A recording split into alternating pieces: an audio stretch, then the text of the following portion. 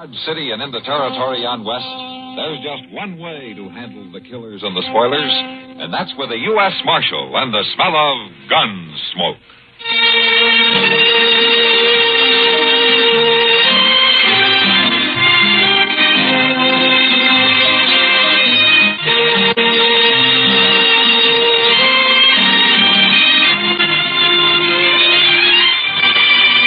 Gunsmoke, starring William Conrad. The story of the violence that moved west with young America. And the story of a man who moved with it. I'm that man. Matt Dillon, United States Marshal. The first man they look for and the last they want to meet. It's a chancy job, and it makes a man watchful. And a little lonely.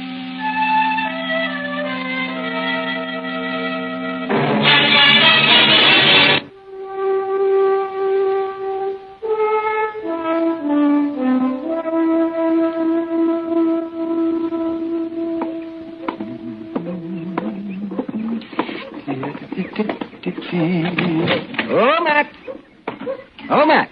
Anybody here this morning? I'll be right in, Doc. All right, man. As the girls grow tall in Kansas. Let's see.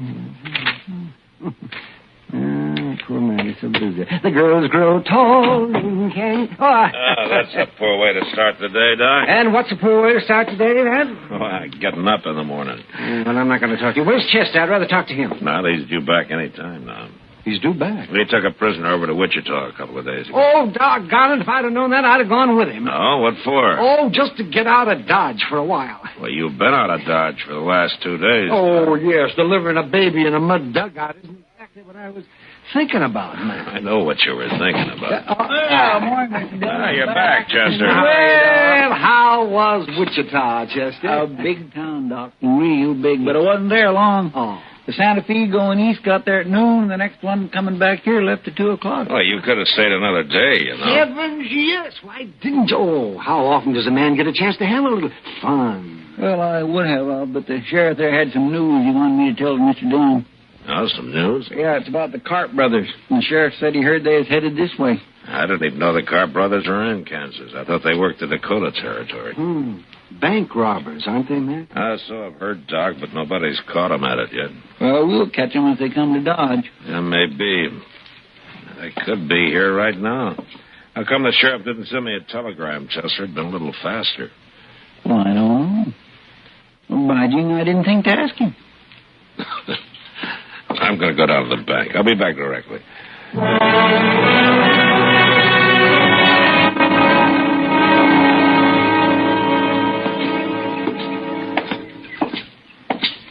Good morning, Kitty. Oh, hello, Matt. Now, you're up early this morning. I went to bed early last night. Oh, where you headed? Delmonico's. I heard they got some fresh eggs in. You're a sport. But I'll go with you if you like. As I could find, Matt. Well, I got to see Mr. Bodkin at the bank here first. Why don't you go on ahead and I'll join you, huh? Oh, how long will you be? Oh, just a couple of minutes. Oh, well, then I'll wait in the bank for you. Okay. But if you're longer than a couple of minutes, you can find me at the restaurant. I'm feeling pretty healthy this morning. You ought to go to bed early every night. If I did, I couldn't afford breakfast. The place is deserted. You must be the only people up in Dodge. Except for the cashier. Maybe you ought to wait till after breakfast, Matt. No, Kitty, I'm afraid this business has waited too long as it is.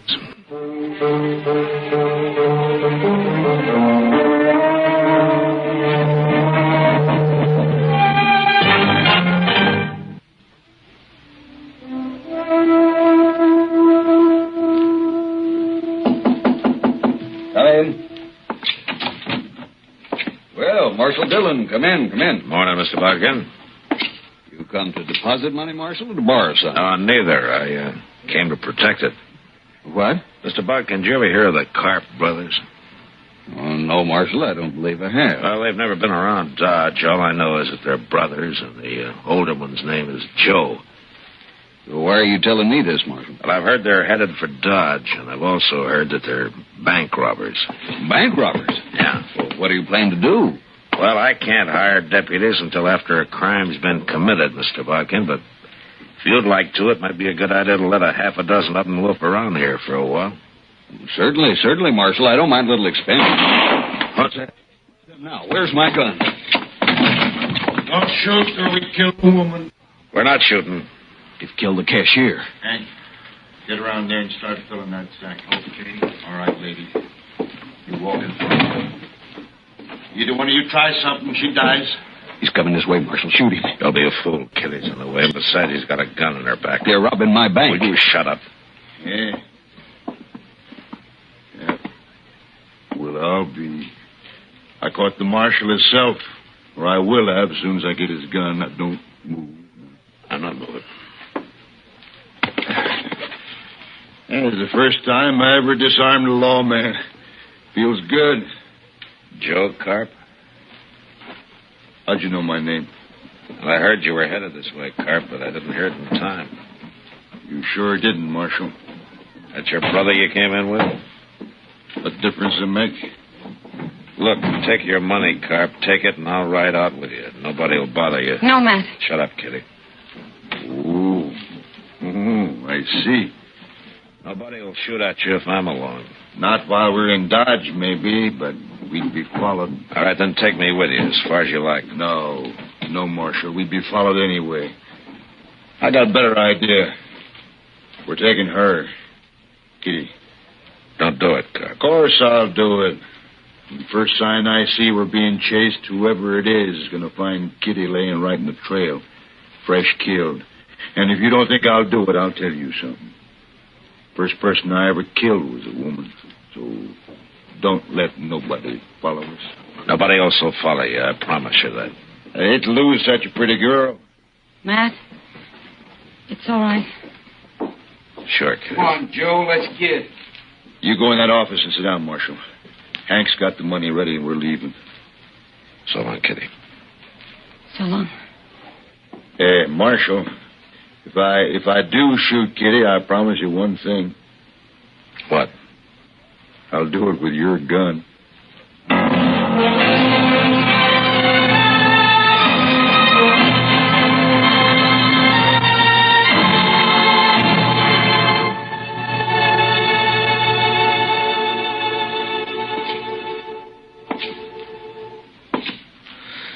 Mr. Dillon? Yeah, what, Chester? You reckon they'll give her any breakfast? I don't know, Chester. Oh, dear. People don't need much food, Chester. They can go for days without any at all. I know that, Doc, but, well, Miss Kitty just ain't used to it. It's water people need. And they'll have water. They will if they took any with them. It's mighty dry out on the prairie this time of year. Oh, it's not that dry. Any fool can find water sooner or later. Sure he can if he followed the buffalo herd long enough. A week, maybe. There's other ways, Chester. Like what? Do you ever hear of a divining rod? Oh, what's outlaws doing with divining? I wasn't talking about outlaws. Well, Chester. what was I you was just talking talking about? kind of man talking. Chester. Yes, sir. I guess we've waited long enough. They must have covered 3 or 4 miles by now, huh? Yes, sir. Everything ready? Everything I could think of, Mr. Dillon. Let's get going, then. Good luck, Matt. Oh, thanks, Doc. Keep an eye on things, huh? Maybe a long time before we get back.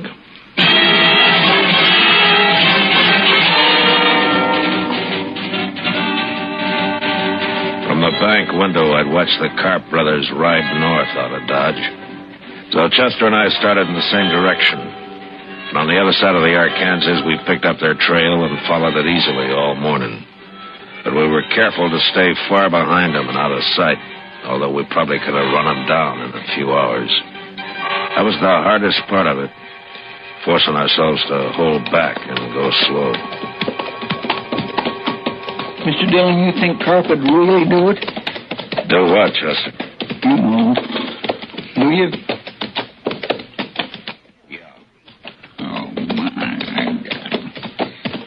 Chester. Yeah? Look up ahead there, on the ground. Mr. Dillon. Let's go see who it is.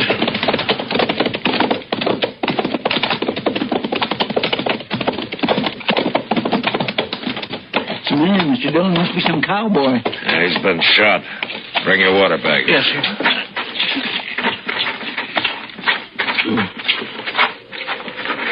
still breathing? Yeah. Here, let me have that. You want a drink? You thirsty? Drink. Some water. Here.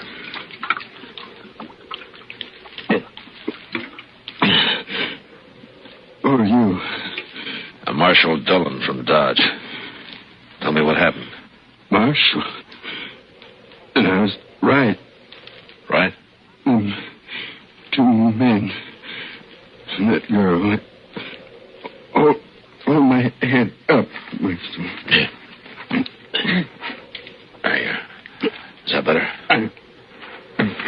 The blood, Marshal. They hurt me bad.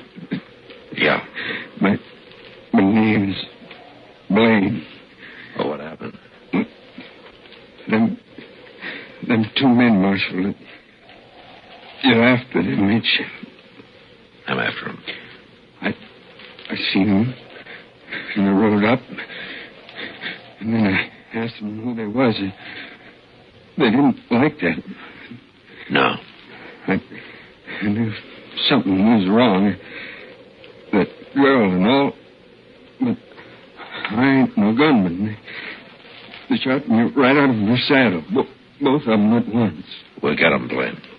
That's any help to you. It don't matter. No. That girl shouldn't be with him. Could you hear him? Did they say anything? Something about a cabin. A cabin? Look, Blaine, my partner here, Chester, he'll stay with you. Sure, I will. I'll take care of you, Blaine. Thanks. Won't do no good. You better go help catch him from it. I'll handle him. Take whatever you want off my saddle, Chester, and get a fire going here, huh? Yes, sir. You're going to be fine, Blaine. So long.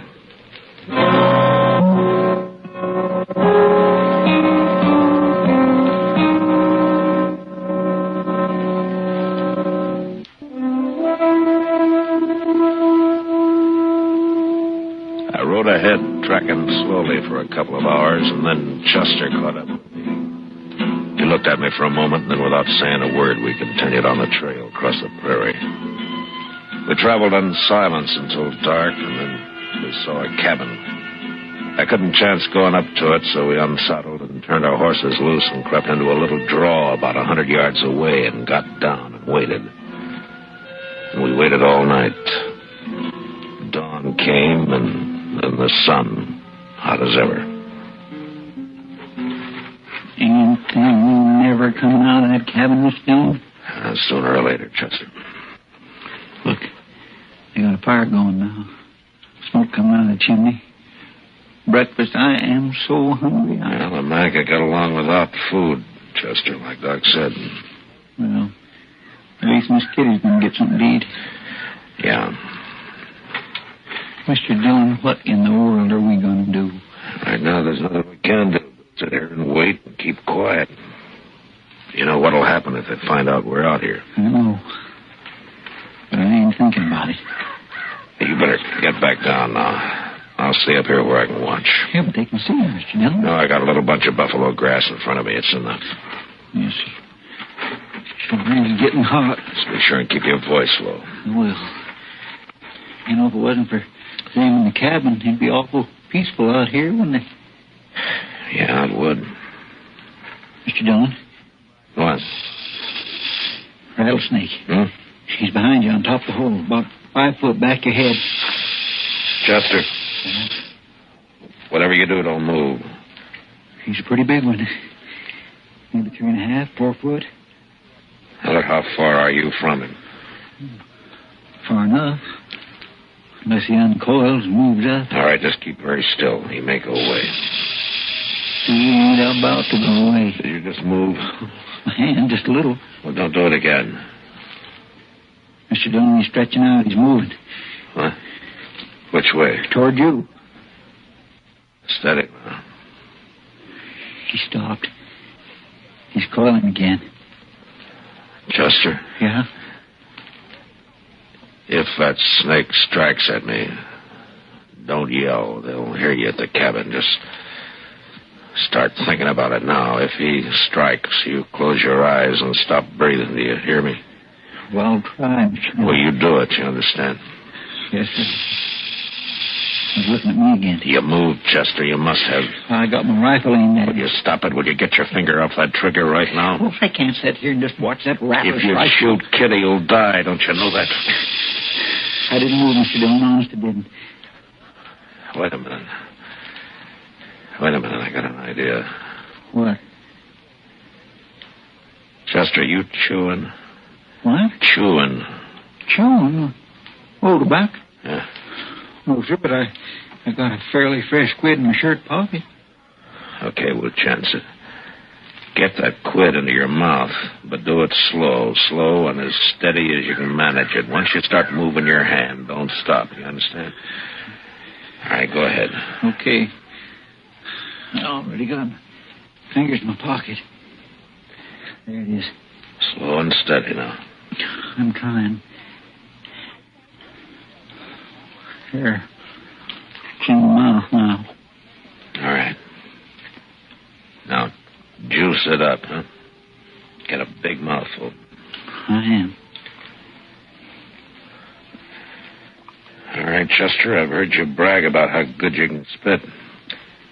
Can you hit that rattler from there? Mm-hmm. Maybe. Okay, do it.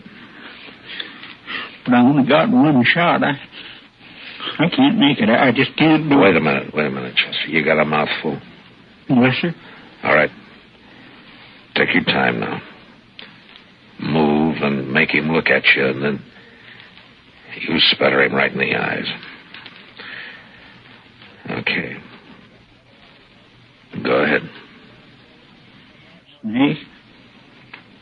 Hey, Snake. Look. I got him, Mr. Dillon. I got him. He's leaving. There he goes. He's gone. It worked.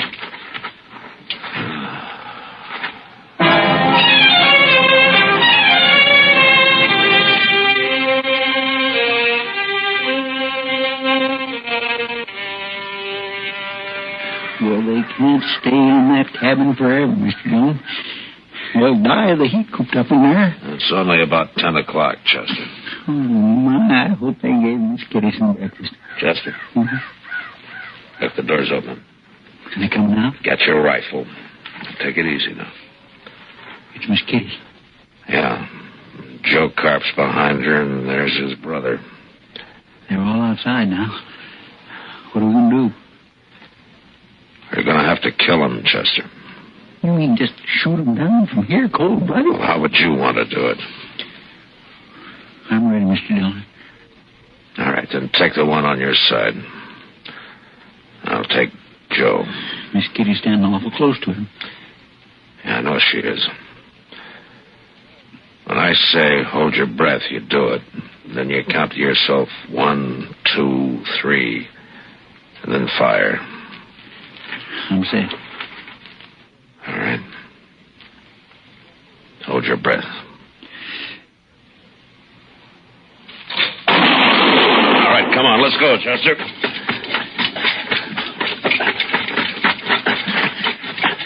Hey! Get back inside! Joe Carp's still alive, Mr. Dillon. He's reaching for his gun. Come on.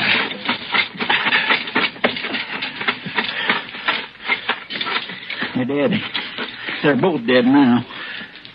Okay, Kitty. Are you all right, Kitty? Good to see you, Matt. You too, Chester. I said, are you all right? Shot them down like dogs, didn't you? Yeah, you bet we did. Thank you, Matt. Matt. Here. She beat him, Mr. Dillon. It's a good thing you caught her. Yeah. I'll carry her inside, Chester. Come on, we'll get some breakfast going. They probably didn't feed her after all.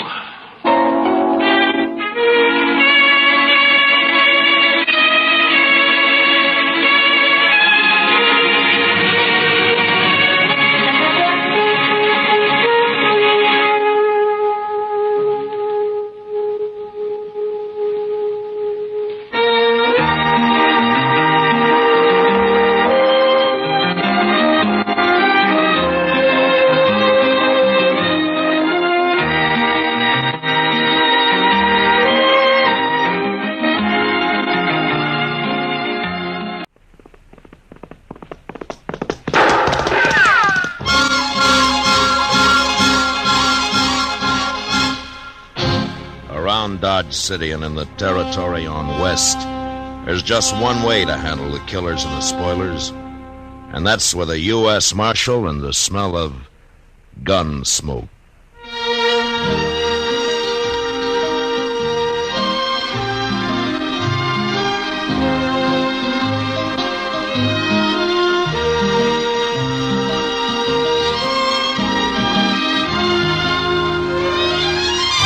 Gunsmoke, the story of the violence that moved west with young America. The story of a man who moved with it.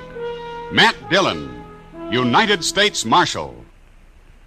Gunsmoke, starring William Conrad.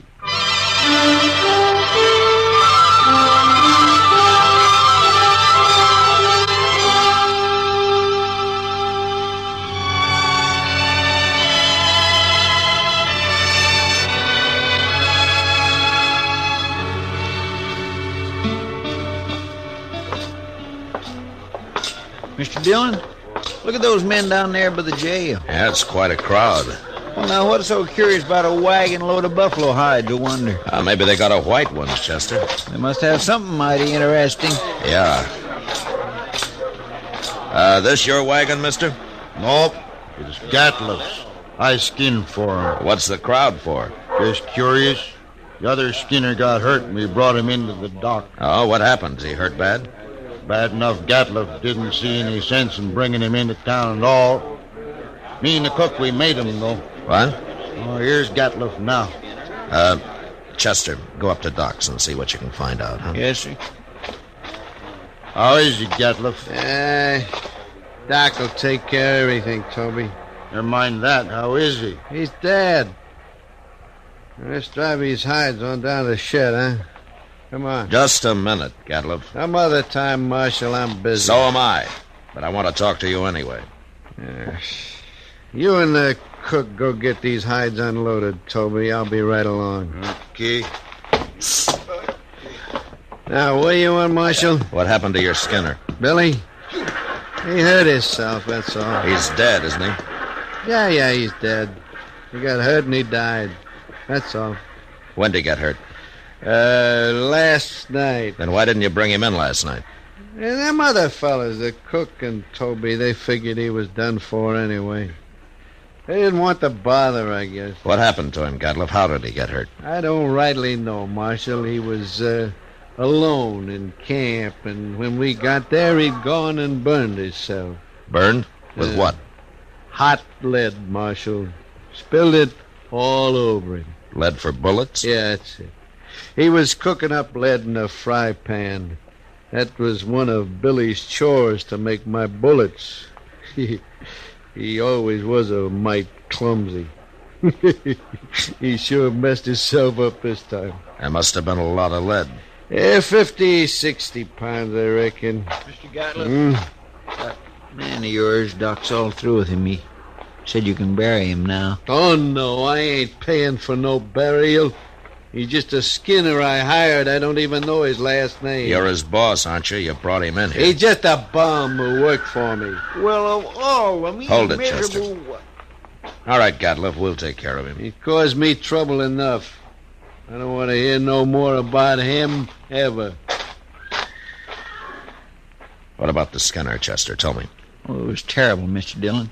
Doc said he don't know how he lived as long as he did. Did he talk to Doc?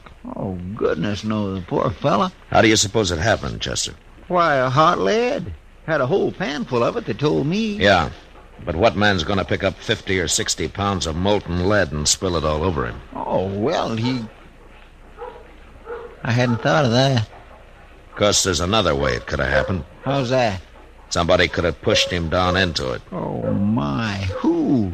I don't know. Gatliff or maybe his skinner, Toby. I wonder where Toby went. He probably went over to the Alafraganza to drink up his wages. Oh, all right. Chester, go do something about burying that man, huh? Yes, sir. I'll tend to it.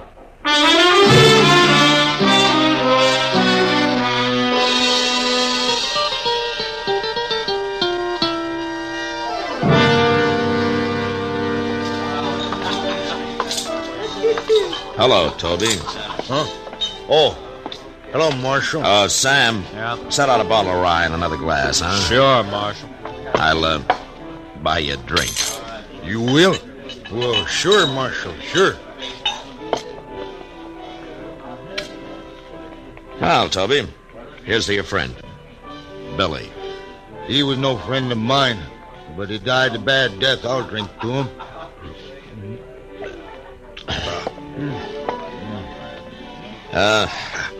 Tell me something, Toby. How did he and Gatliff get on? You noticed Gatliff's eyes, Marshal? I did. He got powder specks shot into them. They look like turkey eggs. Yeah. You don't get on with a man like that. How come I've never seen him in Dodge before? A man's greedy, Marshal. He's downright wicked about money. He figures he can save time, make more money by selling his hides to buyers' agents on the prairie. He gets less out there, but he can kill and sell more that way. Well, he came in with a load of hides today. Just 'cause we made him come in with Billy. Oh. Tell me about the accident, Toby, huh? Well, thanks. Billy was melting lead in a fry pan, and the way I figured, he must have tripped somehow and fallen smack into it. When we rode in, we found him rolling around on the ground. That's all I know. When who rode in? Me and the cook. Well, where was Gatliff? Oh, he went in just ahead of us. How long ahead of you? Not long. Maybe 20 minutes. Ah. And then he found Billy first, is that it? Yeah, so he did. I hadn't thought of that before, Marshal. So that's why you've been asking so many questions. Well, I wasn't sure, Toby. But I expect you're telling the truth. The cook would back up your story, imagine. Sure. I'm telling the truth. So that's what happened. Gatliff killed him. He murdered him. Any idea why he would? Sure I do. He killed Billy so he wouldn't have to pay him his wages due. We've been out 4 months. He must have owed Billy $700-800. Uh-huh. Are you going back out on the prairie with him? I ain't afraid of him. But I'll be sleeping with one eye open from now on. And if you let on you're suspicious, he'll sure try to kill you. Not me. He can do his killing on somebody else. You'll be leaving in the morning, I suppose, huh? About dawn, I reckon, soon as Gatliff hires new Skinner. Uh-huh. Well, the bottle's yours, Toby, and good luck. Oh, I sure do thank you, Marshal.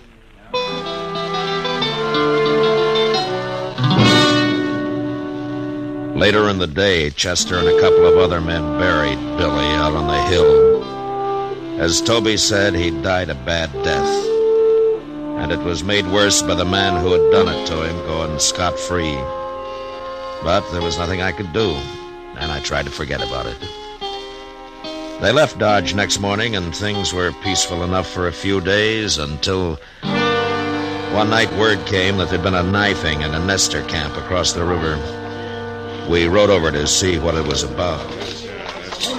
He was knifed in the back, Mr. Dillon. Yeah, but nobody saw it happen, Chester. No, sir. Looks like somebody got clean away with murder. Well, here's Yorkie Kelly. How are you, Yorkie? Hello. Oh, what are you doing here, Yorkie? I came looking for berries. It's a good thing I did. Oh? What do you mean? I saw that man get stabbed. What? You did? I heard them arguing, and I sneaked up just after he'd done it. They were all alone. Well, who did it, Yorkie? Did you recognize him? I never saw him before. Well, what did he look like? He was big, dirty looking. He had a buckskin shirt. Yeah? What, anything else? He had funny eyes, Marshal. They had spots in them. Oh. Chester? Gatliff. Well, how in the world could you ever sneak up close enough to see his eyes, Yorkie? I lived with the Arapahoes. Yeah. By golly, that's right. You know who did it, Marshal? Well, I do now, Yorkie. Thanks to you. I hope you catch him. I gotta get back. Moss Grimmett's waiting for me. So long, Yorkie. I guess it was Gatliff, all right, Mr. Dillon. Yeah. Seems like a dangerous kind of a man to be running loose. I got him now, Chester. As soon as I find him. Oh, I hope so, Mr. Dillon. I certainly do hope so.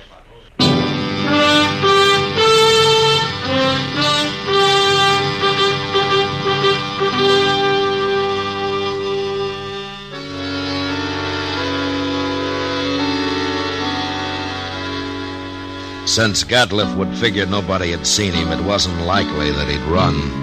And anyway, there wasn't much sense in trying to track him down in the dark. So Chester and I didn't start out until the next morning. Ordinarily, a man could ride into the prairie and disappear, but with Gatliff, it was a little different. At least we knew he'd be somewhere around Buffalo. It was late afternoon before we reached good hunting grounds and almost dark when we spotted the first hunter's camp. Come on over to the fire, stranger. Well, thank you. Supper'll be ready soon. Hey, cook, throw some more tongue in that stew pot. Yo, please. If you don't like buffalo tongue, you'll go mighty hungry in this camp. Thanks, mister. Hey, you're a lawman. Matt Dillon, a U.S. Marshal. My name's Tom Mercer. And this is Chester Proudfoot. Mr. Mercer. Howdy. Supper'll take a little longer yet. Anyway, my Skinners won't be in for a while. Sit down. Thank you. Well, how you doing? Oh, fair, Marshal, fair.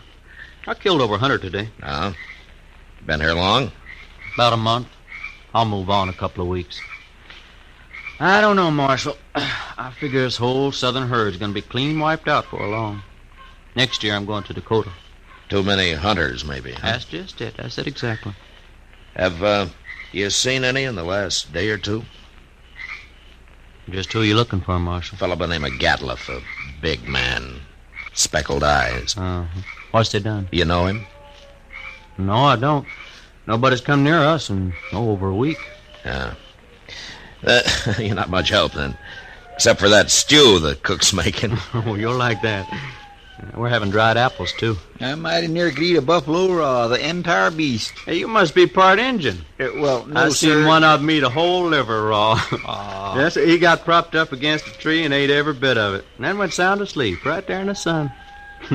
He was sure some sight. Where'd you ever get that close to an Indian? Oh, Indians ain't always bad. No, that's true. But they're going to get real hungry when the herd's gone. That's so, Marshal. That's surely so. That's what makes them mad. Well, don't you think that's reason enough? Fella told me a couple of weeks ago he run into a bunch west of here. They was looking for scalps, all right, too. Oh, hey, here comes my Skinners. Now we can get outside of some of that stew. Fine. Don't you ever feed this man, Marshal? Only when he works, Mercer. Oh, now, Mr. Dillon.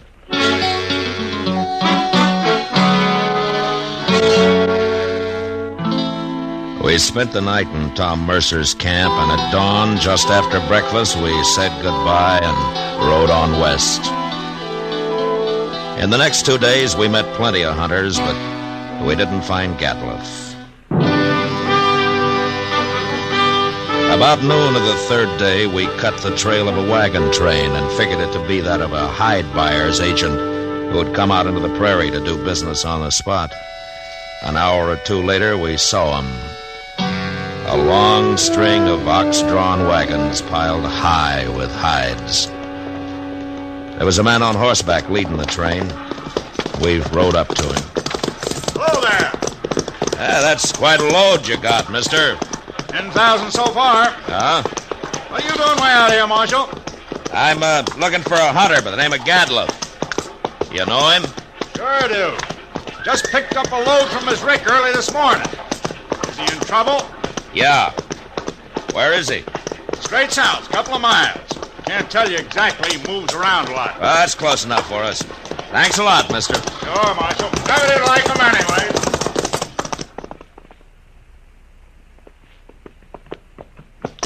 There's an empty rick. That must be it. Yeah. But he's moved his camp. Not far, if it just this morning. Chester. What's that out there? Where at? It looks like a man. Come on. Fella.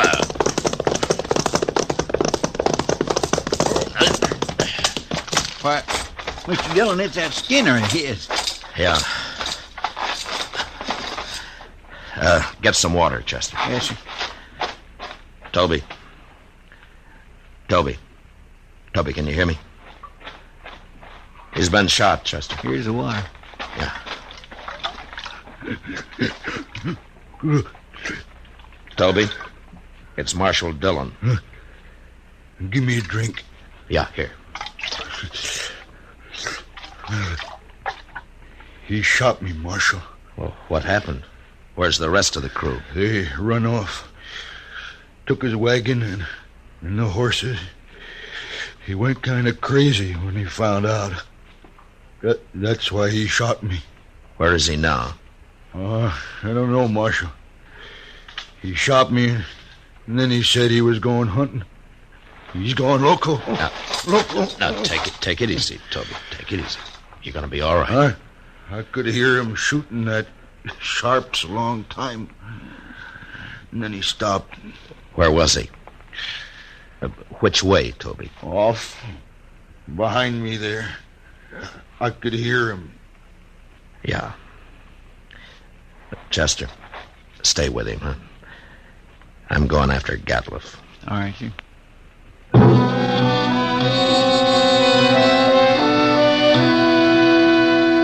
Off in the direction Toby had indicated, there lay a large, isolated hollow surrounded by low ridges. When I reached it, I dismounted and crawled up to where I could look down into it. There was no sign of Gatliff, but lying on the prairie floor were the bodies of countless fresh-killed buffalo. It was a strange sight. The old bulls and the cows and the little calves lying there, blackening the prairie grass. I got up and stood looking at it for a long time. And then suddenly, out in the middle, I thought I saw a slight movement. And a second later, there came the familiar boom of a Sharps 50. And I dropped behind the range and waited. And then Chester rode up. Did you find him, Mr. Dillon? Yeah. I thought I'd better come along. You see... Toby's dead. Is that it? Yes, sir. All right. Well, Gatliff's down there in the middle of the hollow, but we can't get anywhere near him as long as he's got that Sharps rifle. He's killed a small herd of buffalo in there, and now he's lying out in the center of them. Well, that's the darndest thing I ever heard of, Mr. Dillon. He must have gone crazy, just like Toby said. Yeah. What's he shooting at now? Hey, Mr. Dillon, the way he's spacing them shots... Yeah, that's the signal for help, Chester. Come on. Say, maybe it's just a trap. Oh, be ready to take cover behind one of these animals. It might be. Sounds like he's been hurt. Yeah. Just keep your head up. There he is, behind that big bull. Yeah, I see him. Wow. Mr. Dillon, he's all... There have been horses in here, Chester. Indians. Oh, my goodness. Come on.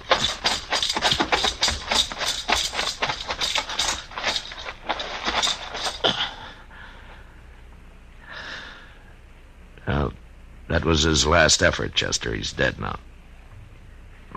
Mr. Dillon, that's awful. Yeah. Come on, Chester, let's get out of here.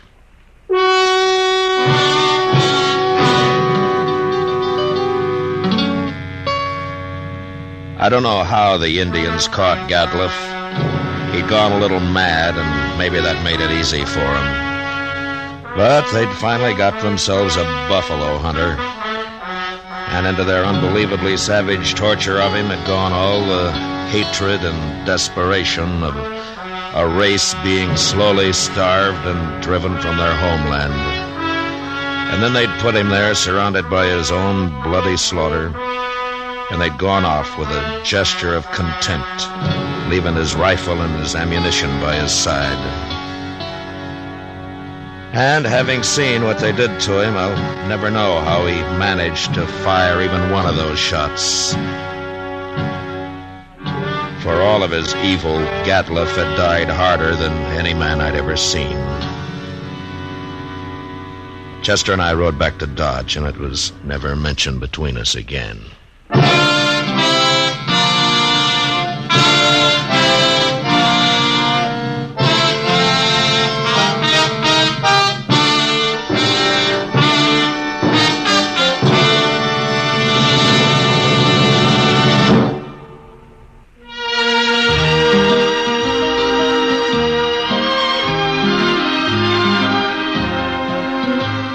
Gunsmoke, under the direction of Norman MacDonald, stars William Conrad as Matt Dillon, U.S. Marshal. Tonight's story was written especially for Gunsmoke by John Meston, with music composed and conducted by Rex Corey. Featured in the cast were Tom Tully, John Daner, Richard Beals, Jack Edwards, and Louis Jean Height. Parley Bear is Chester. Ken Peters speaking. Join us again next week as Matt Dillon, U.S. Marshal, meets a killer at a stage station during his fight to bring law and order out of the wild violence of the West in Gunsmoke.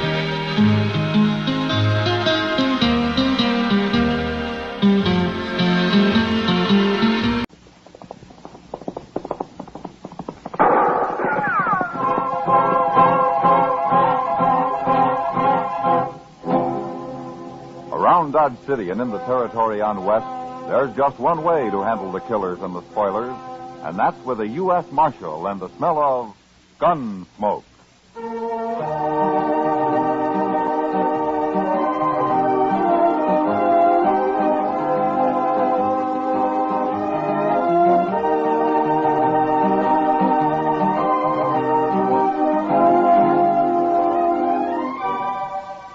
Gunsmoke, starring William Conrad. The transcribed story of the violence that moved west with young America. The story of a man who moved with it. Matt Dillon, United States Marshal.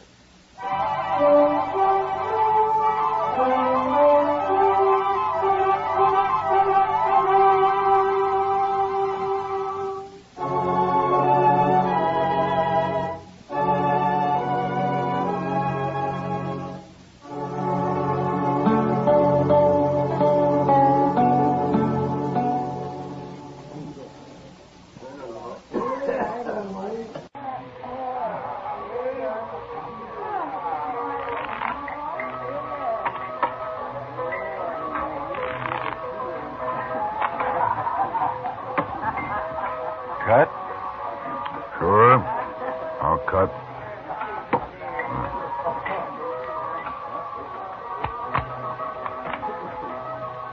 Well, Brewer? Hit me. That's enough. You beat 19? 20 will do it. Yeah, you're lucky today, Brewer. Against a dealer like you, Vince, that ain't luck so much. What do you mean by that? Well, I figure maybe you've been letting me win. And then later on, things sort of change, and you'll get all this back, and I'll keep plunging till you got all mine, too. Brewer, I've killed men for that kind of talk. What kind of men? You're in Dodge now, Mr. Gambler. You ain't gonna kill nobody. Lesson he's drunk, and I'm sober. I'll be back this evening, Vint, and I'm bringing a friend, Jack Salter, with me. The game's open. Bring anybody you like. Salter won't be gambling. He'll just sit here and watch you deal. You got any objections? Why should I? You shouldn't, if you like living. See you later.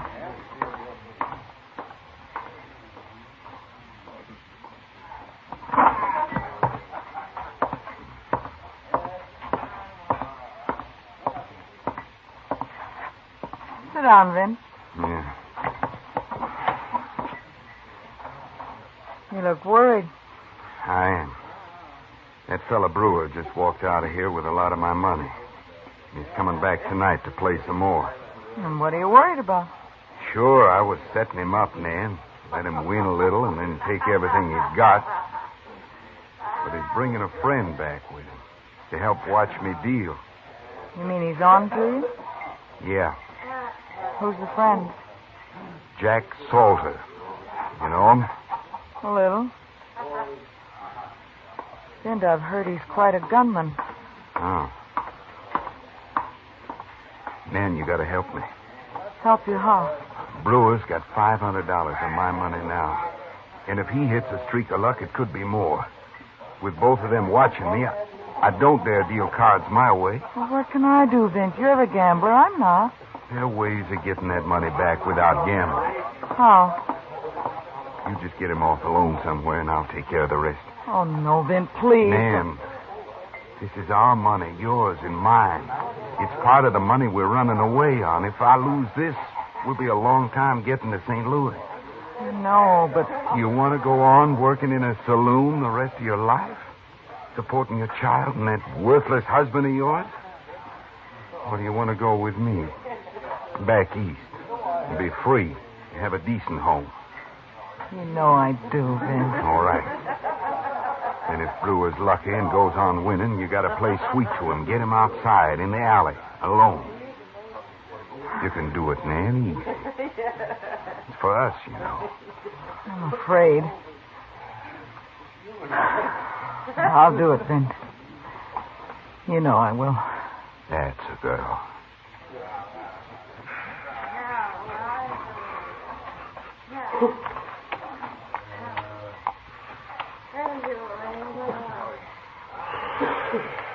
I'm good, Vint. 18. I got 20.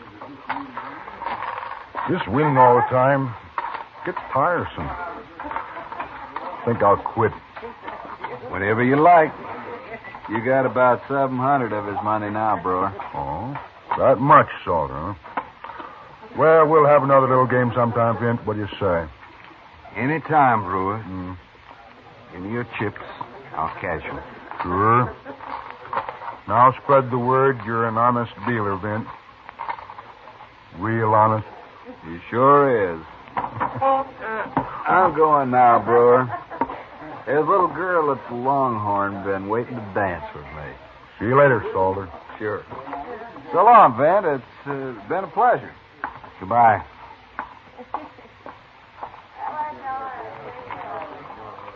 Here's your money. Thanks. Well, buy you a drink, Brewer? Oh, now, that's decent of you, Vint, but I'm the winner. I'll buy you one. All right. Mike, bring us a bottle of Irish. Great. Don't worry about tonight, Vint. I'll give you a chance to win it back. Maybe tomorrow. A gambler like me's bound to lose now and then, Brewer. Especially when he runs into my kind of luck, huh?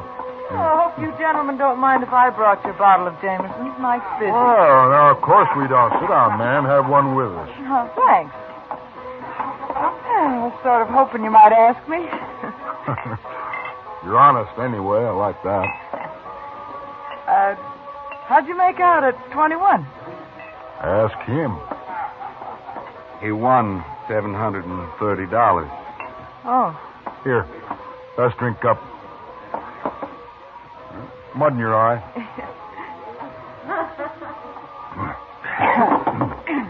Thanks for the drink, Brewer. I think I'll quit for the night. Let me know when you want another game, Vint. Good night.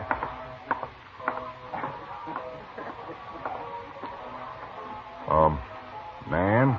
Yeah? Aren't you and Vint, Well, we both work here. Anything else is just the usual gossip. Oh. You're pretty. Have another drink, man? No, thanks. I'm sorry, but I have to go home. Oh, you can't do that. You just got here. Besides, it's early yet. I always go home early. You can walk with me, though, if you like. Walk with you? Mm-hmm. Oh, sure. Fine. Let's go. All right. I'll take the bottle back. Here's some money. Give it to Mike. Wait for me at the back door, huh? Back door? Oh, it's quicker to where I live that way. Oh, okay. Well, hurry up, man. Yeah.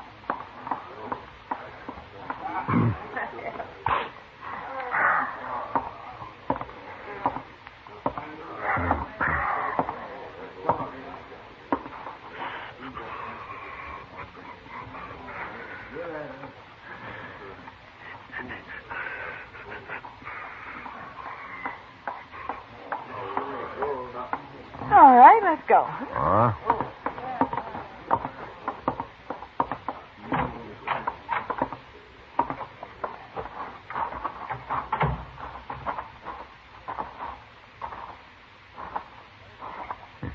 Dark out here. I hope you know the way. Of course I do. I walk it every night.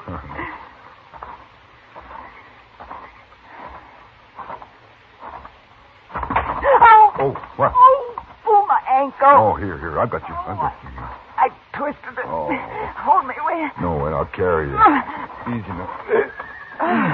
Now, just take it easy. I'll get you home now. Tell me where you are.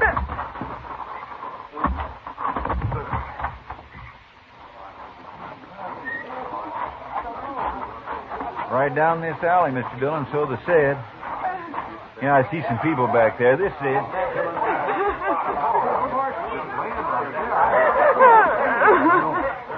Hold that light over here, will you, mister? Yeah.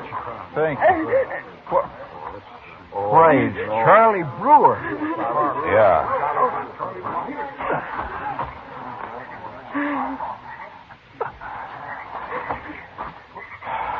He's dead. Somebody clubbed him, all right. Who are you, miss?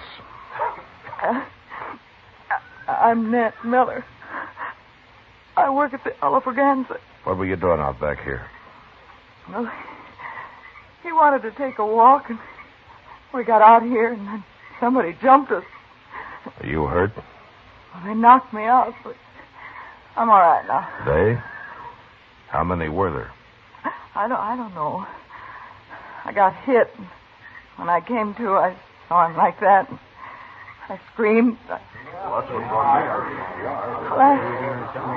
That's all I know, Marshal. I didn't see anybody at all. Chester. Yes, sir? Take her over to Doc's. No. I'm all right. I want to go home. I'm all right. Are you sure? Yeah, sure.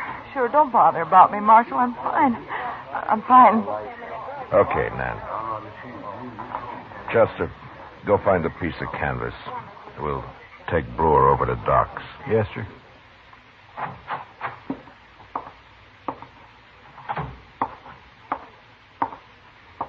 Is Matt back yet, Chester? He's coming across Front Street right now, Doc. Well, it's not often a man gets killed around here without being shot. Clubs don't make any noise, Doc. It's murder. Just plain murder, that's what it is. You all through, Doc? I'm all through, Matt. We'll bury him in the morning. Doc, did Brewer have any money on him? A couple of dollars and change, Matt. I wrapped it up with the rest of his effects. Yeah. He won a lot of money from Vint James tonight. Then he was robbed. That girl, Nan Miller. She helped Robbie, maybe. You think a woman could have clubbed him that hard, Doc? Oh, no, I don't. My goodness, no. Well, I don't think so either.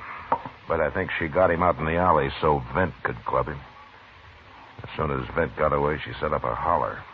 But, Matt, just because Vint lost some money... They say Vint and Nan are friends, Doc. Good friends. You don't say. Well, what do you know? You going to arrest him, Mr. Dillon? There's no real evidence, Chester. He'd just go free again.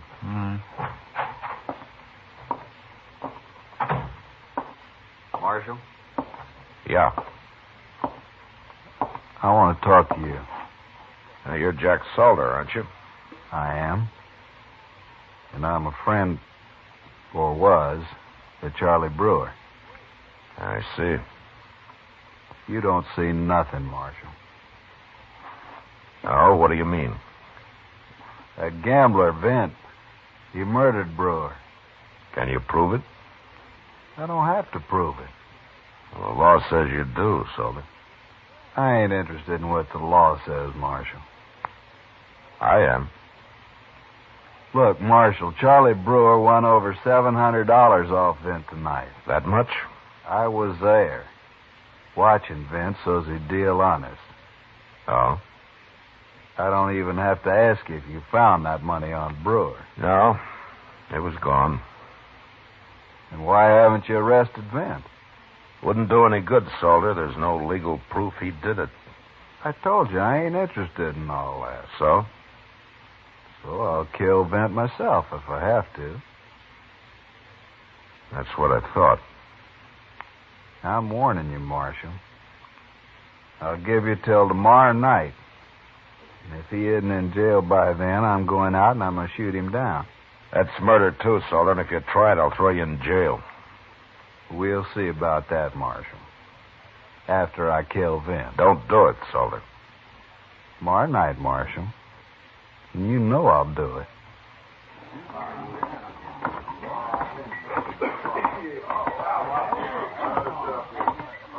This table all right, Kitty? Fine, Mac. It's as quiet as any. Sure you don't want a drink? Not tonight, Kitty. What's on your mind, Mac? Nan Miller. Oh. I heard about her being with Brewer when he got killed. She wasn't hurt, though, they said. No, she's fine. Guess they didn't hit her very hard, then. Knocked her out. So she said, anyway. I take it you don't believe her. No, Kitty, I don't. Tell me about her and Vent James, huh? Well, Vint gambles at the Alphaganza map, and she works over there, too. I hardly know him at all. You know more than that about him. Oh, there's a lot of gossip, if you're interested in that. Tell me what you think's true. They're in love. What else? For some men, that's enough, Matt. Kitty, I'm not interested in romance. I'm after a murderer. Sure. That's about all I know, Matt. They're in love, and I'm sure Nan wasn't stepping out on Vint with Charlie Brewer. I'd swear to that. No, I don't think she was either. From what I hear, she and Vint are serious enough to get married, if they could. Well, why couldn't they? Well, Matt, don't you know? Nan's already married. What? Sure. She's been married for years. Well, where's her husband? Does he know about all this? I don't think he'd care if he did. They say he spends all his time in that little saloon at the edge of town. What's it called? The El Dorado? He spends his time and her money, is that it? Men. Now, Kitty. He wouldn't be so bad if it weren't for their kid. They have a child? A 6-year-old girl. Vicky, I think she's called. Nan hires some old woman to take care of her most of the time. A little girl, huh? And you think Nan and Vint would get married if they could? I don't know, Matt, but they act like it. So I hear, anyway. Yeah. I think I got an idea, Kitty. What? Well, I'll tell you later if it works. But it has to do with men. Tell me, do you think Vint's a good man? I don't think any man's any good. Not till you put him to the test, anyway. Well, that's exactly what I'm going to gamble on. And I don't think Vint will test out very well. I don't know what you're talking about, but why not? He's a crooked dealer, for one thing. I'll see you later, Kitty. I'm going to have a talk with Vint.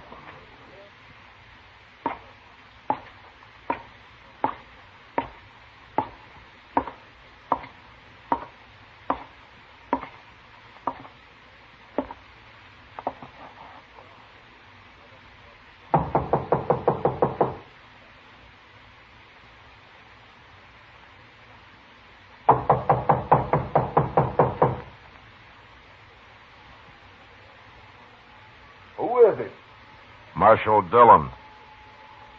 What do you want? Open up the door.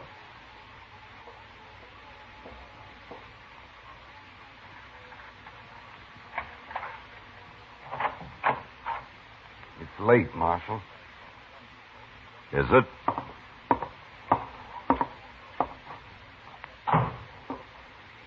I was about to go to bed. This won't take long. Well, okay, Marshal. What do you want? I want you to leave town, Vint. What? Get out of Dodge by tomorrow evening. Well, what for? Why? I always run crooked gamblers out. But, Marshal, I don't deal crooked, and nobody can prove I do. Yeah. You come from St. Louis, don't you, Vint? Yeah. Why? There's a train east at 5 o'clock tomorrow. be on it. You understand? All right, Marshal. I'll go. I know you will. Good night. Good night, Marshal.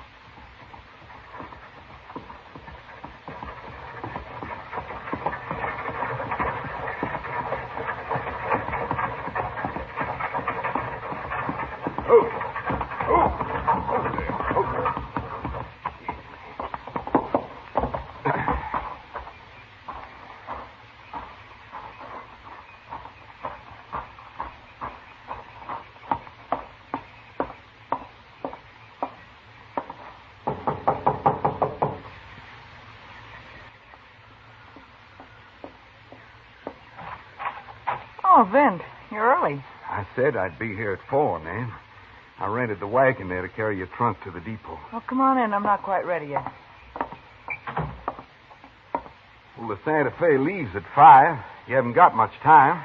Vint, I'm so excited. It's like I told you this morning, Nan. We're mighty lucky getting out this easy. Yeah, of course we are.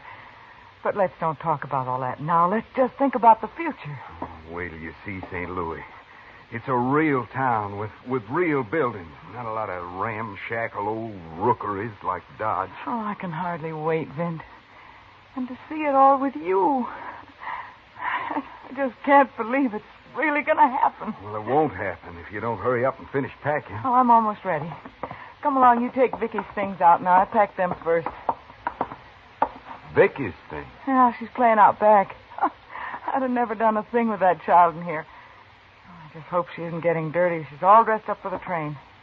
Vicky? Of course. Why are you looking like that? You're planning to take Vicky? Vint, what do you mean? You never mentioned taking Vicky along. Well, you didn't think I'd leave her here. We never talked about it. Talked about it? She's my child, Vint. Of course I'll take her. No, I don't want a child along. Vint. Nan, look. We can't be bothered with a kid. We're going to see things, do things, you and me. Well, Vicky's better off here anyway. Better off here? With a drunkard for a father and no mother at all? Are you crazy? Well, give her to somebody. Give her to... She's my child, Vint. Don't you understand? Sure, but I don't want her with us, Nan. I can't stand kids. Oh, no, Go on. Can't. Get packed. We're going to be late. Vint, I won't leave Vicky. What? I won't leave her. You mean that? Yes. All right, then stay with her. I'm going. Oh, no, Vint, you can't.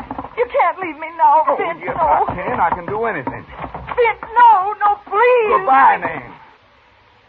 You're really going, aren't you? Of course I am. I hate you. I hate you. I hate you.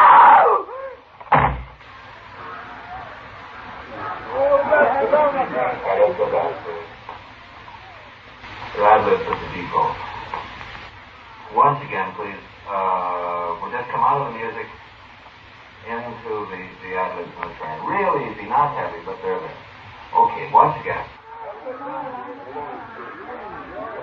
Here he comes now, Mr. Dillon, just in time. Yeah.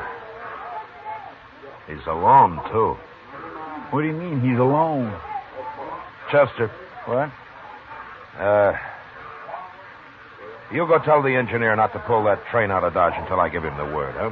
What? Go on, hurry up, tell him. Yes, sir.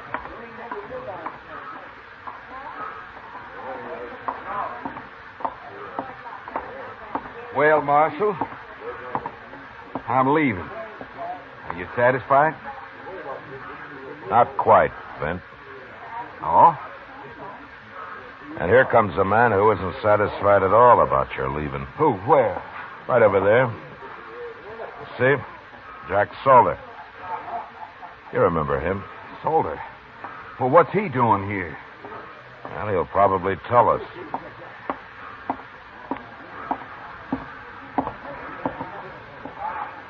I seen him driving around that wagon with his bags all dressed up. You can let him go, aren't you, Marshal? Can let him ride that train right out of Dodge. What are you talking about, Soldier? Shut up. I'll take care of you later, Vince. Later? Yeah. I just got a sudden idea to go to St. Louis, too, Marshal. I see. What's this all about? Salter here wants to kill you, Vint. Kill me? Yeah. He says you murdered a friend of his. Brewer. Well, that's a lie. Don't you call me a liar. All right, hold it, Salter. I'll handle this, not you. Mr. Dillon. Oh, Mr. Dillon. Yeah. What is it, Chester? This lady here wants to talk to you. Nan. It's Nan. Excuse me, gentlemen. I'm coming with you, Marshal. Well, so am I, by heaven.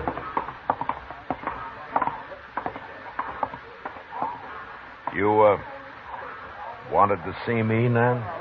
Yes, Marshal, I do. I got something to tell you about Vince and me. Wait, Nan. Don't. Why not, Vince? Look, there's time. I'll go over to the house and get Vicky right now. We'll take her. Of course we will. I was just joking. Were you, Vince? Well, you know I was, Nan. Come on. You come with me. We'll go get her. No. I don't trust you, Vince. You're no good. No good at all. Nan, listen. Shut up, Vince. Let her talk. All right, go ahead, Nan. Vince killed Brewer last night, Marshal. Look out, he's got a gun!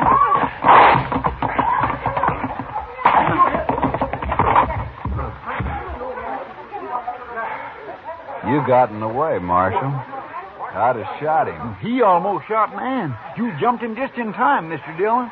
Yeah. All right, Chester, pick up his gun. And bring him to jail when he comes to. Yes, sir. Well, Salter, you satisfied? I'm satisfied, Marshal. Vince no good, Marshal. He's no good at all. I was counting on you to find that out, man. All right, come along.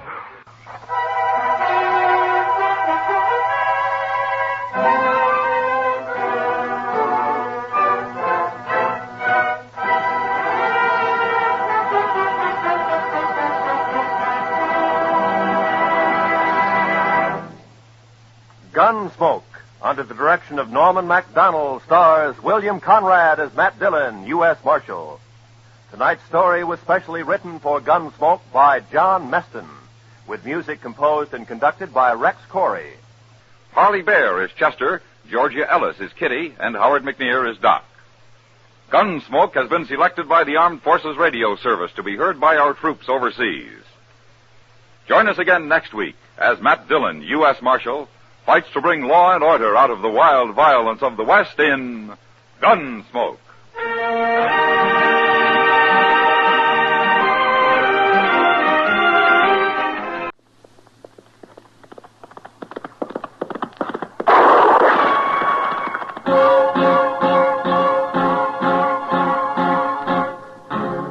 Around Dodge City and in the territory on West, there's just one way to handle the killers and the spoilers, and that's with a U.S. Marshal and the smell of gun smoke.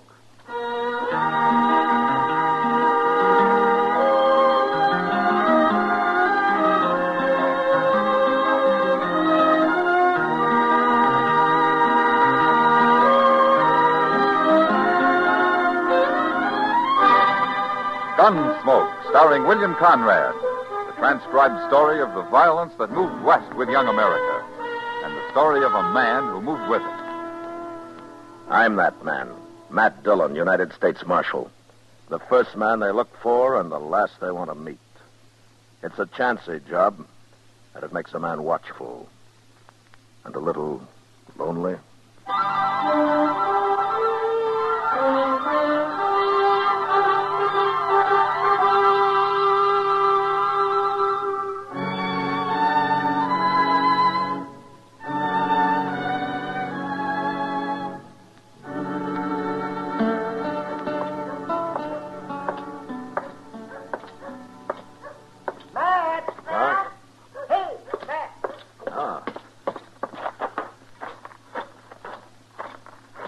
Doc.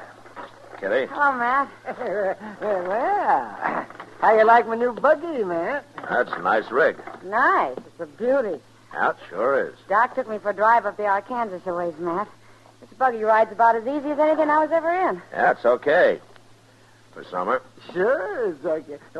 What do you mean for summer? Well, you can't drive that thing around in the snow, can you, Doc? You wouldn't even get out of Dodge with it. Come snow, I'm not leaving, Doc. I never saw a weather stop you yet, Doc.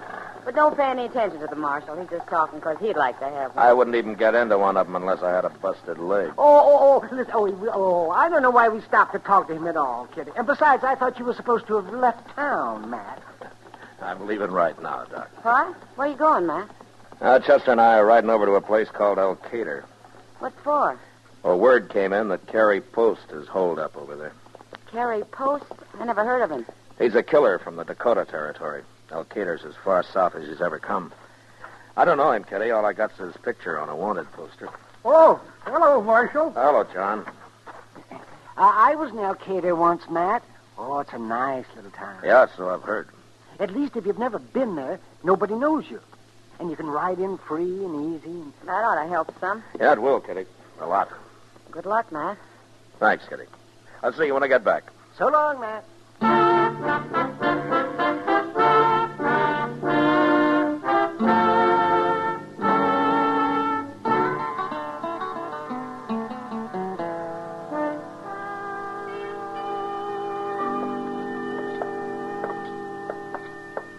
I swear, Mr. Dillon, this Elkader's duster and dodge is. I couldn't hardly see to breathe out there in the street. You couldn't what? I can't do nothing but think about a glass of beer. Well, what'll you have, gentlemen? You got any beer? Of course we have. Well, that's a delight to hear. Make it two, bartender. Okay. Hey, who's this fella coming over, Mr. Dillon? Hey, you men are strangers here, ain't you? Yeah, we are. Of course you are. I've lived here all my life, man and boy. And I ain't never seen neither one of you. Well, I guess that explains our never having met. Grimes is my name. Cicero Grimes. I ain't asking yours, now don't get me wrong. Oh, we haven't got anything to hide. My name's Dillon, and this is Chester Proudfoot. How you do? Welcome to Elkader, gentlemen. And I'll tell you something else. You buy me a beer, and I won't ask you no questions, but I'll talk to you. Providing you're honest, of course. I won't talk to no crook. Oh, we're pretty honest, Grimes. Cicero will do. Okay. Bartender, will you make that 3 beers, huh? Well, thank you, Dillon. And you too, Chester. Chester. Elkader's a pretty lively town, huh, Cicero? Well, it was and it ain't. What? It was lively and it ain't no more. Oh. Well, why's that? Joe Fye. He done it. Come here 2 weeks ago and there ain't been a fight since. Yeah, 3 beer. Here you are, bartender. Tell me about this Joe Fye, Cicero. Oh, Joe Fye don't bother me none, Dillon. I'm a peaceful man. I don't even carry a gun. It's the wild ones, fellas like Carrie Post and such all that Joe Fye gets after. Did you say Carrie Post? Easy, Chester. It's all right. Carrie Post ain't here no more. Joe Fye run him out of town right off. He run 3 other fellas out, too. Oh, what for? 'Cause he won't stand for no disorder, that's why. And they was all gunmen, too. Yes, sir, bad. Carrie Post, he said he'd wait till somebody shoots Joe Fye, and then he starts. This Joe Fye must be quite a gunman himself, huh? Ain't none better.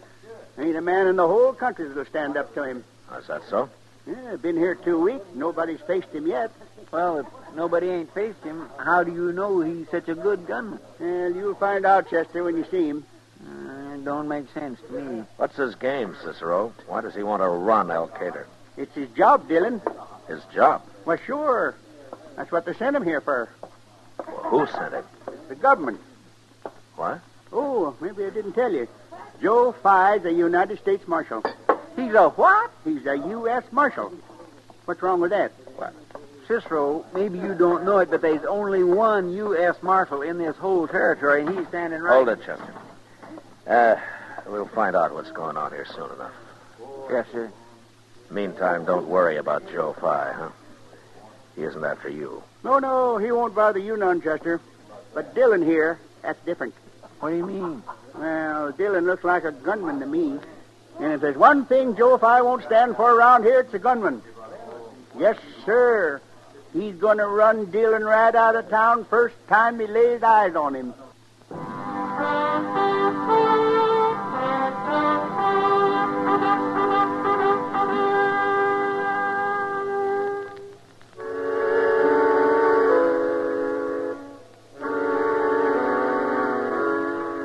Chester was right.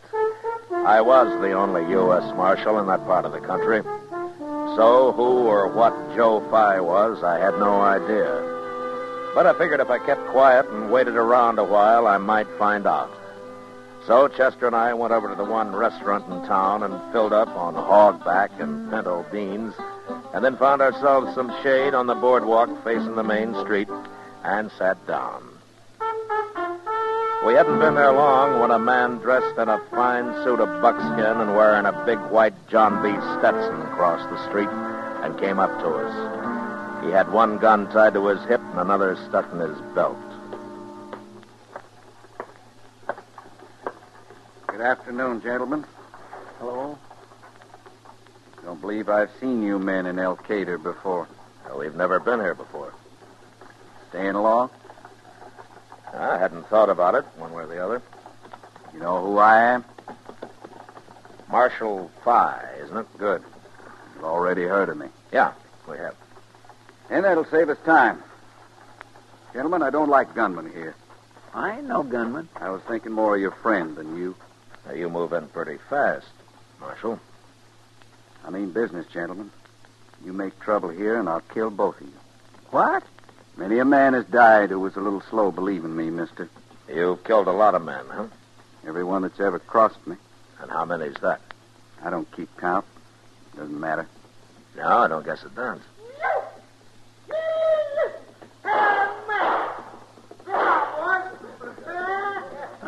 Hey, now, there comes a fellow looking for pleasure. Yeah, he sure is. I won't tolerate that. You gonna stop him? If I have to kill him. Oh, now, you can't do that. Wait a minute, Chester.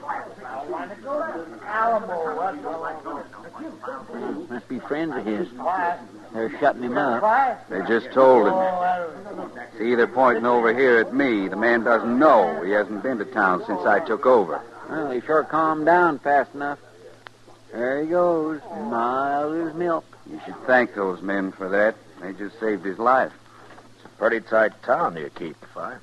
It's a marshal's job, isn't it? Well, you're the marshal. And don't you forget it, either of you. I trust you've learned what'll happen if you do. Yeah, I got a pretty good idea, Marshal. No man's dared fight me yet. I know. I heard. And don't forget it. Good day. So long. Well, of all the blowed-up, mean, hog-headed men I ever saw. You know, I don't know whether it's his being smart or everybody else around here being stupid, but it's sure working, Chester. How do you mean? He's got 'em all buffaloed. He hasn't had to fight once. Just see how he handled that cowboy. He let those other men do his work for him. And with us, he waited till he was sure we knew about his reputation before he got tough. You mean you don't think he's a gunman at all? Well, I don't know what he is, Chester. But I got an idea how I might find out. How? I'll show you. And if I can take care of Joe Fye, then all I have to do is sit here and wait for Carrie Post to ride back to town.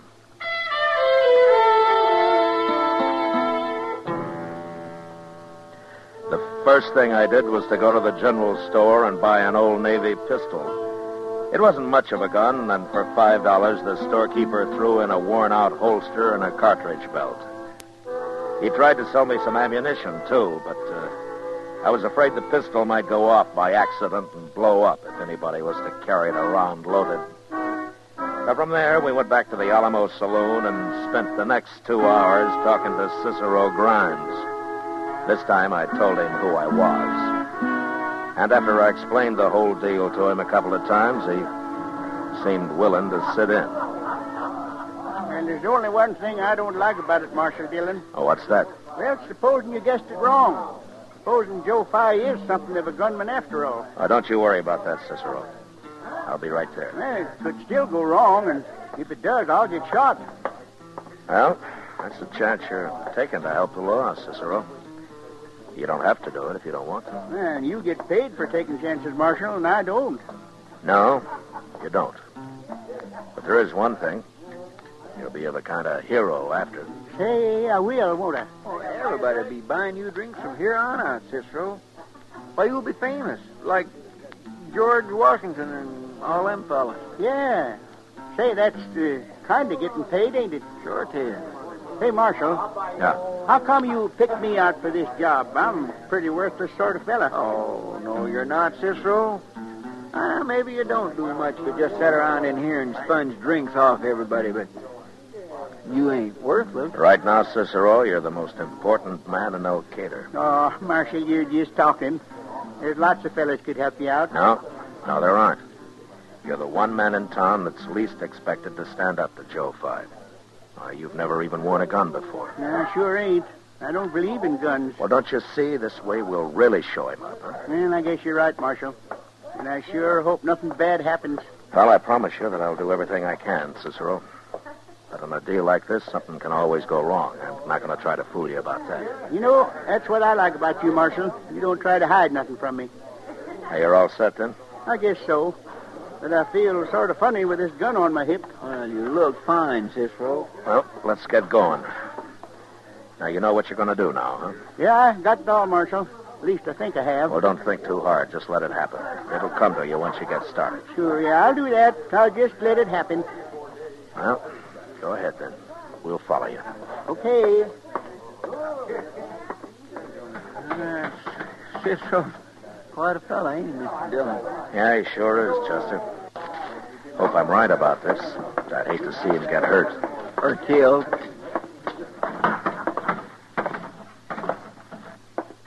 Okay, get up there and do a shooting for him, Chester. And then come on back before anybody sees you. Huh? Yes, sir.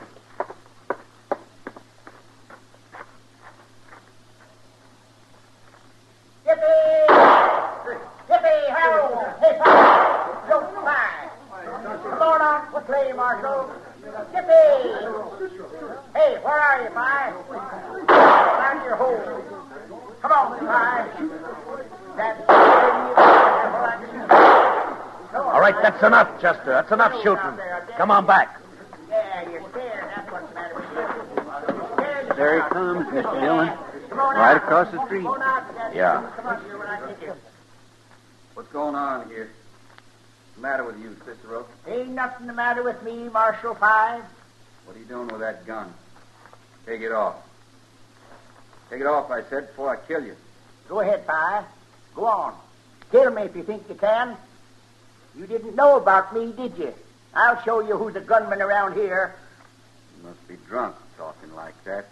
It'd be better for you if I was drunk, but I ain't. I always do my gunfighting plumb sober. You gone crazy? I'll tell you something, Joe 5. The reason I spend so much time in the saloon there is to forget about all the men I killed. Sometimes I can't forget. And then I got to put my gun on and go out and kill me another.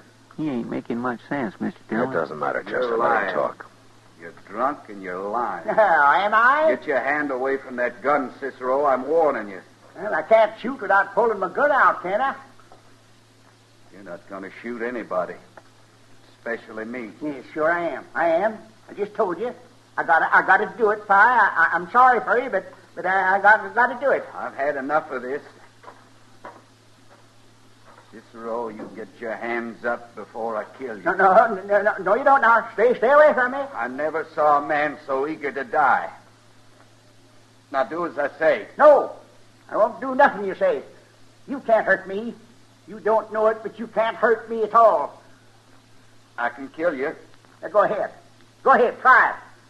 Go on. Draw. There's no man in the world can beat me, and you know it. I don't know it. I never even seen you shoot. Nobody has. But you're just about to see me.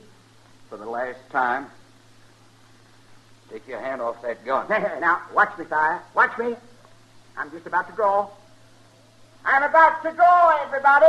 Go on, shoot him, Cicero, and get it over with. Okay, I will. Yes, sir, that's what I'll do. I'm going to do it. I'm going to do it right now. No. Don't pull that gun. Don't, Cicero. Don't worry, I'll make it easy for you, Fire. I'll shoot you in the head so you won't suffer so much.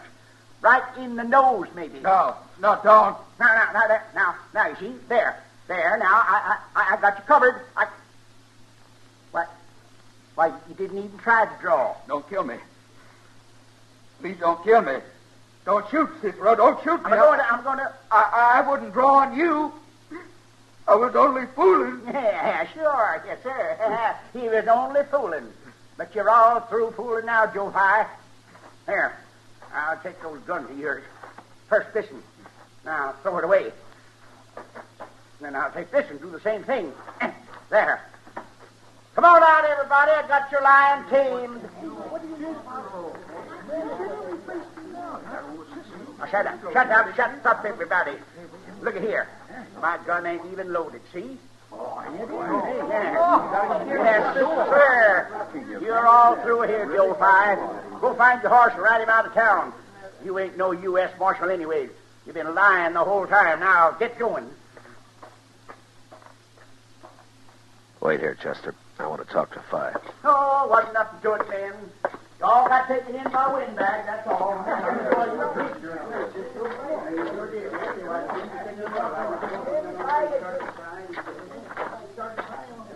Pye. Wait a minute, Pye. I'd like to talk to you a minute. Leave me alone. Haven't they done enough? I'm not going to hurt you. Yes, you are. You're a gunman. And I talked rough to you today. Now you're going to... Wait a minute, Pye. I only want to ask you a couple of questions, and then you can go. Ask me what? About this U.S. Marshal business. Was that your idea? I mean, were you alone in this, or did somebody put you up to it? Well, all my life, I've wanted to be a lawman. Huh? Why? I don't know.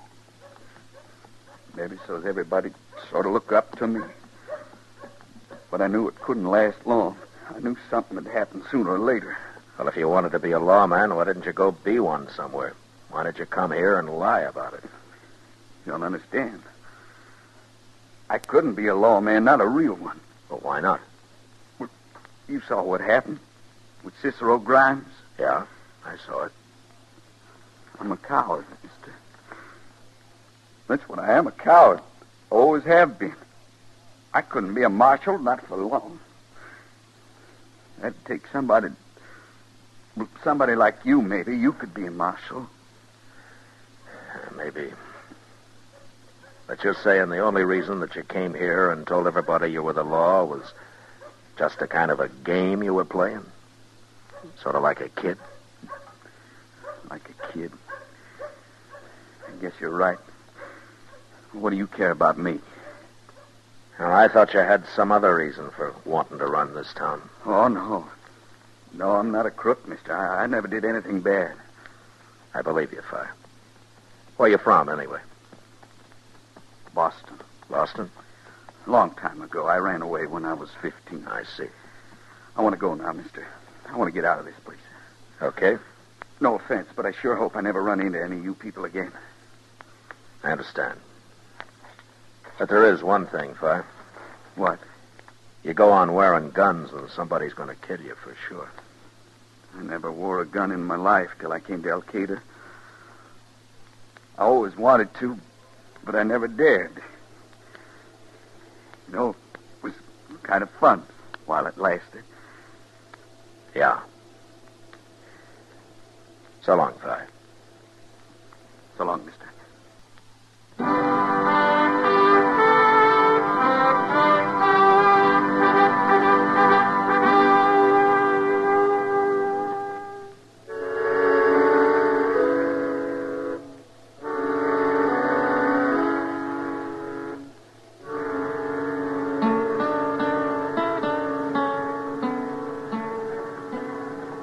Dillon?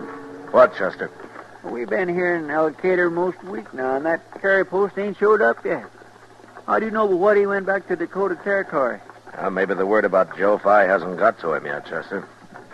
But we can't wait much longer. Here, morning, Marshal. Now, it's Dillon, Cicero. Oh, I'm sorry. I keep forgetting. How are you, Cicero? Fat as a fall hog. Say, you know, you fellas was right. Everybody, even the strangers, been doing nothing but buying me drinks and listening to my story. But don't worry, Marshal. I mean, Dillon. I'm real careful about what I tell him. Oh, you're doing fine, Cicero. Say, you know something else? The bartender at the Alamo has hung that old Navy pistol I used over the bar. I guess it's kind of famous already. Well, it ought to be. It made the whole town of Elkader ashamed of itself for getting took in, so. Yes, sir, that's what the bartender says. That's why he put it there. To make him remember, he says. My goodness alive.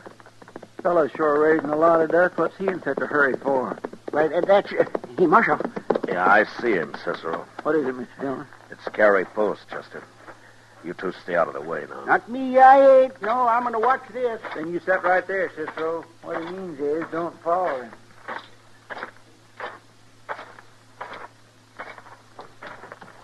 Hello, Post. I don't know you. You've been a long time getting back to town. What are you talking about? Now, Joe Fye left a week ago. He had you buffaloed, didn't he? Now, look here. Shut up. This may upset you some, Post, but I'm a real marshal. What? Matt Dillon from Dodge. I've been waiting for you. No. And I'm taking you back with me. Who for? I've never even seen you before now. You're wanted for murder in Dakota Territory. And you know something else? I don't expect one bit of trouble out of you. Marshal. I'm taking your gun, Post. Easy. Just like this. Sure. Sure, Marshal. I wouldn't make no trouble. Take it. I got it. Now get back on your horse. We're leaving for Dodge.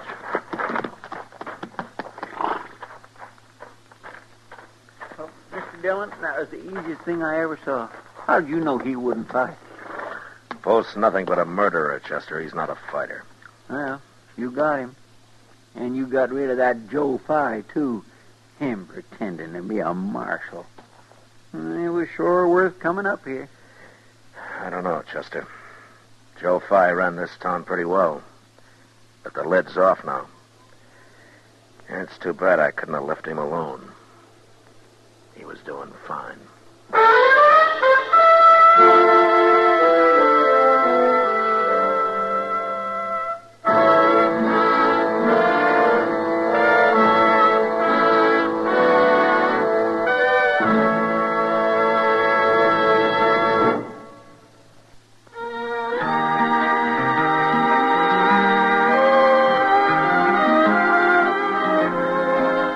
Gunsmoke, produced and directed by Norman Macdonald, stars William Conrad as Matt Dillon, U.S. Marshal.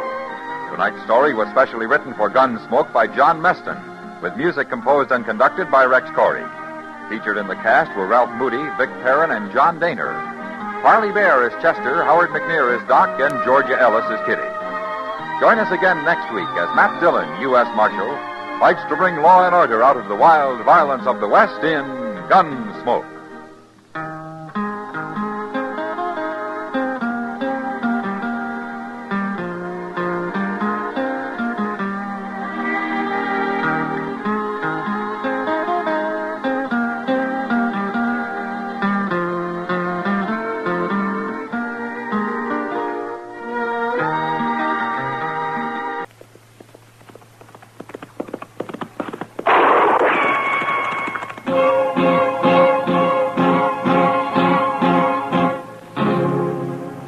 Dodge City and in the territory on West, there's just one way to handle the killers and the spoilers, and that's with a U.S. Marshal and the smell of gun smoke.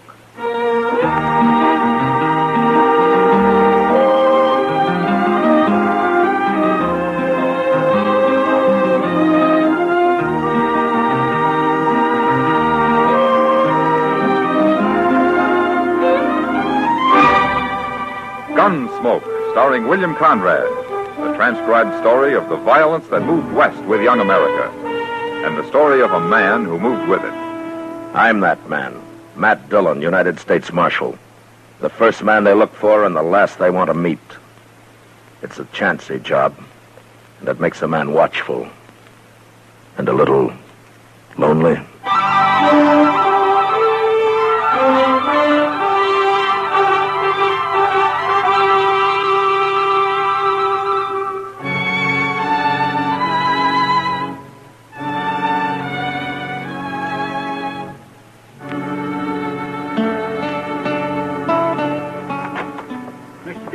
Shut the door, Chester. It's fly time. Yes, sir, I know, but I think you'd better come... Shut the door, will you?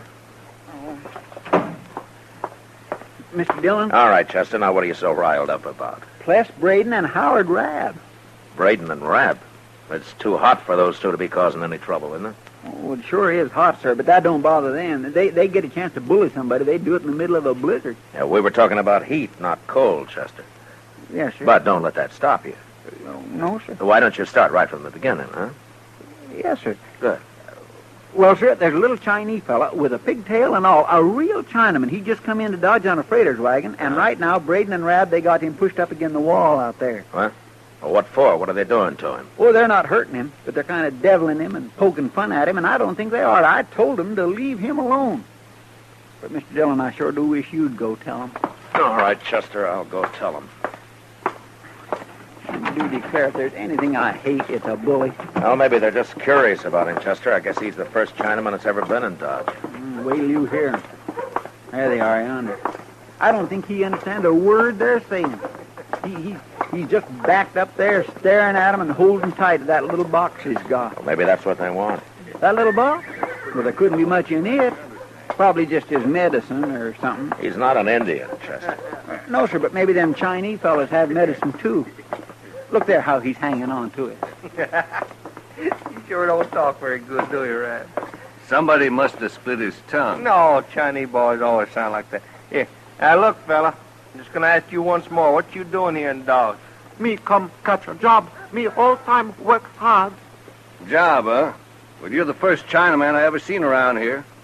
I sure hope you ain't brought your family with you. No family. One man, one boy, all the same as me. No family. Well, that's one good thing. Why shouldn't the man have a family, Rabb? Oh. Hello, Marshal. Why shouldn't he have a family? Well, you want a lot of Chinamen running around loose here? No, got family. Got cousin, one cousin, San Francisco. Him very good Chinaman. What's your name, fellow?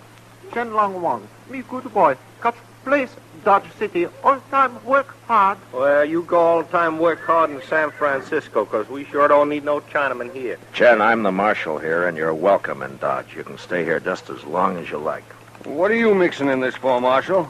Ain't no law says we got to have China boys around here. You ain't got no right protecting him. He's just a dirty foreigner, ain't Except for the Indians, we're all foreigners here, Braden. And I told you you're welcome, and you are. And if either one of these men bother you again, you come tell me about it, huh?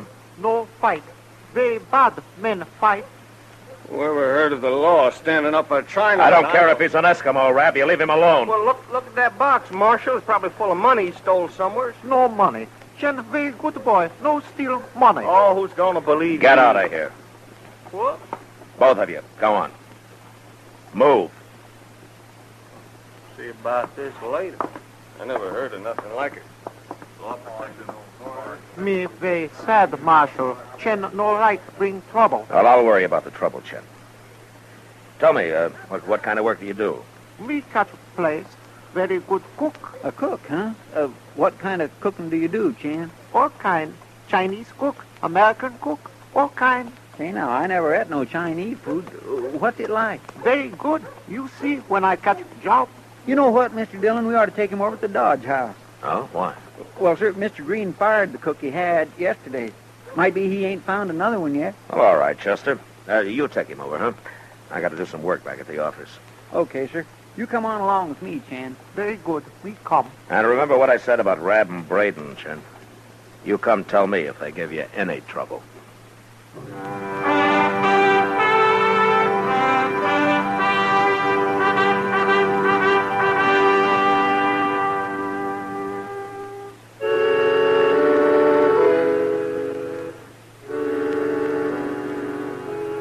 Mr. Green at the Dodge House took a chance and hired Chen Wong that day. And it turned out he wasn't lying about being a good cook. He was about the best that we'd ever had in Dodge. And neither was he lying about working hard. Mr. Green let him sleep in a storeroom off the kitchen, and there he stayed, out of sight. And for a while, out of trouble. There was some talk about heathen Chinese and how we didn't need any of them in Dodge, but nobody did anything about it. And I was hoping everything was going to be all right. Until one day when I happened to go up to Doc Adams' office just to kill a little time. Oh, hello, man. Come in. How are you, Doc? I'll be right with you, man. As soon as I finish with Chen Wong here. Oh? Oh, what's the matter with Chen? There, lying right there. That's what was the matter with him. Oh, you lost a tooth, huh? Well, Chen, you'd have been better off doing the job yourself. Doc's as likely to pull a good one as a bad one. Forgiveness isn't one of your greatest virtues, is it, man? You know, I lost a perfectly good tooth that day, Doc, and you still charge me for it? And why not? I took the bad one out, too, didn't I? Oh, yeah, sure. Finally, once you got sobered up. When I get sobered, I had been 48 hours without sleep. Uh-huh. I delivered 2 babies, 30 miles apart, too, and in the dead of winter. Oh, I should have let your jaw go on aching. Might have taught you a lesson. What kind of a lesson, Doc? Humility. Well, I always figured I was a pretty humble man. Oh, yes, you did. You humble? Oh, you're about as humble as a Bronco Apache. There you are, Chen. I'm through. But you better let me take a look at that in a day or two. Thank you, Doctor. I'll come back. How much do I owe you? $5. May I pay you next time? You see, I won't get my salary from Mr. Green until Saturday, and I have no money except for that. Why, sure, Chen. Of course, any time. Chen, the first time I saw you, you were being a very good Chinese boy, all time working hard, catching job, that kind of a thing. Is that not how a Chinese is supposed to talk, Marshal? Well, I thought it was, till just now. Most of my countrymen do talk like that, Marshal. English is a very difficult language for us. Well, what about you? I was more fortunate than most. When I first came to America, I worked for a man who was very kind. He taught me and made me study and practice several hours every day. I see. But why were you talking the other way when I first saw you? Experience has taught me that many men resent a Chinese who does not talk the way they expect him to. I wish to avoid trouble. Chen's on his way to China, Matt. He's going home as soon as he can save up enough money for his passage. Oh, is that right? Well, I wish you luck, Chen. Thank you, Marshal. I must get back to work now. Good day, gentlemen. So long, Chen. So long. Ah. Well, he's a nice fella, isn't he? Yeah, he is, Doc. You know, I believe him about being broke, too. Oh, why shouldn't you? Well, haven't you heard? Heard what? Why, that Pless, Braden, and Howard Rabb, they've been saying Chen's got lots of money. They say he keeps it hid in that little box of his. Huh? No, I hadn't heard that, Doc. Well, I don't believe a word of it. I think he's broke, just like he says he is. Well, it doesn't matter much. Why, what do you mean? With that kind of talk going around, he's going to be in trouble. There are men besides Braden and Rabb who'd murder Chen for his money and not even think it was a crime. Yes, I suppose you're right, Matt. I'd better go have a talk to Chen, Doc. I'll see you later.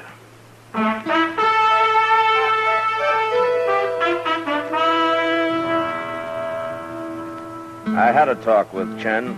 Tried to get him to put his box in the bank and then let everybody know that he'd done so. But he said he wanted the box near him and that he'd keep it hidden in his room. I couldn't argue him out of it, and I knew there'd be trouble. And sure enough, a couple of days later, it happened. Though not the way I'd expected. It was noon, and Chester and I were headed for the Dodge House to have a little dinner. Mr. Dillon, you know what old Teeters has went and done? No, what, Chester? He has started charging 30 cents for a haircut. Huh? Now, can't something be done about that? Well, I can think of one thing, Chester. What's that? Let your hair grow. Oh, hello, Marshal. Hello, John. Let my hair grow and look like a buffalo hunter? Hey, the restaurant looks mighty deserted, Mr. Dillon. Well, maybe it's closed today. Let's find out. There's Mr. Green. Hello, Green. You closed today? Hello, Marshal. Chester. Hello, Mr. Green. I'm closed, Marshal. I haven't got a cook. What? Chen. He won't cook today. I don't know what's the matter with him. He won't even talk. Well, where is he? Sitting in his room back there, on the floor, just sitting there and staring at his hands. Well, maybe he's sick. No, he isn't sick. but there's something wrong with him. Maybe you can find out what it is, Marshal. He might talk to you. Okay, I'll try. You better stay here, Chester. All right. It's the storeroom right off the kitchen, Marshal. Door's open. Yeah, okay, I'll find it. Thanks.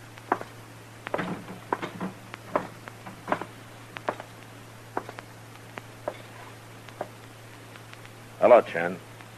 Hello, Marshal. Can I come in? I'd like to talk to you. Come in.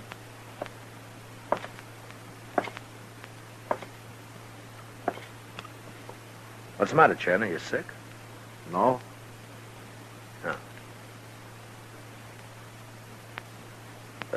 Tell me something, Chen. What, Marshal? Do you consider me a friend? I believe you are. Good. Well, then maybe you'll let me help you. In what way? Well, I don't know. You're going to have to tell me what's wrong first. It would be difficult for you to understand, Marshal. Well, maybe, but tell me anyway. I am Chinese, Marshal. I have lived many years in America, but I am still Chinese. Yeah. Well, go on. Years ago, my country was overrun by a tribe of Tartars called the Manchus. As they took each city, they required the inhabitants to shave around their heads, leaving only a long strand of hair to be braided into a queue. It was a sign of subjugation, but that has been forgotten, and now the queue, or pigtail as you call it, is of great importance to us. Wait a minute, Chen. I just noticed. Where's yours? To lose the queue is a great disgrace to us, Marshal. Yeah, I've heard that. Well, who did it, Chen? 2 men. The same 2. Braden and Rab? They came here last night. They wanted my treasure box. And you wouldn't tell them where it is, so they cut off your pigtail, is that it? They took it away with them, Marshal. That makes my disgrace even worse. Ah. Chen, I think maybe I understand how you feel about this. Would it help any if I get it back for you? I am a peaceful man, Marshal. But if I do not get it back, I must kill those 2. No, don't you go killing anybody. You let me handle this, huh? I am very sorry, Marshal, for all the trouble. Yeah. You wait here, Chen. I'll see what I can do.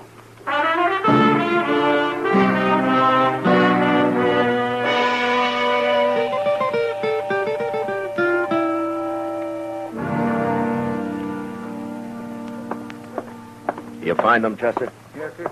They're in there, Mr. Dillon, standing over at the bar. Good. The place is about empty except for Braden and Rab. Are they drunk? I don't know. I didn't talk to them.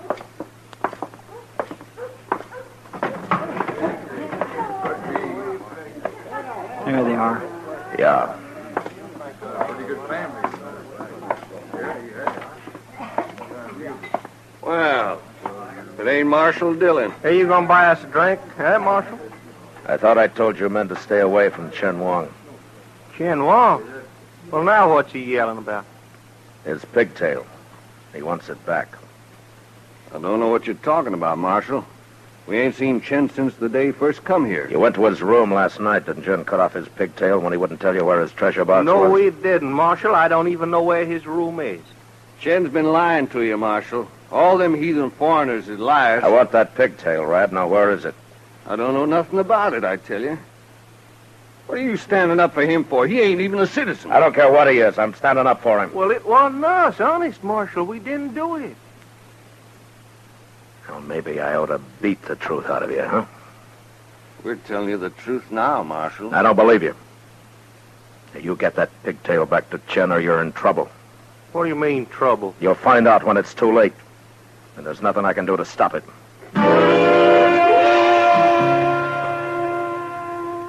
I went back to Chen and tried to explain things to him. He didn't say much, but I could see that his mind was made up. And so I told him what had happened if he killed anybody. But that didn't bother him.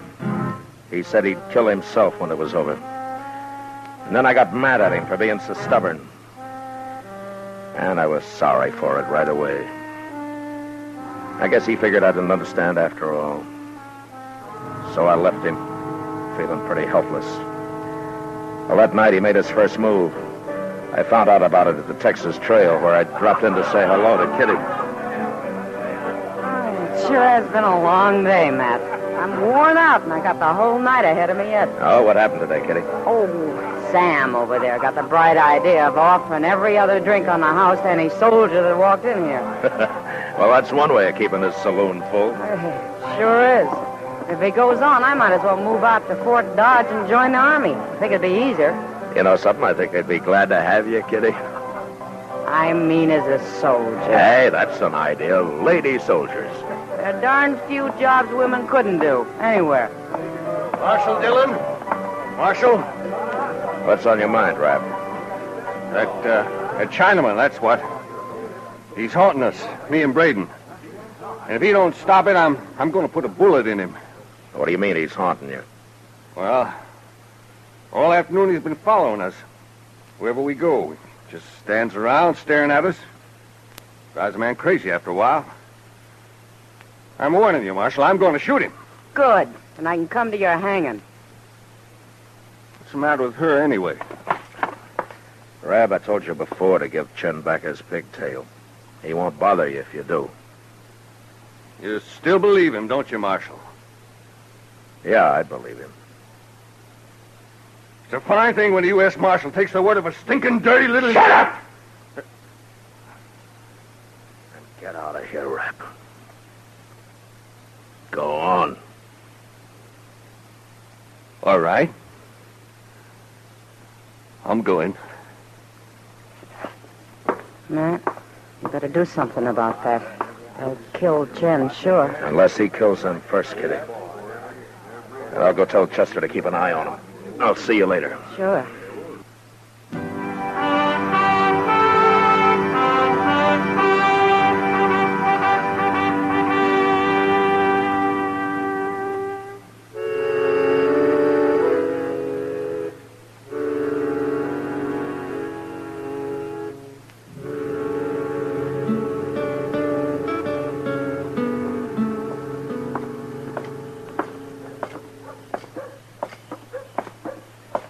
Gracious, I sure am sorry, Mr. Dillon. Where did you lose them, Chester?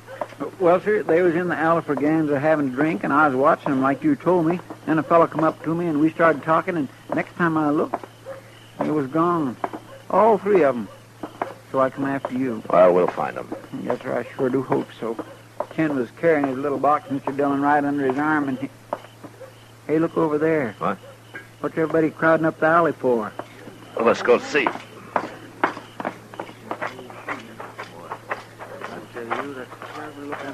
All right, fellows, let the marshal through here now. All right. Stand back, everybody. Clyde, please stand back and let him. Mr. Dillon, it's Chan. Yeah.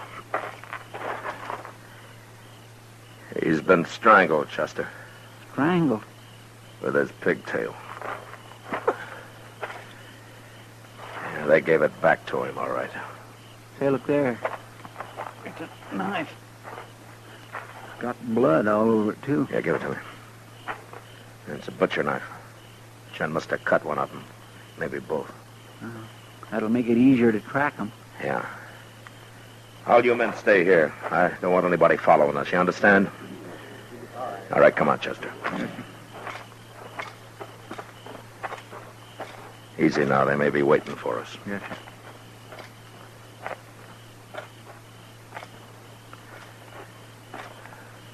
There's something laying over there by that rain barrel. Huh? It's a man. Yeah.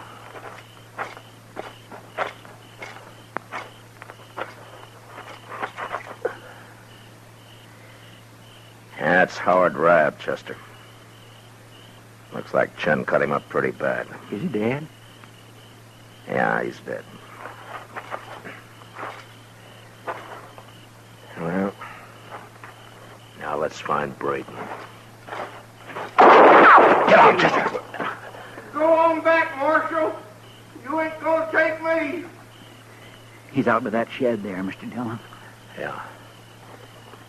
Now, look, you stay here, Chester, and keep down. I'm going to crawl up to where I can see him. I'll yell at him a little to keep his attention. Okay. You ain't got a chance, Braden. Go on back, I tell you. That's mighty poor shooting, Braden. You must be awful scared. Did Ken get his knife into you, too? You stand up, Chester. I'll be happy to kill you. All right, drop your gun, Braden. No.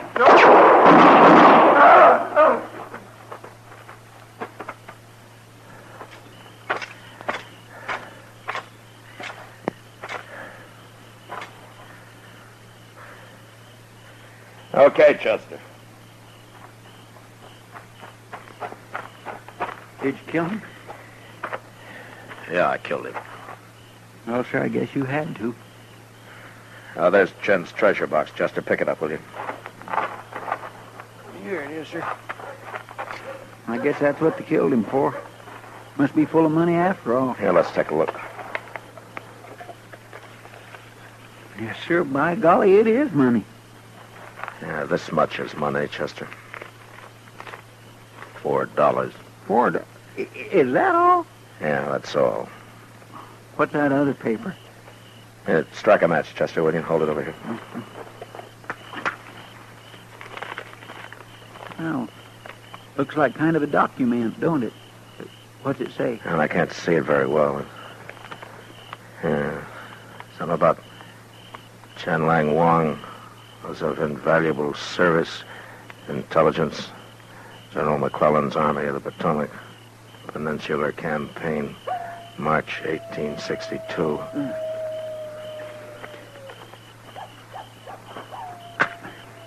Here. Yeah. In recognition. Something. Chen Lang Wang is hereby granted full citizenship of the United States. Signed, Ulysses S. Grant, President.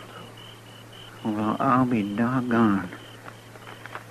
Yeah, looks like Chen wasn't exactly a foreigner after all, doesn't it? Poor little fella. Chester. Yes, sir. I'm going to take this letter out to Colonel Mast at Fort Dodge. I got an idea he might want to give Chen Wang a military burial. Oh, that'd be fine. And while I'm gone, you can drag these other two off and throw them in a hole on Boot Hill.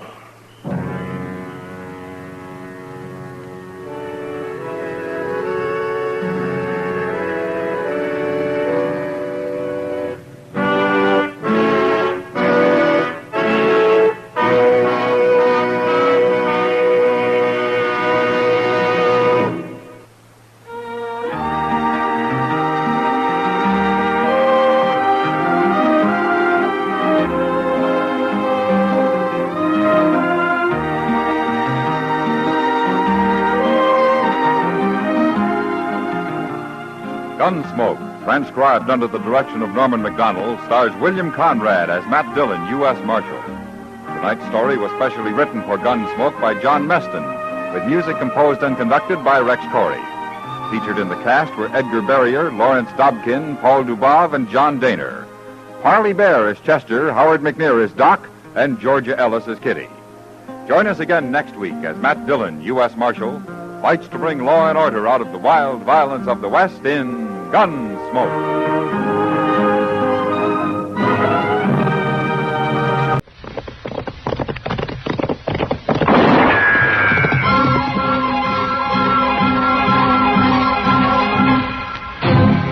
Around Dodge City and in the territory on West, there's just one way to handle the killers and the spoilers, and smoke.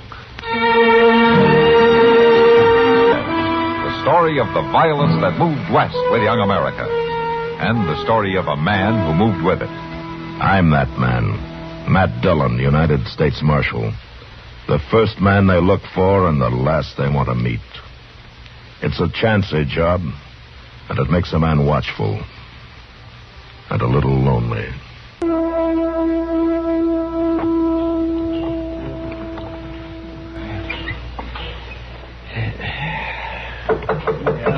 Oh. sake about it, don't hardly get a chance to take his boots off anymore. You'd think a man didn't have no call to sleep. Never mind, Chester. I'll take care of it. Oh, all right. Thank you, Mr. Dillon. Yeah? I'd like to see the marshal. I'm the marshal. Come in. My name is Cassius Mayhew. I'm sorry to disturb you at this hour, Mr. Dillon, Matt Dillon. That's all right, Mr. Mayhew. Won't you sit down? Yeah, thank you. Well, what can I do for you? My journey westward has been interrupted by the illness of my wife. Oh, I'm sorry to hear that. And I'm gravely worried. I was taking her to a dry climate for her health. That's the purpose of the trip. It seems to me, Mr. Mayhew, that you need a doctor more than you need a marshal. Yes, I was hoping you'd be able to put me in touch with one. Oh, sure I can. Doc Adams is a very good friend of mine. I'll go roust him out for you right now. Oh, Marshal Dillon. Yeah? There's another purpose for my visit to your office. Oh? Well, what's that? This suitcase. I'd be obliged if you'd keep it for me. Keep it locked up, I mean. There's something valuable in it, I take it. Yes, there is. All the family treasures that we were able to bring on our journey. They mean a lot to Mrs. Mayhew. I'd feel better if they were kept here. Well, I suppose I can do that for you. You, know how long you're going to be in Dodge? Well, that depends on my wife and your doctor, Marshal. Uh-huh. Well, yeah, I'll take care of the suitcase for you. And I'll go get Doc Adams, too.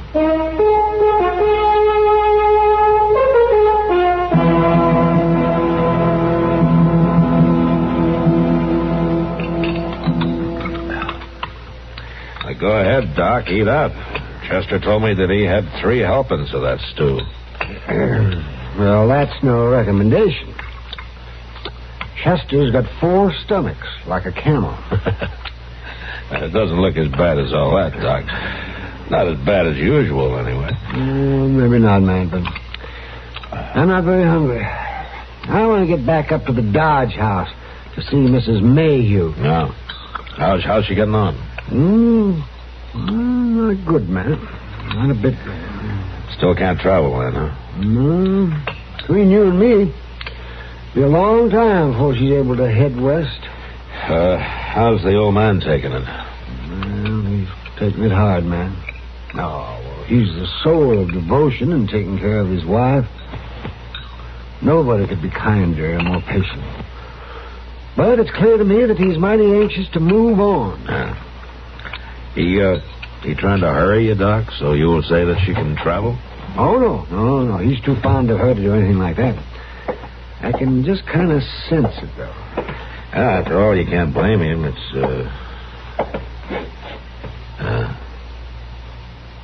yeah? I would expect to find the marshal in his office in the middle of the day. The marshal has a right to eat his dinner. No, that's all right, Doc. Who are you? My name is Henry Brales, and I'd like a word with you in private. Well, I'll be going along, man. No, take your time, Doc. Take your time. No, I'm late now. Unless you need me. No, Doc. You go ahead. I'll see you later. Yeah. All right.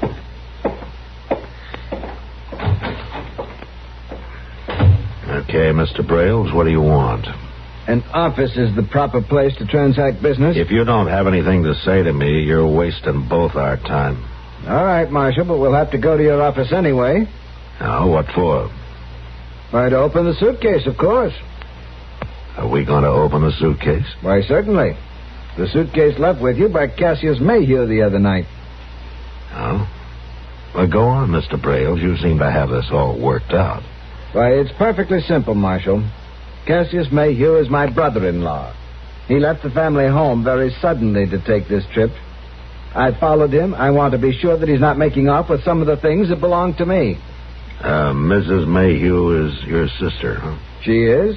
And did you know that she's a very sick woman? So I understand. You haven't been to see her? No, Marshal. When I accosted Mayhew and he told me you had the suitcase, I felt it was important to see you at once. Now, if you'll come with me, we can open it. Just a minute, Brales. I can save you the walk. What do you mean? I'm not going to open that suitcase unless Mayhew himself tells me to do it. But I tell you, I have a right to see what's in there. I'm a member of the family. You're not acting much like one. Well, I certainly am. Sounds to me like you're more interested in the suitcase than in your sister. Marshal, it is your duty. It's my duty to protect property around here, including anything left in my care. Now, you better go on, Mr. Brailes. I want to finish my dinner. But the law... You let me worry about the law, huh? Now, Jack. Yeah? You got time? I'll have another cup of coffee. Sure, Marshal. Coming right up.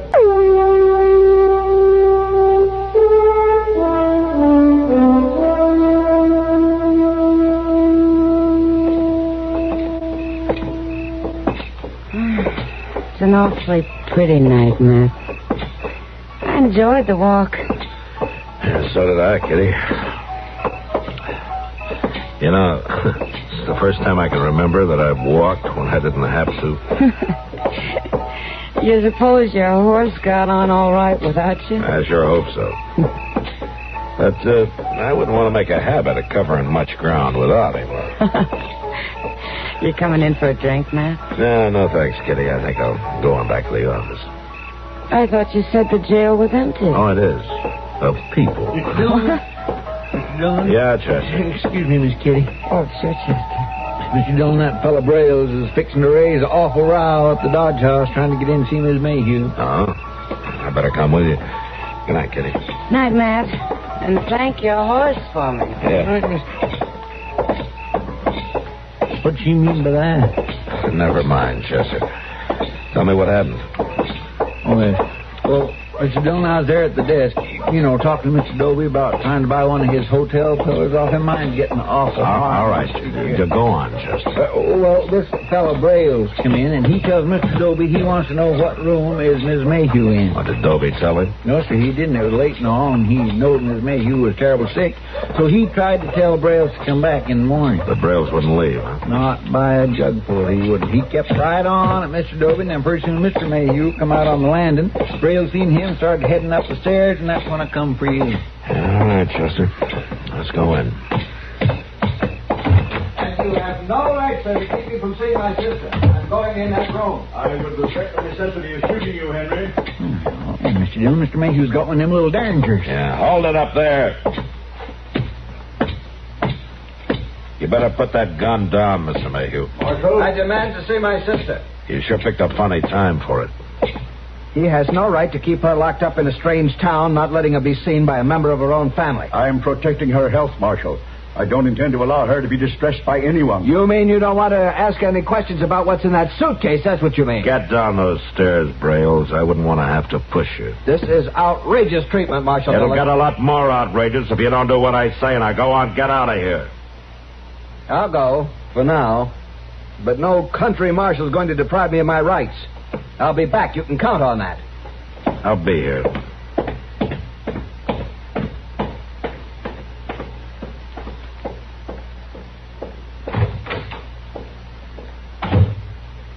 Thanks for your assistance, Marshal Dillon. You spared my wife an ugly scene. Yeah. And I think I'd keep that derringer in my pocket if I were you. Well, I'm not a shooting man, Marshal. I've never even owned a pistol before. But Mrs. Mayhew thought I might need protection on the journey. Yeah. Well, sometimes a man needs protection from his own gun, Mr. Mayhew. Yes, Marshal, I understand. It will not happen again.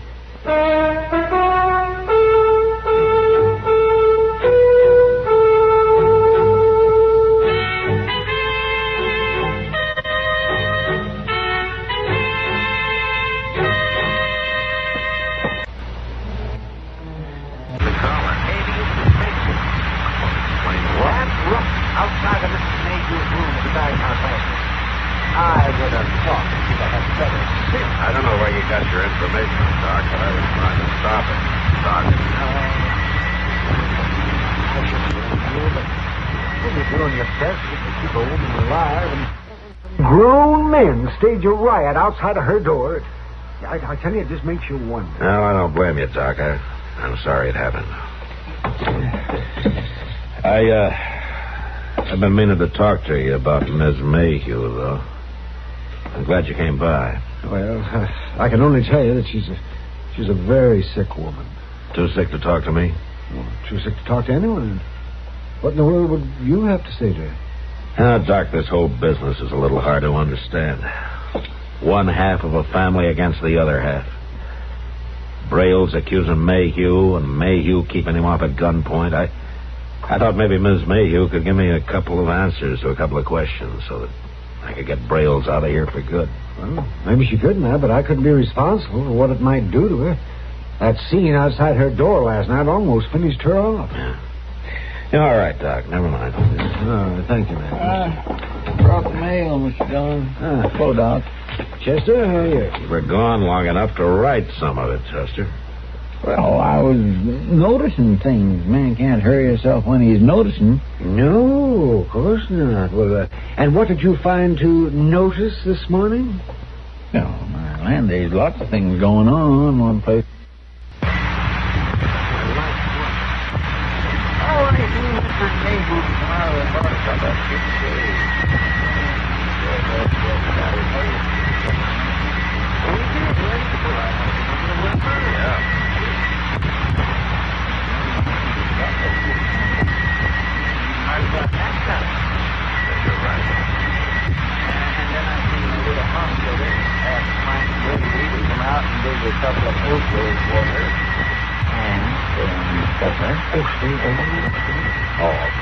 Sometimes it doesn't pay to be a bachelor.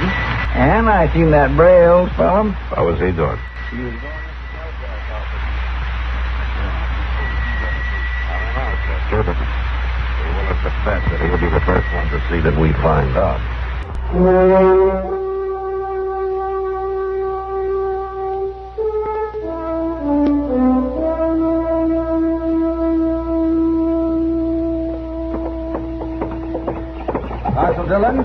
Marshal Dillon. You can go get the suitcase now. We've come to open it. This is Sheriff Dyer from St. Louis. Hello, Sheriff. Marshal. You're a long way from home, Sheriff. The suitcase is right inside. Right inside the marshal's office. Mr. Brails, I'll handle this. That's what I've come to do. Well, handle it then. You've come all the way from St. Louis about that suitcase? Yes, Marshal Dillon, I have. My office received a telegram. Yeah, I'll bet you did. I don't deny sending it. Maybe I should explain a little further. Both Mr. Brails and Mr. Mayhew are from old St. Louis families. I've known them personally for years. And you probably know that Mrs. Mayhew's a very sick woman. Indeed I do. Here are my credentials. If you don't mind, let's you and me have a look at that suitcase. You know that Mayhew doesn't want Brails to open it. Mr. Brails won't be opening it, Marshal. We will. All right, then. Come on inside. The suitcase is in back. You stay here, Brails. But I think it would be best if you followed Marshal Dillon's advice, Mr. Brails. Come on, Sheriff.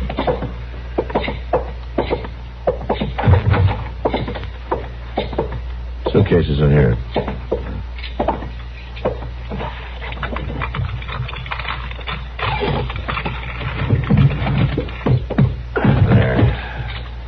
I've got a couple of keys I think will fit.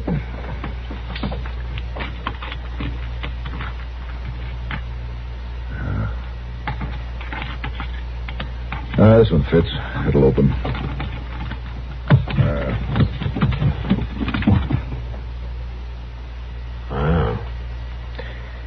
I don't see any of the family valuables Brails was talking about, but that looks like an awful lot of money to me. It should be just about $20,000. You're telling me this isn't Mayhew's money, huh? He worked in the same bank in St. Louis for many years, Marshal. He left in kind of a hurry. Yeah, he told me his wife was sick. And this money disappeared on the same day. Oh, I see. I'm sorry. I'm really sorry. Mr. Mayhew was a highly respected man. It's hard to blame a man for trying to save his wife, isn't it? It is for a fact. Well, Marshal, shall we go across the street? I've got a right to know what's... There's nothing here that concerns you, Mr. Brails. That money. Cassius stole all... I knew there was something wrong. I was right. I bet you feel fine about this, Mr. Brales. I think we better go, Marshal. I'll go with you. As Marshal Dillon said, this does not concern you. I have a right to confront him. As you wanted to confront your dying sister? You stay away from me, Brales, from now on.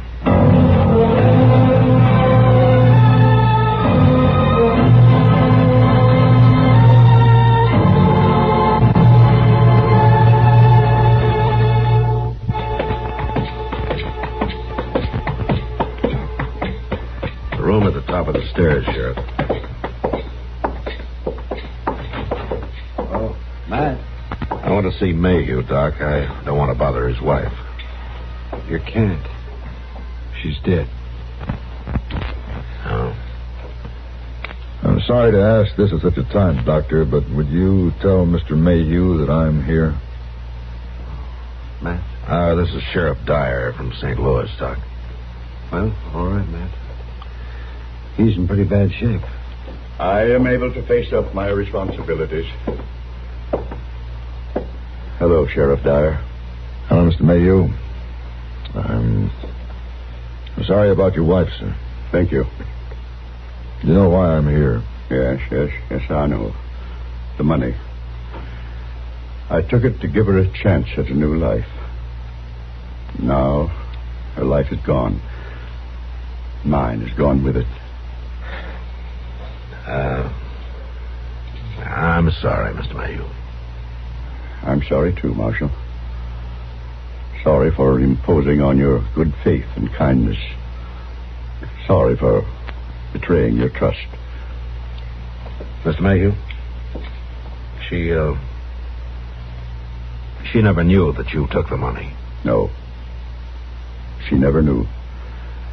That's one thing. She never knew. And she never will.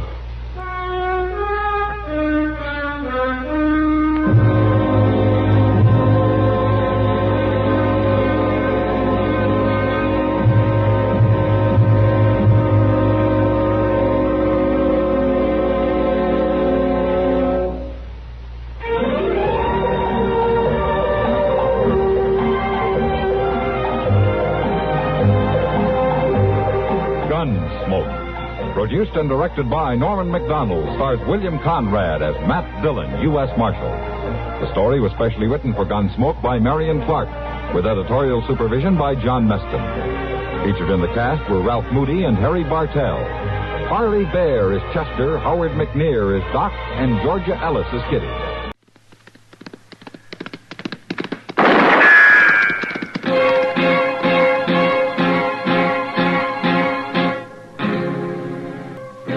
Around Dodge City and in the territory on West, there's just one way to handle the killers and the spoilers, and that's with a U.S. Marshal and the smell of gun smoke.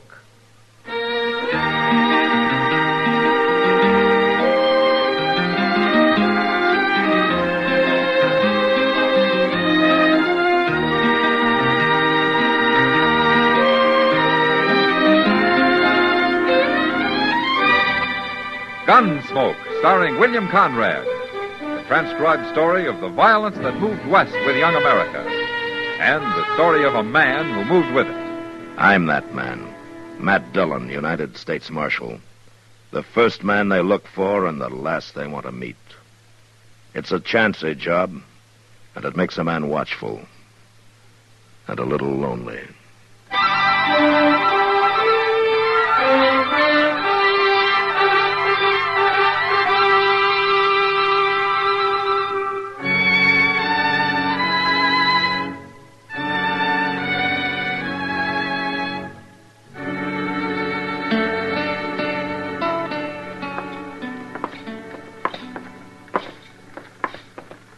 You got the time, Chester?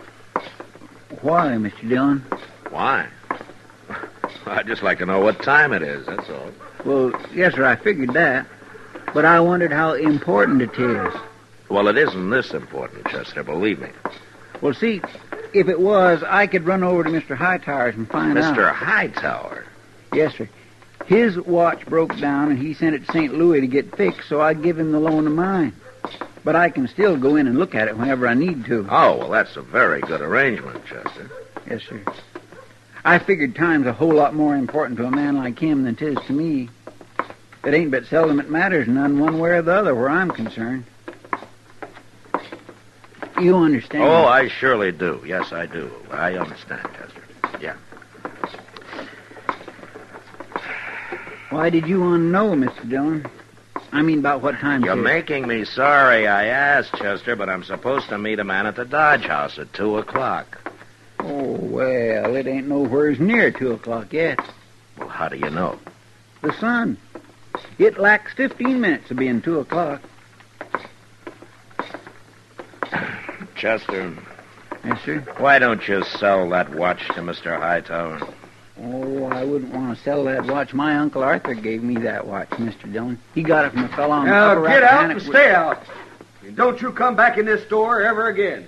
Mr. Jonas. Well, lay off. Knee up. Don't talk back to me now. Now, just get. What's that Indian kid up to now? I told you he's not an Indian. Hey, boy! Hey, boy! Oh, look at him go. He ain't waiting for nobody. Look, Chester, there'll be a man called Davis waiting for me at the Dodge House. Will you go tell him I'll be along directly? Yes, sir.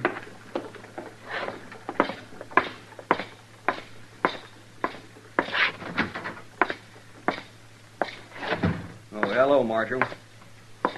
For a minute there, I thought it was that Indian kid back. He ran on down the street, Mr. Jonas. You ought to do something about him, Marshal. Oh, why? Well, you heard about them Cheyenne busting out of Fort Dodge yesterday, didn't you? Yeah, I heard. Well, wait till they massacre some people around here.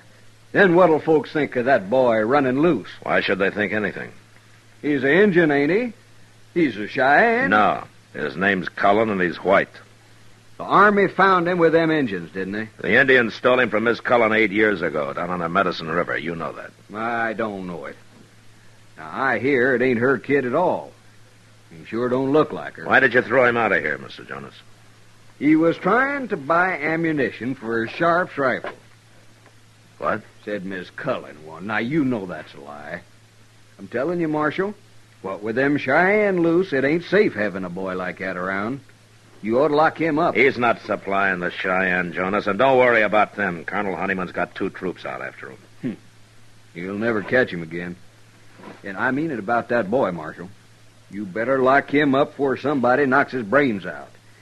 There's a lot of talk about him. Well, I don't want to hear any more of it. That boy's got a hard enough time ahead of him as it is. Mr. Dillon? Yeah, what, Chester? That Indian kid, he's starting a fight with some man. What? Yes, sir. Right in front of the Dodge House. And, Mr. Dillon, that little boy's got a knife as long as his arm.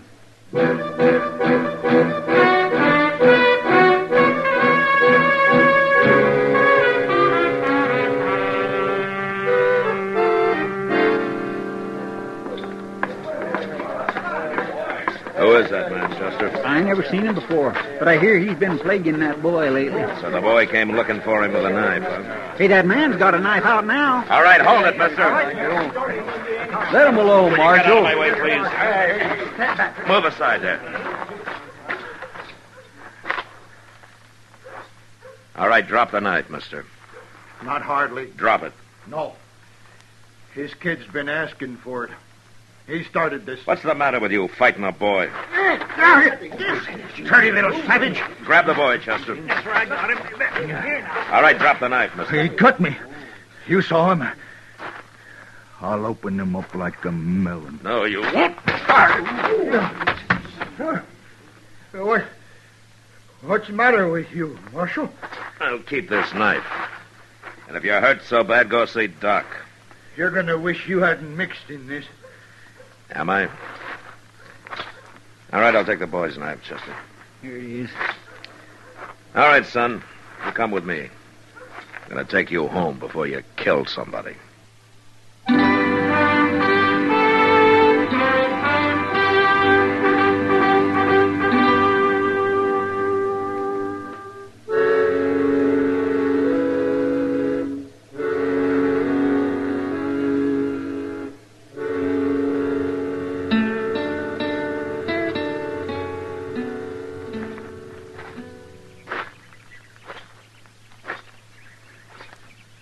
want to talk about it, son?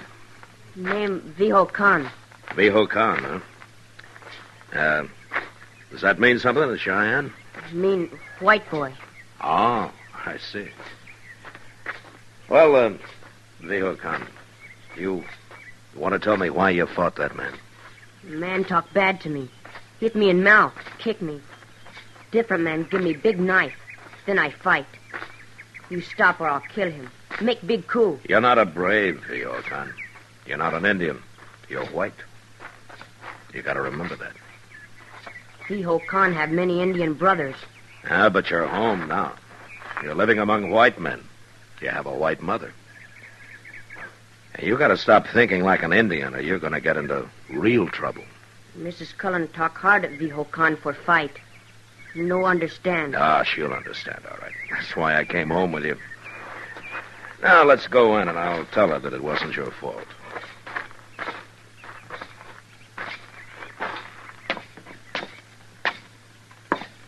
That you, Dennis? Where have you been? Oh, Marshal Dillon. Come in. Hello, Miss Cullen.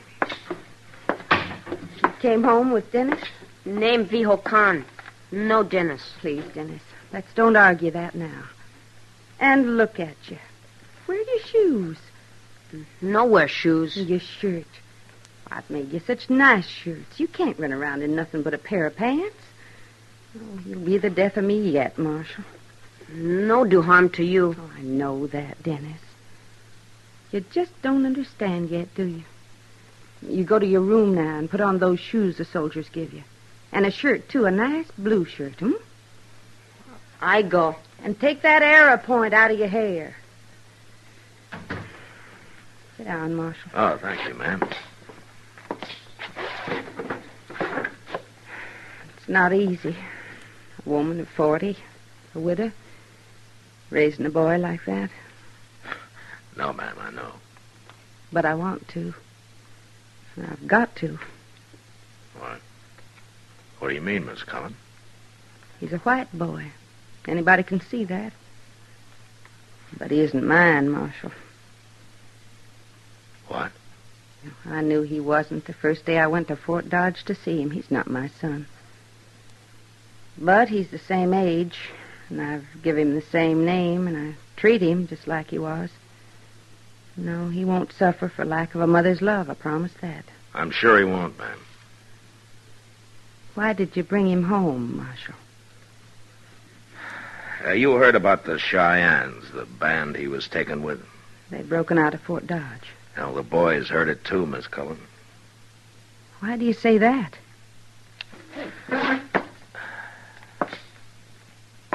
Ma'am, you own a Sharp's rifle? Well, yes. It was Mr. Cullen's. The very one he died fighting with on the Medicine River. But why? Well, Dennis tried to buy ammunition for it today. What? Mr. Jonas thinks he's planning to help those Indians. But how? What could he do? I don't know. But until they're rounded up again, a lot of people in Dodge are going to be pretty jumpy. Some of them have already caused trouble for the boy. They have. He got into a fight with a grown man today. And he cut him up some. No. Wasn't his fault, Miss Cullen, but well, that's the sort of thing that can happen more and more. If you're saying I should give him up, I won't. No, ma'am. He needs his own people. He needs a mother, just like my own boy needs one. If he's still alive somewhere. All I'm saying, ma'am, is that you got to keep him here at the house till that scare about the Cheyenne is over. If you let him run around town, I'm going to have to lock him up for his own protection. Mr. Dillon? What? Oh, that's Chester. Come in, Chester. Thank you. Why, Colonel Honeyman. I'm sorry to intrude, ma'am. Hello, Marshal. Colonel? I'd like to talk to the boy, Mrs. Cullen. Talk to Was there something wrong, Colonel? You know who Little Wolf is? He's chief of the Cheyenne on the Darlington Reservation, isn't he? They were, Darlington. I just had word they've broken out and are headed this way. 300 of them. Oh, I see. Obviously, they're coming to meet the Indians who escaped Fort Dodge yesterday. What does this have to do with your wanting to talk to Dennis, Colonel? I want him to tell me where their point of rendezvous is. How would Dennis know? Well, Indians scatter when they're being pursued, Mrs. Cullen. They secretly regroup at a given point later, and every man, woman, and child of them knows well in advance where that point is. But Dennis isn't... I'll call him. Dennis? Dennis? You call Viho Khan? Please, son. It's Dennis now. Come in here. Colonel Hunterman wants to talk to you. Hello, boy. Soldier? Want to talk with me? Yes. Tell me, do you know Little Wolf? Little Wolf Chief. Good chief. He was, maybe, but he's done a bad thing now. No. He left reservation. He's going to join Long Knife. Long Knife, my chief. Dennis, don't say that. Let him talk, Miss Cullen. Long Knife escape. Yes. He and the others you were with burned their barracks at Fort Dodge and killed 3 soldiers. Viho Khan, no. Well, I'm sure you do. And you also know where Long Knife is meeting Little Wolf and his people. If you tell me, you'll save lives, Viho Khan. Not only of those soldiers, but of those of your people, too. Colonel. Please, Miss Cullen.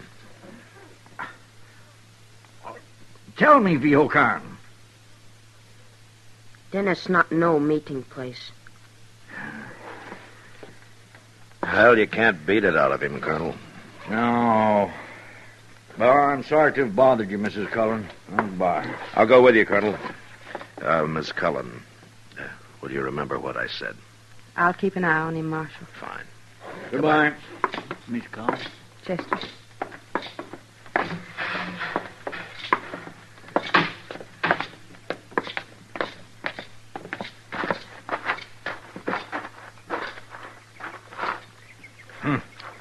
That was a waste of time. Well, what are your plans now, Colonel?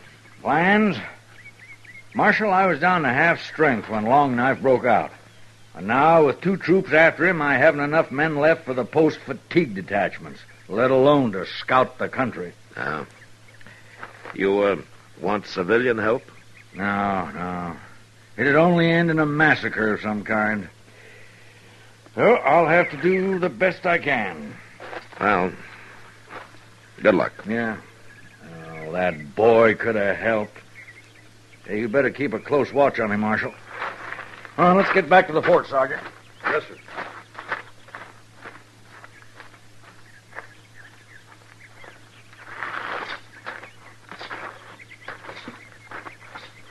Mr. Dillon? Yeah, what, Chester? I've been thinking. If the Army had left them Indians alone in the first place, they wouldn't be in all this trouble. Yeah. But that's not for us to decide. All right, let's go.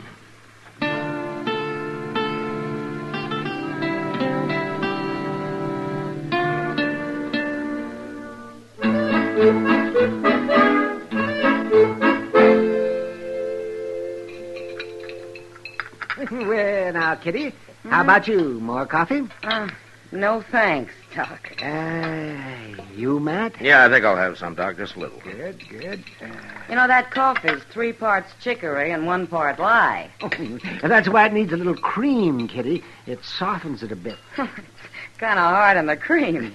We should have gone up to my office. I'd have made us some real coffee. Now, why didn't you ask us up to supper, Doc? Oh, so I said coffee, not a whole meal. Oh, I'd have cooked it, Doc. Oh, you on that stove of mine, you would have. Yeah.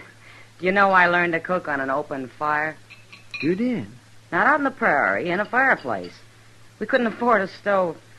In fact, we couldn't afford much of anything we couldn't pick up off the ground. Well, you're rich now. Oh, sure. Oh, Marshal. Miss Cullen. What's the trouble? He's gone, Marshal. What?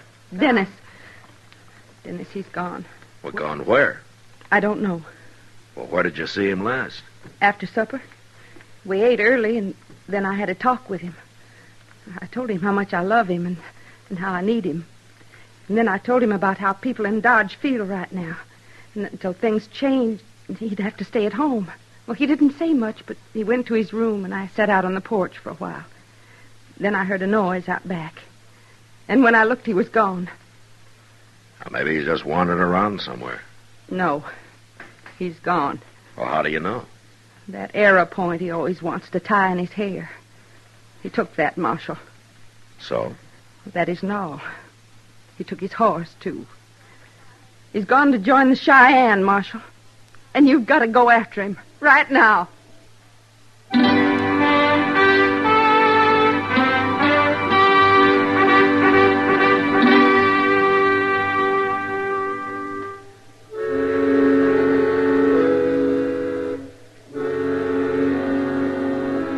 There was no way to pick up the boy's trail that night.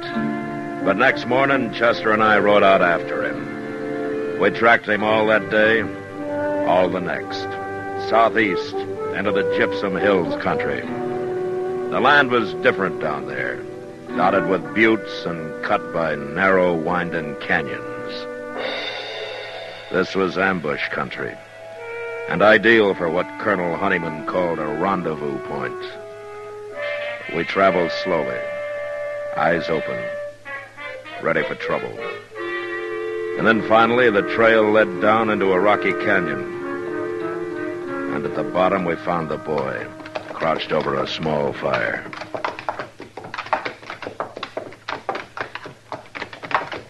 He acts like he's waiting for us, Mr. Dillon. I wish he'd waited somewhere more open. I don't like being boxed up down here. I got kind of a spooky feeling, too. Yeah.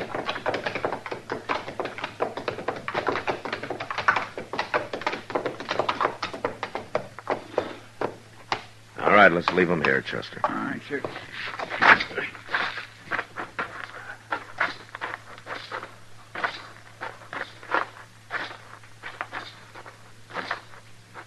Marshal make long ride. Catch Vihokan.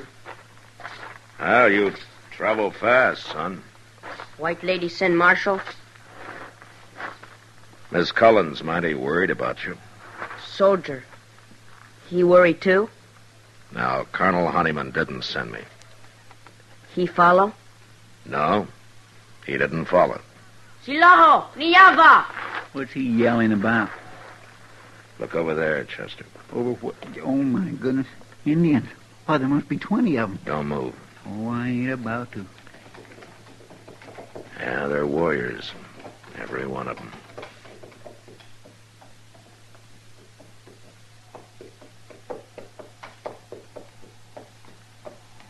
My name, Little Wolf.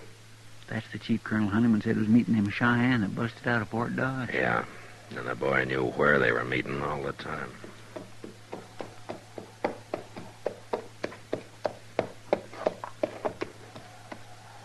You tell Vihokan soldiers not follow.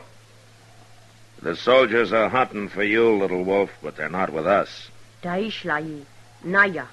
Vihokan say Little Wolf can believe Marshal. You can believe me. We came alone. We came to take the boy back home. Vihokan no like life with white man. Well, he'll get used to it. He belongs with his own people, Little Wolf. Little Wolf say all men free. Vihokan must make own choice. He's too young. He doesn't know what's best for him. If he make mistake, his mistake. Boy never become man. Other people make choice for him. Little Wolf, this boy's not an Indian. He's white. And if he stays with you and Long Knife, you know what'll happen to him. He live like Indian. He'll die like an Indian, too. The soldiers are after you, and sooner or later they'll find you. And when they do, there'll be a big battle, and many of your people will die. Perhaps the boy will die with him. Vihokan not afraid. You're white, Vihokan. You're not an Indian. This is not your fight. White people treat Vihokan bad. Kick, beat, call names. Mrs. Cullen no understand Vihokan. Nobody understand. Well, Takes time, Vihokan. Boy, decide. If want to come with Cheyenne, you no stop. We'd have a hard time, 2 against 20. If you fight, we kill you. Look, son, before you decide,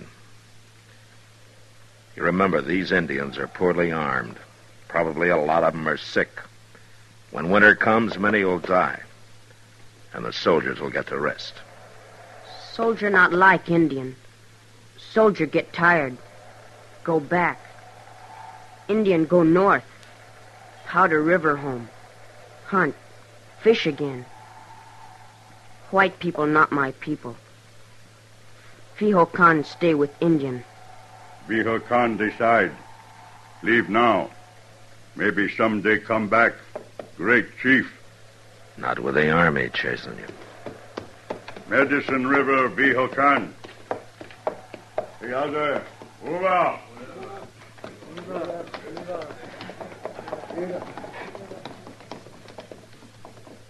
Did you hear what he said? Yeah.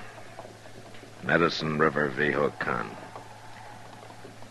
Medicine River, white boy. Ain't that where Miss Cullen lost her son? Yeah. Then he is her boy after all. Yeah, she didn't recognize him. He must have changed a lot. You gonna tell her? No, Chester. No. I'm not gonna tell her.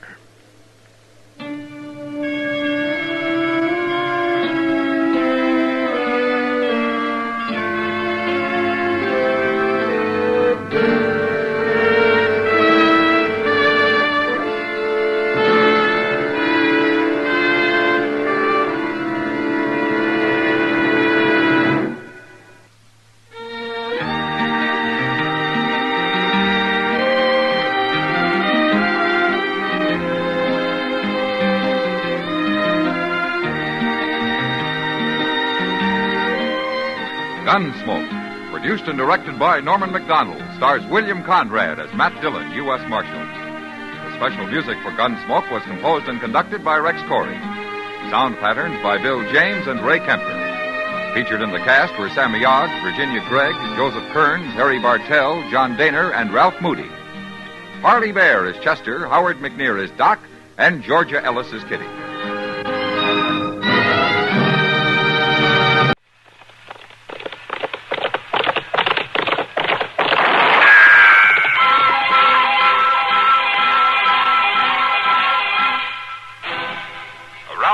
City and in the territory on West, there's just one way to handle the killers and the spoilers, and that's with a U.S. Marshal and the smell of Gunsmoke.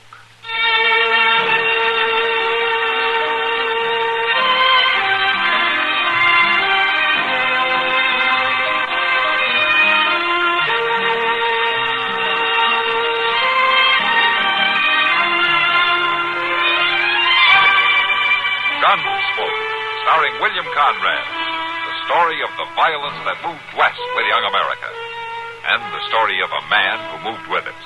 I'm that man, Matt Dillon, United States Marshal. The first man they look for and the last they want to meet. It's a chancy job, and it makes a man watchful and a little lonely.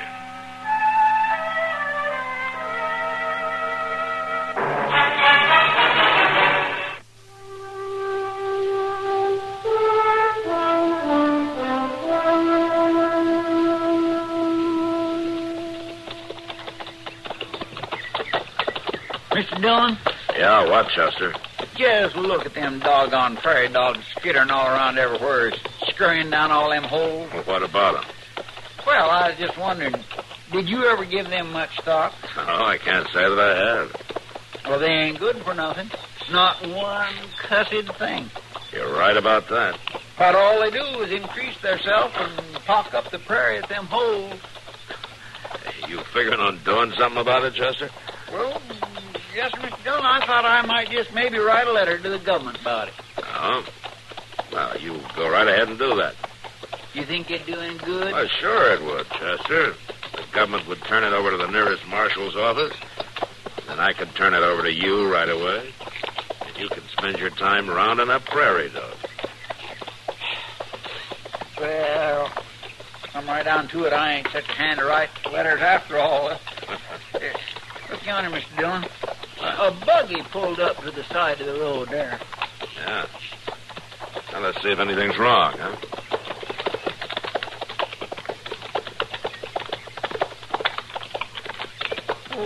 What in the world would a lady be doing way out here all by herself? Now, let's see.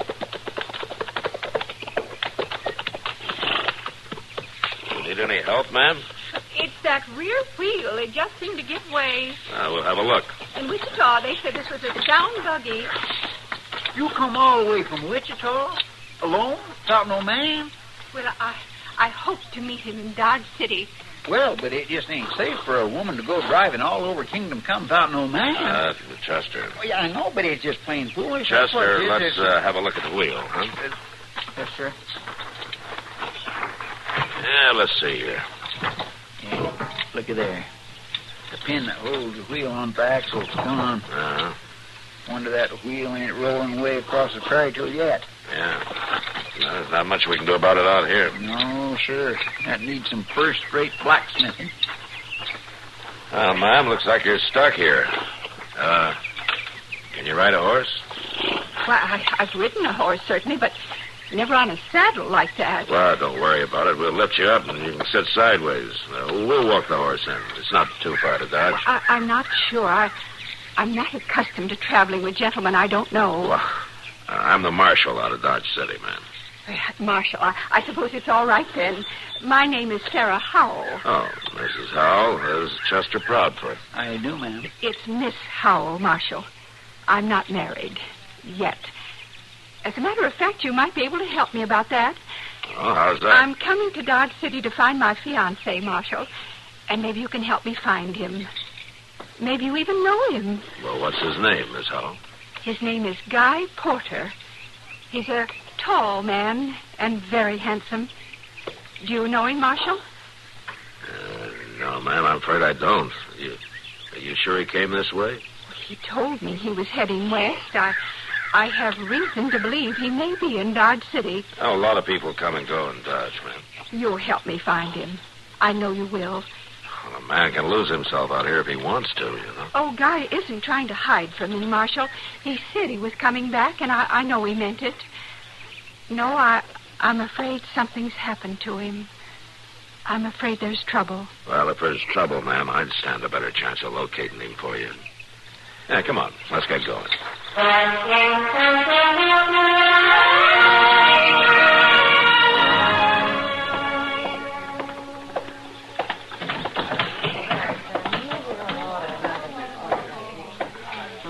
Hello there, Chester. When did you get back? Just a little bit ago, Miss Kitty. And I don't mind telling you, if I don't never take that ride to Park City again, I won't do no bellyaching about it. That is the one longest, driest, most no-count piece of country. Did Matt come back with you? Oh, yes, he did, Miss Kitty. He'll be in directly. He's seeing to a lady down to Moss Molly's. Oh? Where'd he find the lady? Park City? Well, no, that ain't exactly the way it was. It was more like that he found her along the way. Curious thing. Oh, come on over to the bar, Chester. I'll buy you a beer to wash some of that dust down. Well, that is mighty friendly of you, Miss Kitty. This lady you brought in. Oh, do you want to hear about her? Chester will have a beer, Sam. Sure, Kitty. Sure do, thank you, Miss Kitty. Go on about the lady, Chester. Here you are, Chester. Oh, thank you, Sam. Chester, the lady? Oh, yes, well, she come from Wichita, Miss Kitty, and she wants Mr. Dillon to round up a man who's supposed to be out this way somewhere. Oh, does Matt know who he is? No, he don't, but he wouldn't have no trouble recognizing him if he seen him. Tall and tow-headed. Followed him all the way from Wichita, she did. I guess women folks can do that better than anybody. Do what, Chester? Recollect what a feller looks like. Why, they can take just one look at a man's face, and they got it stored away in their minds forevermore. How his teeth was set, the way his hair growed out. Why, man don't hardly have a chance. Well, I wouldn't worry about it. What do you mean? An awful lot of you get away. Oh, why, hey, there's a stage going down the street, ain't it? Oh, it sounded like it to me. Yeah, well, then I better get down for the mail. Thank you for the beer, Miss All right, Chester. See you later. Yes, ma'am, I'll sure be back. Sam, I'll be upstairs for a while. All right, Kitty. Kitty. Huh? Can I see you a minute? Oh, sure, Rance. What's on your mind? What? That woman Chester was talking about. Did he say what her name was? No, Rance, he didn't. Why? Well, I just thought I might know her. I got kinfolk in Wichita. They was talking about a cousin coming out here. Oh, well, I can tell you where she's staying. You could go down there and find out about it. That'd help, all right.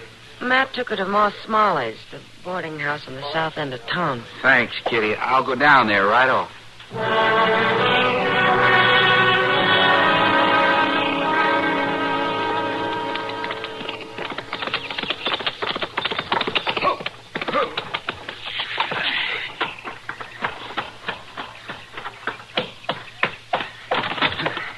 What's the matter with you, Rance? You come pounding in here like the devil's on your tail.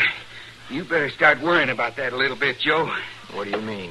You talked me into saying you could stay on here with me mighty nice. Claiming nobody saw you get away with that Wichita money. Well, that's right. Nobody did. Well, you should have looked back over the other shoulder. There's a woman asking all over town after you. What? She's giving your description to the marshal, right down to that pretty white hair. And he's looking for you, too. Now, you just got to get out of here, Joe. Now, just a minute, Rance. You sure you know what you're talking about? I know, all right. This woman's from Wichita. She's staying at a town boarding house, and she's asking about you. Now, I don't want no trouble with the law. Quit your bawling, Rance. There ain't gonna be no trouble. But if she spots... She ain't gonna spot me. You gonna move on? No. She is. Tonight. How do you know? I'm gonna fix it, that's how. You know where this boarding house is? Yeah, well, sure. All right. You show me after dark. Well, now, you ain't gonna do You nothing... want her to show me to the marshal? Well, no. Well, then leave it to me.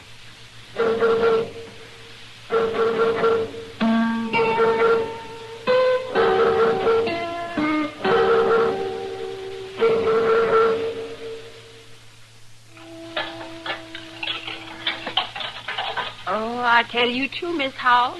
Tain't often one of my lodgers takes it in mind to help out with the chores. No, I'd sooner not have idle hands, Mrs. Smalley. I am grateful to you. Would you care to come set a spell in the parlor when we finish up? Oh, that's kind of you, but I think I'll just take a little stroll. You're going out walking. Well, whatever for? Guy, Mr. Porter and I, we used to stroll. We used to take lovely strolls in the summer evenings. Perhaps I might even run into him. Stranger things have happened, haven't they, Mrs. Smalley? Well, it ain't likely. But there's always a chance in this life, Mrs. Smalley. Always a chance. Well, you watch that you're back before it's full dark. Dodge City ain't the safest place in the world for a lady after nightfall. Oh, I don't think you need to worry, Mrs. Smalley. I've never been troubled that way. I'm sure no one would bother me. Mr. Porter used to say a man can always tell a lady. I'm sure that's so, my dear, but in this town they just ain't particular if you're a lady or if you're not.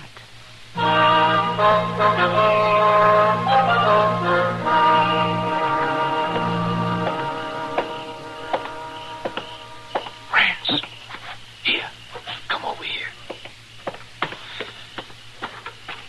Did you find out who she is? You know where her room is? I know who she is, all right, Joe. Her name's Howell. Come on, then. Let's go. Now, wait a minute. She ain't there. Ain't there? You listen to me, Rance. It won't do you no good to try to trick me away from doing this. Now, that ain't it. I swear it ain't. She went out for a walk. That's what they told me. Out for a walk? Well, why would... Wait a minute. What's the matter? Quiet.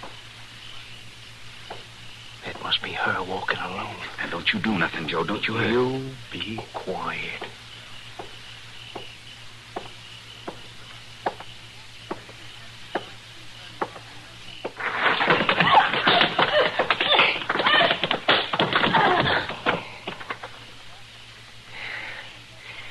Now, you won't be talking about me or nobody else.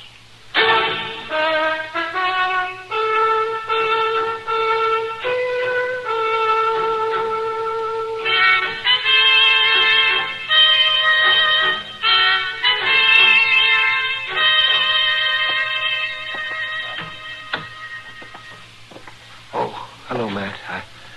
I was going to send somebody for you. Yeah, I just heard Doc. How is she? Well, man, I don't know. There must be something about this town. I'm continually being called in to take care of somebody who ought to be dead, but isn't. Not quite. Does she have a chance? Well, any doctor in his right mind would say no. She shouldn't be alive, but she is. I don't know. She just may stay that way. Any idea who did it to her? I didn't have time to ask. Could I see her? Oh, no, I wouldn't recommend it. Would it hurt her?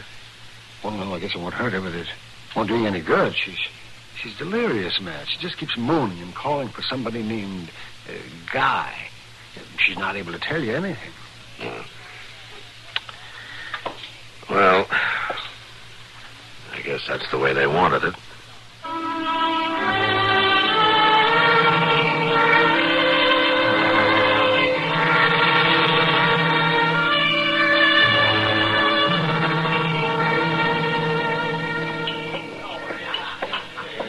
Here, Matt. Oh, thanks, Kitty.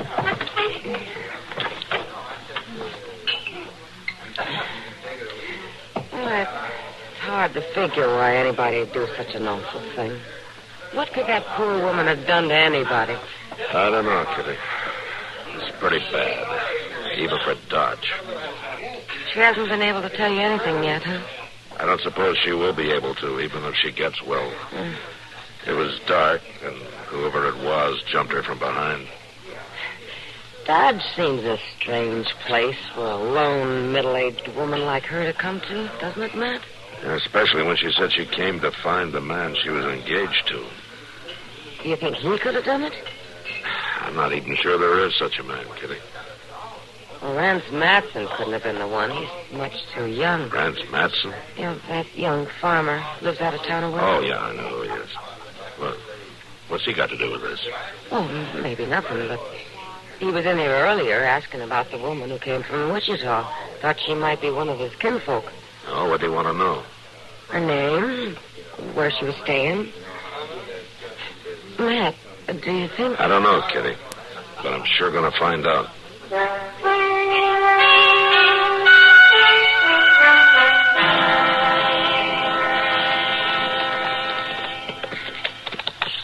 I sure wasn't anxious to be out on this road again so soon, Mr. Dillon. Seems like we ain't hardly been off it. Yeah? We could have stopped off at the Matson place yesterday just as easy on our way back from Park City. And it might have saved some trouble if we had, Chester. Yeah, come on, let's turn in here. There's Rance standing out in front there. Yeah. Hudson, I want to talk to you. Why, he's running, Mr. Dillon. Dad, where you are? Don't shoot again. Don't shoot. Next time I'll be aiming for you.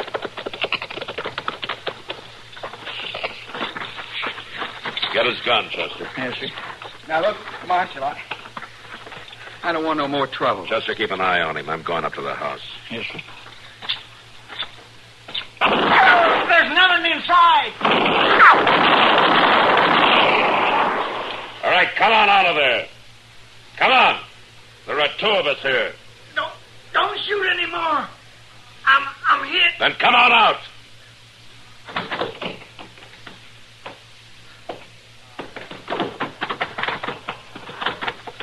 All right, Chester, let's try to patch him up. I want him to last long enough to answer a few questions.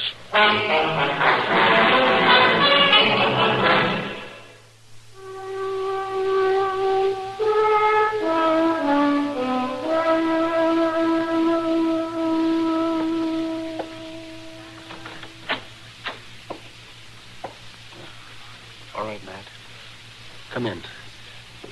But be as gentle about it as you can. She hardly has any strength left. Okay, Doc.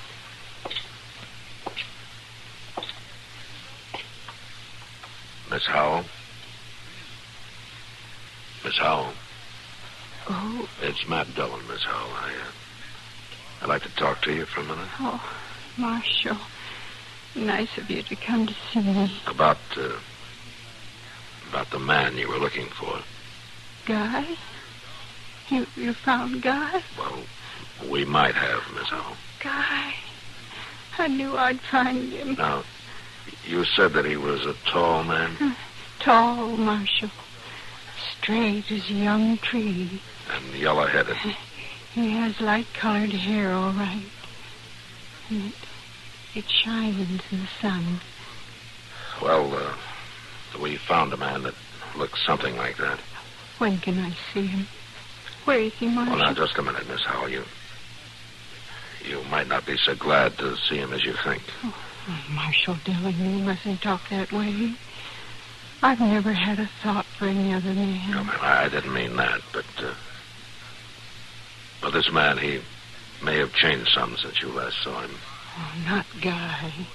He couldn't have. Besides, it was just a little while ago. I have to tell you, Miss Howell. This man is wanted for robbery in Wichita. And he may even be the man who beat you up. Oh, Marshal Dillon. I'm sorry, but that's the way it looks. What? Guy Porter never did a dishonest thing in his life. Where is he, Marshal? Let me see him. Well, I didn't know the way it turned out if you want to see him after all. Please, Marshal, bring him to me. All right, ma'am.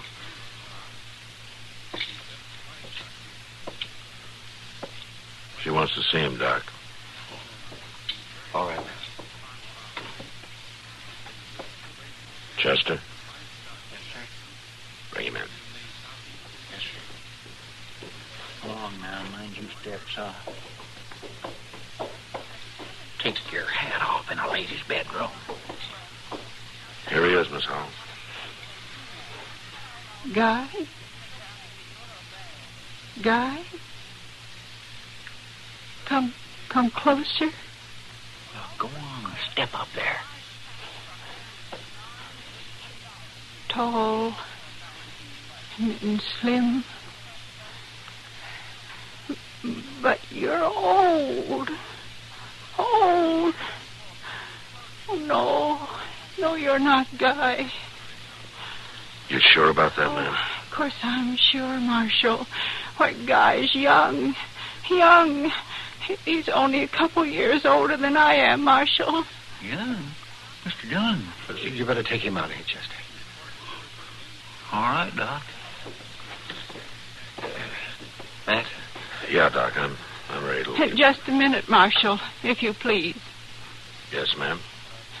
I don't seem to have made myself clear to you about Mr. Porter, Marshal. Perhaps in the interest of preventing another unfortunate error. You don't have to talk anymore. I prefer to get things straight, Doctor. Guy Porter is a young man, Marshal. We grew up together. That's all right, Miss Howell. No, it certainly is not all right. You clearly don't understand. Bringing in that middle-aged man in those rough clothes. Why, Guy would never let his uniform look so tacky. His uniform? Of course, Marshal Dillon. As long as the war continues, he'll be in uniform. Matt. Even though his regiment was ordered into the western wilderness, he'd never let himself look like that. Well, you better leave, Matt. I'll give her something. Yeah, Doc, you do that. They ordered him west. And I waited and waited. And finally I came to find him. It was all right for me to come, wasn't it, Marshal? It was all right, ma'am. You won't make a mistake and bring me the wrong man again, will you, Marshal? Just Guy. No, ma'am. I won't bring you the wrong man again.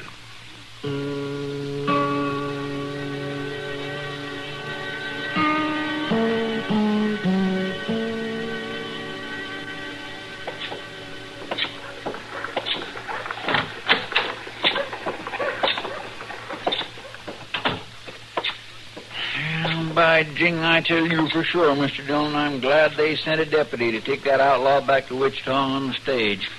I sure wasn't hankering to ride that road again so soon. Yeah. He was an awful mean one, beating up a lady like that. Is Miss Howell going to be all right, Mr. Dillon? I guess she'll get over the beating, Chester. But Doc doesn't think her mind will ever be any better. How could she go on like that all these years, thinking that fellow was coming back to her? I don't know. Your memory can do funny things. Yeah, but Doc says she was carrying around a telegraph the War Department sent her years ago, telling her this guy Porter had been killed. Yeah, I know. But she didn't want to believe it. No, she didn't. And I guess she never will.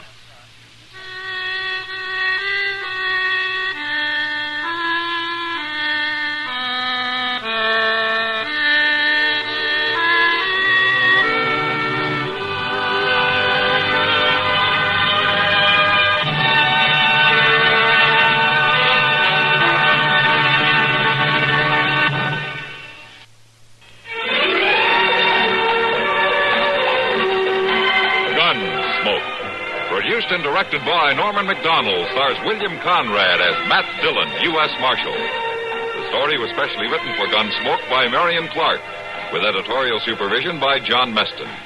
Featured in the cast were Vic Perrin, Clark Gordon, and Ann Morrison. Harley Bear is Chester, Howard McNear is Doc, and Georgia Ellis is Kitty.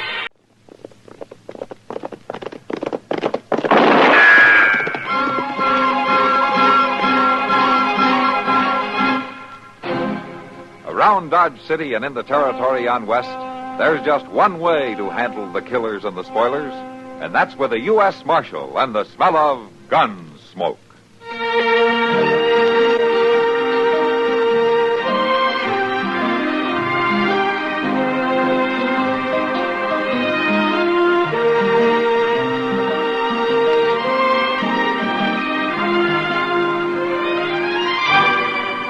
Gunsmoke, starring William Conrad, the story of the violence that moved west with young America, and the story of a man who moved with it. I'm that man, Matt Dillon, United States Marshal. The first man they look for and the last they want to meet. It's a chancy job, and it makes a man watchful and a little lonely.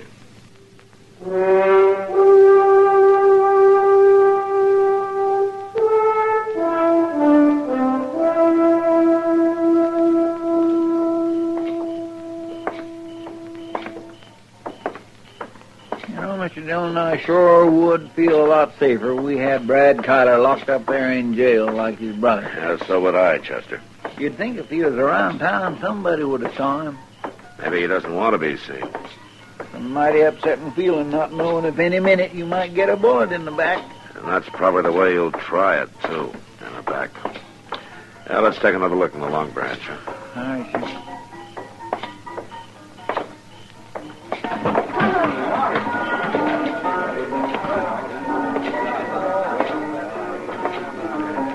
Hello, Matt. Hello, Kitty. Have you caught Brad Kyler yet, Matt? You haven't even found a trace of him, Kitty. Seems to me you could make his brother talk. Not so far. You got him locked up in jail. Isn't there some way of forcing him? Take an axe handle to him, do you mean? Oh, well, no. Come right down to it, Miss Kitty. I don't think even that'd break him down. Them collar boys is tougher than army mules. Brad and Ray's both. They're just a pair of cold-blooded killers. Sure they are, and proud of it. Ray sits over there in his cell, brags about the things they've done, admits all of it. He says he'll never stand trial, though, that Brad will get him out before then. Oh, he's just bluffing, Matt. No, Brad will make a try, at least. Matt. Oh, hello, Doc. Hey, Matt, if you want to stop a big fight, maybe a killing, Yeah? you better move in on that poker game over in the corner. Looks peaceful enough to me. No, it isn't. It's crooked, Matt. I smelled it, so I pulled out just now. And some of the others are getting kind of itchy, too. I think Ben Stoddard's about to call a showdown. Who's doing the cheating? But I figure it's that, you see that old fellow over there by the wall? Yeah? With the fancy vest and the soles off his boots? Well, he's marked the deck somehow, the way it looks to me. You know who he is, Doc? No, I know. He's a stranger in town. Claims he's a big-time stage actor back east. But I think he's mostly hot air and bad whiskey. All right, mister. This has gone far enough. There it is, Matt. Yeah. You've been winning all. You fired regular for suit me, mister. I beg your pardon, my dear sir. Now, don't high-talk me, you fancy do. All right, then, all of you. Take it easy now. Now, what's the trouble? Now, this man's been cheating on us. That's the trouble. Sir, may I ask if you represent the law here? I'm the U.S. Marshal, yeah. Who are you? I, sir, have the distinction of being Edward Vanderman, a name with which you are no doubt familiar. No, I can't say that I am. Then may I inform you, Marshal, that I am the Edward Vanderman who has trod the boards for these many years before the crowned heads of Europe, always to the wildest acclaim. That's very interesting. 23 weeks as Hamlet at the Covent Garden Music Hall. 31 weeks in the unforgettable role of Macbeth. All right, but what about this poker game? Was a ridiculous accusation. I had the impression I was playing with gentlemen instead of these coughing, haggling creatures. Let me have him, Marshal. Just let me and the boys take him out back for just 5 minutes. How do you know he was cheating, Ben? He was cheating. We all know it. Look at these cards. Nicked and clipped and cornered, every one of them. He's been working them over for the last hour. His luck's been getting better all the time. How about his table stakes there? Most of that yours? Most all of it. He had only $5 to start with. All right, then keep it and split it up however you figured. Come on, Vanderman. I beg your pardon, Come sir. on outside. Now move. Out this door. Come on, Chester. Yes, sir.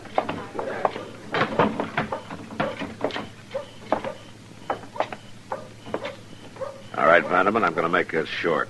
We don't like card sharps in Dodge. You get out of town tonight. Sir, I am not a card sharp. You were cheating, weren't you? I was... Well, yes, I was cheating. But it was out of desperation, sir. That and the drink on an empty stomach. Marshal, I can't get out of town. Oh, why not? Well, to put it quite simply, sir, I am broke. What? A matter of unfortunate investments, you might say. At any rate, Dodge City is the end of the line. I haven't a cent, and as you can see, I'm not very well equipped for walking. When did you eat last? Oh, approximately 24 hours ago. All right. Chester, take him over to the jail and give him some of that stew that you made. He can sleep on the cot tonight, and maybe we can figure out something in the morning for him.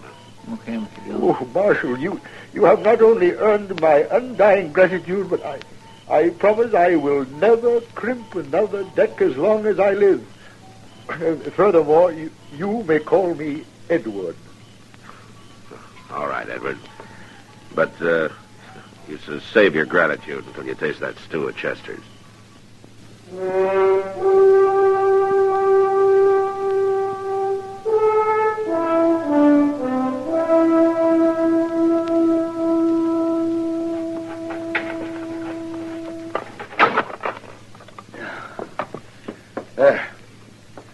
Marshal, you've gone clean out of your mind. You think so, Joe?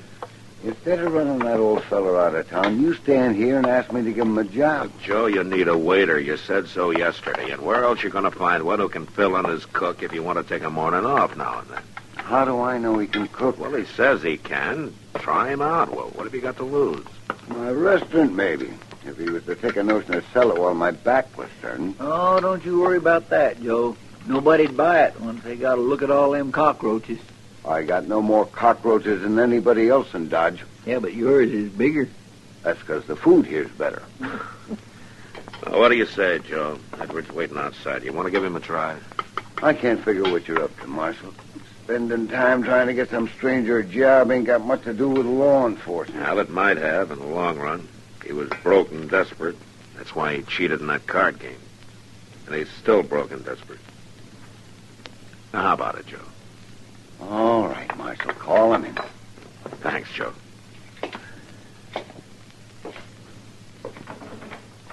Edward, come on in. Hey, Joe, just don't get in no card games with him.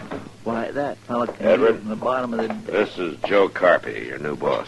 Mr. Carpy? It's $1 a day in grub, and he can sleep on a cot in the storeroom. You, sir, are overwhelming in your generosity. You can start out washing them dishes there. Very well. Unaccustomed as I am to exercising my unique talents in a scullery, I nonetheless approach the task at hand with a high heart and doughty courage. Where's the soap? Does he always talk this way? Yeah, mostly. Come on, Chester. Thanks again, Joe. Just one thing, Marshal. Behind this mask of frivolity, I am eternally grateful to you. Forget it, Edward. Your trust, sir, is not misplaced. I will not disappoint you. Drop by the jail when you get a chance, huh? Let's go, Chester. Come, my good man. The salt. There's the salt.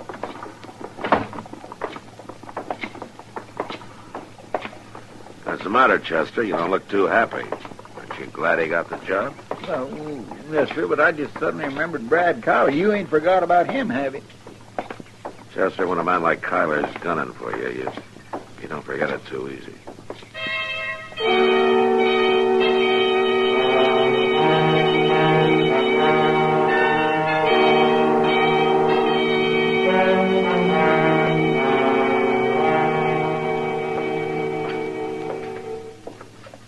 Got the tray all fixed, Mr. Dillon.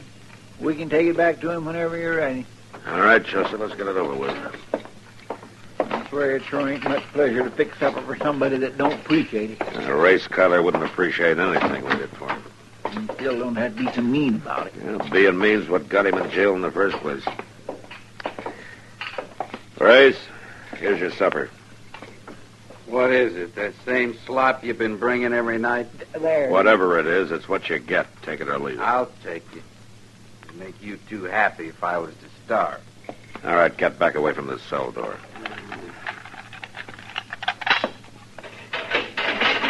All right, Chester, set it inside. I can smell that stuff clear over here.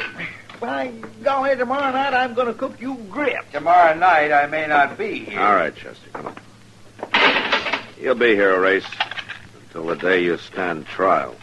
Maybe my brother will have something to say about that. No? Well, he's had plenty of time to say it. What's keeping him? He'll be here. Don't worry. Before we leave town, we're going to get you, Marshal. You do that, Race. Come on, Chester. You'll find out. You just wait. I declare that's the honest human being I ever seen. Yeah.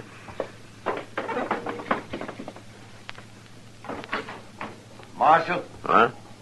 Hey, come on in. What's the matter, Joe? Marshal, I ought to make you pay the loss yourself. What are you talking about? That gall-down card sharp you got me to take on, he's gone. What? He took every cent out of the till along with him. Lord knows where he is by now. I got a pretty good idea where he is, Joe. And I wish I didn't.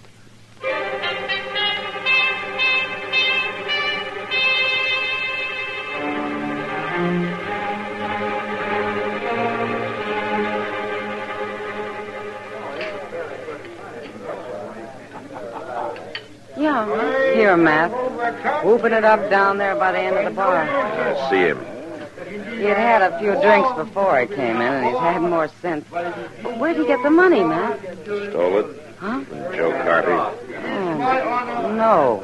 After you got him the job? Well, I should have known better, I guess, but I hate to see a man down and out pushed against a wall. I'm sorry, Matt. Well, I'll see you later. No. A toast, gentlemen. Toast to the royal blood of the House of Barleycorn. All right, I'm sorry. Edward, the party's over. Oh, dear me. The Sheriff of Nottingham. Yes, indeed. Come on, let's go. No, wait, Marshal. This is merely a natural misunderstanding which I can explain quite easily if you will only permit me. Don't bother. But I feel it's the least I can do under the circumstances. Only one moment, Marshal. If you will listen to me. All right, let's hear it. I accepted my menial role this morning with proper humility, Marshal. And throughout the long day I labored diligently, conscientiously, gratefully, humbly. Then, as eventide drew nigh, in Master Copy's cupboard, I found a bottle. So? So I looked, I sniffed, I tasted, I imbibed, and morality and ethics were flung to the winds. As I warned you, drink is my weakness. On an empty stomach, so you said. Yes. Well, I neglected to add that a precisely similar effect occurs on a full stomach. I'm sorry, Marshal. Come on, let's go. No, wait. I was quite sincere this morning when I promised not to fail your trust, Marshal. Nonetheless, I did fail it. There is no excuse, of course. I suppose that I really should face the fact that I am just a bit on the worthless side. I'm inclined to agree with you, Edward. Mr. Dillon? Yeah, what is it, Chester? Just a few minutes ago, Mr. Dillon, 3 different people seen him down by the depot. Who? Brad Tyler. He's here, all right.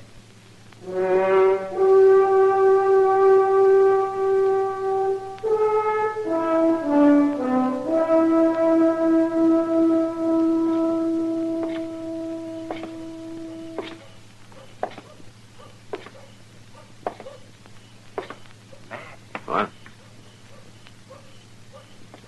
Who is it? It's me, Oh. Hello, Doc. Can't you find any place to loaf except in front of the jail? Well, with you and Brad Kyler on the prowl for each other, I figure I might as well just wait right here until one of you needed me. Yeah, you're wasting your time, Doc. I can't find a hide or hair of him. He's here in town somewhere. Folks have seen him. And I'm not one of them, though. Come on in. Chester. Has he got it locked? Yeah, I guess so. Chester. Who is it? It's me, Chester. Open up. Oh, all right. Just a minute.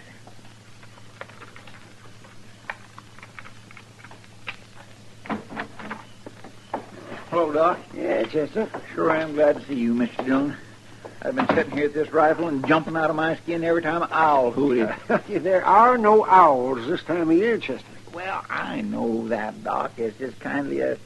Well, I'm Brad Kyler, Mr. Dillon. No, not a sign of him, Chester. Race Kyler's been yelling for the last 15 minutes. He wants to see you when you come in. No? Man, poor old actor fella ain't had much to say. He just sits there in his cell, looks at the floor. I think he's feeling real remorseful for letting you down. Well, he should have thought of that before he stole the money. Yes, I know, but I still think it's bothering him considerable. Chester! Oh, there's Race yelling again. All right, I'll go see what he wants. Boil up some coffee, will you, Chester? Yes, it won't take a minute. I got some water already. That's you, Chester? No, it's not Chester. Yeah. You finally got back. What do you want, Race? You didn't run into my brother, did you? If I had, he'd be in that cell with you right now. Marshal! Yeah, what, Eddie? Never mind him. I got a little business with you myself. No, Marshal, he's got a gun under that You keep blanket. your mouth shut. Drop the gun, Race. All right,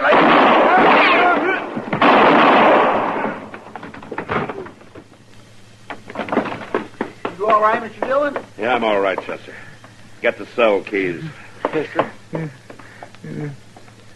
Take it easy, Edward.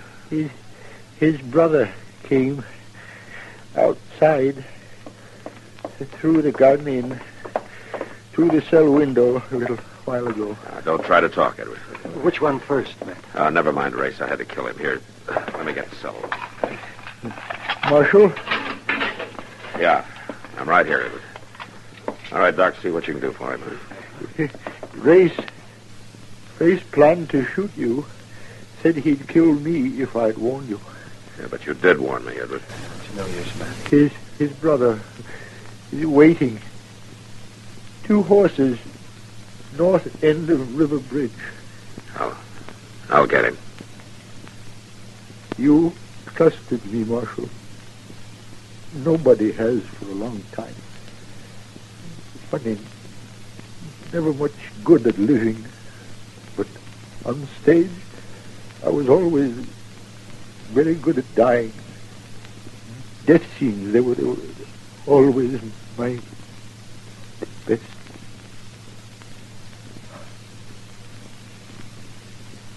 Edward?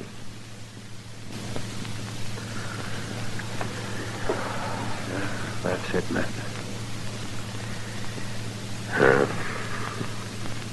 He knew Ray said shoot him, but he still warned me. I don't know, Doc. Maybe he was worthless, but like he said, he was pretty good at dying.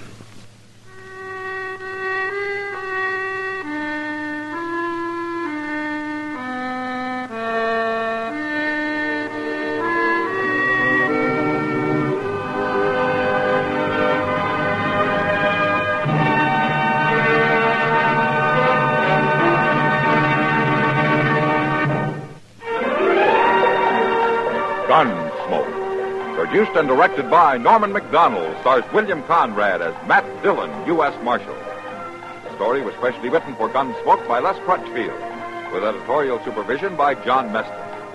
Featured in the cast were John Daner, Vic Tarrin, James Westerfield, and James Nusser.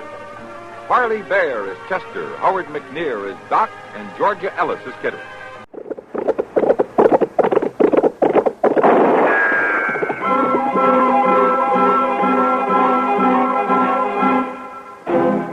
Around Dodge City and in the territory on West, there's just one way to handle the killers and the spoilers, and that's with a U.S. Marshal and the smell of gun smoke.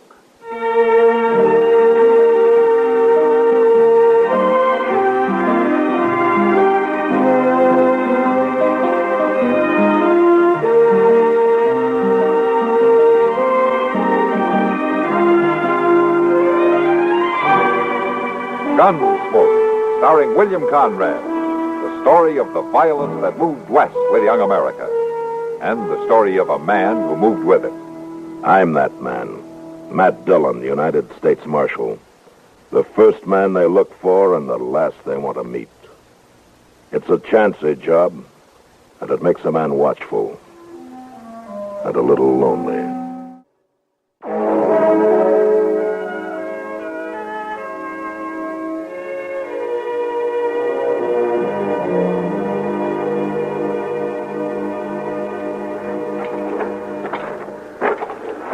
I sure will be glad to get back to Dodge, Mr. Jones. Oh, Wichita's a nice town, Chester. All right, you like it so much, next time you can come along. I got no business here anyway. Well, it's almost over, Chester. The train leaves in about 10 minutes. I've been worried all morning for fear we'd miss it. That's going to be a long ride. We wait outside here till they yell all aboard.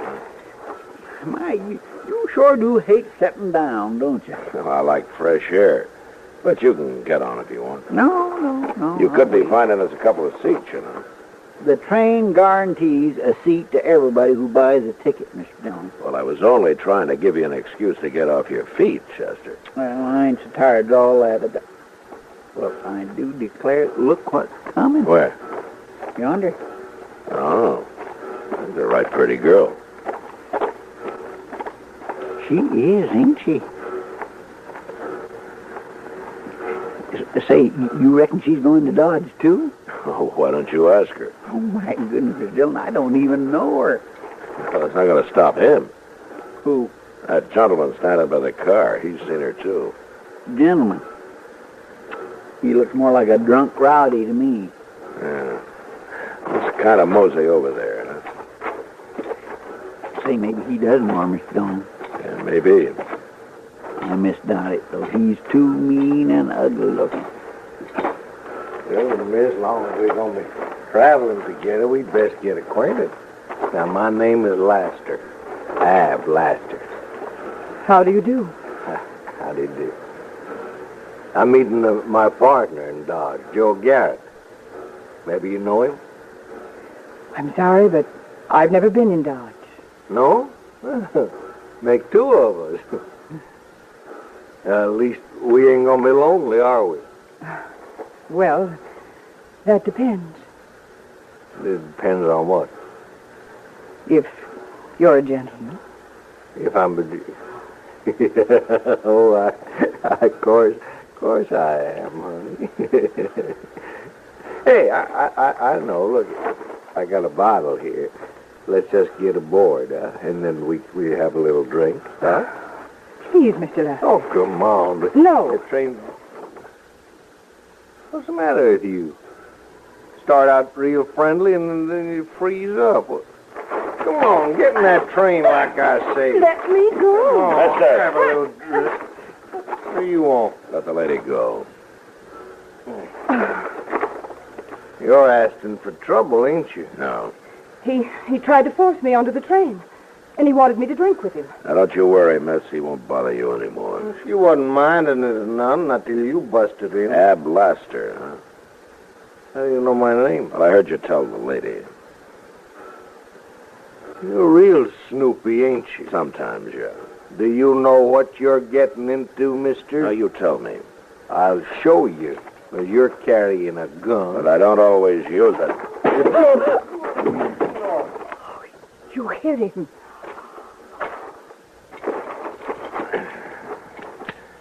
Yeah, the gun's safer with me. Here, Chester. Put his gun in your belt. Yes, sir. Oh. He's going to be pretty mad, ain't he? Oh, I'll kill you. I swear I'll kill you. You tricked me, you know that? Get aboard while you can still walk. Mister, when we get to Dodge, you're going to wish you never had seen me. I'm wishing that already. Now move. Oh, I'm sorry for all the trouble. No trouble, miss. I didn't mean to get you into a fight. It wasn't your fault. But I always feel that it is. What? Well, just my being a woman, I guess. You know. Now, there won't be any more trouble, miss. Not till we get to Dodge, anyway. Come on, let's get aboard.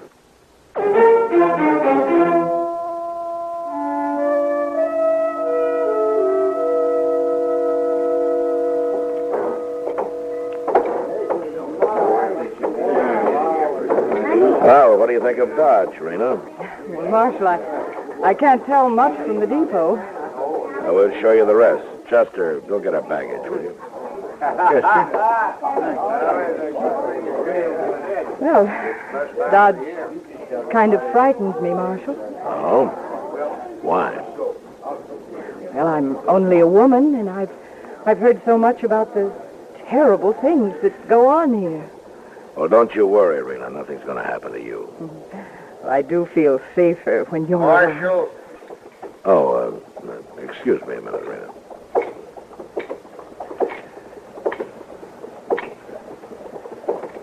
Yeah. What do you want, Lester? Well, now they tell me that you're Marshal Dillon. That's right. Marshal Dillon. I just wanted to let you know that now there's two of us, Marshal. This here is my partner, Joe Garrett. Lasher says you made things bad for him in Wichita, Marshal. Is that so? Yeah. He says you stole his gun, too. Well, he can pick it up at my office sometime. I'll do that. I don't like what you did, Marshal. Well, I didn't do it for you. Yeah, all right, I know. Now, we're going to take some horses up north for just a few days, Marshal. And then we're going to be back. Well, I'll be here. I'll be here every day.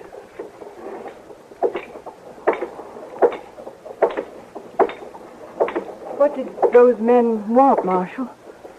It was nothing, Rena. Nothing important. Oh, I'll bet there's going to be more trouble over me, isn't there? Now, don't you worry about it. We'll find you a room, and then I'll take you over to the Long Branch and introduce you to Kitty Russell. She's the owner of the place. Come on, Chester's waiting.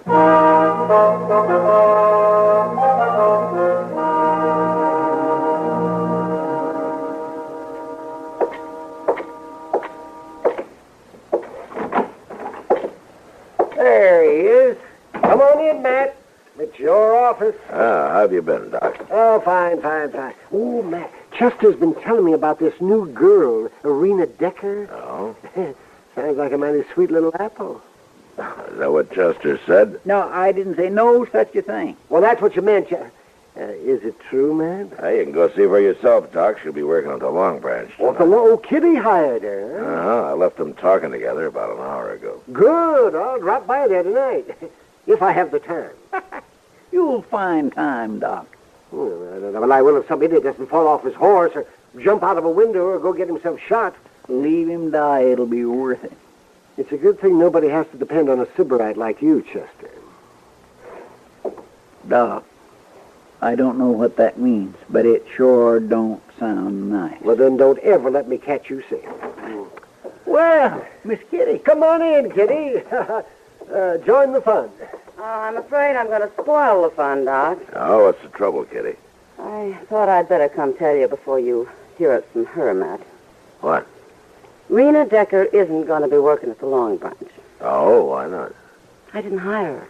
You didn't hire her? Well, I'm not saying she's not pretty and all that, but I've seen her kind too often. They mean nothing but trouble. Oh, I don't understand, Kitty. She seems like a nice little girl. Oh, you men are all alike. Pretty face throws you every time. No, not Kitty. I have no interest in her beyond trying to help her the way I'd help anybody. Who started that fight in Wichita, Matt? Ab Laster. He was annoying her.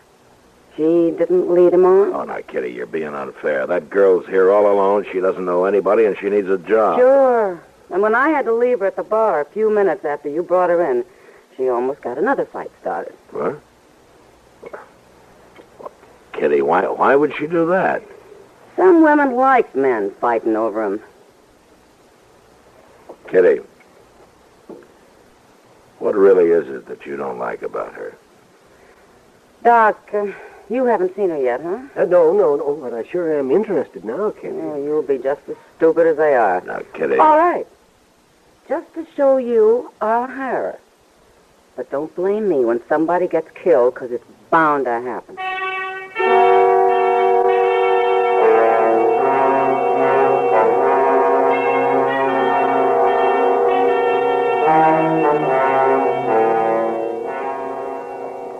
Mr. Dillon? Yeah, what, Chester? Looks like Miss Kitty was wrong, don't it? It's been 2 days, but she didn't put any time limit on it. What do you think she's got again, Rena, anyway? Sometimes a woman takes a dislike to another woman, and nobody ever knows exactly why. They sure are hard to track, ain't they? Yeah, they got their ways, I guess.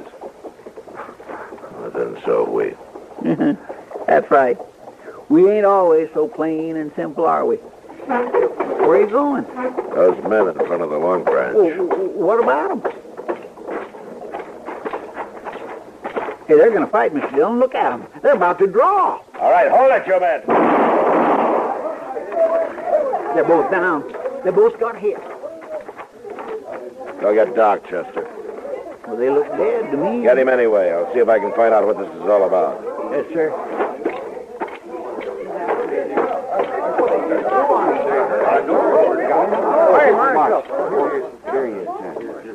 Anybody know these men? I never saw. No, not me. And I didn't see you here, Kitty. Hello, Matt. Maybe you knew these men, huh? Just a couple of riders. I don't even know their names. What started it? You wouldn't believe me if I told you. What do you mean? Talk to her about it. Who? Oh. I'll go with you. All right.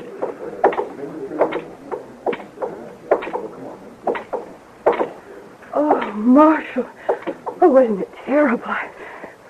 I was so scared. Rena, have you any idea what started this? Oh, Marshal, I don't know. I was talking to them at the bar, and then suddenly they got mad at each other, and then they came out here. That's all I know. What were you talking about, Rena?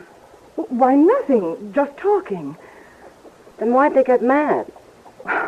You know how men are? Yeah, I know. I know how some of them are. See you later, Matt.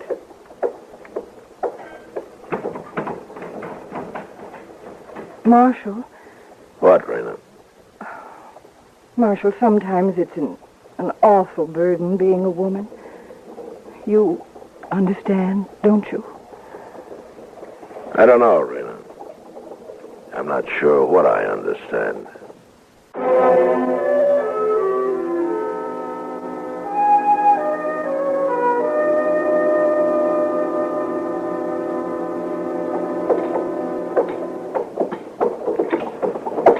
By ding, Mr. Dillon, I sure would hate to be buried that way. Nobody not knowing who you are, not even a marker on your grave. It's a sad, poor way to end up. Yeah. It's been a troubling you, too, ain't it? Some, yeah. You've been awful quiet ever since yesterday, Mr. Dillon. Well, I've been thinking, Chester. I'm going to go to the Long Branch. You want to come? Well, yes, sir. Thank you.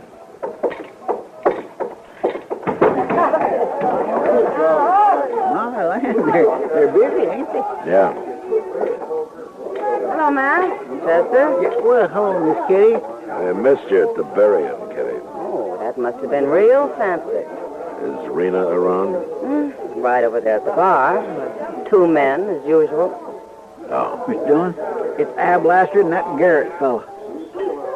Yeah. Well, I didn't know they'd come back in town. It didn't take Rena long to find out. What do you mean, Kitty? She brought him in with her when she came to work. But then, of course, she and Laster are old friends, aren't they? Kitty. Why don't you go over there, Matt? Have a drink at the bar. Listen to her a few minutes. You might learn something. All right, I will. Oh, Al. Sam, give me a beer. Rena, honey, it's sure good to see you. Are you really going to take me to dinner, Al? Oh, you bet I am. You bet. What about me? What? Ain't I invited? Oh, well, I guess that depends on Al. Yeah. Some other time, Garrett. This is going to be my night tonight. Why, Ab, you make it sound like he's not wanted. He ain't. But, well, you don't have to treat him like he's a dog or something. I ain't treating him like he's no dog. Am I, Garrett? No. Of course you are, Ab. Now, no man's going to put up with that. Is he, Mr. Garrett? What? No real man is. Well, no. No, by golly. Now, you take it back, Laster. Huh? Oh, go on, leave us alone, will you? Al. I ain't taking no more. Now, get your gun out. Well, if that's how you want. All right, wait a minute.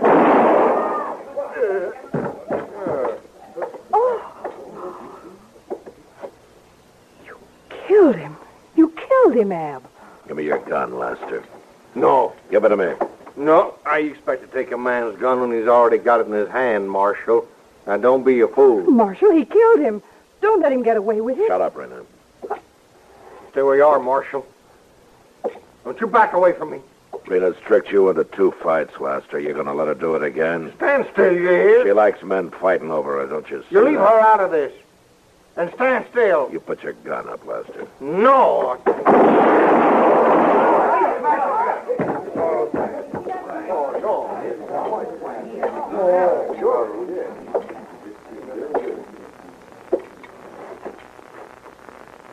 Oh, Marshal, I was so worried. I thought sure he killed you. I was so scared. Rena, 4 men have died because I wouldn't believe Kitty about you. What? You get out of Dodge right now, and don't you ever come back.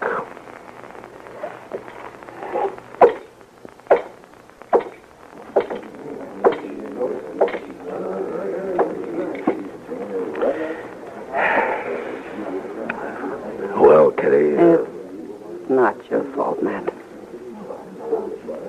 Yes, it is, Kitty. And I hope you never let me forget it.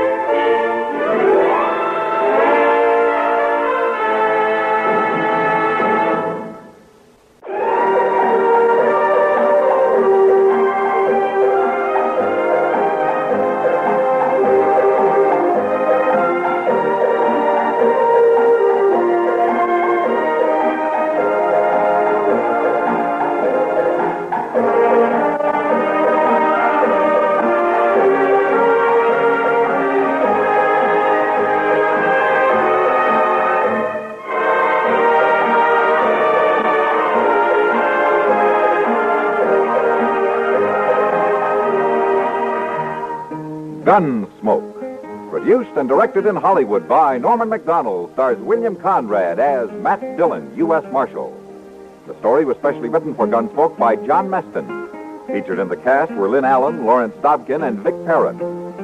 Parley Bear is Chester, Howard McNear is Doc, and Georgia Ellis is Kitty.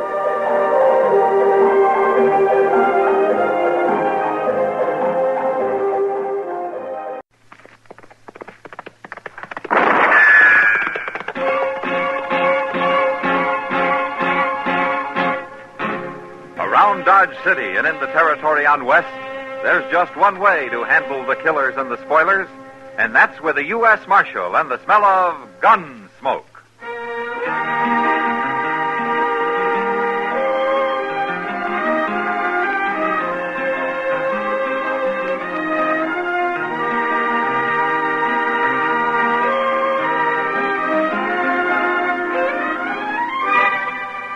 Gunsmoke, starring William Conrad. A transcribed story of the violence that moved west with young America, and the story of a man who moved with it. I'm that man, Matt Dillon, United States Marshal. The first man they look for and the last they want to meet. It's a chancy job, and it makes a man watchful and a little lonely.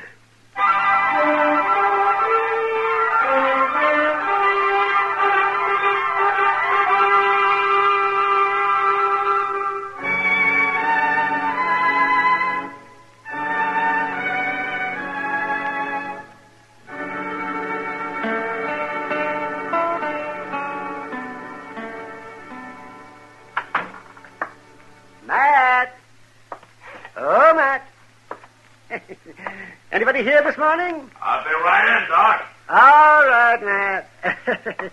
I'll just see. Oh, the girls, they grow so tall in Kansas. The girls, they grow so tall in Kansas. The girls, they grow so tall, and the boys, oh, they love them all. What's this? Oh, wow. And they marry them all in the fall. In Kansas. Now, that's a poor way to start the day, Doc. Oh, well, what's a poor way to start the day, Matt? Why, getting up in the morning.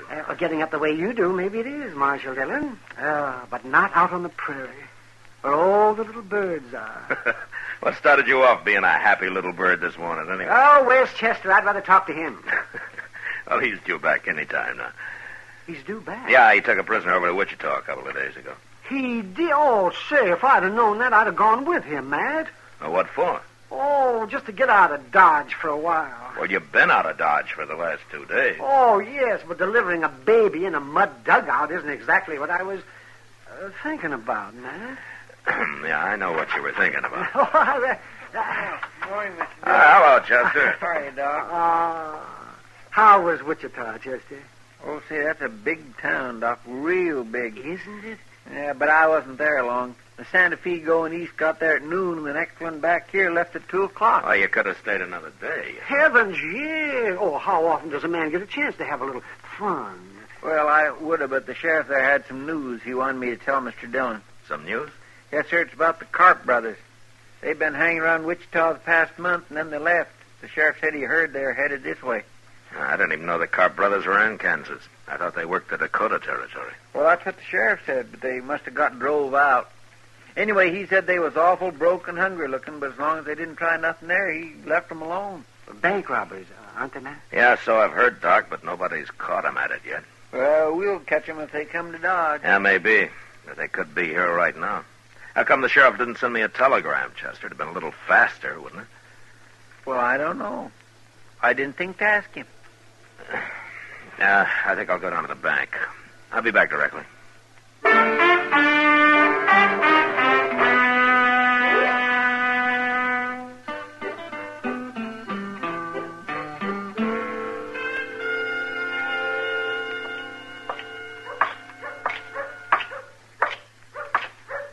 Hey, Kitty.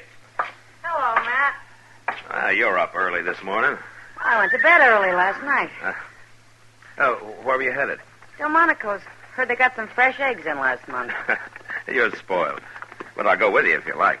I'd like it fine, Matt. I gotta see Mr. Bodkin at the bank here first. Why don't you go on ahead and I'll join you, huh? Well, how long will you be? Oh, just a couple of minutes. I'll wait in the bank for you. Okay. But if you're longer than a couple of minutes, you can find me at the restaurant. I'm feeling pretty healthy this morning. You ought to go to bed early every night. If I did, I couldn't afford breakfast. This place looks deserted. We must be the only people up in Dodge, except for the cashier there. Maybe I ought to wait till after breakfast, Matt. No, Kitty, I'm afraid this business has waited too long as it is.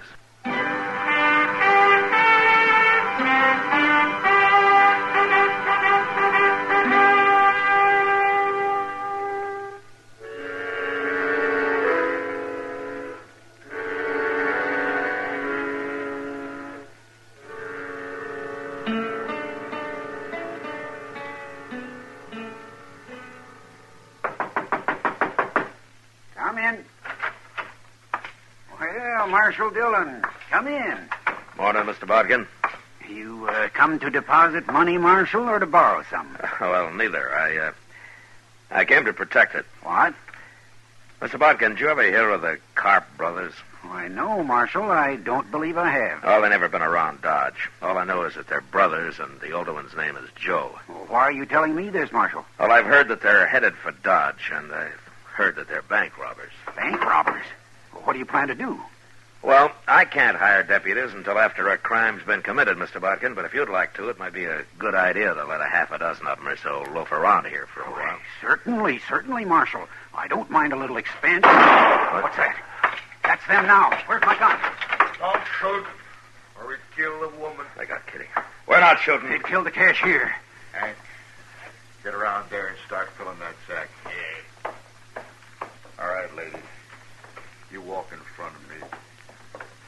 Either one of you tries something, she dies. He's coming this way, Marshal. Shoot him. Don't be a fool. Kitty's in the way. Besides, he's got a gun in her back. They're robbing my bank. Shut up. And I'll shoot him. Kitty's on you. My hands are up, mister. He was going to shoot. Now, that was smart of you. Well, I'll be. I caught the marshal himself. Or I will have as soon as I get his gun. Don't move now. I'm not moving. This is the first time I ever disarmed a lawman. Feels good. Joe Carp. How'd you know my name? Well, I heard you were headed this way, Carp, but I didn't hear it in time. You sure didn't, Marshal. Is that your brother you came in with? What difference does it make? Look, take your money, Carp. Take it, and I'll ride out with you, and nobody will bother you. No, Matt. Shut up, Kitty. Oh, I see. Nobody will shoot at you if I'm along.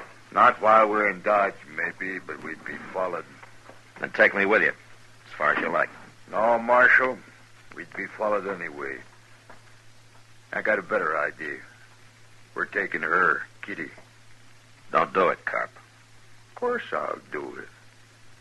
And first sign I see we're being chased, whoever it is going to find Kitty laying right in the trail. Fresh killed. And if you don't think I'll do it, I'll tell you something. First person I ever killed was a woman. So don't let nobody follow us. Nobody else will follow you, I promise you that. I'd hate to lose such a pretty girl. Matt, it's all right. Forget it. Sure. Let's get. You go in that office and sit down, Marshal. Hank's got the money ready. We're leaving. So long, Kitty. So long. Nobody seems to heard me kill the cashier. So don't you run out and tell nobody, Marshal. No, I won't. Yeah, Marshal, if I do shoot Kitty, I promise you one thing. Yeah? I'll do it with your gun.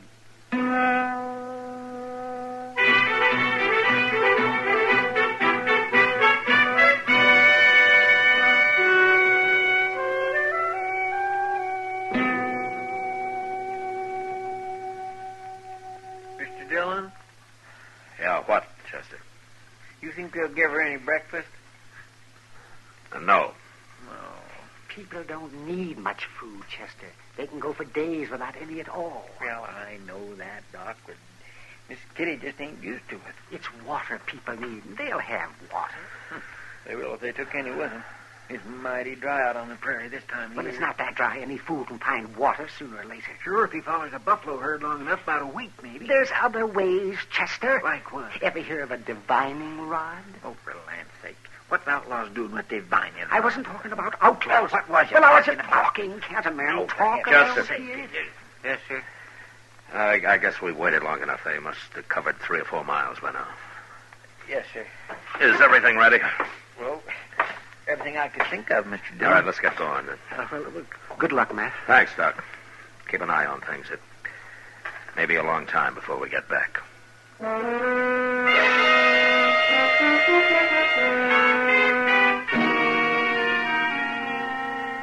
From the bank window, I'd watched the Carp brothers ride north out of Dodge. So Chester and I started off in the same direction.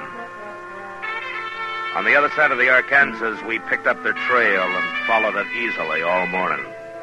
But we were careful to stay way behind them and out of sight. Although we probably could have run them down in a few hours.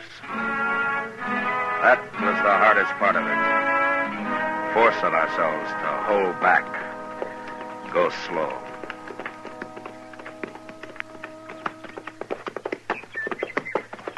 Mr. Dillon, you think Carp would really do it? Do what, Chester? You know. Do you? Yeah.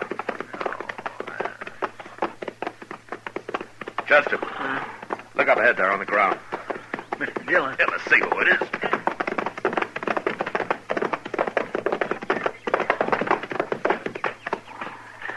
It's a man, Mr. Dillon, some cowboy. He's been shot. Bring your water back. Yes, sir.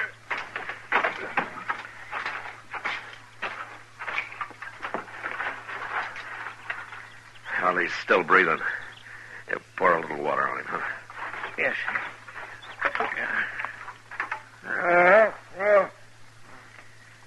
Hey, fella.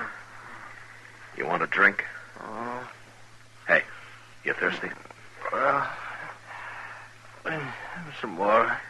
Here.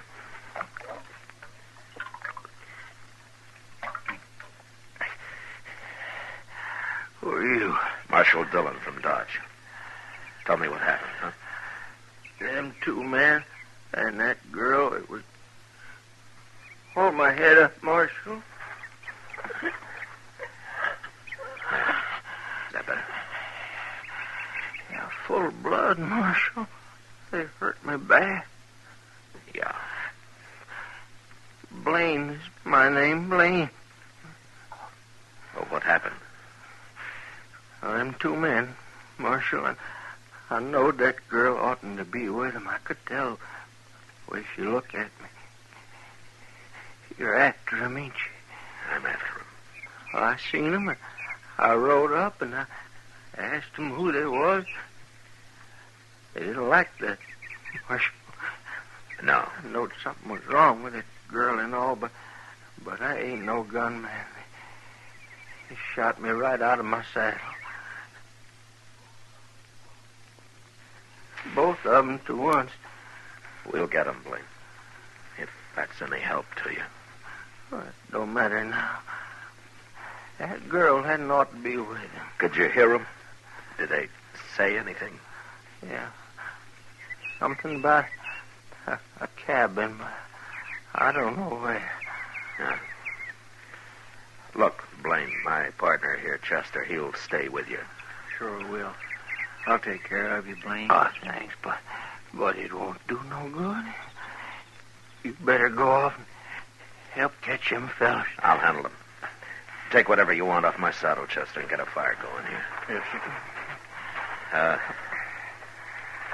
You'll, be fine, Blaine. So long.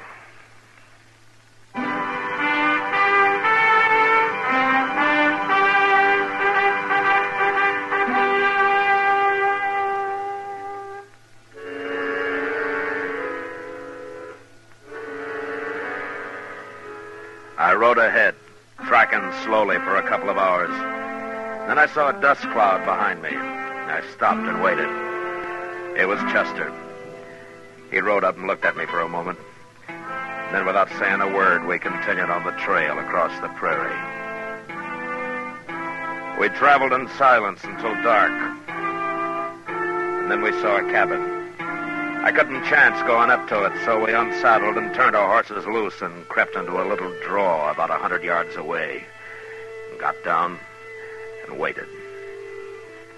We waited all night. Dawn came, and then the sun, hot as ever.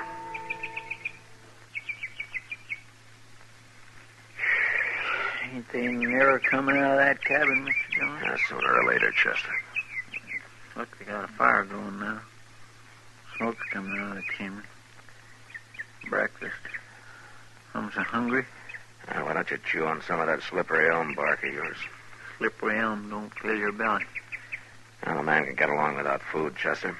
Like Doc said. At least Miss Kitty's going to get something to eat. Yeah. Mr. Dillon, what in the world are we going to do? Well, right now there's nothing we can do but sit here and wait and keep quiet.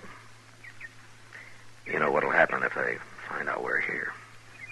I know, but I ain't thinking about it. Now, you better get back down now. I'll stay up here and where I can watch. Yeah, but they could see you, Mr. Dillon. Now, I got a little bunch of buffalo grass in front of me here. It's enough. Yes, sir.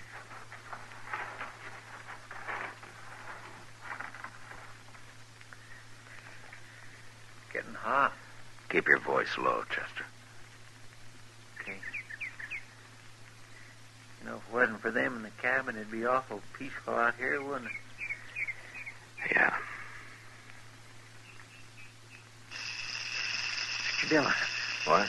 The rattlesnake. He's behind you on top of the hole, about 5 feet back of your head. Whatever you do, don't move, Chester. Don't even breathe if you can help it. He's looking at me now, Mr. Dillon. How long is he? I can't see him. He's a big one. Maybe 3.5, 4 foot. Huh. I can't see you either. How far are you from him? Far enough. Unless he uncoils, moves up. Well, just keep very still. They go away. He ain't about to go away. Well, did you move? In my hand. Just a little. Well, don't do it again. Mr. Dillon, he's stretching out. He's moving. Which way? Toward you. Steady. He stopped. He's coiling again. Chester? Yes, sir. Look, if that snake strikes at me, don't yell. They'll hear you in the cabin. Just start thinking about it now. If he strikes you, just close your eyes and stop breathing. You hear me? Well, I'll try. You'll do it. You understand? Yes, sir. He's looking at me again. You must have moved, Chester. You must have. Well, I got my rifle aimed at him. Now, you stop it. You get your finger off that trigger, and now. Well, I can't sit here and watch that rattler strike Kitty. If you shoot, Kitty will die. Don't you know that? I didn't move, Mr. Dillon. Honest, I didn't. He's looking at you now. Well, let him look. I gotta do something. I can't sit here and watch this. Wait a minute. Now, listen to me. I got an idea. What? Are you chewing? Huh? Are you chewing? Oh, no, not right now, but I got a fairly fresh squid of slippery elm in the shirt pocket. Okay. We'll chance it. You get that quid into your mouth, but you do it slow. Slow and as steady as you can manage it. And once you start moving your hand, don't stop. You understand? All right, go ahead. Okay, sure. What for? Well, I'll tell you when you get it in your mouth. You doing it? Yeah, I already got my finger in my pocket. There it is. Oh, slow and steady now. I'm trying. It's in the mouth now. Oh, juice it up, Chester. Get a big mouthful. I am. All right. Now, I've heard you brag about how good you can spit. Can you hit that rattler from there? Maybe. Well, okay. Do it. Well, I only got one shot. I can't make it. I can't do it. Wait a minute. You got a mouthful. Well, have you? Yes, sir. All right, swallow some of it. Just a little bit. Now, go on, swallow. I did. Now let it sit a minute. How's it feel? Like whiskey. Raw whiskey. All right. Now take your time. Make a move. Make him look at you. And then splatter him right in the eyes. Okay. Go ahead. Snake. Hey, Snake. Look.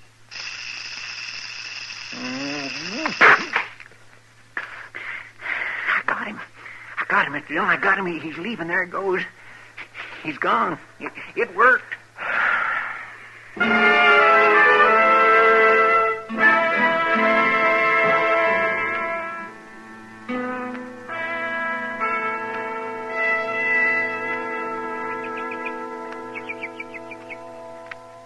They can't stay in that cabin forever, Mr. Dillon. They'll die of the heat cooped up in there. It's only about 10 o'clock, Chester. My, I hope they gave Miss Kitty some breakfast. Now the door's opening. They coming out? Get your rifle. Easy now. It's Miss Kitty. Yeah. That's Joe Carp behind her. Now there's his brother. They're all outside now. What are we going to do? We're going to kill him, Chester. You mean just shoot him down from here, cold-blooded? How would you want to do it? I'm ready, Mr. Dillon. All right, then take the one on your side. That's the brother. I'll take Joe. Kitty's standing awful close to it. Yeah, she is. Now, when I say hold your breath, you do it. And then count to yourself. 1, 2, 3. And then fire. I'm set. All right. Hold your breath.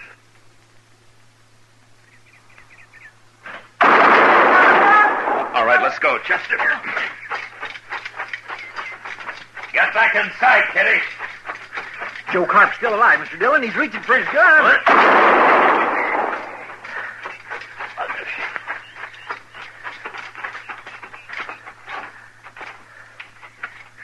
They're dead. They're both dead now. Okay, Kitty.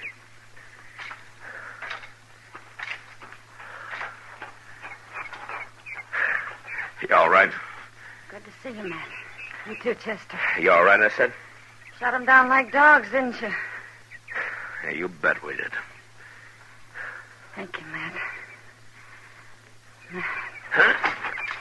Well, for pity's sake, she done fainted, Mr. Dillon. Well, it's a good thing you caught her. Here, I'll carry her inside, Chester. Come on, we'll get some breakfast going. They probably didn't feed her after all.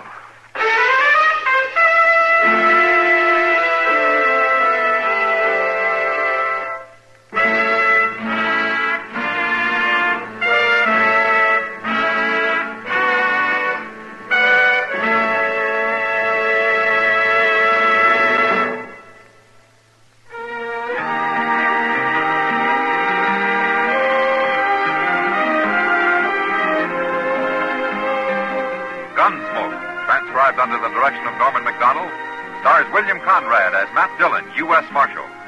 Tonight's story was specially written for Gunsmoke by John Meston, with music composed and conducted by Rex Corey.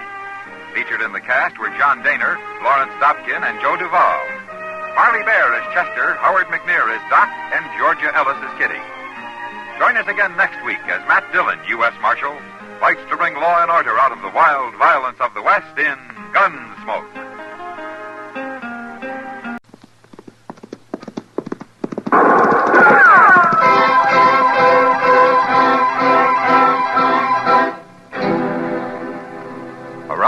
City and in the territory on West, there's just one way to handle the killers and the spoilers, and that's with the U.S. Marshal and the smell of Gunsmoke.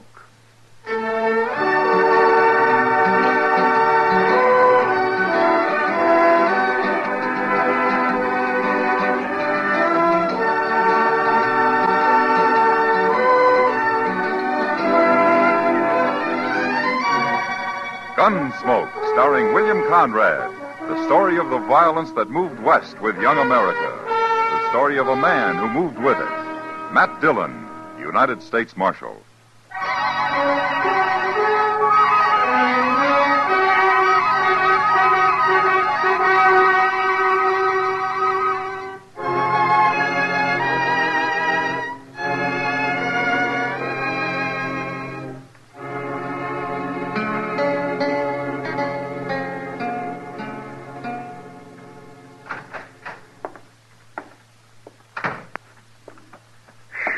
Mr. Dillon, I never saw a street like that. Huh?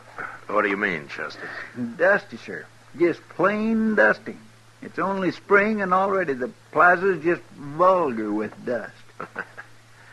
Streets in Texas are all grass, Chester? No, sir, but they're better than this. You'd think there'd be some way of fixing it. Well, Dodge is growing, Chester. Maybe someday it won't look so bad to you. I don't aim to live that long, sir. Well, I'm glad you got that much figured out anyway. I surely have. Oh, now, wait. That's not what I meant either. Don't let it worry you, Chester. Now, did you get those posters down to Mr. Hightower? Yes, sir. He said they'll be ready about noon tomorrow. All right. Pick them up then, will you? Yes, sir. Hey, oh, my goodness, Mr. Dillon, I nearly forgot. No? Well, Forgot what? After I left Mr. Hightower's, I thought I'd just take a glass of beer. I had to get all that dust out of my throat. You know how bad it is walking around knee-deep in that stuff, and I was coughing. All right, Chester. Well, what is it you forgot?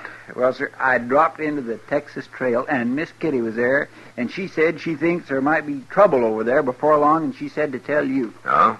What kind of trouble? Oh, the usual thing. Some man fighting over girl. Well, you don't seem to be very worried about it. I'm tired of people fighting. I wish they'd all just go away somewheres and kill each other off and have done with it. That'd be fine as long as they don't do it in Dodge. Well, come on, Chester. Let's go over and see what it's all about.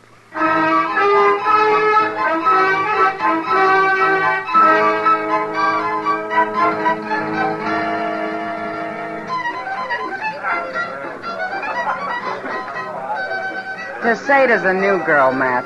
She's shy as a flower. I don't know what she's doing here anyway. How do you know the name of the man? Dorgan, he says. I tried to get her away from him, but I think she's too scared. Well, maybe she likes him. Did you ever think of that? I hope not. Anyway, he won't let anyone else dance with her. Those two over at the bar near Chester there. They've tried twice. I know one of those men. The tall one. His name's Horn. Who is he? Yeah, he's a gunman. Pretty fast, too, so I've heard. Well, I was over there with Tacetta last time they came up, and somehow, from the way they talked, I got the feeling they're more interested in Dorgan than her. Oh, you mean they're trying to draw him into a fight? That's my guess, Matt.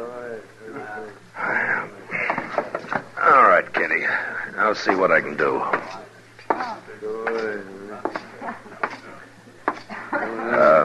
Miss Tacetta? Yes? I'm Matt Dillon. I'd be proud if you'd dance with me. Well, I don't think I'd better. Now, go ahead, Tacetta. It's all right. You can dance with him. Mr. Dorgan, you told those others that I could... Hello, Marshal. Hello, Horn. This here is Watson. Howdy, Marshal. How are you? Well, what's on your mind, Horn? He just wanted to let you know, Marshal, if there's any trouble here, we ain't responsible. Leave me alone, there won't be any trouble. All we want, Marshal, is our turn with the girl here, and Dorgan's had her hogged the whole evening. And that ain't fair, and that's all. What's funny, Marshal? You sound like a man at a church social. I'm trying to be peaceable about it, that's all. I've seen you when you didn't try, Horn. What are you looking for, an excuse to work this man into a gunfight? Yeah, he sure is, Marshal. I ain't going to take much more from him or Watson either. What's the real trouble between you? There's no trouble, Marshal. We just want to dance with that girl. That's all. Mm-hmm. You want to tell me, Dorgan? Nothing, Marshal, nothing. All right. Tacetta. Yes, sir. Go over there and sit with Kitty, will you? Now, wait a minute, Marshal. Tacetta's my girl. I've been buying her drinks. She's staying right here. Go ahead, Tacetta. Go on over with Kitty. I don't know which one. You just go, Tacetta. Nobody will stop you. Well, all right, then. Thank you for the drinks, Mr. Dorgan. Go on, beat it. Chester. You got a great way of handling things is all I can say. What is it, Mr. Dillon? Take their guns, Chester. Oh, no, you don't. Shut up, Watson. Well, you going to let him do that? We ain't looking for trouble. You're smarter than I figured, Horn. Am I, Marshal? Get him, Chester. Yes, sir. All right. All right. Your guns will be at the jail. You can pick them up in the morning when you leave town. Leave town? All three of you. Good night, gentlemen. Taking his gun from a man like Horn was the fastest way in the world to get him out of the saloons and off the streets and behind cover somewhere. There were too many men who might show up out of his past and suddenly make their claim on him. And Horn was the one that really mattered. Neither Dorgan or Watson looked like real gunmen. So I thought I'd been pretty smart. Till the next morning. I was just crossing the plaza when I ran into Kitty and Chester. Matt, we've been trying to find you. Oh, what's the matter, Kitty? It's Tacetta. I don't know where she is. What? I looked in her room this morning and she'd gone. Nobody's seen her anywhere. Oh, maybe she went out to buy some clothes or something. Oh, she was afraid to go out alone. I always had to go with her. I just know something's happened to her. Oh, like what? Dorgan. He was real sweet on her, Matt, and I don't trust him at all. Oh? Dorgan come by the office real early, Mr. Dillon. I gave him his gun, and he vamoosed. He was in a big hurry to go someplace. Well, I told him to leave town this morning. Well, you didn't tell him to take Tacetta with him. Did they get back together last night? Sure. Just as soon as Horn and Watson left. I couldn't stop it. I see.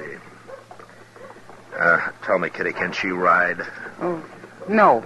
I asked her to go out with me once. All right. There was a stage west this morning.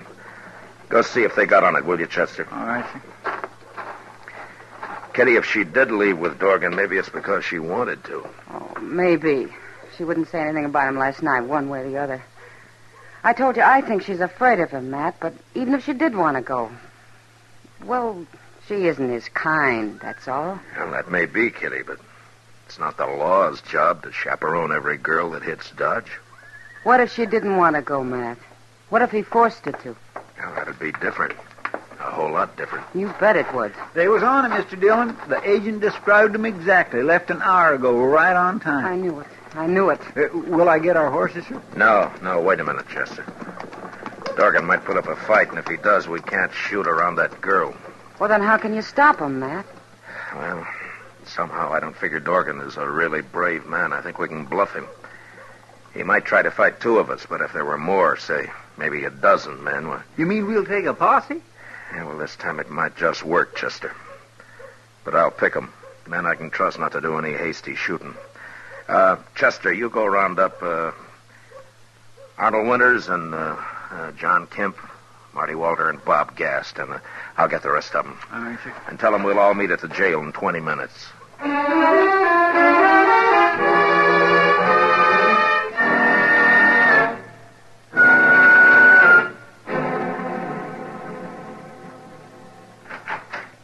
Everybody's here, Mr. Dillon. All right, I'm coming, Chester.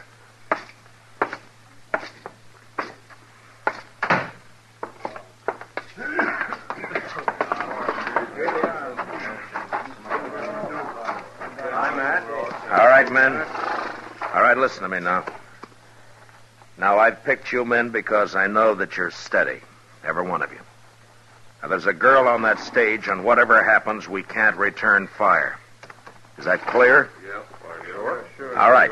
I'll figure out how we're going to stop them when we get there. Marshal. Well, what are you doing here?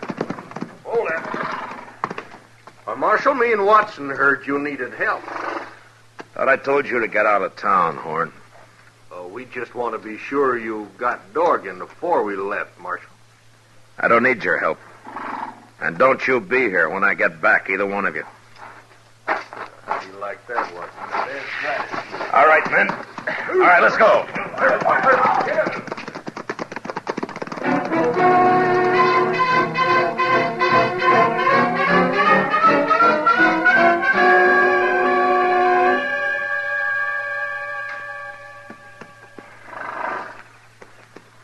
It's a-coming, Mr. Dillon. All right, Chester. Men, spread out in a half circle. When the stage comes out of those cottonwoods, Chester and I'll ride forward and stop her. And then you close in around us. We got it. All right, let's go.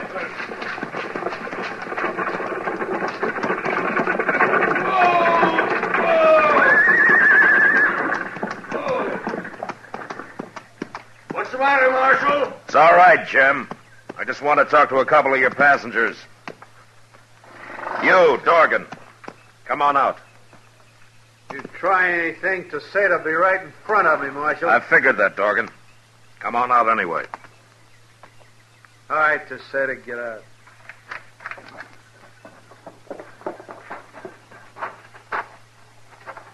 You stand right here, Tacetta, and don't move. Now, what's on your mind, Marshal? I want to know if Tacetta's here because she wants to be. That's all. Tell him, Tacetta. Right, tell him. Just tell me the truth, Tacetta. If you want to go with him, you may. But if he's forcing you to go, then we're here to take you back to Dodge. You wouldn't want her death on your conscience, would you, Marshal? Oh, no, please don't kill me. I'll tell it. I came because I wanted to. There. That's a good answer, Tacetta. And go on back to Dodge and leave us alone. I guess you didn't hear the same thing I did, Dorgan. I'm warning you, You Marshal. haven't got a chance. How long do you think you can use her for cover? Now, I got 12 men here, Dorgan, and we'll follow you from here to California if necessary. Isn't that right, men? And if she should get killed, I'll just let you imagine what we'll do to you. Now, you drop your gun belt right where you are and step forward. And do it now. All right, get his gun, Chester. Yes, sir. All right, one of you men get rid of your guns and put Dorgan up behind you. Mr. Dillon, what are we going to do with Tacetta? She can't ride anyway, especially in those clothes. Well, the Bledsoe place is a couple of miles from here. Go over there and borrow their buckboard, Chester, and for your trouble, we'll let you drive her back to town. Yes, sir. My. Well, you wait right here, Mr. Tacetta, and I'll be back in no time at all.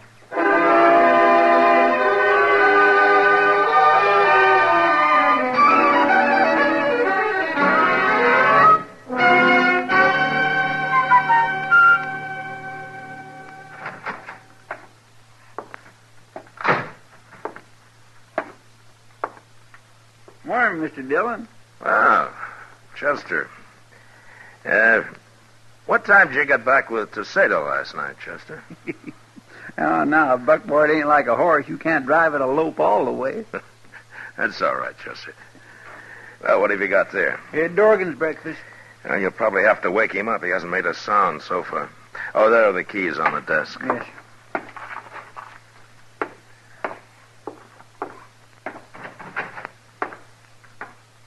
Mr. Dillon? Yeah? Come here, quick. What? Open the cell, Chester. Hurry. He might still be alive. I got a knife. All right. Cut him free. I'll hold it.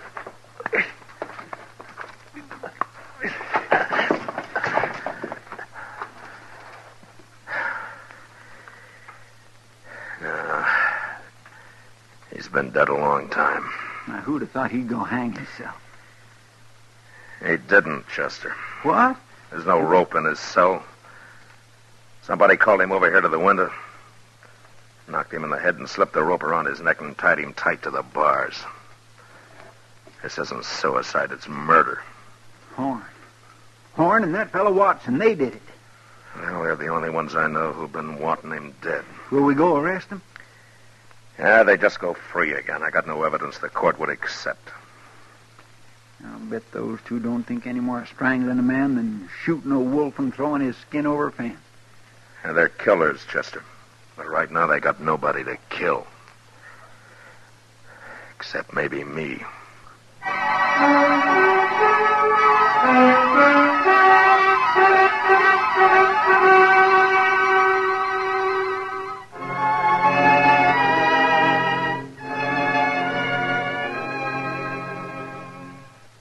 When I found out that Horn and Watson were still in Dodge, I figured that they were probably waiting for me to run them out. That they'd be glad for the excuse if I did, leaving Dorgan's murder behind them. Instead, I did nothing and I said nothing, hoping it'd sand their nerves some. Maybe drive them to a bottle and some loose talk. That night, pretending there was nothing in the world on our minds, Chester and I walked into the Texas Trail. Sure is crowded tonight, Mr. Dillon. Yeah. Say, there's Tacetta. See her? You're like a fall hog after ripe acorns, Chester. Well, now, my gracious, it wouldn't be polite for me not to say hello, would it? I'll see you later.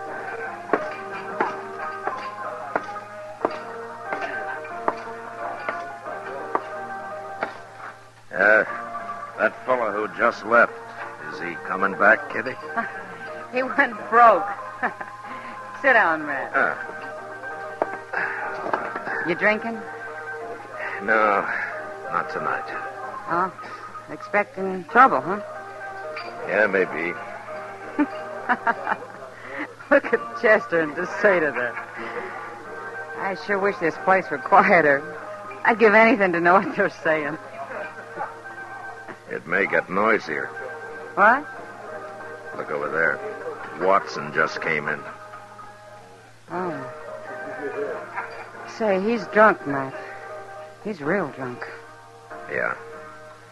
He's just going to start trouble again. Look, he spotted Tacetta. I don't see Horn. Oh, Horn hasn't been in tonight. I said I was going to dance with her. You're a loco drunk, Watson. Get out of here and leave the lady alone. What lady? You take that back. Matt? Are you from Texas, mister? Yeah. Yes, I am. Well, now, if I was from Texas, I'd certainly keep it to myself. You're wrong, Watson. There's a lot of good, decent people in Texas. Maybe, since you left. It's a wonder you can even get a woman like this. Don't you be judging the people of Texas. Matt!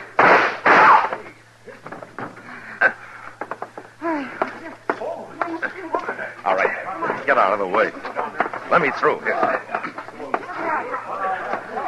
Wait a minute. He drew on me, Mr. Dillon. I was only going to fight him. I didn't think he'd draw. Everybody saw it, Chester. He had his gun out first. I shot him twice. He didn't even fire. How come he didn't kill me? Now, take it easy, Chester. Tacetta, go get him a drink, will you? Yes, sir. I'll do right away. Watson. Watson. Little Texas fella. He shot me. Watson. Watson, listen to me. Did you strangle Dorgan? Dorgan. We killed him. Me and Horn. Right in jail. There it comes.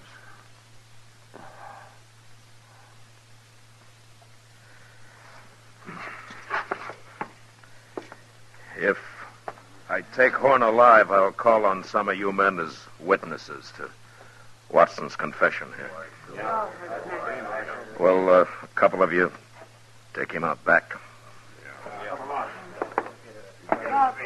Chester, you all right? You look peaked. I got him a whiskey, sir, just like you said. Drink it down, Chester.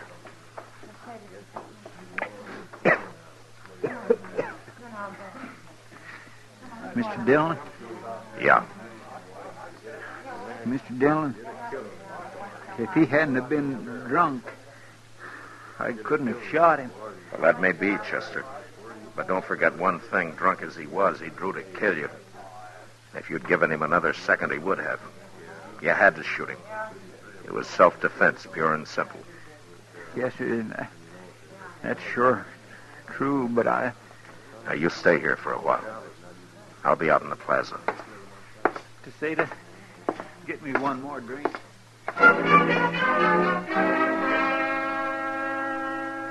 Word of the gunfight would spread fast in Dodge, and the word of the dying man's confession even faster. Wherever Horn was, I knew he'd hear about it. And since he was a gunman of an entirely different breed from men like Watson and Dorgan, it could be depended on that instead of running, he'd shoot it out with me. It was a simple matter of vanity, and there was no way to stop him. The only thing I could do was wait. Expectantly, the plaza cleared. But before Horn showed up, Chester came out of the Texas Trail and walked over to me. Mr. Dillon? Are you all right now, Chester? I'm fine. But say, I just heard that Horn's gone and got himself a shotgun. Now, is that so? You can't meet him like this. I'll go get you one out of the office. No. But, Mr. Dillon, a shotgun... I know. But if Horn's done that, he's lost his nerve. It means he can't face me any other way. Yeah, but you haven't got a chance against a shotgun. Well, we'll soon find out. There he comes. Oh. He does have a shotgun, Mr. Dillon. All right, get off the street, Chester. I don't like leaving. Go on. Yes, sir.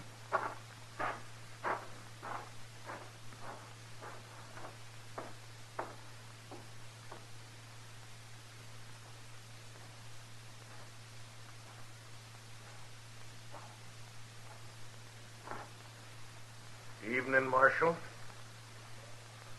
You're well armed, Horn. Yeah, ain't I?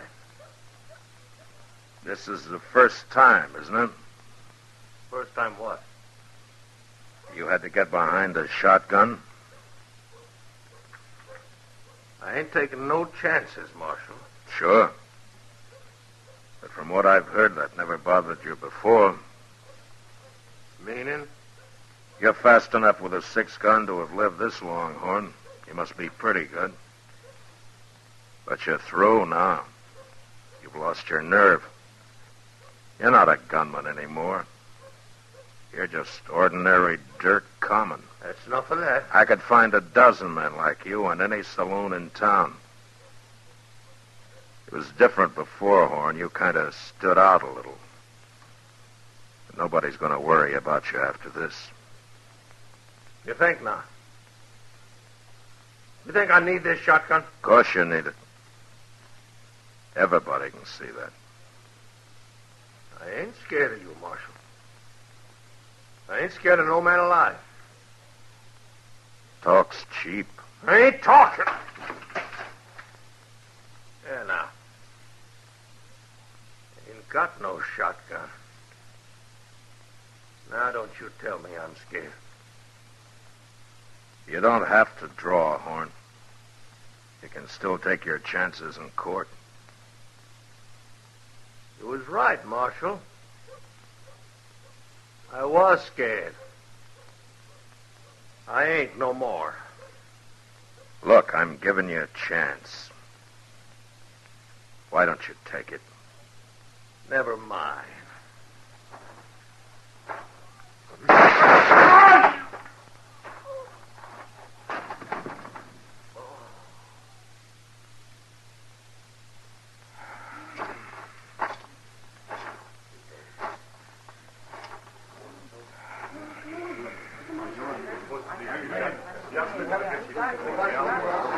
right, Mr. Dillon? Yeah.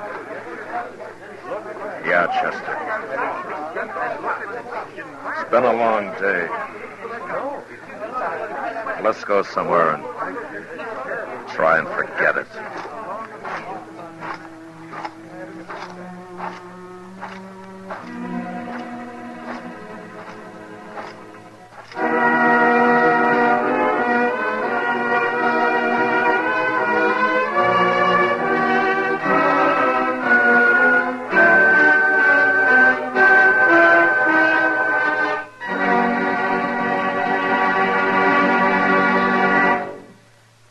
Gunsmoke, under the direction of Norman Macdonnell, stars William Conrad as Matt Dillon, U.S. Marshal. Tonight's story was especially written for Gunsmoke by John Meston, with music composed and conducted by Rex Corey. Featured in the cast were Tom Tully, Lawrence Dobkin, Paul Dubov, and Lillian Baeff. Parley Bear is Chester, and Georgia Ellis is Kitty. Gunsmoke is heard by our troops overseas through the facilities of the Armed Forces Radio Service. Join us again next week as Matt Dillon, U.S. Marshal, fights to bring law and order out of the wild violence of the West in Gunsmoke.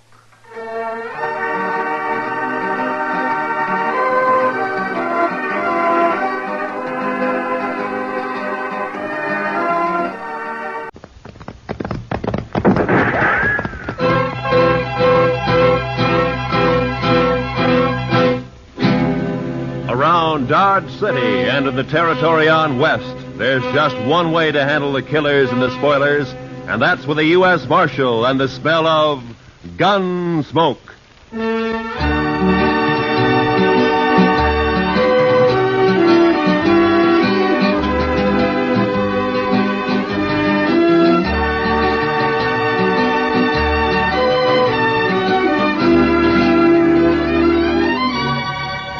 Gunsmoke, starring William Conrad. The story of the violence that moved west with young America. The story of a man who moved with it. Matt Dillon, United States Marshal.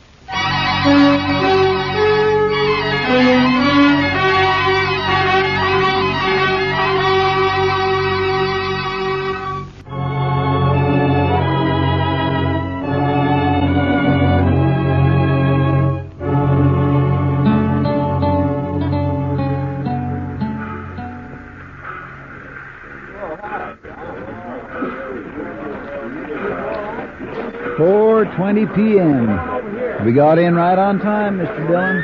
Yeah, the railroad's getting better every month, Chester.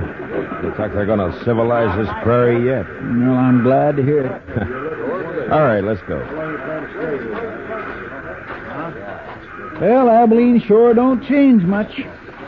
Looks about like it did the last time I was here. Yeah, we're getting most of the cattle at Dodge now. The boom's leveled off here. Still a rough town, though, I suppose. You think he'll put up a fight? I don't know, Chester. He's pretty mean from all reports. He may. We'll try to avoid it, though. Of course, we're only guessing. Anyway, he might not even be here. No, he always heads for Abilene when he gets in trouble. It's his hometown. He'll be here. And one good thing, it's Bill Hickok's town, too. At least we'll have the local sheriff on our side for once. Yeah. I suppose that's some help. Some help? I'd rather have Wild Bill along than anybody I know. I suppose. Chester, what's the matter with you? You're acting like a man at his own funeral. Mr. Dillon, I've had an uneasy feeling ever since we left Dodge. Kind of a hunch, you might say. Oh, it's nonsense. They're going to pick up a killer and take him back for trial. That's all. Maybe. And maybe not. Look, Chester, any man who lives by a gun knows down inside that he's going to die by one someday. But if he's got any sense, he keeps from thinking about it. Of course, he can't help getting a hunch now and then. I had plenty of them myself. Mostly wrong. Come on, Chester, let's walk down to the Last Chance and I'll buy you a drink. As a matter of fact, I'll buy us both a drink.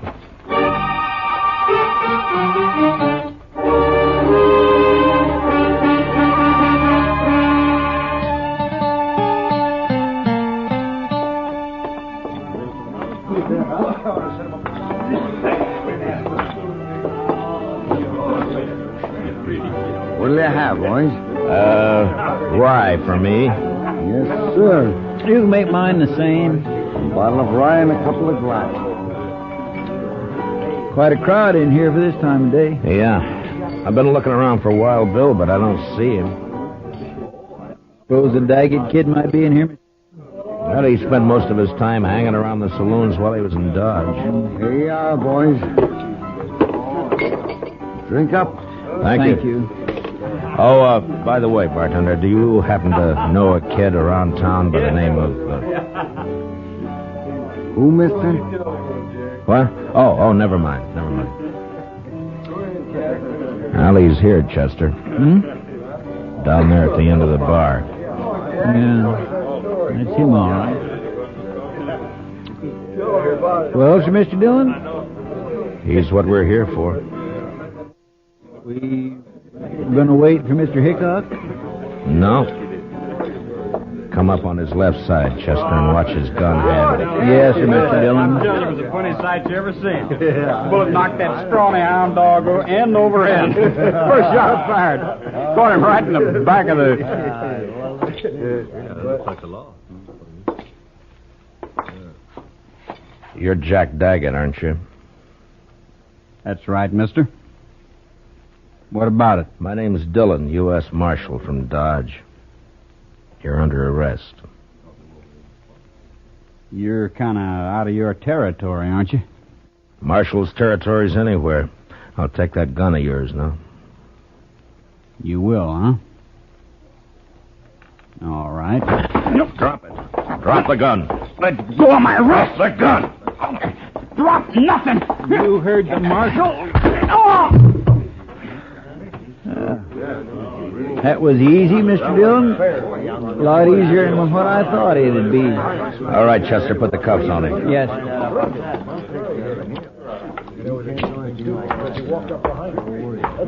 Seems to me your partner acted a little high-handed there, Marshal.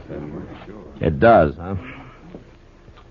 Now, he had no call to slug that boy in the head that way. Would you rather I'd have put a bullet in his belly?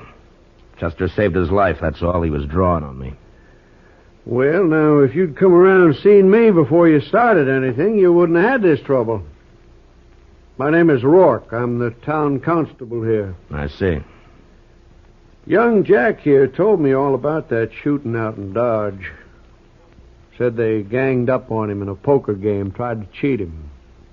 Forced him to shoot his way out. That's a good story.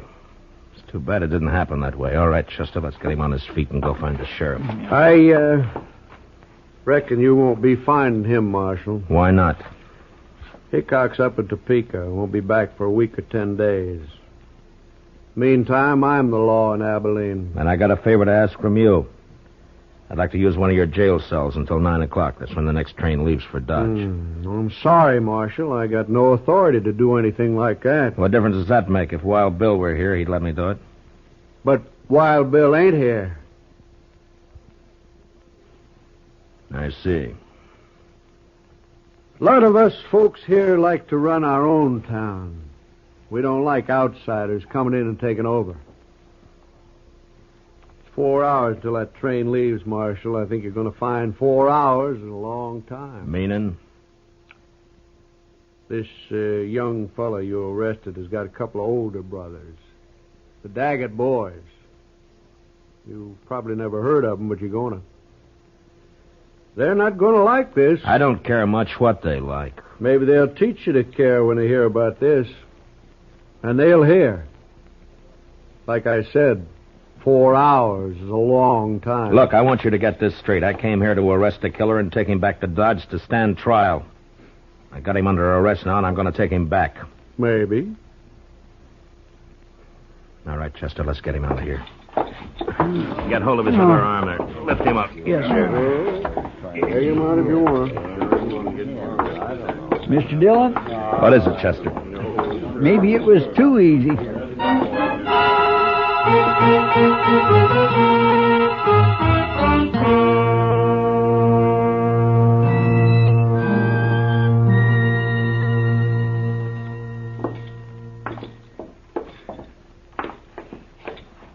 Yes, gentlemen.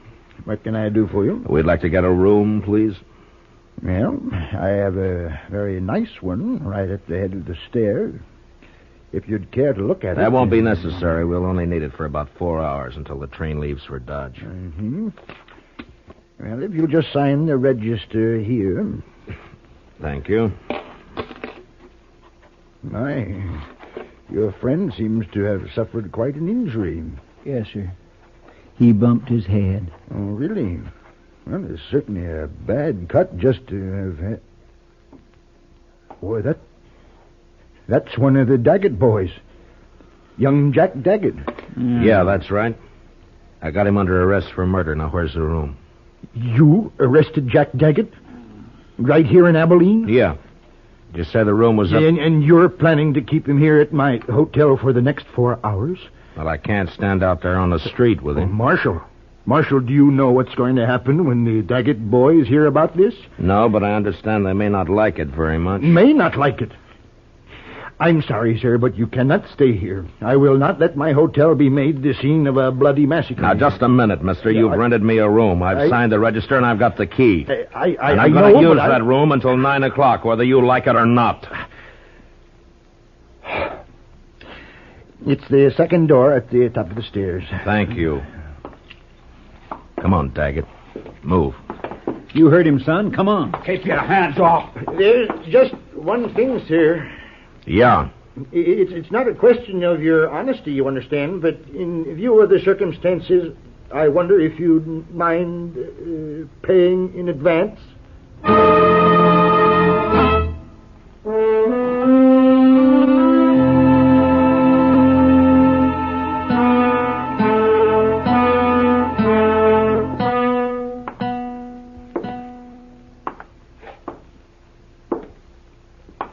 What time is it, Chester? It's 6:23, Mr. Dillon. I thought it was later than that. Yes, sir, I know. He goes pretty slow when you're waiting for something like this. I swear I wished it was 9 o'clock. I wished we were leaving on that train right now. You're not leaving on no train. Not alive. We better walk back. My brothers, Dillon. What they think about all the time is hands off the Daggets. That goes for you or anybody else. Reckon we ought to stuff a pillow in his mouth, Mr. Dillon? Might not be a bad idea. You won't think it's funny when they come around. But maybe they won't come around. Maybe they decided... Cover the door from the other side, Chester. Yes, sir.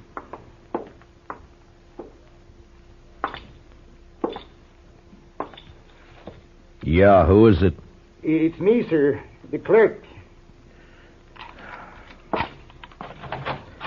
What do you want? It's the Daggett boys. They're across the street at the last chance right now. And you're hoping I'll go over there instead of waiting for them to come here, huh? Well, All right. I'd rather jump them than have it the other way around. Chester, I guess we'll go over and have a talk with him.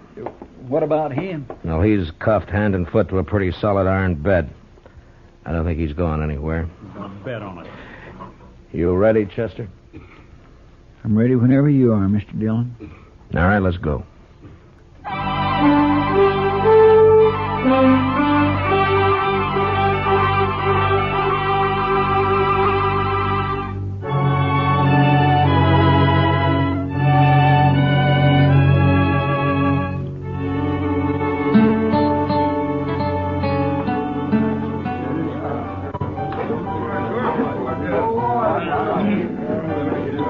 That must be them, Mr. Dillon. Across the room there. Yeah, I guess so. They look a lot like Jack. And they look mad. There's quite a crowd around them.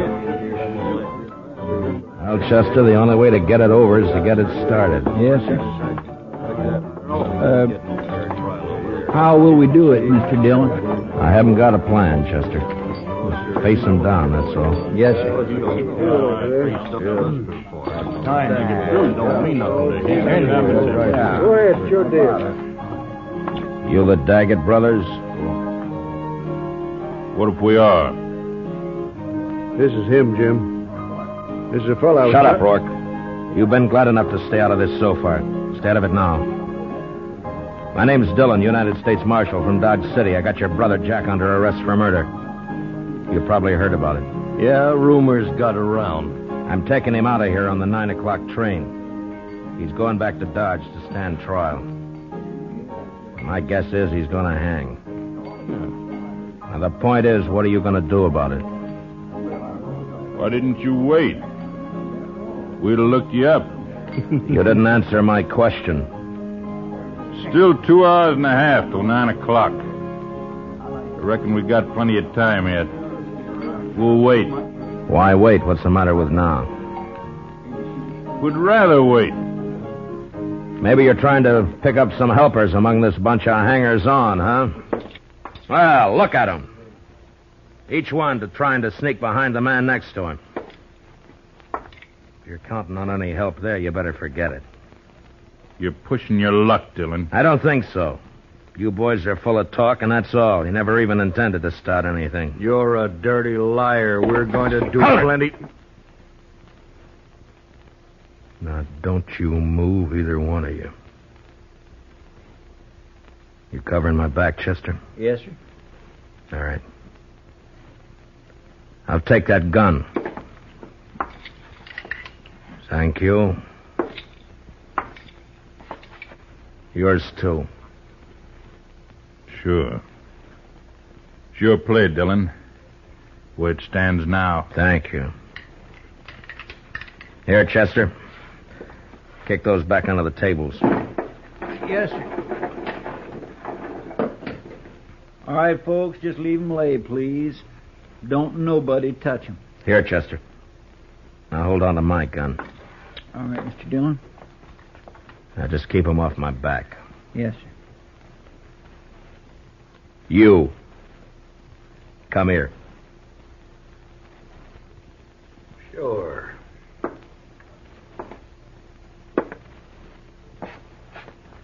You called me a liar, didn't you? Yeah. Boy, you cheap tin horn. You are getting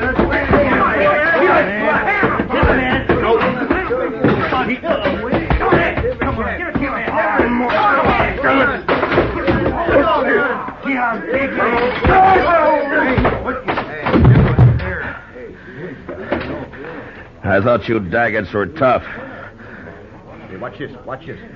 All right, you. You're next. I'll wait, Marshal. I'll get to you later. You're a no-good coward, Daggett. All right, Chester, I'll take my gun back now. Here you are, sir. Thank you. All right, boys, the show's over. Unless, of course, one of you'd like to take up where the Daggetts left off. Any one of you still figuring on helping them try to take my prisoner away from me? No? Well, I didn't think so. You're all fine, upright citizens now, huh?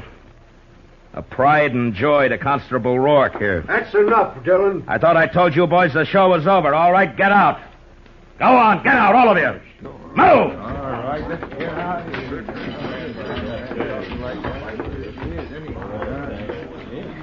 Marshal, I'd say you overreached yourself there. Stepped past the limits of your authority. How I enforce the law's my own business. I do things my own way. The way it'll get you killed someday. Maybe.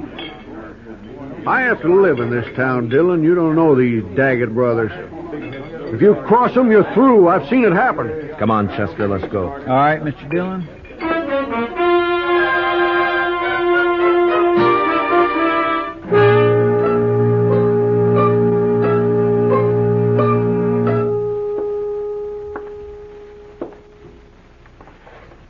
What time is it, Chester? It's 7:45, Mr. Dillon. Yeah, the time's dragging. Yes, sir. It's still an hour and 15 minutes till that train leaves. What difference does it make? You're not going to be on it. Neither one of you are. The way I'm figuring, Jack, we'll all three be on it. You wait and see. You'll never get to that train. My brothers will take care of you. They don't seem to be in any hurry about it. You wait. I sure do wish I hadn't had such an uneasy hunch about this trip. Forget it, Chester. They'll stop you. You just wait.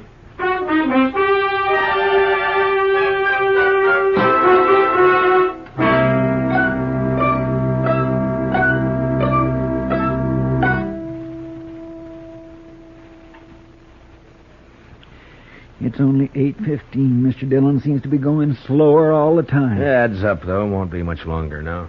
45 minutes, if the train's on time. And if we're lucky enough to get on it.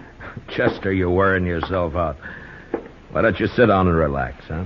I just can't seem to set my mind to it, Mr. Dillon.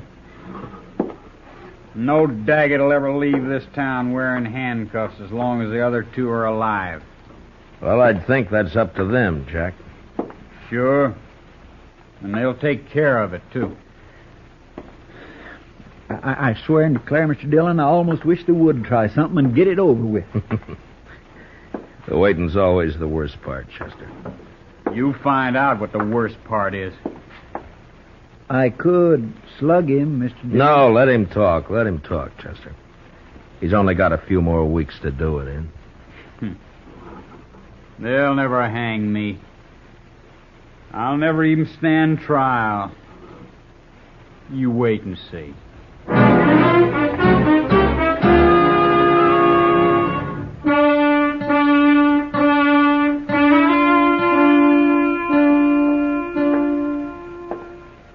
Chester? It's 8:30 exactly, Mr. Dillon. All right. Let's get started. A little early, isn't it? Won't take that long to walk from here to the station. It might if we have trouble. Yes, sir, I guess it might. You'll have trouble, don't you worry about that. Jack, why don't you get on a new subject? How are we going to take him, Mr. Dillon? Just drag him? If he wants it that way.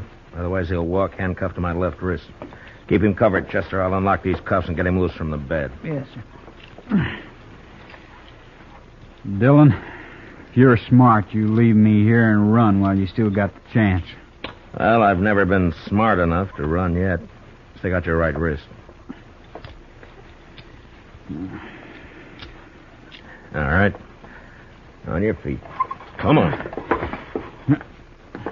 You can put your gun away, Chester. Starting now, he's only going where I go. Now, come on, Jack. We got a train to catch.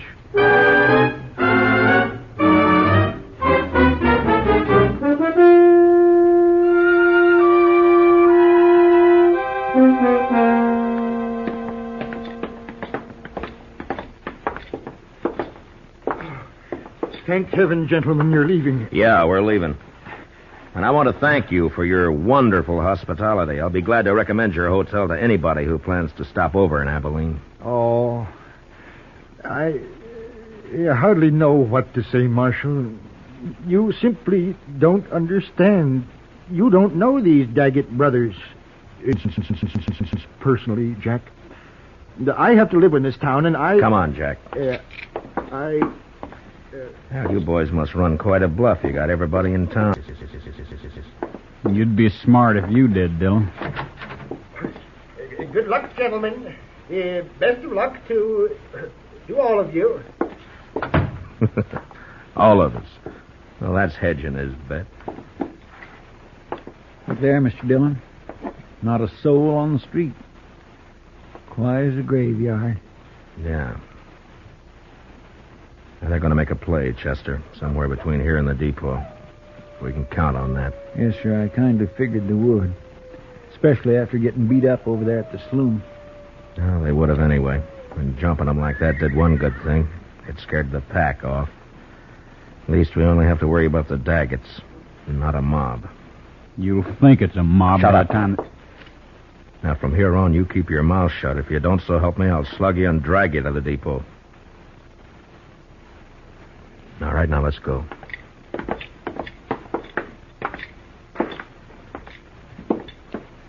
No, sir, not a soul.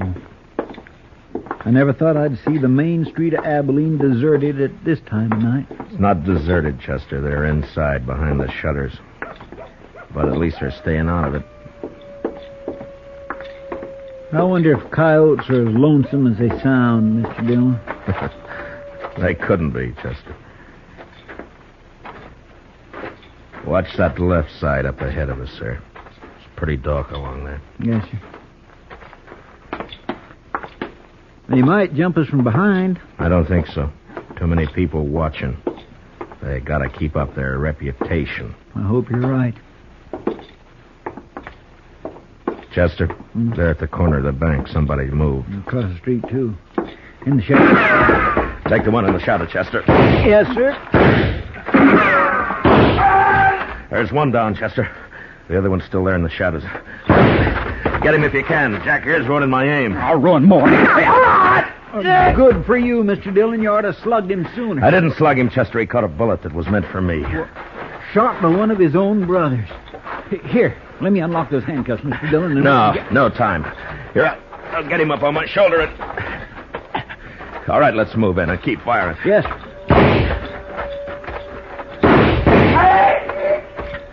Hold it, Chester. Well, I guess we got the other one. Here, let me get him off my shoulder. Get these handcuffs off.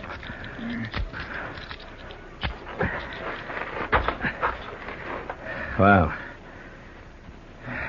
there's our prisoner, Jack Daggett. Wanted for murder, killed by his own brother. Let's take a look at the others.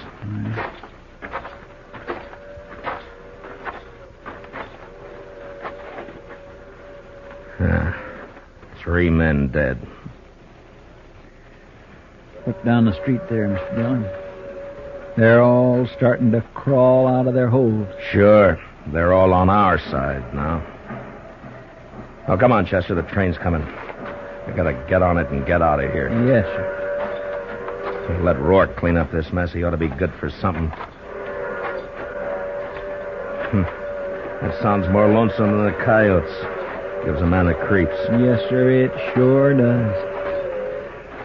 Well, you were wrong about that hunch of yours, Chester. It wasn't us. Not this time.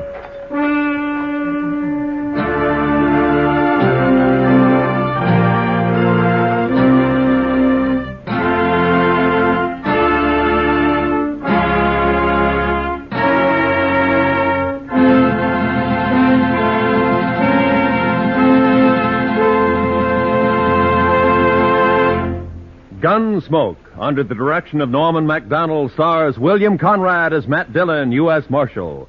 Tonight's story was specially written for Gunsmoke by Les Crutchfield, with music composed and conducted by Rex Corey.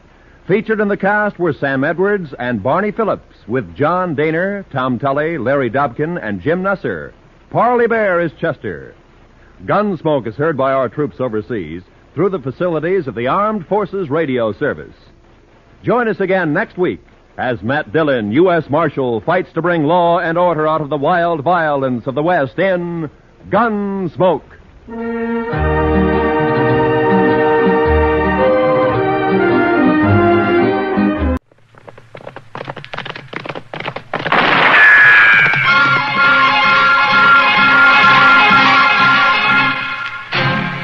Around Dodge City and in the territory on West, there's just one way to handle the killers and the spoilers, and that's with a U.S. Marshal and the smell of Gunsmoke.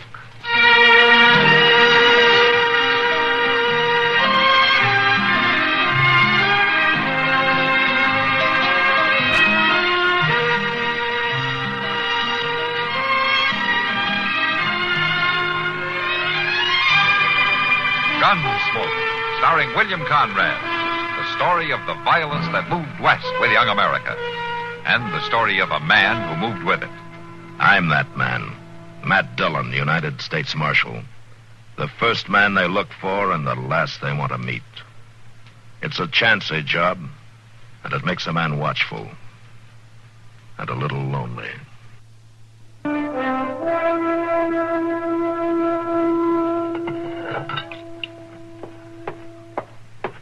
the water, Doc. It's hot. Thank you, Sarah. Put it down on that chair. Doc. Yeah? Doc, you can heal him, can't you? You can make him live. He's bad hurt, Sarah. Awful bad hurt. But he's so young. Don't that help, being young? Bullets are no respecters of age. If I could have seen him sooner, maybe. They sent him home like that, Doc. My boy. Tied to the back of his horse like a butchered hog.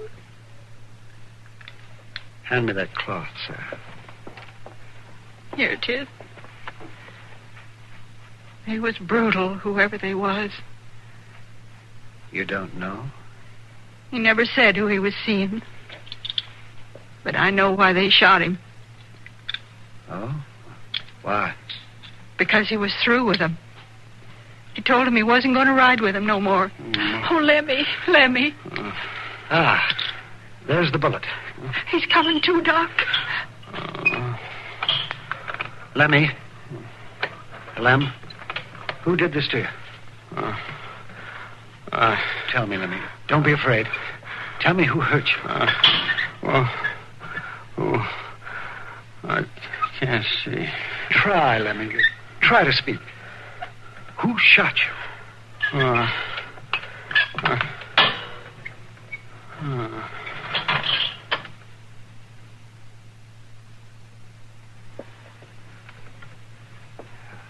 He's gone, Sarah. I'm sorry. Oh, Doc. Maybe if you hadn't been at him so. Sarah, if you know I wouldn't hurt your boy, I've known him since he was a child. But we should know who did this terrible thing. They should be made to pay. There's no paying for Lemmy. I know, Sarah. I know. But someone's got to answer for it. Now, think now. Are you sure you don't know who did it? No, Doc. I swear I don't. This is one thing Lemmy didn't talk about. And I know he wasn't proud of it. I know that. And he went to them this morning to call it quits? That's what he said. He told me. He told me I wouldn't have to worry about his riding off no more. There, Sarah. There. You've just got to believe that he's all right now. Lemmy. But I'll arrange things in town, sir. I'll be back in a little while.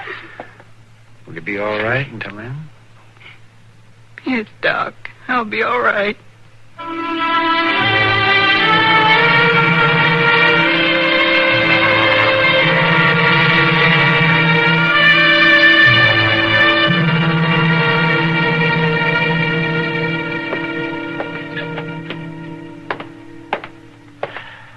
Doc, will you sit down? It isn't going to help you any to tramp back and forth across the floor all day long. I guess you're right, but I tell you, Matt, it was terrible.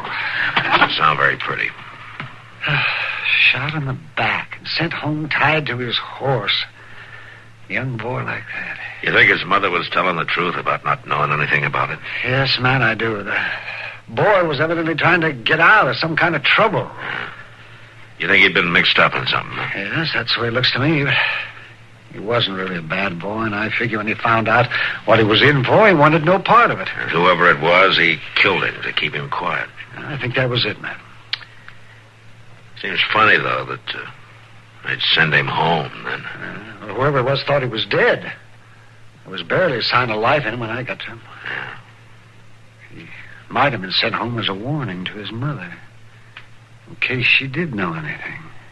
Yeah, you could be right. I'd give a lot to know who did that. Well, I'll ride on out there this afternoon, Doc. Whoever it was will be hard to trace, though, with the boy not saying a word. Well, I suppose so. I wish that... Say, Matt. Yeah, Doc? How would it be, do you suppose, if the killer thought the boy did talk? Huh? What do you mean? I mean, suppose word got around that the boy had talked to me, that I know who the killer is. You'd be a bigger target than a buffalo. Well, no, I think that... Now, you're thinking crazy, Doc. If the killer got the idea that you know anything, your life wouldn't be worth a nickel. It'd flush them out, wouldn't it, Matt? Well, maybe it would, but if they thought that you knew about it, they'd kill you. Yeah, but maybe it's now, you the only listen way- to me, Doc. This is my business. You stick to trying to keep folks alive. You let me take care of the other. Well, I'd sure like to take care of this one. Just forget it, Doc. You've already done all you could for Lemmy and his mother. Now, right out there. Mr. Dillon? Oh, hello, Doc. Oh, Chester. Mr. Dillon, there's been a killing out to the woods place. Yeah, Chester, I know. Doc was there when the boy died. Oh. Well, that's a shame, Doc. A nice boy like that. It's a terrible shame. How'd you find out about it, Chester? Well, I was passing by Mr. Jonas' store, and I heard about it. I ordered the coffin there, Matt. Oh, I see. Matt, I don't think you'll find much to go on out at the Woods place. I looked around, but there weren't any unusual tracks. You was doing some tracking? Well, I may not be a bloodhound like you are, Chester, but I can read some. That's all right, Doc. Get my horse, will you, Chester? Yes, sir. Doc, you want to come with me? No, Matt, thank you. I've been there twice today. You tell Sarah I'll drop by to see her tomorrow. Yeah, I'll do that. Doc. Yes, Matt. Now, don't you get any fancy ideas about making up a story. We'll get this man. He'll make a mistake. They all do. I just hope I'm around when he does.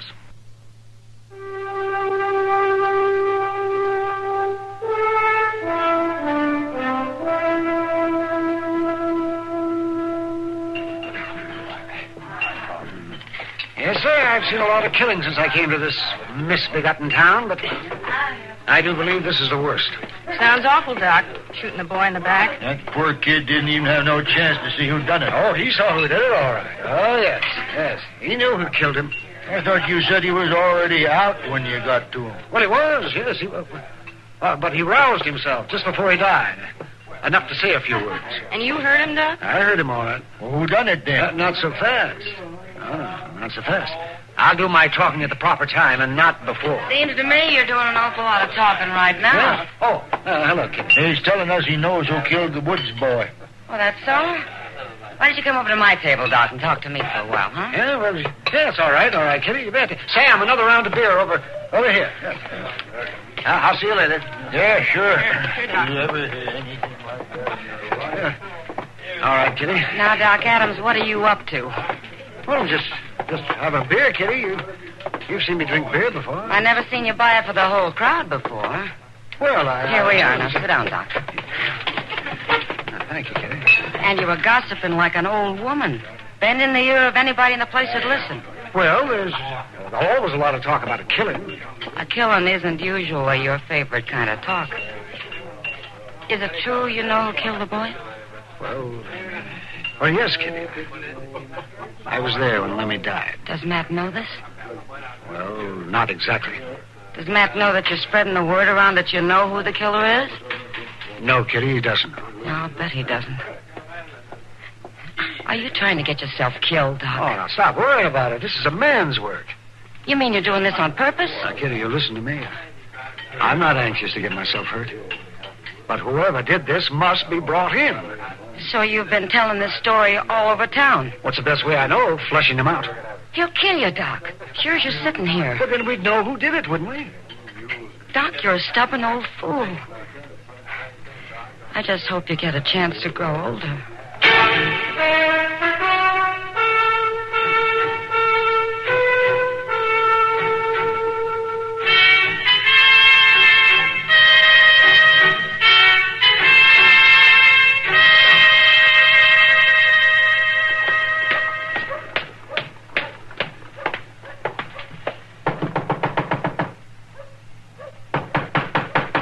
All right, I'm coming. Yes? You're Doc Adams, ain't you? That's who I am, son. Well, I'm supposed to fetch you out to the Widow Woods place. Oh. Something wrong with Sarah? Reckon so. You're supposed to come. Sarah sent you, did she? Well, you're supposed to come because she's sick. I see. Well, now, you just wait here a minute while I get my bag and you can ride out there with me in the buggy. No, thanks, Doc. I'd rather go home by the creek. I don't want to ride with you. Oh, all right, son. Yes, all right. Perhaps I'd better go alone at that. Okay. Well, so long, Doc.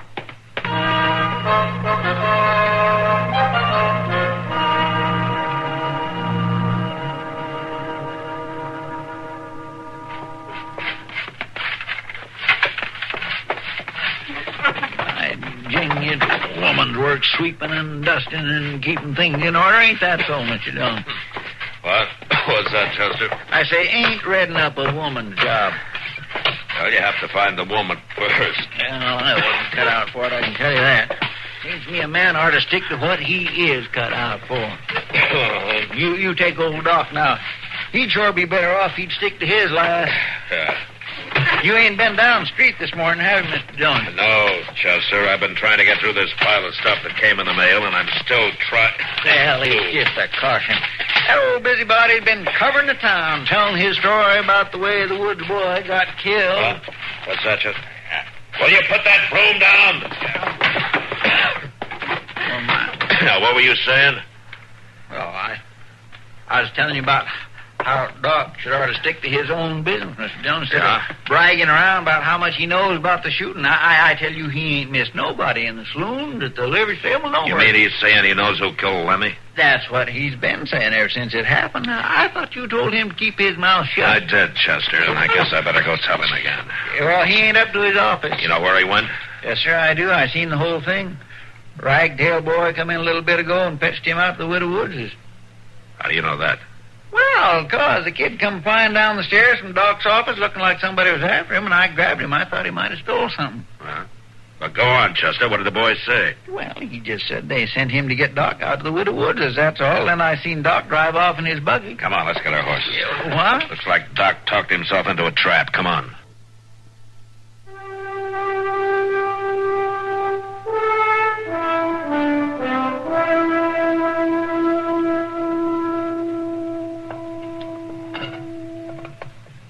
Ain't that coffee hot yet? Bring it over here. I'm fixing to. Splash some milk into mine. You just keep looking out that window, Rube. Doc Adams will be just be getting here. It'll do you no good when he does come. Not alive, maybe. Do us plenty good dead. We'll make him forget what he knows about us mighty quick. He don't know anything, I tell you, not anything at all. Well, that ain't what he says. Bragging all over Dodger he knows about us. Oh, I was here, wasn't I? I was here the whole time, every minute after you sent my Lemmy home, and he didn't say anything, I tell you. Oh, he tried, Lemmy did. He tried, but he couldn't. He couldn't speak. You butchered him up too bad. Shut her up, Mort. He makes me feel crawly. Just as soon as Doc Adams walks in here. Hey, here he comes. Mort, there's his buggy. Stay low now till he gets in here.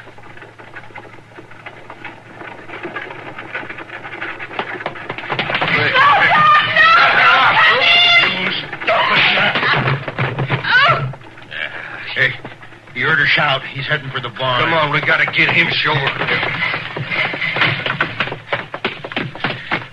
Hey, that woman, she won't cause no trouble, Mort. I hit her a good knock. There's the buggy. Come on. Let's go in after him.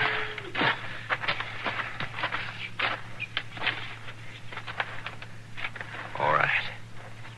Inside now.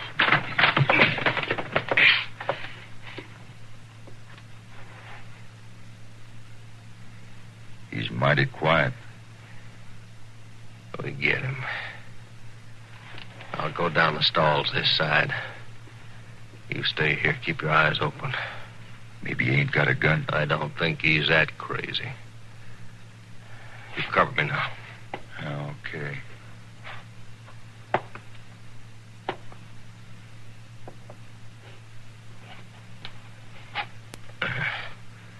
Ain't in this stall.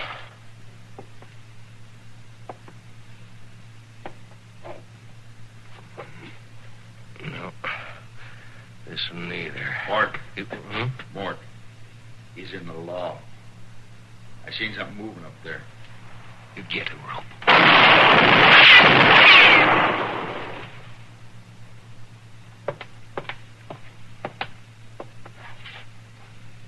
He ain't shooting back. Oh, he sure ain't. Maybe he hasn't got a gun up there. Or maybe you hit him. He could be trying to fool us. He ain't got that kind of time. I'm gonna go up after him. You shoot anything that moves.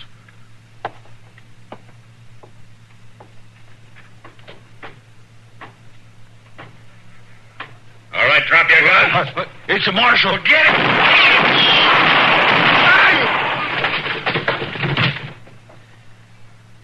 They're both down, Mr. Dillon. That big one fell off the ladder. Go over and get his gun, Chester. This one's dead. Yes, sir. He dead too, Mr. Dillon. Yeah. Doc. Doc, you all right? Well, certainly I'm all right. Well, come on down then. Gladly, man, gladly. Not too comfortable up there.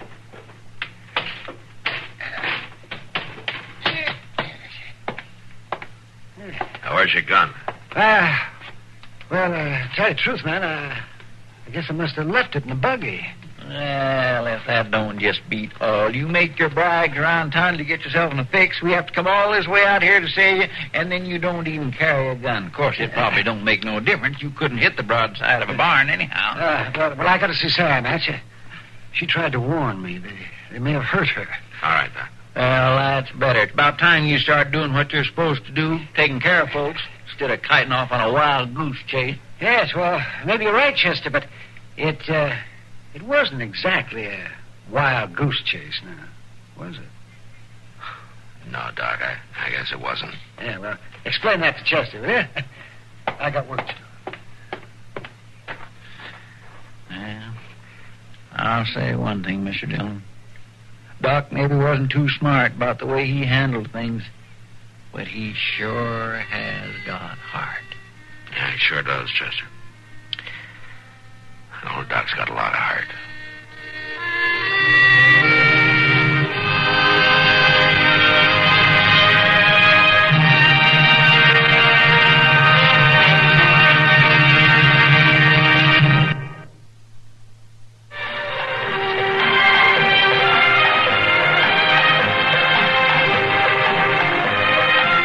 Gunsmoke, produced and directed by Norman Macdonald, stars William Conrad as Matt Dillon, U.S. Marshal.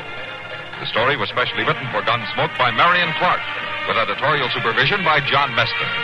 Featured in the cast were Helen Klee, Irene Anders, and Sam Edwards. Harley Bear is Chester, Howard McNear is Doc, and Georgia Ellis is Kitty.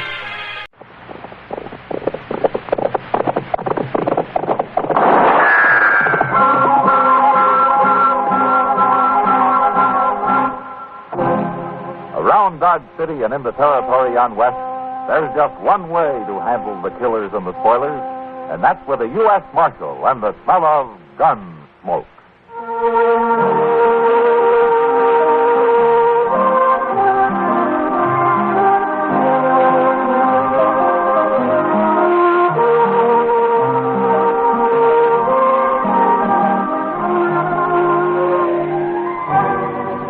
Gunsmoke, starring William Conrad, the story of the violence that moved west with young America, and the story of a man who moved with it. I'm that man, Matt Dillon, United States Marshal. The first man they look for and the last they want to meet. It's a chancy job, and it makes a man watchful and a little lonely.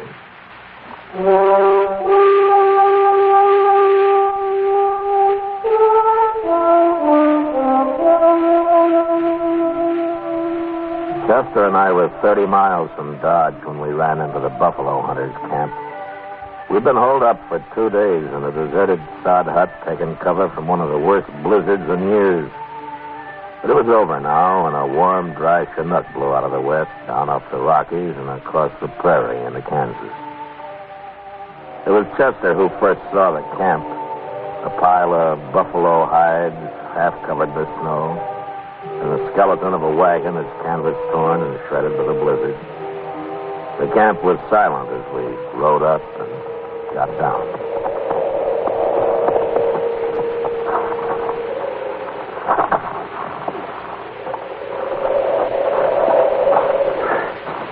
Ain't Didn't nary a soul here, Mr. Dillon. Maybe they got caught out on the prairie when the blizzard hit, Chester. Well, it sure does look that way. I don't know how that team is still alive with nothing but that wagon for protection. Yeah, but they don't look none too lively. You can't blame them. Put your hands up. Close it.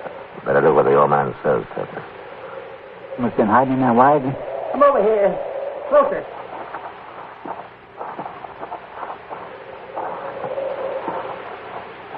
This your camp, mister? Of course it's my camp. Now you two drop them guns. Well, we got our hands up. Isn't that enough? You do what I say. I ain't taking no chances. I ain't going to get left here again. What? You're going to hitch up that team and you're going to take me into Dodge. You ain't running off like Jed Larner. Well, who's Jed Larner? He was my skinner. Well, why did he leave you? Yeah, he seen that blizzard coming. He didn't want to take any chances, so he rode off. He's probably been in Dodge all the time, warm and cozy. Well, why didn't you go with him? Well, I twisted my leg, my foot, so I can't ride a horse, that's why. Larner figured driving the wagon would be too slow. You mean he left you here to freeze? I'll kill him when I find him. And I'll kill you if you don't drive me to Dodge. Now, here. He's a U.S. Marshal, mister. He ain't gonna leave you here. A Marshal? Now, why don't you put that rifle down and tell us who you are? All right. My name's Ira Pucket, Marshal. I'm usually up north following a Republican herd, but I come south this year. I'm getting old, and I thought it'd be warmer down here. You sure made a mistake about that, didn't you? You'll get me into Dodge, won't you? Yeah, sure, of course we will. That foot I twisted, I don't feel nothing in it. It must be froze. Yeah, it could be. I'll kill Jed Larner for this. Now, you forget about that, Pucket. I'm not taking you back to Dodge just so you can hang. I'll forget it till I find him.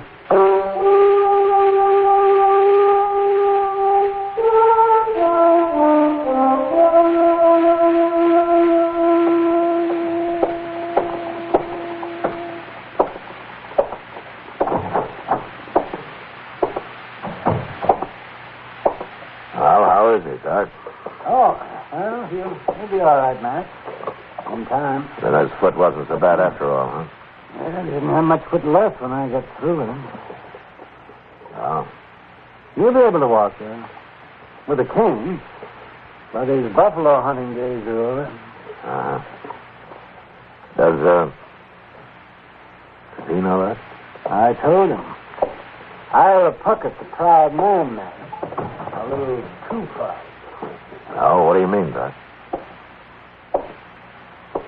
Well, what he hated most about this Jed Larner leaving him on the prairie wasn't the fact that he might have died, but that he was helpless. Now, a man like Pucket can't stand being helpless. I see. And now, all crippled up, he's a bitter man, Matt. Well, he got over it, Doc. You know, man, he got used to most anything in time. I don't know. I got my doubts about Pucket. Here's the back room there, if you want to see it. Yeah, all right. I'll come with you.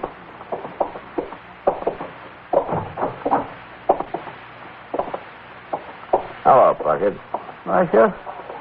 Now, how you feeling? Yes. Doc tell you what he done to me? Yeah. He ruined my foot. I saved your life, Pucket. And I ain't sure I'm grateful, Doc. You're going to be all right, Pucket. You'll be able to get around. Yeah, like old woman. What am I going to do for a living? I ain't one of you city people. I live off the country. I always have. I'm a man, not a dude. You'll get used to town life. And, besides, you'll find men here, too. Yeah, but what kind of men? Walking around all flickered up, parting their hair in the middle and bowing to the ladies. Ain't one of them could do half the things I've done. Well, I was living with Comanches when most of them were sniveling in their mother's apron. I know. But you'll find something to do. I'll help you. You will, huh? Sure. Then help me find Jed Larner. Bring him in here so that I can kill him with my bare hands. What does he look like, Pucket? Oh, he's tall, black hair. Got a big scar running across one eye and halfway down his right cheek. Good. I'll try to find him. And if I do, I'll run him out of town before you get to him. I can't even trust you, can I? Not when you want to murder a man. I told you I didn't bring you in so that you could hang. The next few weeks, I kept a sharp eye out for Jed Larner, but he must have headed for some other part of the country. Anyway, he never showed up in Dodge. That time passed, and Ira Pucket was able to get around a little bit. First with the help of crutches, and then finally with a cane. But it was obvious that his hunting days were over. And that alone seemed to shame him. And then one night, his pride really got a blow. I was at the Long Branch having a beer with Kitty when it happened. Well, this is a great way to start the new year, Matt. Oh, what do you mean, Kitty? Well, all last year I was hoping maybe I'd be in San Francisco by now. San Francisco? Yeah. You never told me. What would you have done about it? Nothing, I guess. But, why San Francisco? No blizzard, no dust, no cowboys. Yeah, but they got fog. And all those sailors and miners aren't any more gentle than these cowboys, you know? Yeah, I know. Imagine going to dinner in a carriage, eating off a tablecloth, dancing on a hardwood floor. You know, I think you're spoiled, Kitty. How could I get spoiled? Here in Dodge City? You know, I always... What's the matter, man? That man at the bar there, he just turned around. Hmm? Which man? One with a scar down his cheek. Oh. Excuse me, Kitty, I'll be back. Yeah.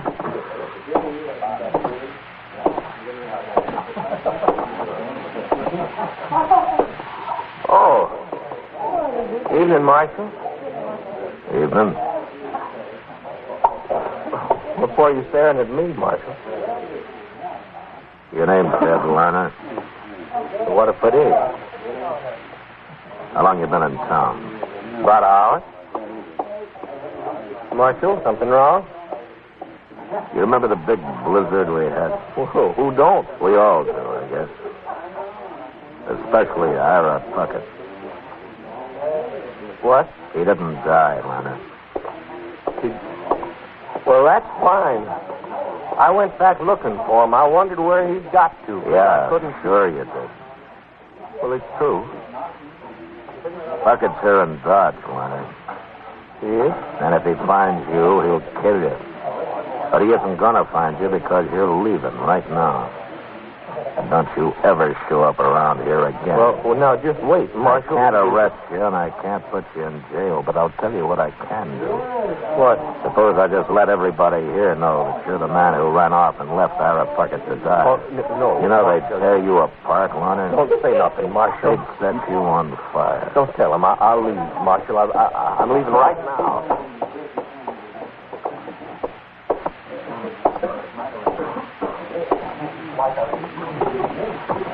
Well, you got rid of him in a hurry. Well, I just saved him from being shot. And Ira Pucket for hanging for it, Kitty. Oh, that was Jed Larner. Uh-huh. He's the one that ought to hang. Ah, he didn't mean to kill the old man, Kitty. What's the difference? Well, legally there's some, I guess. Enough to give Ira his foot back? You're sure hard to argue with, aren't you? Why? Because I think so? Why don't we talk about San Francisco some more? I changed my mind. I think I'll go to New York. Marshal Dillon? It's Ira Pucket now. Yeah. He looks awful mad. Good thing he isn't on. You can always find a gun, Kitty. You done it. You done it, Marshal. It was you, wasn't it? You saw Jed Larner. Yes, I saw him. Saw him jump on his horse and rode out of town before I could stop him. And I had to stand there and watch. I didn't even have a rock to throw at him.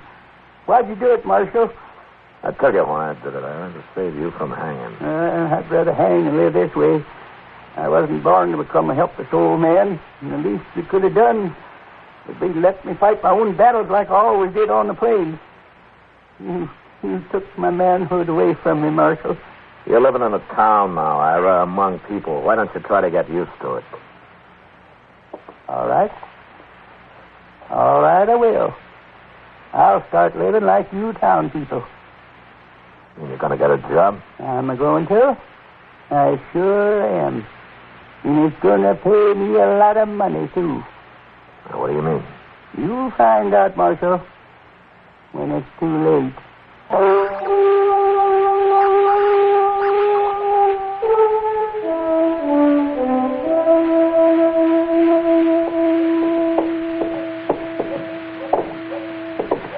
My, but ain't it a nice morning, Mr. Dillon? Yeah, thanks to that wind we had last night. Well, it kept me awake. Huh? All night? Well, no, sir, I wouldn't say all night. Hey, let's go over there by the bank, Mr. Dillon. Ain't that a liar, Pucket? Huh? Yeah, it is. That's the first time he's had his team and wagon out. Where do you suppose he's going? Right now, he's going into the bank. What's he carrying that shotgun for? He can't go hunting in the bank. Oh, yes, he can, Chester. Come on. Well, Mr. Dillon, you don't even say old Pucket's going to pull that bank up. Well, he said last night he's going to start living like town people, get a job, and make himself a lot of money. This could be his idea of how to do it. Yeah, he sure couldn't have no nerve to tear that shotgun in there, could he? Here, you going in after him, Mr. Dillon? Yeah. Yeah, but he's got a shotgun. Chester, look. You take his wagon and team off somewhere and lead him out around the back of the bank, out of sight. And maybe we can handle this without a shooting. Go on. All right.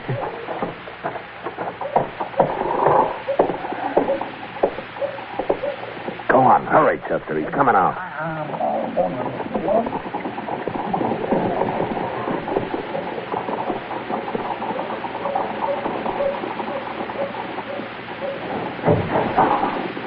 Come on out, Pucket. Marshal. I'm not stopping you. You better not try it. I can shoot with one hand, Marshal. Sure. Don't you try to follow me, neither. Hey, wait a minute. Where's my wagon? Where's my team? You're in a bad fix, aren't you? Somebody stole them. I can't get away without my team. No, you can't, Pucket. So you might as well give up. You done it. You're behind this, Marshal. You gonna shoot me? Why shouldn't I? Because you're in enough trouble already, and shooting me won't help a bit. You're trapped, and there isn't a thing you can do about it. Now, why don't you use your head, Harold? All right. Here. There's the money. Now, you bring my outfit back. I ain't going to go to jail, Marshal. Like I said, shooting me isn't going to help you.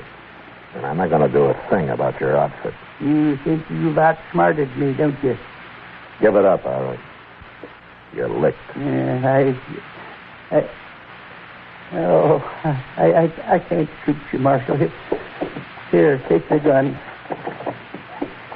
Thanks. A helpless old fool. Can't even rob a bank proper. I'm not sure that you really wanted to, Harold. What? All you wanted was to prove something about that manhood you think has been taken away from you. Yeah, but you sure picked a foolish way to do it. Yeah, I guess I did. I thought he wouldn't never give up, Mr. Young. He didn't have much choice, Chester. Only take him on over to jail? Oh, no. I can't stand jail. Please, Marshal. Yeah, I'll lock him up, Chester, and I'll return this money. I have a talk with Mr. Bodkin. I'll be over later.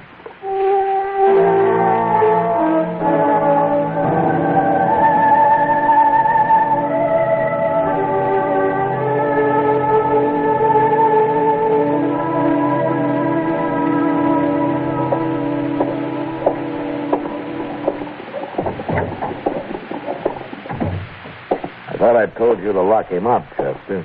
Well, I started to, Mr. Young, but I just couldn't stand the look on his face when I locked him in that cell.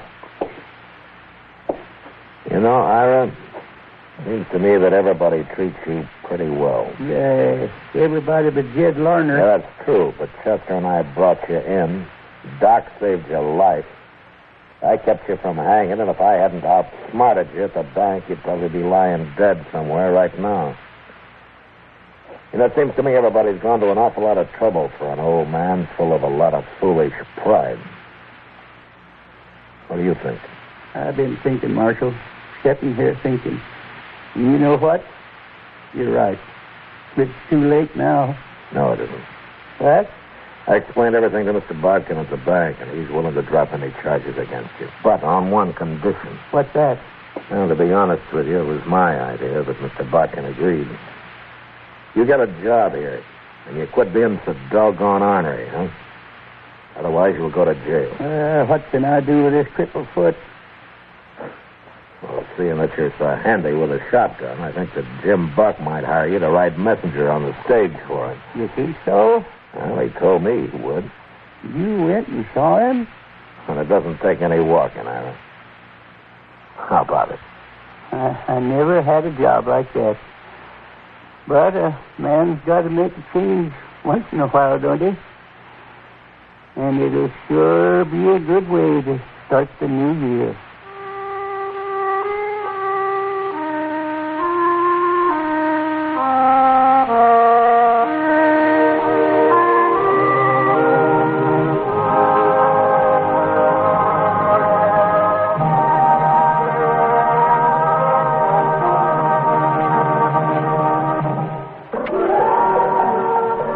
Gunsmoke. Produced and directed by Norman MacDonald, stars William Conrad as Matt Dillon, U.S. Marshal. The story was specially written for Gunsmoke by John Meston. Featured in the cast were Ralph Moody and Lawrence Dobkin. Harley Bear is Chester, Howard McNear is Doc, and Georgia Ellis is Kitty.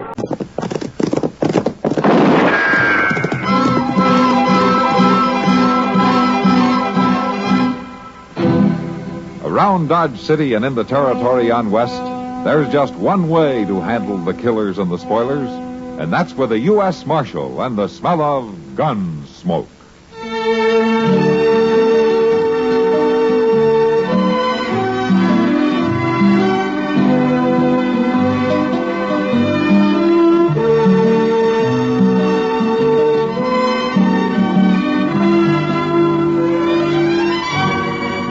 Gunsmoke, starring William Conrad. The story of the violence that moved west with young America.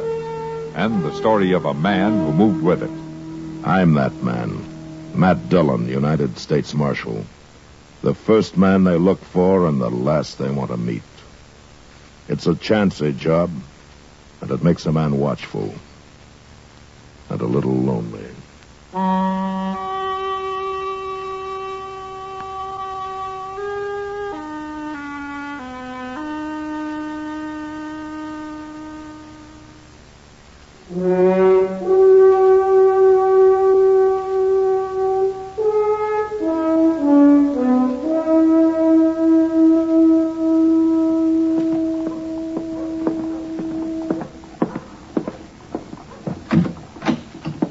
Marshal Dillon? Oh, come on in, son. I'm looking for Doc. Doc's office is upstairs. I've been there, been everywhere. Is it somebody sick? My pa told me to bring him out to our place. Oh, is it your pa that's sick? He wants the Doc bad, Marshal. Well, who is your pa, son? Ben Pitcher. You been Pitcher's boy? My name's Jerry. Oh, Jerry, your pa must be pretty sick if he sent for Doc. I know. He hates doctors. He don't believe in them. But he wants Doc to come, Marshal. Told me I had to find him. I've looked everywhere. I'll go with you. Well, you don't have to go. I'm going to ride out there with him, Jerry. When your pa sends for a doctor, something's really wrong. Come on.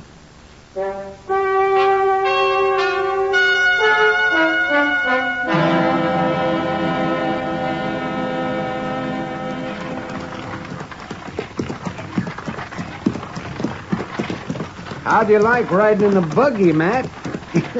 Make you feel important? Sure it does, Doc. But the way you drive, I'd feel a lot safer on a horse. You'll get used to it. Oh, I hope not.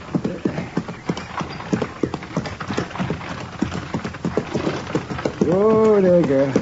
Oh.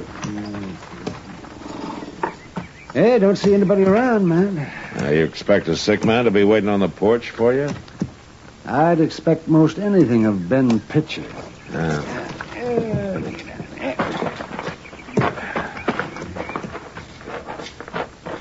know, a man can change, Doc. Not him. Not Pitcher. Well, we'll find out soon enough.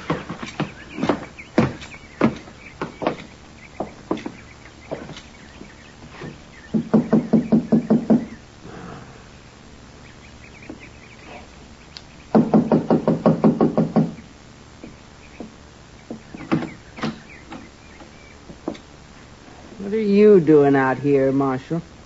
I just came along to keep Doc company, Miss Pitcher. Oh. Where's the boy? Jerry said tell you he'd be along directly. Why didn't he come back with you? And he said that you gave him a list of stuff to buy while he was in town. Oh, I forgot. Yes, well, we're wasting time. Where's Ben, Miss Pitcher? He's over there. Over where? In the barn. Well, what's he doing in the barn? You ask him, Doc. I don't interfere in my husband's way of doing things. Oh, my, that woman could fair drive me crazy, man. Yeah, maybe that's what happened to Pitcher. Between the two of them, it's a wonder the boys made out at all. Jerry seems okay so far. Yeah, if they have their way, they'll make a spook out of him, yeah. They could, all right. Pretty good barn he's got here. Yeah. Doc, I'll go in first, huh? What? You follow me.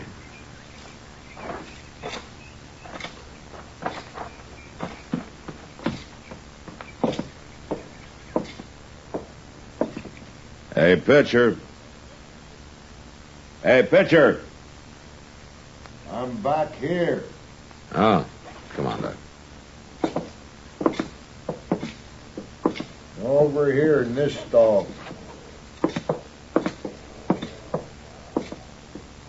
I thought it was Doc. He's here, Pitcher. What are you doing in there with that cow? I thought you were sick. I ain't sick, Doc. Well, who is sick? My cow. What? Well, my cow's got the colic or something. I done everything I can for her. You mean you had me come all the way out here to doctor a cow? Well, I sure wouldn't let you doctor no humans. But a cow's different. I don't mind so much you working on a cow. Oh, you don't? Huh? No. Humans can get well by themselves, but cows is helpless. They're kind of pitiful. I ought to kick you right in the head, Ben Pitcher. If you're so smart, do something for my cow. Before she dies, Doc. All right. I'll look at her. But you sure don't deserve it, Ben. You ain't doing it for me. You bet I'm not. Now get out of the way and let me in there.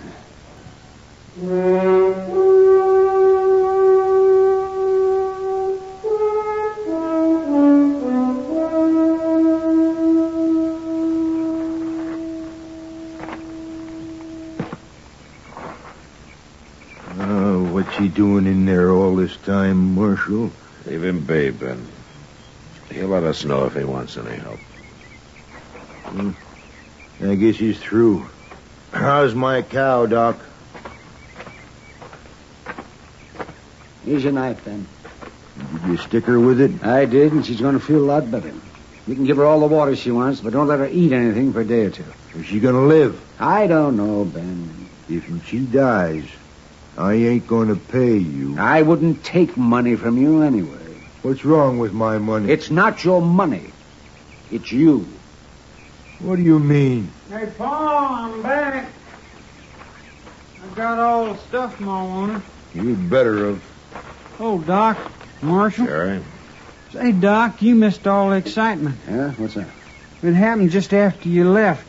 Everybody was running around looking for you. What happened, Jerry? On this hill. She was walking down the street, and I guess the sun was too much for her or something. Anyway, she kind of fainted like, and she fell against the window right there at the general store, and it cut her arm real bad. Nobody could get it stopped bleeding. They couldn't? No.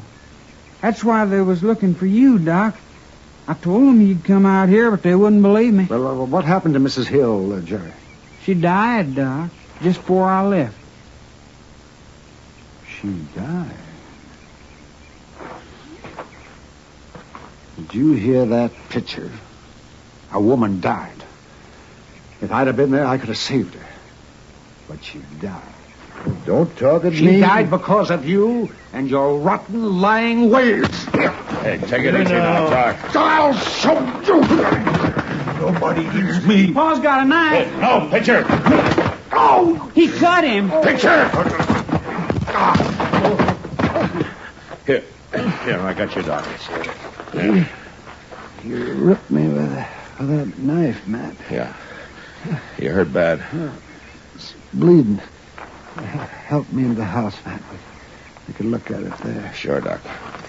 Come on. What about Pa? Let me know when he comes to. I'll come back and knock him out again.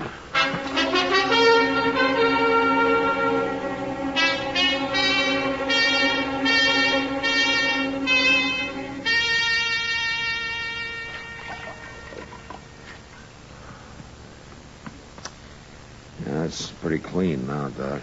Yeah. Looks better. Still bleeding a little, though. I don't care for the mess you're making on that bed, Marshal. Go get me another pan of hot water, will you? You ordering me around my own house. I said do it. All right.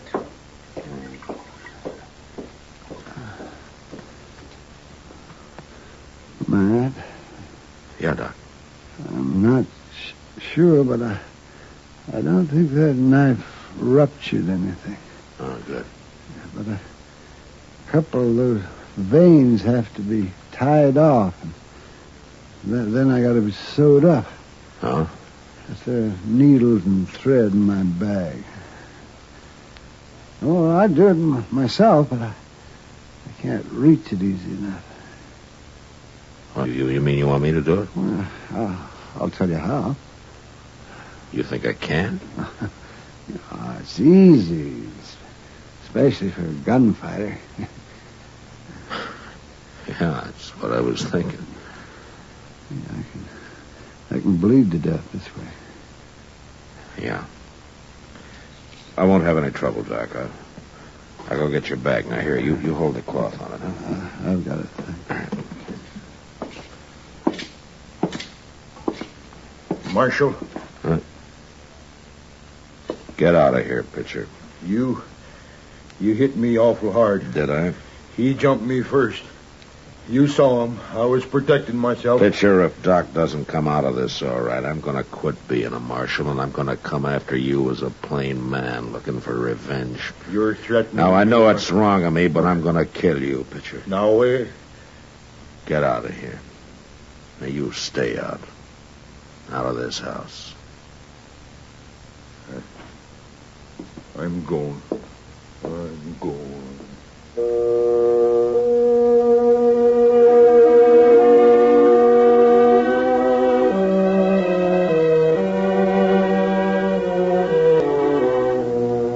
It wasn't easy. I felt like I had fence posts for fingers, but I finally got Doc sewed up.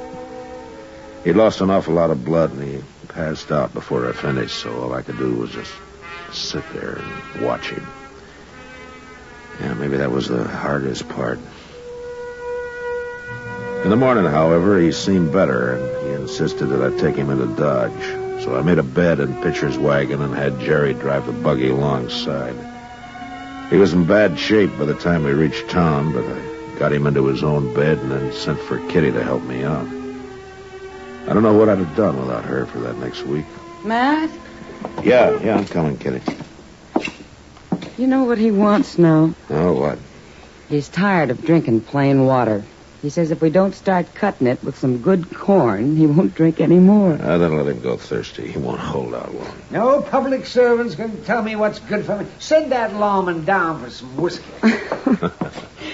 Now, Doc, we've gone to a lot of trouble to keep you alive. We sure have, Doc. Well, don't you worry about me. I'd get out of bed right now, only I like being waited on.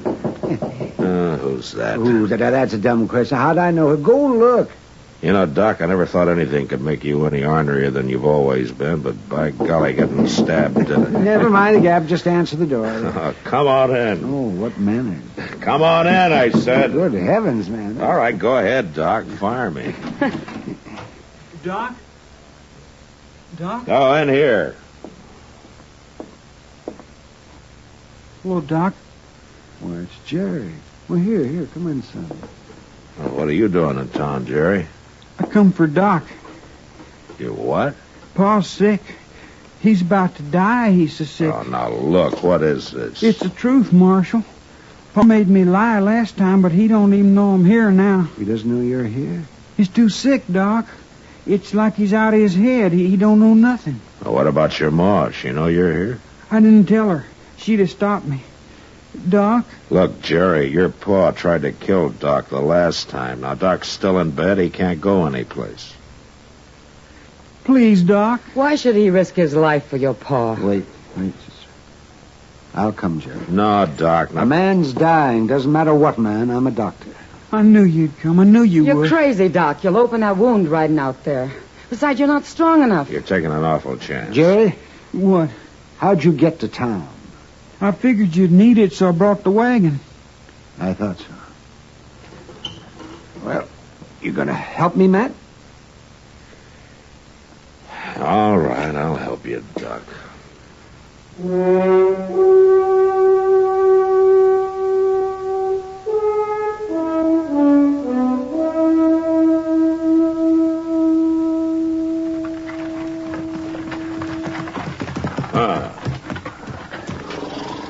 Here, I'll give you a hand, Doc. I can make it.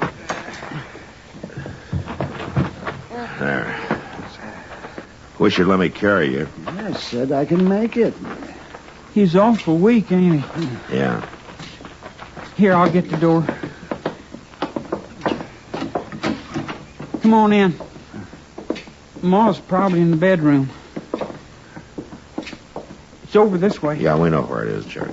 Oh, I forgot. That you, Jerry? It's me, Ma. Where you been? What are you doing here? Jerry came after me, Mrs. Pitcher. We don't want no doctor. Your husband's sick? He's terrible sick. But you can't do him no good. Now get out. Now, wait a minute, Miss Pitcher. You look at Doc. You can tell he shouldn't be here at all, but he came. He came to help a man who tried to kill him. And nobody's going to stop him now.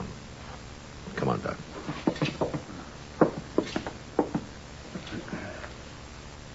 Miss Pitcher, you get out of the way.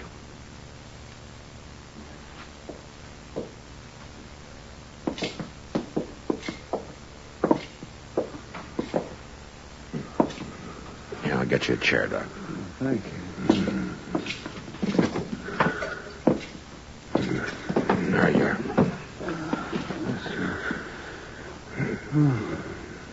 Yes, he looks pretty sick, all right. Marshal, let's go, Jerry. Now what? She's got a gun, Marshal. Let's go, I said. Here. I got her, Jerry. I'll kill you. You and Doc both. Here, give me that. No. There. Now, you sit down. Go on.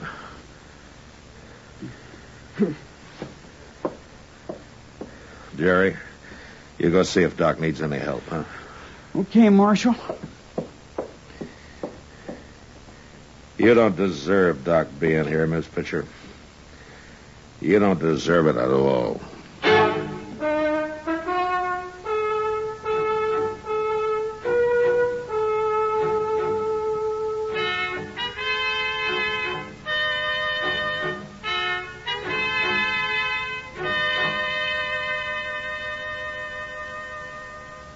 Marshal. What? I've been thinking. All night I've been sitting here thinking. Oh? I don't want my husband to die. I can't have him die. And Doc's doing everything he can for him. Can you save him? Do you think he can save him? I don't know, man. Mrs. Pitcher? How is he, Doc? He's past the worst. I think he'll be all right. Can I see him? Can he talk? Yes, but not for long. He needs a lot of rest now.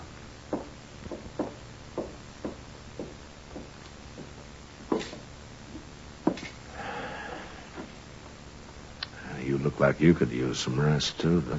Well, we'll go back to Dodge, Matt, and I'll sleep the whole way. Doc, he wants to talk to you.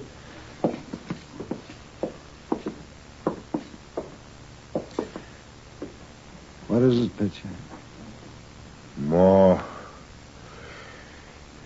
says that you was here all night.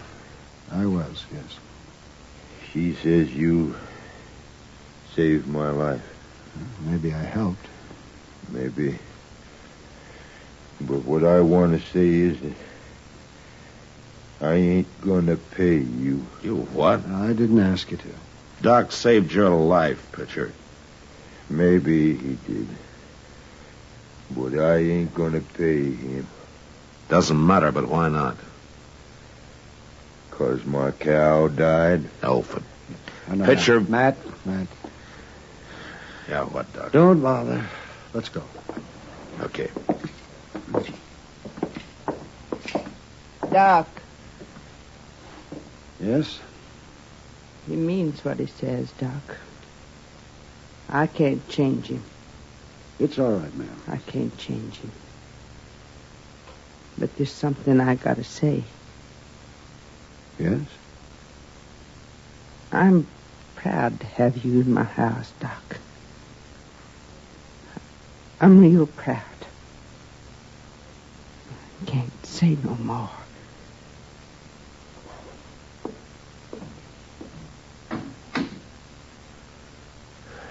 Well, Doc? I've been paid, Matt. Paid pretty good.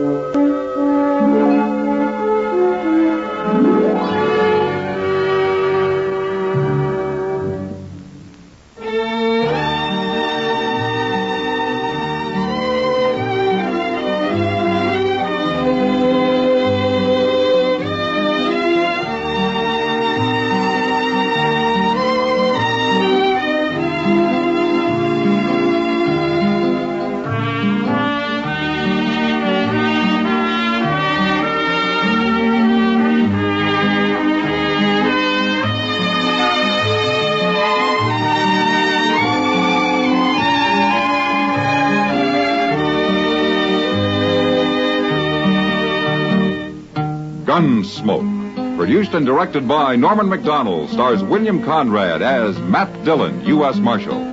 The script was specially written for Gunsmoke by Les Crutchfield, with editorial supervision by John Meston. The music was composed and conducted by Rex Corey. Sound patterns were by Ray Kemper and Bill James.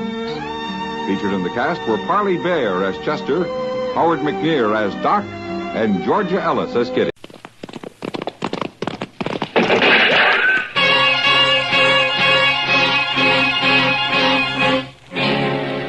Dodge City and in the territory on west, there's just one way to handle the killers and the spoilers, and that's with a U.S. Marshal and the smell of gun smoke.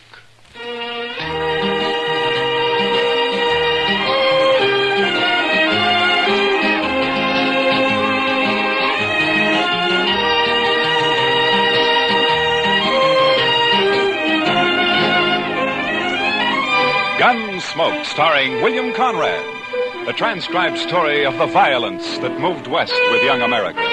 The story of a man who moved with it. Matt Dillon, United States Marshal.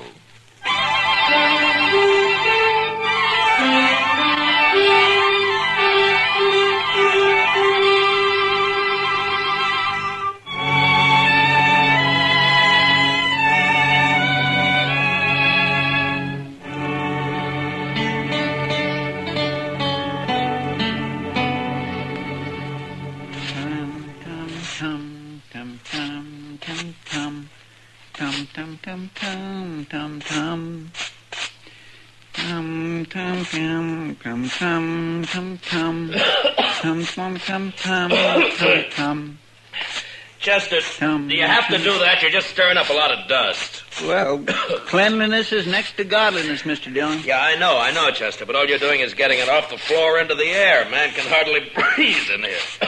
All right, Mr. Dillon. do my sweeping later. Yeah, good. My mother taught me that, Mr. Dillon. Taught you what, Chester? That cleanliness is next to godliness.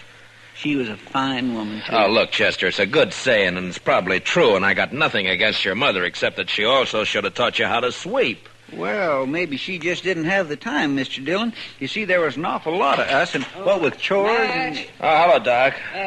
Come on, I'll buy you a drink. What? Doc said he'd buy you a drink, Mr. Dillon. He really said that? You coming? Doc, you got to quit throwing your money around the way you do. Maybe you don't need a drink. No, wait a minute, Doc. I'm with you. I'll tell you all about it when I get back, Chester. I'd be mighty interested, Mr. Dillon.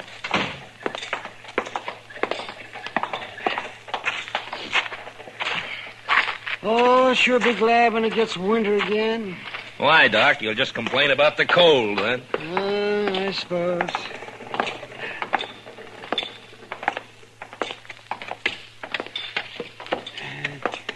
You go sit with Kitty, Matt.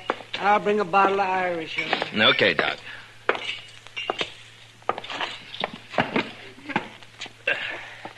Hello, Kitty.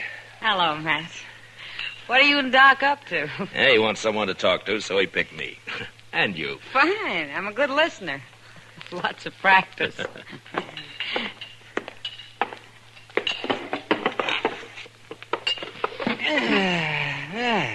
Nice. You like Jameson's, don't you, Kitty? Sure, Doc. What are we celebrating? Let's see here. We'll drink to a fella that you don't know. Cain Vestal. Well, here's to him. Yeah? Here's to him. Yes, he'll be dead in a couple of months. What? That's what I told him. What do you mean, Doc? Well, I'm not the only one who's told him that. I'm just the last.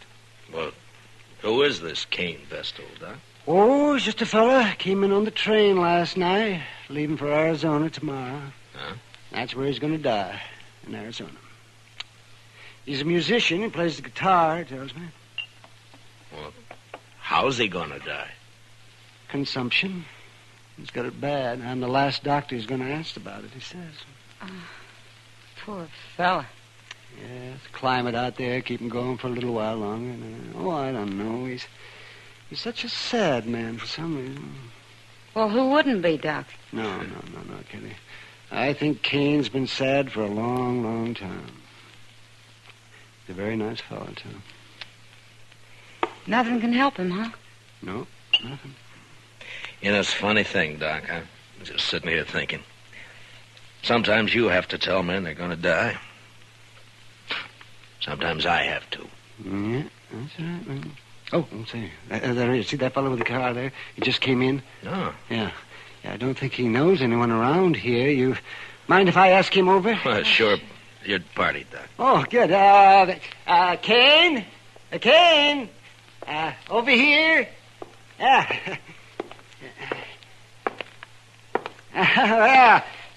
Sit down. Sit down.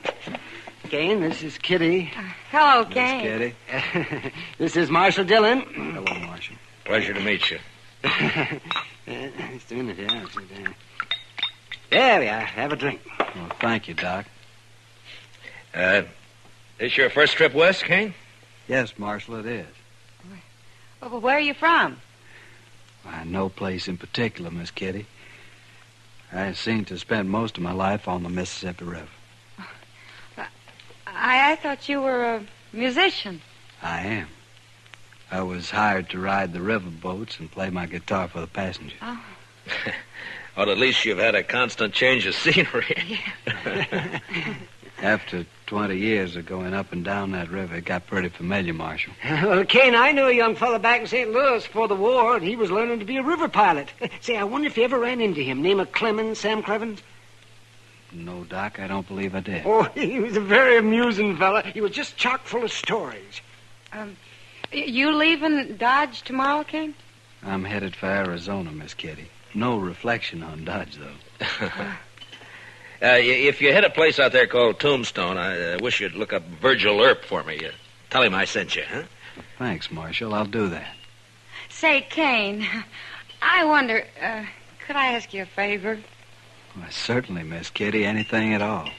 Well, would you play something for us? I had an idea that's what it'd be. Anything in particular? Oh, play something you like, Cain. Another girl I knew used to like this one.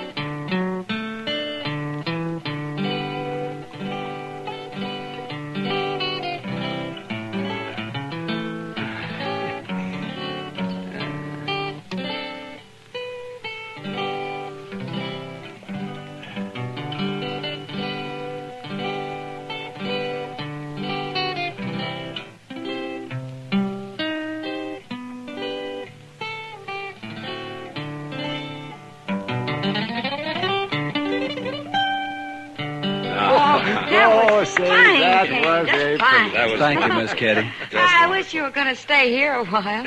Maybe you could teach me to play like that, huh? It'd be a pleasure, Miss Kitty.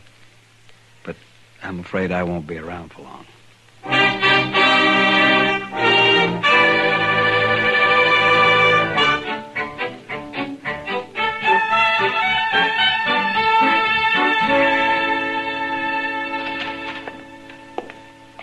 Morning, Mr. Dillon. It's, noon, Chester. Yes, sir, I know, but you went off with Doc yesterday, so I figured I had a little time coming today. Well, that depends on how you spent it. Now, if you've been gambling, Now, Mr. Dillon, you know I never gamble. No, sir. I was out helping a fellow learn to shoot a 6-gun, that's all. No? You mean there's a man in Dodge who doesn't know how? This fellow don't. Never had one in his hand before. He's a musician. What? Plays the guitar, he told me. You mean Cain? Cain Vestal? Yes, sir, that's his name. Nice a fellow as you'd ever want to meet. Yeah. But he was supposed to leave on the stage this morning. And what's he done with his 6-gun anyway? Well, I don't know, Mr. Dillon. He just come by here early this morning and asked me if I'd teach him. Yeah. Now, where'd he get the gun? Said he'd just bought it. Anything wrong, Mr. Dillon? No. It just doesn't add up somehow, that's all. Oh, well, he won't cause any trouble. He's not the sort.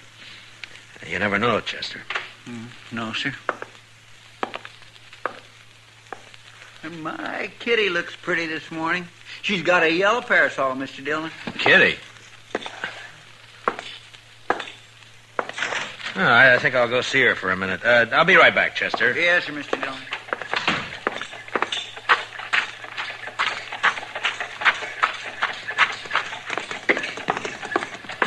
Kitty? Hello, Matt. Kitty, I'd like to talk to you for a minute. Oh, sure. What is it? I'm curious about something, Kitty. Maybe you can help me. Maybe. How long was Cain Vestal with you yesterday? Cain? Oh, well, he didn't leave till evening. Why? Well, he didn't go out on the stage this morning, and he's bought himself a 6-gun. You any idea why? A gun? Huh? Doesn't sound like Cain. Anything happened yesterday, Kitty, or did he tell you anything? Oh, yeah. There was one thing, Matt. Joel Adams and a couple of his men came in. Yeah? Cain got pretty upset when he saw him had a bad coughing spell. Oh? Later, he asked a lot of questions about Adams. Well, what'd you tell him? Just that Adams is a big landowner around here, that nobody who isn't working for him likes him very much. That's all I know, anyway. Yeah. They didn't talk, Adams and Cain. No. I don't think they even know each other. Well, anyway, he sure isn't the sort to be packing a gun. You'll just get into trouble, Matt. Yeah. Where's he staying, did he say? Dodge House, I think. Thanks, Kitty. I'll see you later.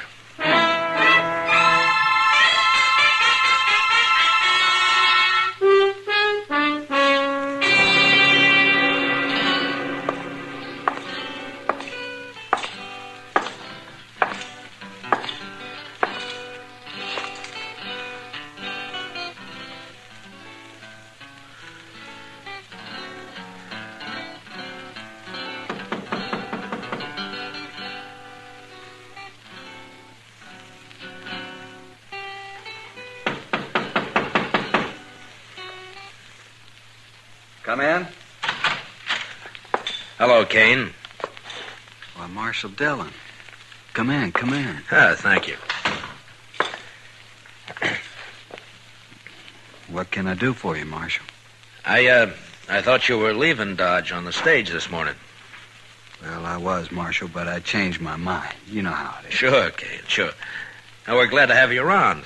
I'm just curious, though. Your staying have anything to do with that gun you bought this morning? Oh, Chester told you. I thought he would. He's a good teacher, Marshal. Yeah. But that doesn't answer my question. Do I have to answer it? I'm just trying to help you, that's all. Yeah, I appreciate that, Marshal, but I'm afraid there's nothing you can do. Look, Cain, you're new in this country. A man like you just can't pick up a 6-gun and call himself a fighting man. Not and expect to live through it. I certainly lay no claim to be a fighting man. Then why did you buy that gun? There's no law out here against a man having a gun, is there, Marshal? No, but any man who carries one is expected to use it when the time comes. You'd be a lot safer without one. Being safe doesn't mean a whole lot to me, Marshal. Not now. Yeah, I know. Doc told me. What's it all about? It's a long story. And an old one, I suppose. I'd really rather not talk about it. I can't force you to. But tell me this. Does it have anything to do with Joel Adams? Yes, it does, Marshal. I'm going to kill him. When? I don't know. Anytime. Well, why? That's the long story I mentioned. All right, Cain. But if you try to face him, he'll kill you before you got that gun halfway out of your belt. And if you shoot him any other way, you'll hang for it. You've forgotten something, Marshal. What? No matter what I do, I'm going to die soon anyway. A month or two isn't going to make any difference. You hate Adams that much? I wouldn't kill a man I didn't hate, would I? I didn't think you were the sort of man who'd kill anyone. Only Joel Adams, Marshal. Then I gotta warn him about you. Well, I understand, Marshal. It's all right. He doesn't know me anyway. Never even saw me before. But you want to kill him? Yes, sir. Well, I'll take your gun away from you, but you'll just find another one. And I can't arrest you unless I catch you trying to bushwhack him. I'm sorry for the trouble I'm causing you, Marshal. You know, I've never had to deal with a man like you before, Cain. Maybe I ought to just tie you up and throw you on that stage. You could. But I'd just come right back. Yeah, I guess you would. I'm sorry this has to happen here in Dodge, Marshal. Then why don't you leave? I guess I hate Joel Adams too much. All right, Cain, I'm through trying to convince you. So long. Goodbye, Marshal.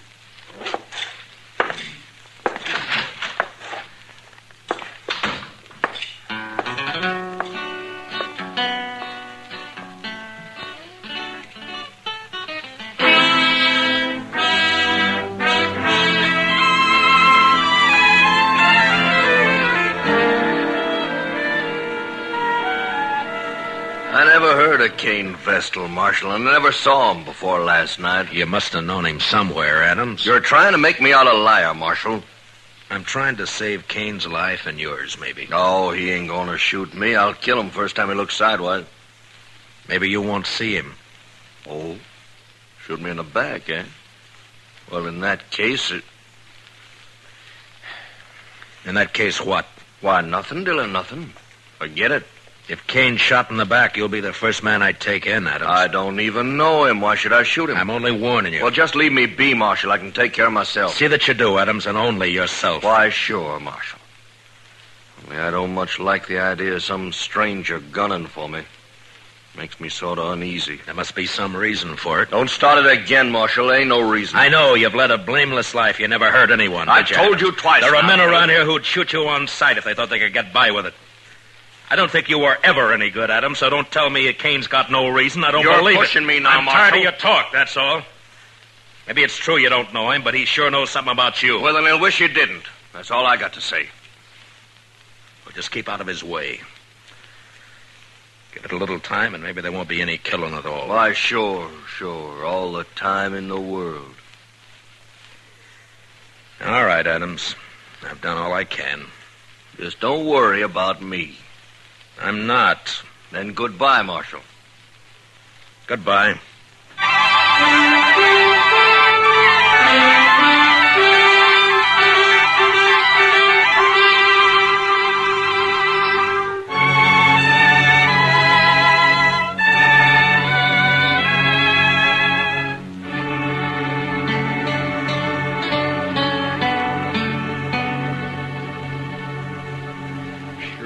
Quiet around town tonight, Mr. Dillon. Yeah.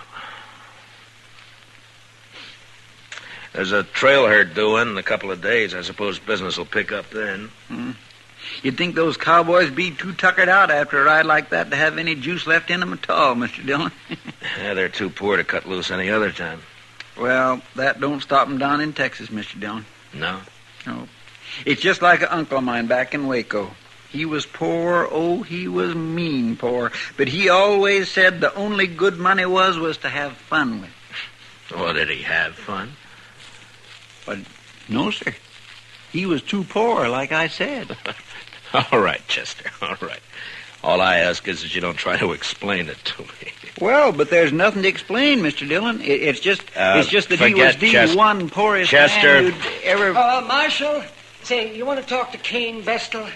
What? Cain is upstairs in my office. He been shot? No, not shot. Beat up. Well, how is he, Doc? Well, it's not too bad. A couple of cowboys found him just outside of town. They heard a shot and said 2 men rode off before they could stop them. Yeah? And I guess whoever it was, they didn't have time to finish the job. They just got started working on him. So Adams made the first move, huh? I'll be back soon, Chester. Yes, sir, Mr. Dillon. They hit him on the head with a gun butt. Scratched him up some. Outside of that, he's fine. It's still assault, even if they didn't kill him, Doc. Yeah, I suppose it is. Anyway, they took a shot at him when they heard those riders coming along. Went right through his coat. Yeah. They probably think he's dead. So that's where you went, Doc. I might have known. Didn't even give you a chance to use that gun, did he, Cain? I didn't have a gun on me, Marshal, but it wasn't he. It was they. Huh? Did you recognize them? Well, I don't know many people around here. You know Joel Adams, so you told me. It wasn't Adam. Could you pick him out if you saw him again? No, Marshal, I don't believe I could. Where were you when they grabbed you, Cain? End of Front Street. I was taking a walk after supper. They rode up behind me, one on each side, lifted me up, and carried me out of town a ways. You must have got a good look at them, at least when they got off their horses. It was too dark, Marshal. Yeah. Doc, how long has he been here? Oh, about half an hour, Marshal. Why? Those cowboys who saw you, Cain, they brought you right in here, didn't they? Yes. So it was maybe an hour ago when those 2 men hauled you out of town? It was plenty light enough then. Was it, Marshal? You're gonna fight it yourself, aren't you? Yes, Marshal. It's my affair. It was, Cain, but you've been assaulted and shot at, so it's the law's business now. I won't prefer any charges, Marshal. You don't have to. I've seen you, and I know who did it, or who hired it done, as well as you do. Please, Marshal. I got to handle this my own way. There's a law that says you can't murder a man, Cain, and the same law says he can't murder you. Are you so full of hate you can't get that through your head? I guess that's it, Marshal. All right, Cain. You do what you have to do. So will I.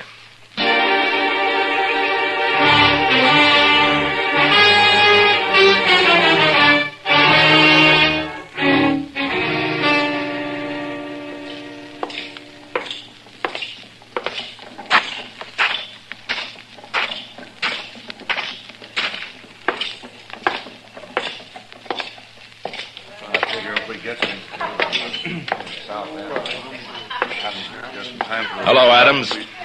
I've been looking for you. That's late, Dillon. Can't you see me tomorrow? It's not even midnight. That's early for you. You see how this marshal's always trying to get me on the prod, boys? That's right. These boys of yours play pretty rough themselves, Adams. Meaning? Didn't they tell you? Tell me what? What they did to Cain Vestal? They did not kill Cain Vestal, and you can't prove it. No, Adams, I can't. Cain isn't even dead. What? You know, I'm curious, Adams. Why'd you think he might be? Why, somebody said he got himself hurt. Joel Adams. You arranged this, Marshal. You know I didn't. Who is he? What does he want?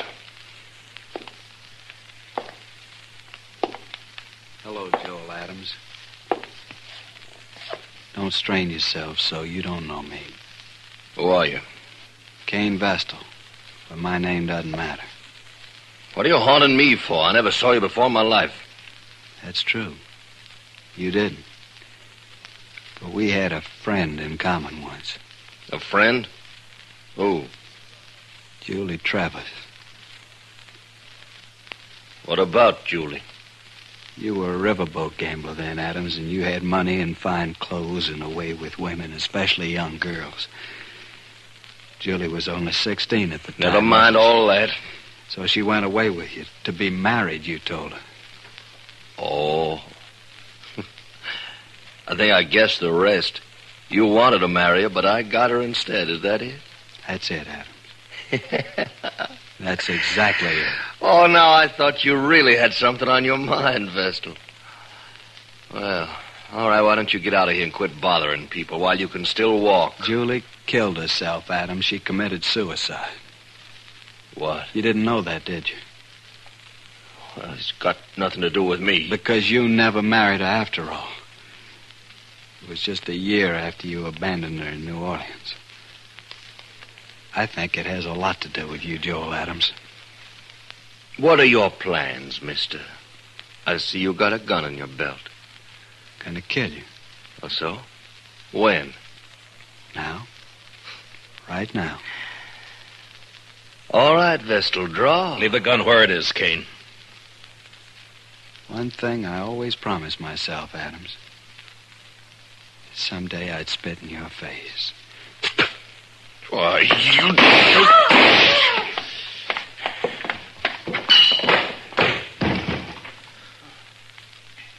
Give me the gun, Adams. Okay. He's dead.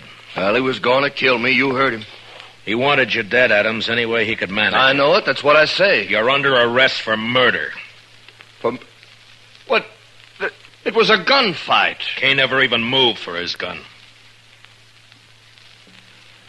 Well, then I'll hang for this. He couldn't have got me any other way. No, don't suppose he could have. I remember the river gamblers used to say, don't matter how you win, so long as you win. That Cain should have been a gambler. Maybe he was. Come on, let's go.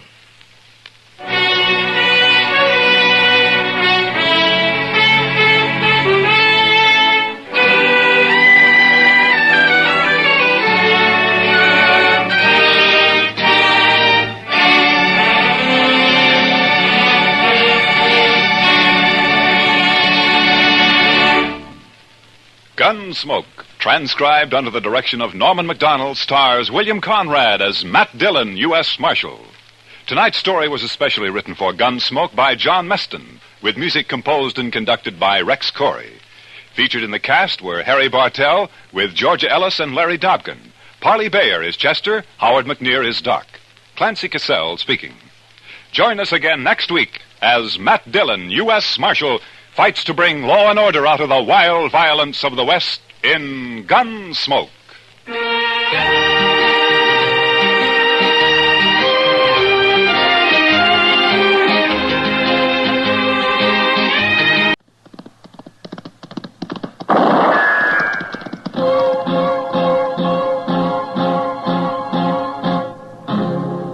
Around Dodge City and in the territory on West, there's just one way to handle the killers and the spoilers, and that's with a U.S. Marshal and the smell of Gunsmoke.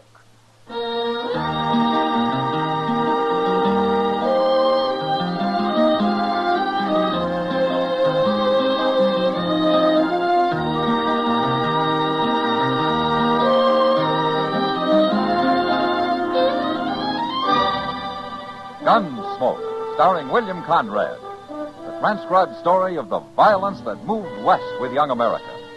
And the story of a man who moved with it. I'm that man, Matt Dillon, United States Marshal. The first man they look for and the last they want to meet. It's a chancy job, and it makes a man watchful and a little lonely.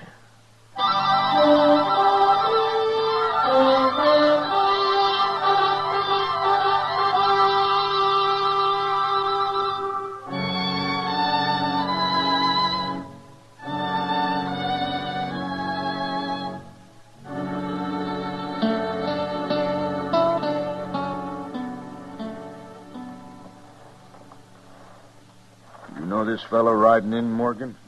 He's a stranger for sure, Abe. That brand on his horse, I can't even read it. Good horse, though. So? Get down, stranger. Who are you men? Well, we're the Curry brothers. We own this ranch. How far is it to Dodge? 60 miles, if you ride in a straight line. I want some grain for my horse. Where is it? Look, stranger, we got no grain. We're fresh out. Now, Abe, if he wants a little grain... And then he can act more polite about it. Oh, ain't I been polite enough for you? Maybe I ought to change my ways just for you. What are you, anyway? Some kid who thinks he's a man just because he's wearing a gun for the first time? Mister, I've been wearing a gun 8 years. Ever since I was 16. That makes you 24 and still a kid that ought to be taken out to the shed. You aim to take me out, mister? Well, somebody ought to. A lot of men have tried. I guess it's your turn now. Go ahead, you're wearing a gun. Oh, now, we won't have any fighting. You watch your temper, Abe. The kid don't mean nothing. The name's Tom Clegg. I ain't a kid. All right, Clegg. Forget it. You too, Abe. Well... Say you're sorry, mister. Say what? You heard me. Are you crazy? Maybe this'll help you. Now draw. No, Abe. Abe, don't move, mister. You killed him. You killed my brother. Well, he hardly got his hand on his gun. Why don't you try me? Abe wasn't no gunfighter. Neither am I. Then I tell you what. You practice a little. I'll be in Dodge for a spell. Come see me.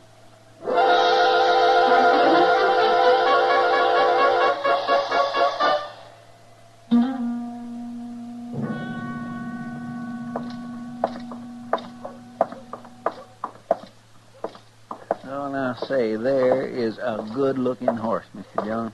Oh, which one, Chester? That big bay that young fellow's just getting off of there. Oh? Well, ain't he? Well, I wasn't looking at the horse, Chester. Oh, you know that fellow? Yeah, maybe.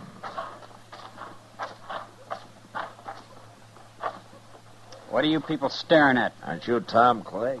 What? Matt Dillon. At Las Cruces about 8 years ago, wasn't it? Exactly 8 years ago.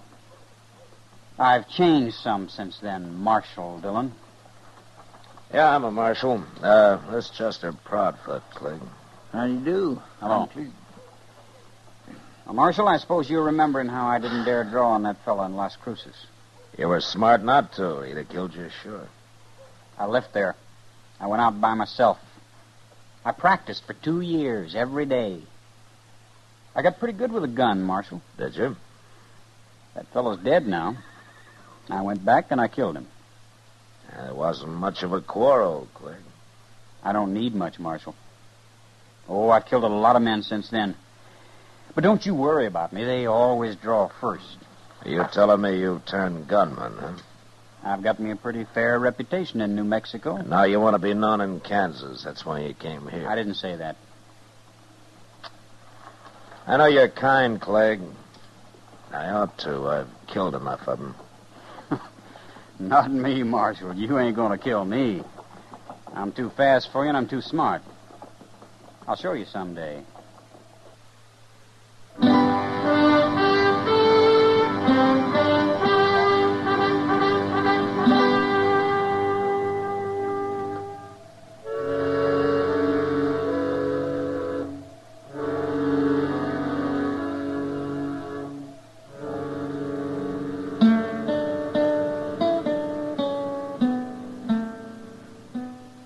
Oh, Chester. Yes, sir, I'm coming, Mr. Dillon. What was it you wanted? You all through out there? Well, I'm through to one. I was trying to open that back door again. I guess it won't never get fixed proper unless we just build us a new. Oh, Morgan Curry. All right, come on in, Morgan. Oh, Chester. Where's Abe at? It's about Abe. I come to see the marshal. Is something wrong, Morgan? Marshal, you've known me and Abe a long time. I sure have. Would you say I'm a man who tells lies? You know the answer to that, Morgan. Then I'll say it short. A fella rode up to the ranch day before yesterday, and him and Abe got into a little argument, but Abe was about willing to call it off when this fella slapped him. And Abe went for his gun, huh? He never had a chance, Marshal. This fella was the fastest man I ever seen. Did you say his name, Morgan? Tom Clegg. Yeah, I thought so. He's a killer, Marshal. He made Abe draw. That's what he means about being smart. No man can take being slapped. That ain't self-defense, Marshal, and he can't claim it is. The law says he can, Morgan. Look, Marshal, I ain't a coward. You know that, but there's no use my facing him. He'd kill me easy as he did Abe. Now, what good would that do? I wish I could help you, Morgan. Well, it ain't just me, Marshal. It's all the men he's going to kill before he's through. Somebody's got to stop him. Somebody will. Someday. Now, before he kills any more men. Well, it's like poisoning a wolf. Don't you see that? Morgan, I'm a lawman. When Tom Clegg breaks the law, I'll go after him. But until he does, there's nothing I can do. I don't know if you're fast enough for him, Marshal. But you're the only man I do know who might be. I'm not hired to gun men down, Morgan. He's got to be killed.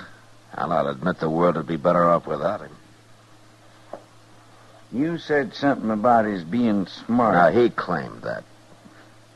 And we'll see how smart he is. Marshal, Tom Clegg's going to die, no matter what. He's going to die.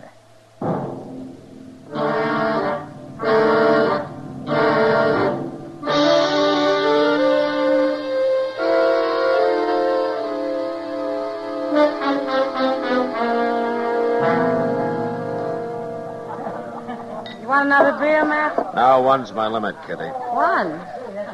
Oh, you're expecting trouble. I didn't say that. One beer said it. You know me too well, Kitty. But you're right about my expecting trouble. Well, I already knew about that. I've watched Morgan Curry following Clegg in and out of here for 2 days now. I don't know what Morgan has in mind, Kitty, but I'm sure he doesn't plan to shoot Clegg in the back or anything like that. Well, he isn't even carrying a gun. Yeah, I know. He just stands around at a distance and sort of keeps an eye on Clegg. It's driving him crazy. But Morgan's not carrying a gun has made Clegg helpless to do anything about it. Maybe he's trying to get him into a fist fight, Matt. Clegg wouldn't fight him, Kitty. He knows he'd get torn apart. It beats me what he's up to. Well, I wish Morgan would go home and forget about it. Maybe it's you he's trying to shame, Matt. Me? What for? For not doing anything about Clegg murdering his brother. It wasn't murder, Kitty. Abe drew first. The way I heard it, Clegg made him draw. And I don't care what the law calls self-defense. Well, I have to, Kitty. I have to care. Yeah, I know, Matt. Well, there they are. What? Clegg. He just went to the bar. Morgan will be along directly. Yeah. Well, you keep an eye on him, Kitty. Me, keep an eye on him. I gotta ride out into the country tomorrow. I'm leaving before dawn so as I can get back early in the afternoon. Oh, then you better get to bed. Good night, Matt. I'll see you tomorrow, Kitty. Sure. Marshal. I want to talk to you. I'll go ahead, Clegg. Talk. It's about him. Huh? Oh, Morgan. Hey, Morgan. What are you calling him for? You want me, Marshal? Yeah. Clegg here wanted to talk to me about you, Morgan. I thought maybe you ought to hear it, too. Sure, he can hear it. I want him to stop following me around, that's all. Oh, why tell me that, Clegg? Because you've got to stop him. Me stop him? He isn't breaking any law. He ain't wearing a gun. A dirty coward. There's no law that a man has to wear a gun. It's making me jumpy. I don't like being stared at all the time. You got a guilty conscience about something, Clegg? You shut up. Why don't you take your gun off and shut me up, Clegg? You hear him, Marshal? You see what a coward he is?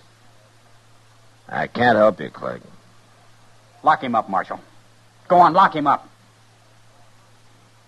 You heard me. Yeah, I heard you. Then do it. Not very likely. All right. You're wearing a gun. Are you a coward, too, Marshal? Morgan, come outside. I want to talk to you. Okay, Marshal. You're both cowards. That's what you are, cowards. Why didn't you kill him in there, Marshal? That was your chance. I'm not a gunman, Morgan. I'm a lawman. Won't you ever understand that? Maybe I'm beginning to. Look, Morgan, it's no use. I'm not going to fight Clegg. Now, you can't use the law for your own revenge. That's not what it's for. Now, why don't you forget this and go back home? Marshal, do you think I'm a coward because I won't put on a gun and let him kill me? I don't know what to think, Morgan. You seem to be doing all the thinking these days. My brother Abe was murdered, Marshal. He was murdered. I'm sorry, Morgan, but there's nothing I can do. Now, good night.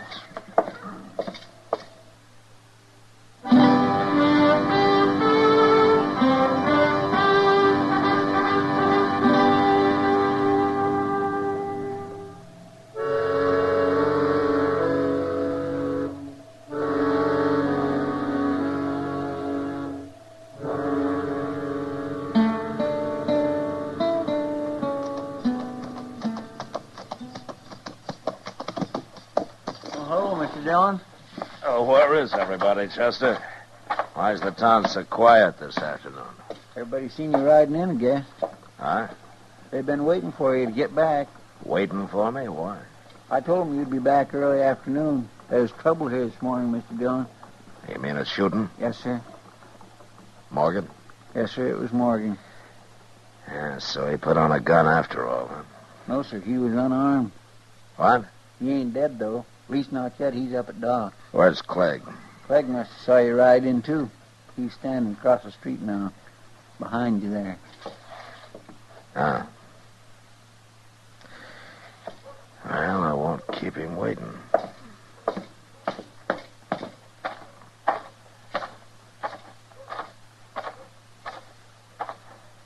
I hear you shot another man, Clegg. He deserved it. Did he? I warned him about following me around.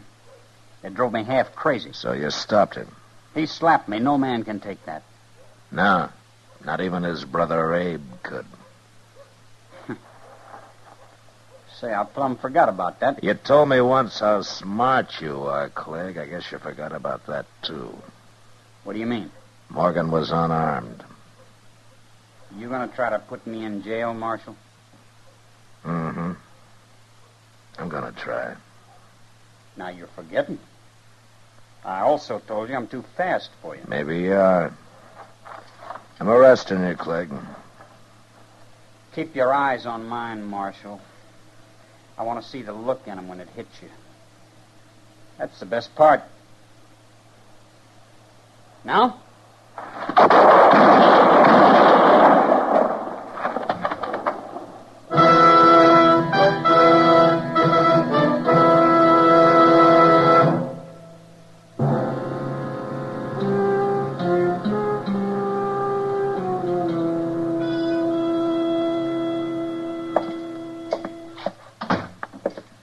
Hello, Matt. Doc.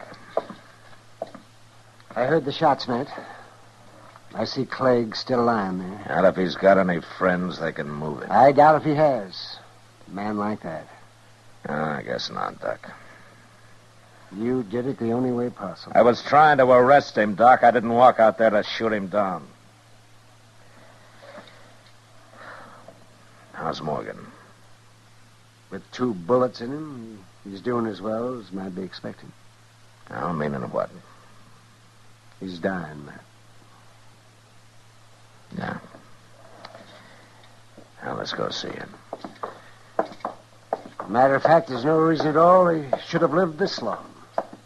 I can't understand it. Most men would have died on the spot, shot up the way he was. Morgan? Marshal, I heard some shooting. Didn't I? Yeah. Yeah, you did. Was you in it? I was. And Clegg's dead, huh? That's how you wanted it, wasn't it? That's how I wanted it. It's what I've been hanging on for. Morgan, you knew he'd shoot you when you slapped him, didn't you? I had him on edge, Marshal. I planned it that way. Yeah, I thought so. And you were willing to die just to get me to face him, huh? There wasn't no other way. I couldn't have killed him myself.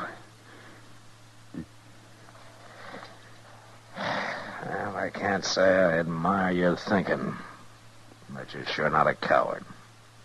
He murdered my brother. He murdered me the same way. But we got him anyway. Didn't we? Didn't we, Mother?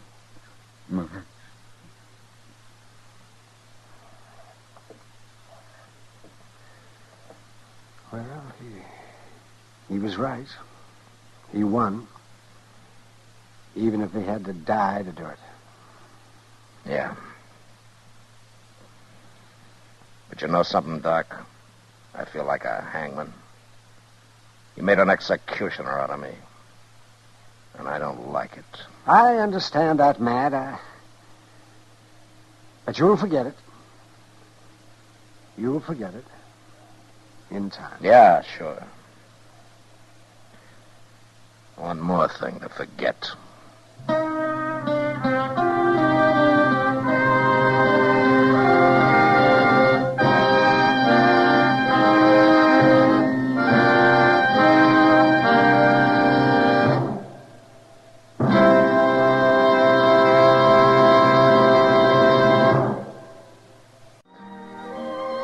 Gunsmoke, produced and directed by Norman Macdonald, stars William Conrad as Matt Dillon, U.S. Marshal. Our story was specially written for Gunsmoke by John Meston, with music composed and conducted by Rex Corey.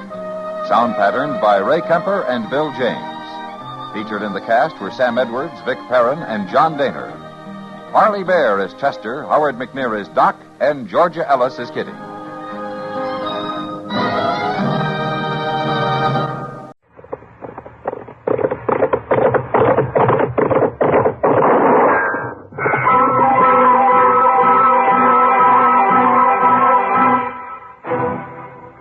Dodge City and in the territory on West, there's just one way to handle the killers and the spoilers, and that's with a U.S. Marshal and the smell of gun smoke.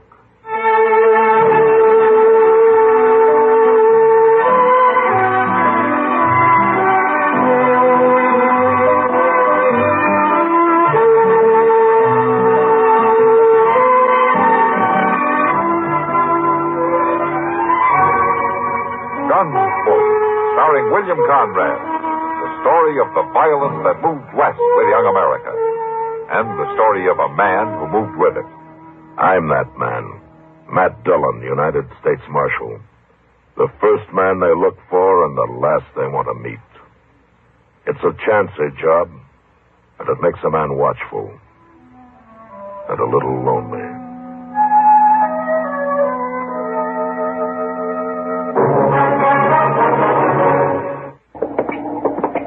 We're going to stop in at the Long Branch, Mr. Dillon? Yeah, might as well. There's not much doing around town tonight.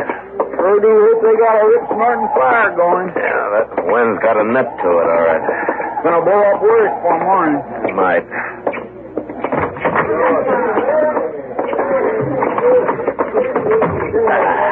Well, I thought old Doc might be around here, but I don't see him no place. Oh, Matt. Kitty. Yes, sir. Home, Kitty. Come on over to the stove where it's warm. Feels warm right here after that wind outside. Goes right through you, doesn't it? I think I'll ooch over by the stove, Mr. Dillon. Might be some kind-hearted stranger who'll buy me a beer. Chester never gives up hope. Sit down, Kitty. If you're not busy. Oh, thanks, Matt. Don't you believe in kind-hearted strangers? No, not since I was 9 years old. What took you so long? Well, I was kind of slow growing up. Would you like a beer? If you'll let a kind-hearted stranger buy it. I wouldn't exactly call you a stranger, Kitty. You'll have to admit I'm kind-hearted, though. Couple of beers, Sam. All right. You think a real bad storm's coming up, Matt? Yeah, it's that time of year. I remember the blizzard last year around Christmas time. Yeah, that was a rough one, all right. Matt, things will be rough this time of year, even if the weather weren't bad. What do you mean? Oh, holiday season. Families getting together and all, just ordinary, decent, good times. The people still live that way? Not many out here. I sure don't. Ah, no, Kitty. I'm sorry, Matt. This time of year, I get to thinking too much, remembering too much. That's not good, Kitty. It's a hard town. It's a hard country. Go soft and it'll kill you. I remember nights you come in here after you had to kill a man. Nights you stayed till sunup, not talking, alone mostly, and dying a dozen deaths inside. You're as sentimental as Chester. Oh, there you are, Marshal. Shut the doggone door, Mr. Jones. You're letting in all the cold. Well, I've been robbed, Marshal. What? Held up. Right in my old store. Well, how'd it happen, Mr. Jonas? Well, a fellow come in right after closing time, banged down over his face and stuck a gun in my stomach and took everything in the cash drawer. $68. Well, it sure took you a long time to get around telling me about it. Well, he tied me up. Left me there in the back room. I just now got loose. You gotta go after him, Marshal. Kind of a tall order, isn't it? Trailing a 5-hour head start. Well, that don't matter now, because I know who he is. I thought you said he wore a mask. He did. But I could tell by his voice and his walk and everything about him. It was Clint Doty. Clint Doty? Yeah, he's a homesteader up the river. I know him. But I can't believe that Clint's the kind to do a thing like that. With him, all right. I'm 100% certain. Well, all right. We'll ride out in the morning and bring him in. In the morning? If it was him, he'll be there. But, Marshal, you... Wilbur, I'm not going to ride 12 miles up that river bottom at midnight with a blizzard coming up for $68. Now, we'll leave in the morning at sunup.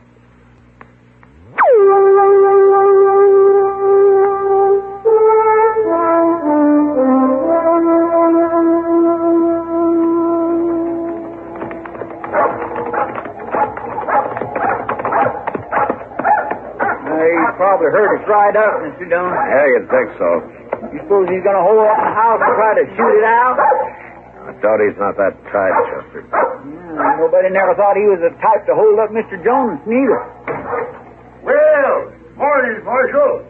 Chester. Oh, Doty? How are you, Doty? Come on in and sit. I got some coffee on the stove. Oh, we might warm our hands a little bit. Come on, Chester. Yes, sir.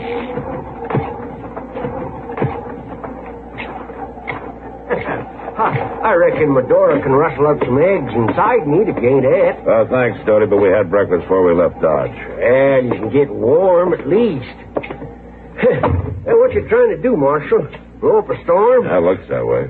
It's been snowing since daybreak out here in the river bottoms. And with that wind blowing, it's going to start drifting. Yeah, probably will. Well, I'll heat this coffee up a little. What brings you out this way, Marshal? You, Doty? Me? What do you mean? We're here to arrest you.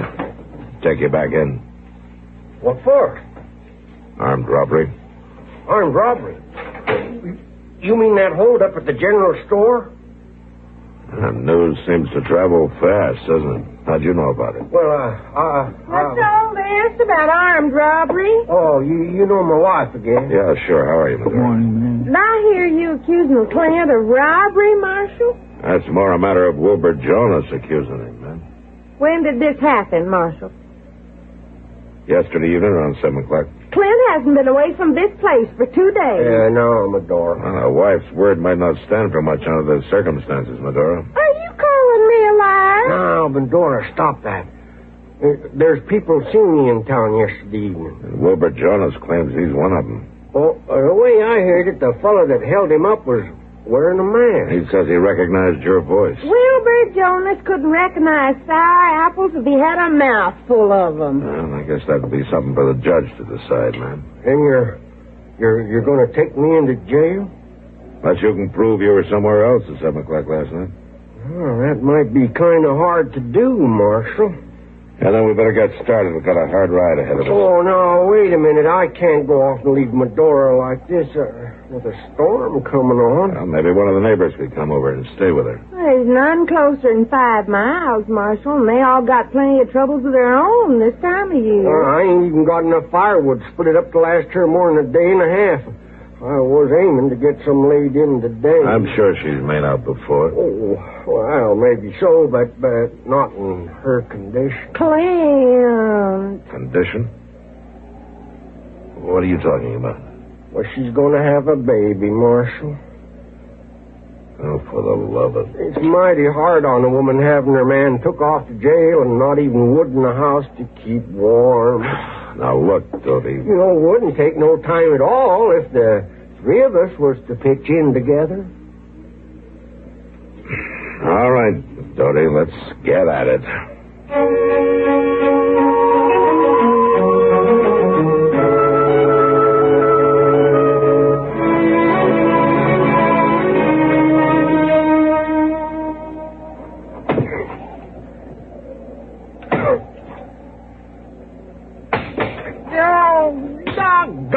Betsy.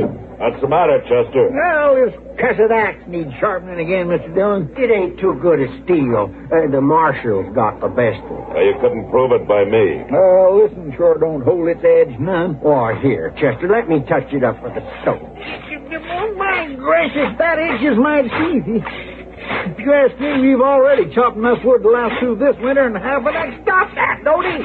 That stove eats it up pretty fast. Chester's right, Doty. We've chopped enough. Well, she's got to use some of it to cook with, too, you know. It's enough here to last till she can make other arrangements. Now, let's pack it into the shed and head back for town before that snow gets any worse. Well, whatever you say, Marshal. Mister! You, Mister, feel like taking on some victuals? I got some nice hot stew ready. Did you say victuals? Now, we got to get started, Medora. It's getting late. Oh, it won't do no harm to eat first. It'll make the trail shorter, Marshal. Well... My! Just look at all that firewood. I'm right obliged to you, men. You're welcome, Medora. I reckon I'll need every stick of it, too, with this wind driving the snow in through the north wall of the cabin. God, dang it, I clean forgot. Forgot what? The chinking. The chicken? No, the chinking. The chinkins all fell out of the north wall of the house. I was aiming to fix it today. I got a lot of bark slabs cut laying out back to the barn. Now, look, Doty. Oh, it's mighty hard on a woman in Medora's condition with the snow and the sleet blowing in on her. Doty, would it be all right if we eat first?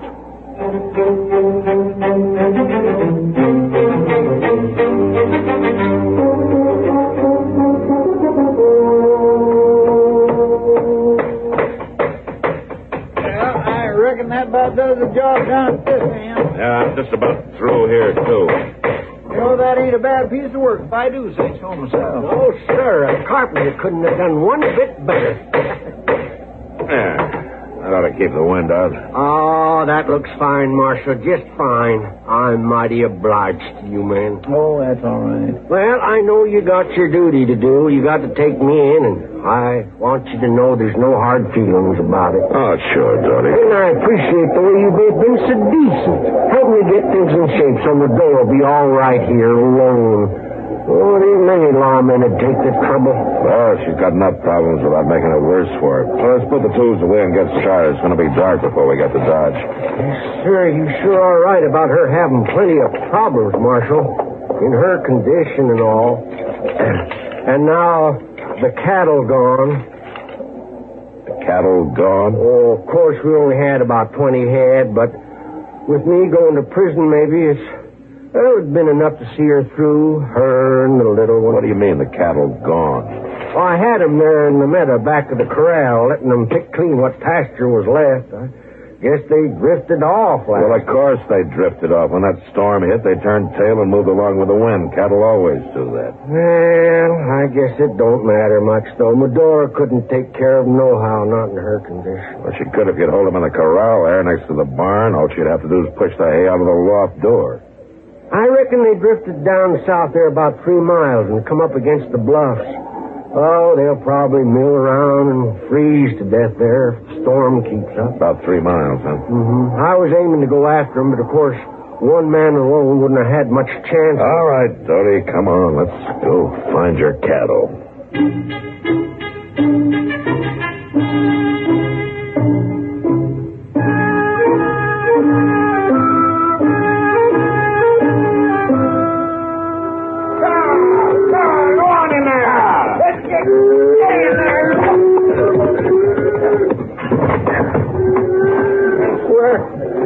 The meanest, crankiest, orneriest bunch of cattle I ever seen on my born days. Storm's really got them spooked. You know, that turned out to be more of a chore than I thought, Marshal. Yeah, it sure did, Tony. I just don't know how I'd have managed without you fellas helping. We're mighty grateful to you, me and Medora both. Well, we couldn't let the cattle freeze. Well, if you wait now till I put these lanterns in the barn, we can leave any time you say. Oh, unless, of course, you'd like some hot coffee first. Dodie, it's dark now. You know as well as I do we're not going to ride back to Dodge tonight. Well, say, in that case, maybe you wouldn't mind helping me kill and dress a couple of dozen hens. Couple dozen hens? Yeah, hang them up under the eaves to freeze. Oh, my gracious. Chicken broth's mighty good for a woman in Medora's position. Look, Dodie, we've already chopped your wood, fixed your house, and rounded up your cattle. Oh, you've been mighty decent. All right, we'll help you dress your chickens. We'll make soap for you, salt down the pork, preserve eggs, anything you say up until midnight. Then I'm going to get some sleep. And at sunup, we're going to ride into Dodge, and you're going to jail.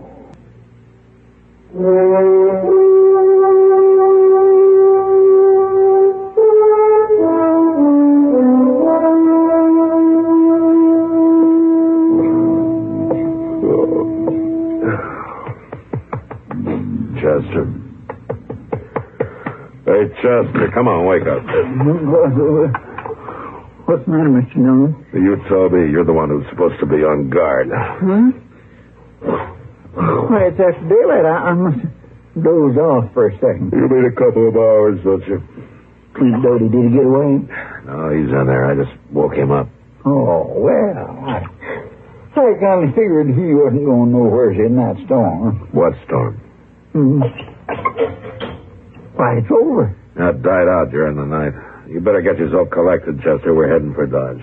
My, just look at that sun on the snow with you. Now, turn out through them boots out. I'd have swore. Oh! What's the matter? Oh, Mr. Dillon, I'm so lame I don't even know if I can stand up straight.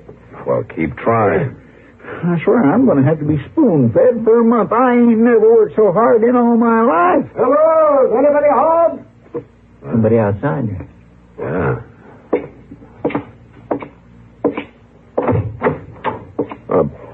By golly, it's dark. Dog? Well, come on in, you old reprobate. I'm coming. Just tying up my horse and buggy. Wonder what he's doing out this way. Seeing a patient, I guess. He must have left town awful early. Hey, did somebody ride up? Yeah, it's dark. You about ready to leave, Dodie? Oh, if you're still a mind to take me. Nothing's changed.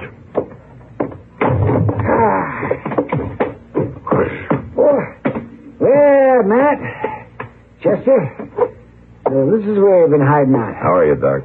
Yeah. Oh, good morning, Clint. Morning, Doc. Got any coffee? Oh, have some in 2 shakes, Doc. Medora! Yes, Clint? Will you come out and fix some coffee? Just a minute. What are you doing out here this time of morning, Doc? Oh, the Murdoch baby was acting up, touched the croup, so I spent the night there. Thought I'd just drop over and say hello to the Doties, as long as I was this close. You could have done that in town. I'm taking him in. You're taking him in? Well, for what? Robbing Jonas General Store night before last. Robbing the... Now, where'd you get that idea? Jonas claims he recognized him. Wilbur Jonas hasn't got the sense the good Lord gave a gopher. Matt, they caught the fella who'd done that. What? That's right. It was some drifter riding through town. He threw a lot of money into a poker game, and the boys got kind of suspicious. And he finally admitted the whole thing. So they borrowed a jail key from Judge Bent and locked him up until you get back. Well, Clint, didn't you tell him? Well, Tell me Clint, he couldn't have done it, Matt. He was playing poker at the time with me and Moss Grimmick in the back room of the livery stable. Dodie. No, Marshal, I didn't lie to you. You asked me if I could prove where I was, and I didn't know Doc's word was actual proof. Clint, Dodie, he done that deliberate, Mr. Dillon, letting us think he was guilty just to get us to do all that work for him. And I suppose the story about your wife having a baby. Oh, that's the gospel truth, Marshal. Well, it sure is, Matt. I'll vouch for that. Let me see now. It's about another 6 months. Let me see. Around the 1st of July. 1st of July? Yes. I didn't say when, Marshal, and you didn't ask me. Ain't you gonna wish us well? The 1st of July? So help me, Dodie, for 2 cents. Oh, we might even name him after you, Marshal, if we can't think of nothing else. So help.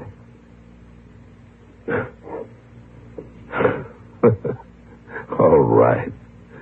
All right, Dodie. Now, how about some of that coffee, huh?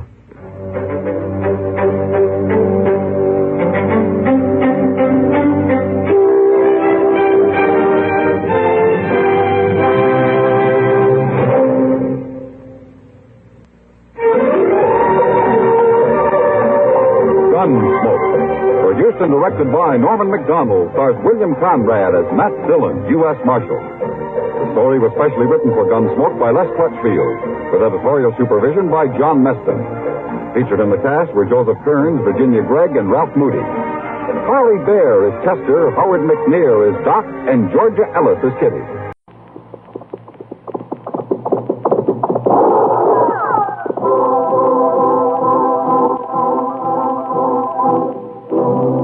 Around Dodge City and in the territory on West, there's just one way to handle the killers and the spoilers, and that's with a U.S. Marshal and the smell of Gunsmoke.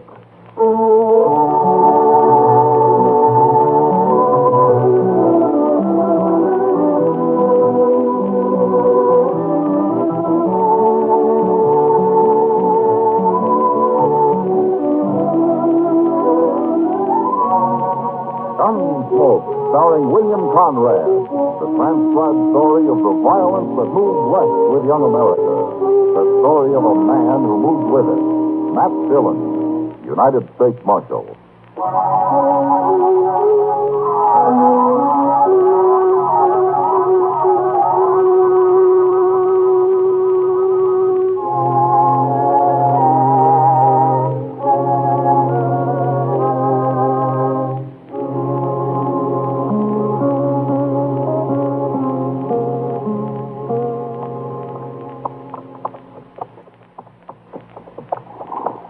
Look up ahead there, Mr. Dillon. Somebody's gone and left his wagon right out on the prairie. No, there's a man down in front of it, Chester. But it sure looks like his team went off and left him.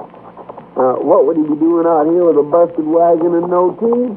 And I expect he'll be glad to tell us. Come on, get up.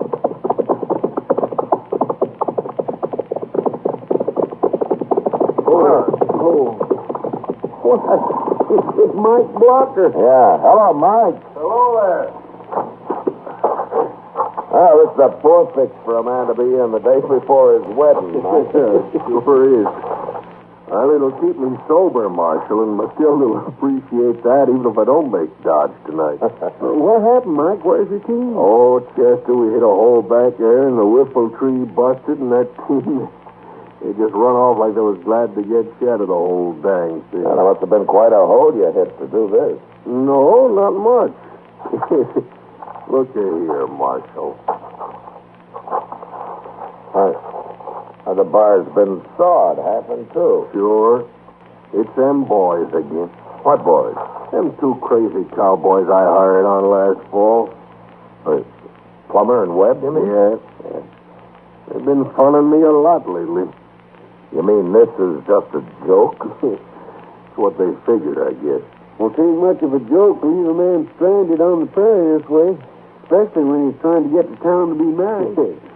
Now, this ain't so bad. Just yesterday, they cut the cinch on my saddle.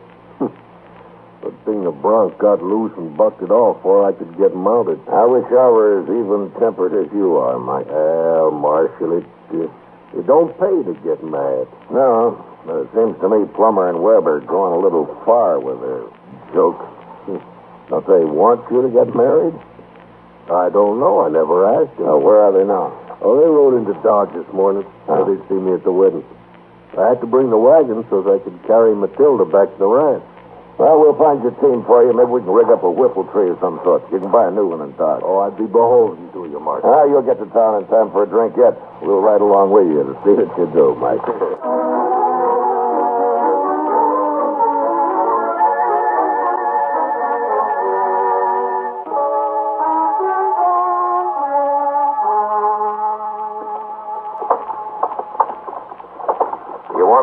Chester? Well, no, sir. If you don't mind, Mr. Dillon, I think I'll go on down to the depot. The Santa Fe's about due, and I like to watch it come in. Oh, yeah. Well, I'll leave you here then. Sure do thank you, though, all the same. Well, I didn't say that I was buying. You'd have had to. I'm broke. Man has to be mighty careful of what he says around you. I'll see you later. Okay, sir.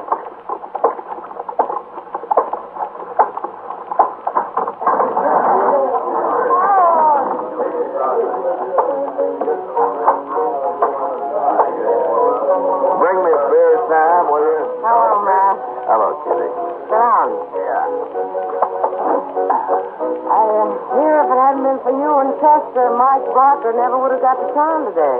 He rode in an hour ago, and you already heard about it? Matilda told me. Oh, yeah, that's right. I forgot about you and Matilda. She's the only lady in this town who is my friend. Here's your beer. Oh, thanks, man. You going to the wedding, Kitty? She insists that I do.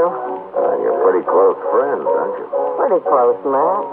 I guess it's partly so she can talk to me about things she wouldn't even dare mention to her nice friends. Now, they're no better than you are, Kitty. Maybe not. But there are more of them in the long run. That makes a difference. Why'd you want to know about Matilda and me? Well, I've been wondering if there's any reason why either of those cowboys who work for Mike Blocker wouldn't want that wedding to come off tomorrow. Plummer and Webb? Yeah, that's right. You must have some reason for wondering about it, man. Well, man's friends always treat him a little rough before he gets married, but these boys have carried it pretty far. It's jealousy, Matt. No? Which one? Plummer. He and Matilda used to see each other once in a while. Till she met Mike and fell in love with him. Yeah. Has Plummer threatened her? Or Mike? He's afraid of Mike in spite of his gentle temper. He should be. But he told Matilda he'd make as much trouble as he could. What kind of trouble? Anything that'll embarrass her, I guess. Like a chivalry, but real unfriendly. They started their chivalry a little early. They even tried to get Mike crippled up a couple of days ago. Oh, I didn't know about that. Oh, nothing came of it, but I sure don't like to see anybody's wedding day spoiled. I think I'll look those two up and have a talk with them.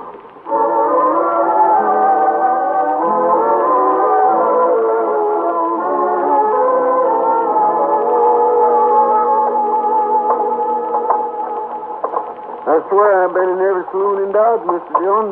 Maybe they ain't in town after all. Well, we'll try the hotel, Chester. Why don't you just throw them in jail till the wedding's over? I'd like to.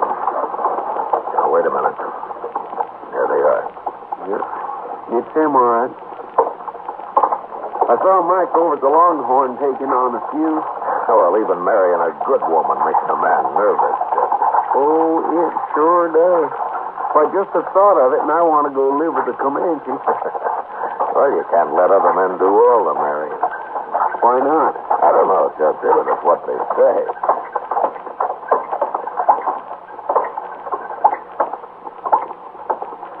Hello, Plummer.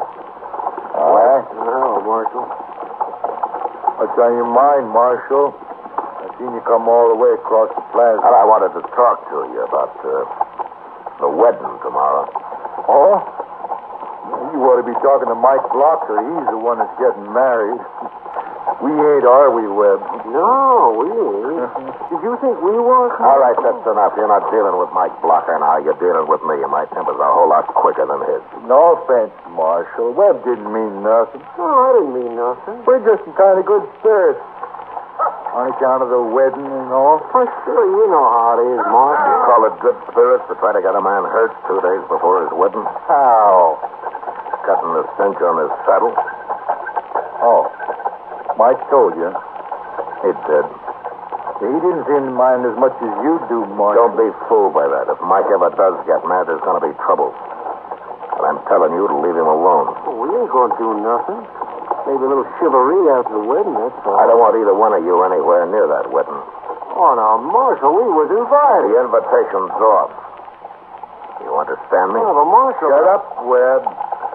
He's the law. We won't go near the wedding if he says so. Oh, sir, we won't go nowhere near it. That satisfy you, Marshal?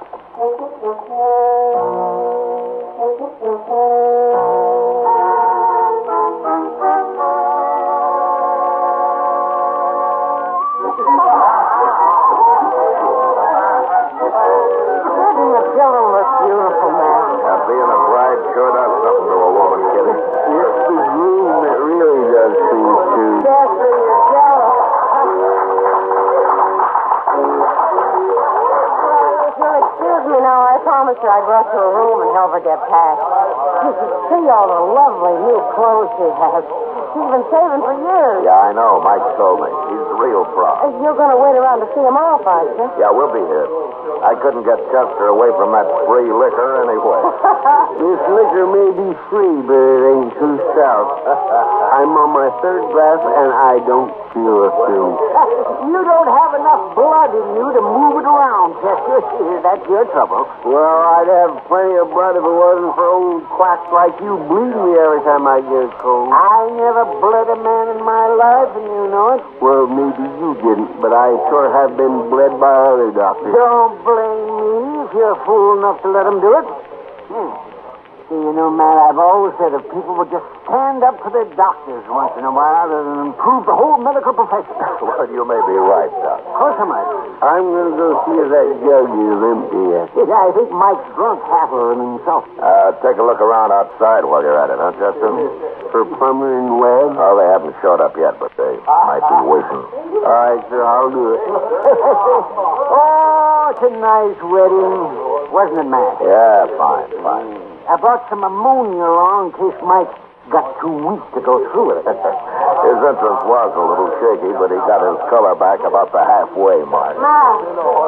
Huh? Oh, what's the matter, Kitty? Matt, it's terrible. That poor girl. What's happened? It's her clothes, all her new clothes. Matt, we went to her room to get a pack, and everything's been torn to shreds. What? It's a mess. And Matilda's up there crying her heart out. Plummer, I suppose. Of course we get it. Who else would? Poor girl. You better go back to her, Kitty. And don't tell anybody about it yet. All right, Matt. Hey, well, what are you going to do, Matt? Find Plummer and Webb and lock them up. Mike's pretty drunk, and I got an idea he won't take this joke as easy as he did the other.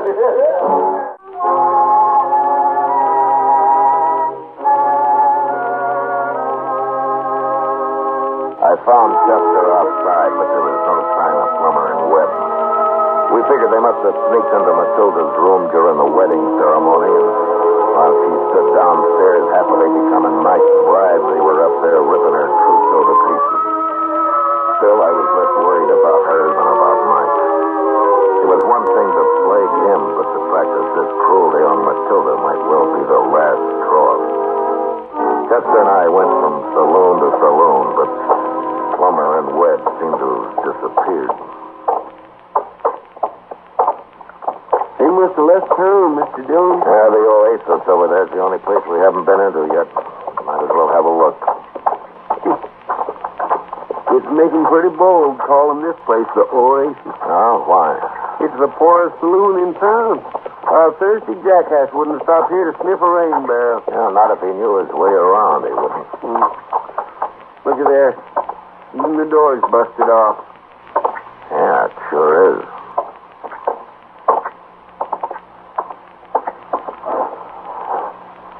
Mr. Dillon, this place is a wreck. Where is everybody? There's been a fight here, Chester. Oh, there's somebody.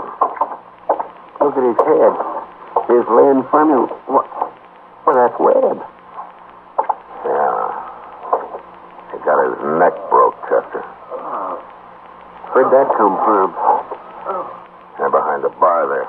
Maybe it's Plummer. No, that's not Plummer. Hey, get the beer off the bar and throw it on him, Chester. Yes.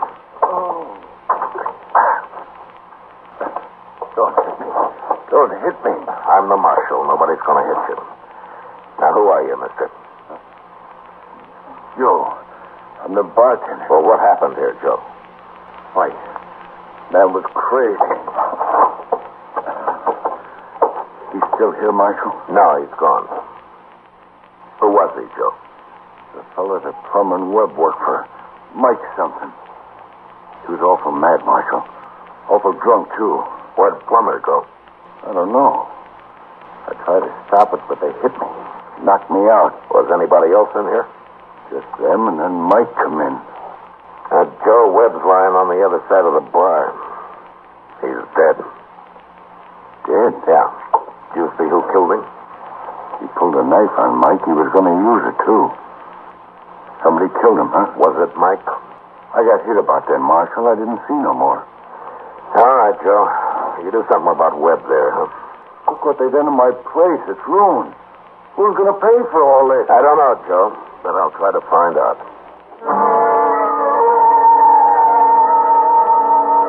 I didn't find out that night, anyway. We looked around the Oasis inside and out, and then I sent Chester down to wait for Mike in case he showed up at Matilda's place. So I scouted the town again. But shortly after daybreak, we both gave up and met back at the office. Miss Kitty was down here, Mr. Dillon. She stayed with Matilda all night. Oh, good. How's Matilda taking it? Well, I don't think she cares about her clothes anymore. She's so worried about Mike. You didn't tell her about Webb being killed, did you? Oh, my goodness, no, sir. I wouldn't do that. She'll find out soon enough, poor thing.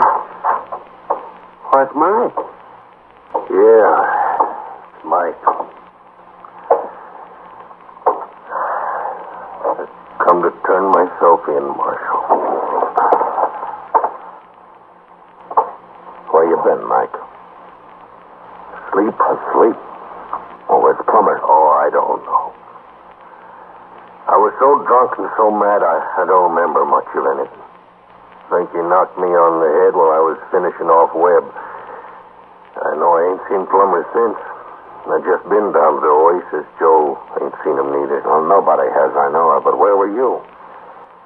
Oh, I was awful drunk, Marshal. I must have got as far as Kelly's stable. Crawled into a stall there. At least that's where I woke up this morning. Well, I'm going to have to lock you up, Mike. Yeah, that's why I come. Marshal, that was a bad thing they done to Matilda. Yeah, it was. But you shouldn't have killed anybody for it. Well, maybe. Lock him up, Chester. Yes, sir. I'll bring back some coffee.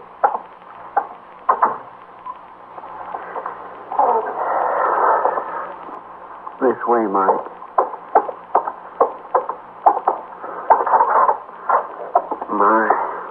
I sure am sorry to have to lock up a man like you, Mike. If you didn't, Chester, I'd just go find Plummer and kill him. There you are. Yeah. Mr. Dillon will be back directly. Then you can have some coffee. I don't want nothing.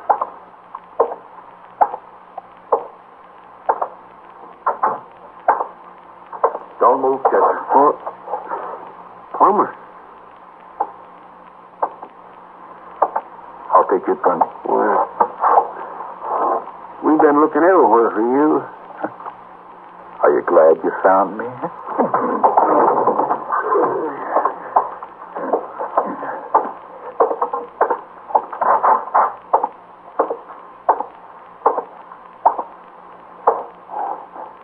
Morning, Mike.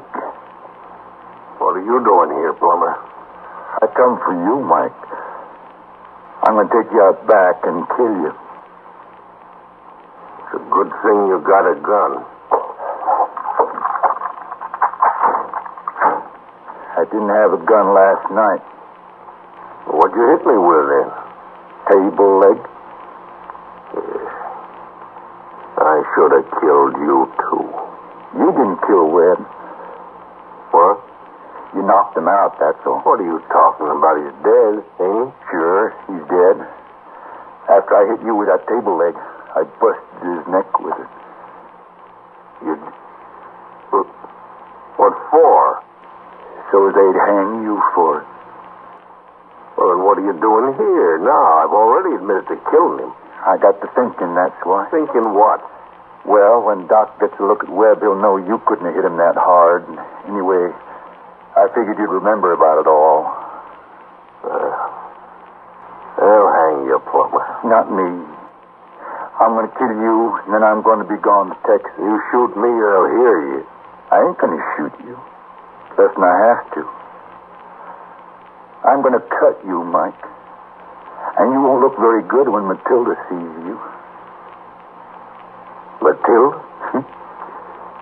We was friends once, Mike. Real good friends. You know the kind. You and Matilda. I'll tell you what it was like while I'm cutting your throat. Get out of that cell now.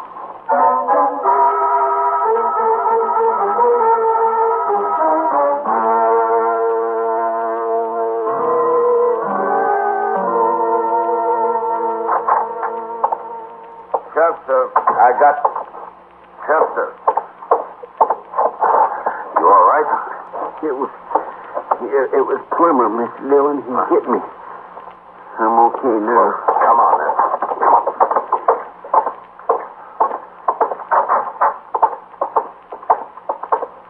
Mike's gone. Plummer must let him out. Let him out. Nothing. He's probably killed him. Let's look out back.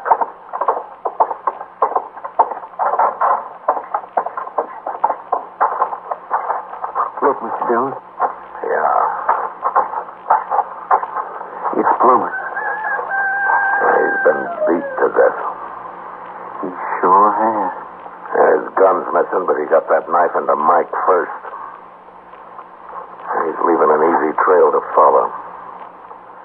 Come on. He headed for the alley. Wonder you didn't run into him out on the street. If he got that far. All right, stay back, Chester. I'll go around the corner first. Yes, sir.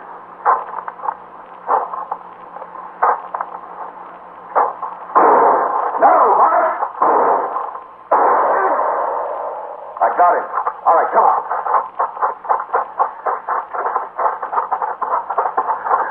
Mike, what did you shoot for? I didn't know it was you, Marshal. Thought maybe Plummer had come too. Now, Plummer's dead. You're not in very good shape yourself. He cut me a little before I got to him. Ain't bad, but I might have killed you. Thank you for not trying, Marshal. Well, we better get you up to Doc. He'll dig that bullet out of your arm. Sure. By the way, Mike, I saw Doc a few minutes ago. He'd been down looking at Webb. What did you hit him with? Oh, Plummer killed him. Told me so. He had a table leg, Marshal. Doc figured something like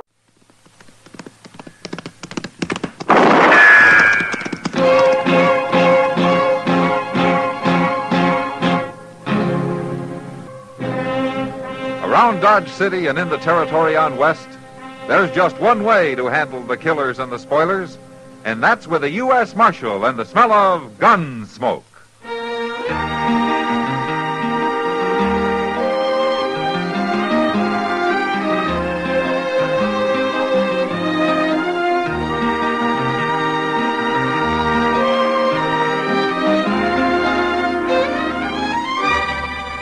Gunsmoke, starring William Conrad.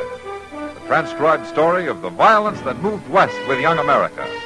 And the story of a man who moved with it. I'm that man. Matt Dillon, United States Marshal. The first man they look for and the last they want to meet. It's a chancy job, and it makes a man watchful. And a little lonely.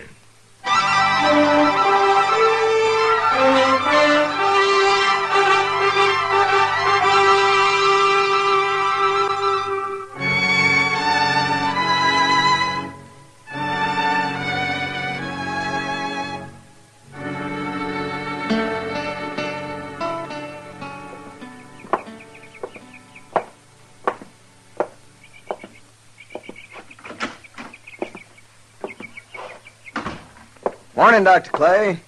Oh, good morning, Nielsen. You wanted to see me? No, I never wanted anything less than to call you in here. You got bad news. Yeah, it's been bearing down on me for 2 days. But you've got to know, Nielsen. I'm not going to make it? Nope. Sooner or later, that bullet in you is going to kill you. Are you sure? Yes, sir, I'm sure. Well, I feel good enough, Doc. You could be wrong, couldn't you? Well, I wish I was. I don't know if I'm right in telling you about it, but I treated the same kind of case at Shiloh. And the bullet kept moving, just like yours. And there was no way to stop it. How long did it last? Not as long as you have. You've been going 2 months since the fight. And how much longer I got, Doc? Well, there's no way to know. Another month, maybe longer, maybe less. I just thought you'd want to know, Nielsen. Better to know now than when it's too late to do anything about it. What are you going to tell Alice? What's there to say? Well, with her planning the wedding, there ought to be some explanation. You, want me to tell her? Just say I changed my mind and I'm heading west. Where are you going? Back to Dodge. To look up the Mailer brothers? If they've killed me, I don't see any reason to let them go on living.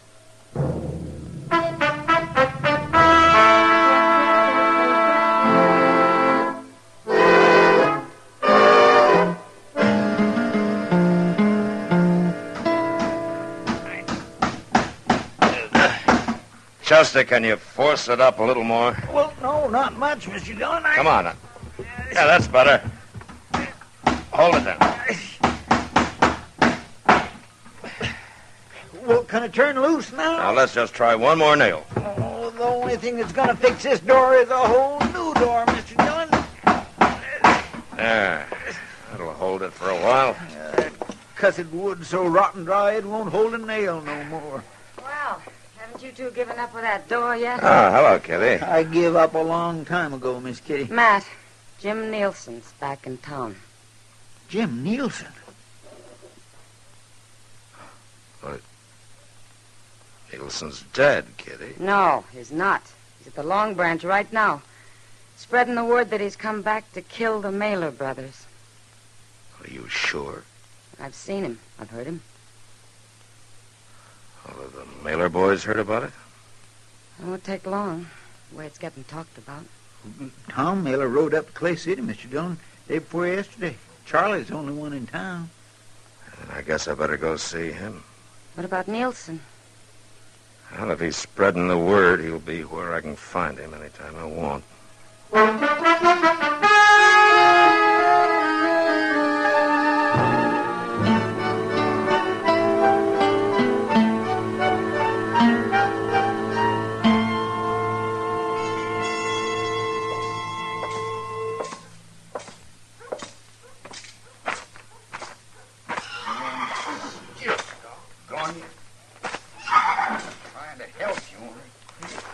Charlie.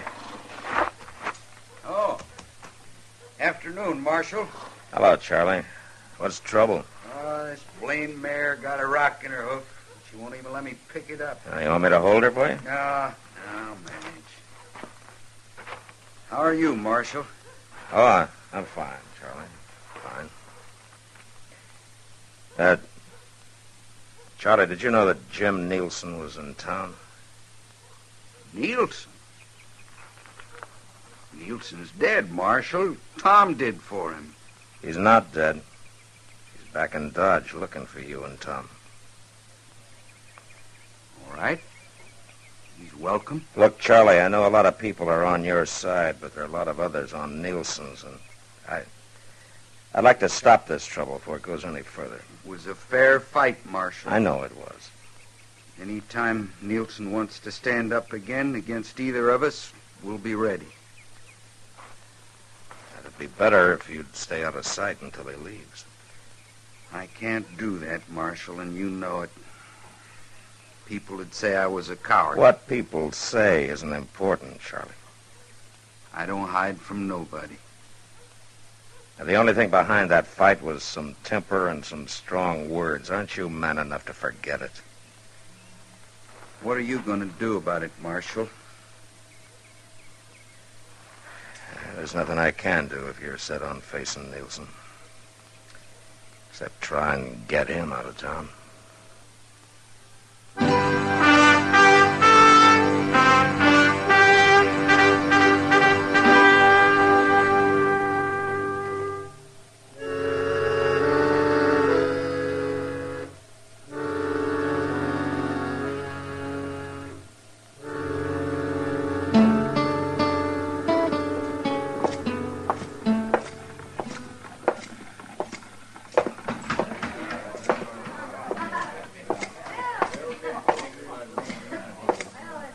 Hello, Nielsen. Marshal? Well, I didn't expect you'd ever get to Dodge again. Guess you thought I was dead, Marshal, along with a lot of other people. You didn't look very healthy when they took you out of here. I'm still alive. For a little while, anyway. What good's it doing you to be back here? Well, everybody figured the fight was over, but I don't happen to think that way. It's a lot of trouble over nothing. You and the Mailer brothers are good men and peaceful ones. You were drinking and there were some names called. But that's sure no reason for you to come back and stir it all up again. They thought they'd kill me, Marshal, and they were proud of it. I don't think they were. Look, Jim, I'd like it if you'd go back to Abilene. I'm not going to do it, Marshal. I got nothing to go back to, nowhere. What does that mean? I'm going to die from that gunfight we had. The bullet's still in me. Oh. There's nothing to be done about it, huh? No. Nothing but try and settle the score. I don't see how you're going to be any better off trying to kill two good men, Jim. Marshal, it's a funny thing knowing you're going to die. I had too much to live for when I faced up to him the first time. I was going to get married. I owned some land. Those were the things I was thinking about. I got scared and tightened up. Man shouldn't have anything to think about in a gunfight. It was kind of hard not to. But I don't have now, Marshal. I don't have a thing to lose. Jim, you're a bad man to have in town. I won't be here long. You can count on that. Drink with me, Marshal? No. No. Not tonight, thanks. Nielsen. I hear you're looking for me and my brother. You forget it, Charlie, and get out of here. Where should I get out to, Marshal? You want me to run away, Nielsen? Hold it, Charlie!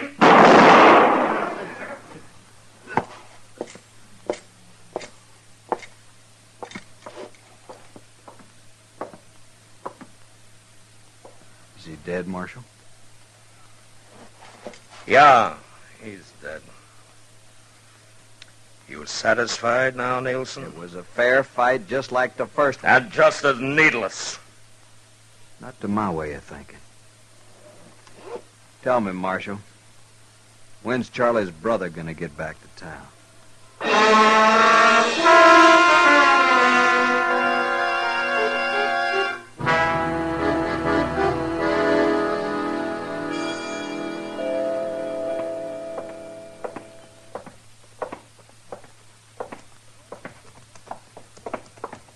Tom!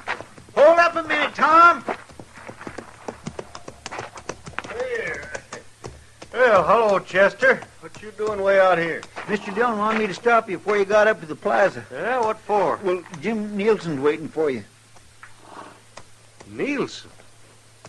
Wait. What about my brother? Charlie's dead, Tom. Did Nielsen do it? Charlie come after him. I thank you, Chester. And thank the marshal. Tom, you gonna ride in anyway? I got no place else to go.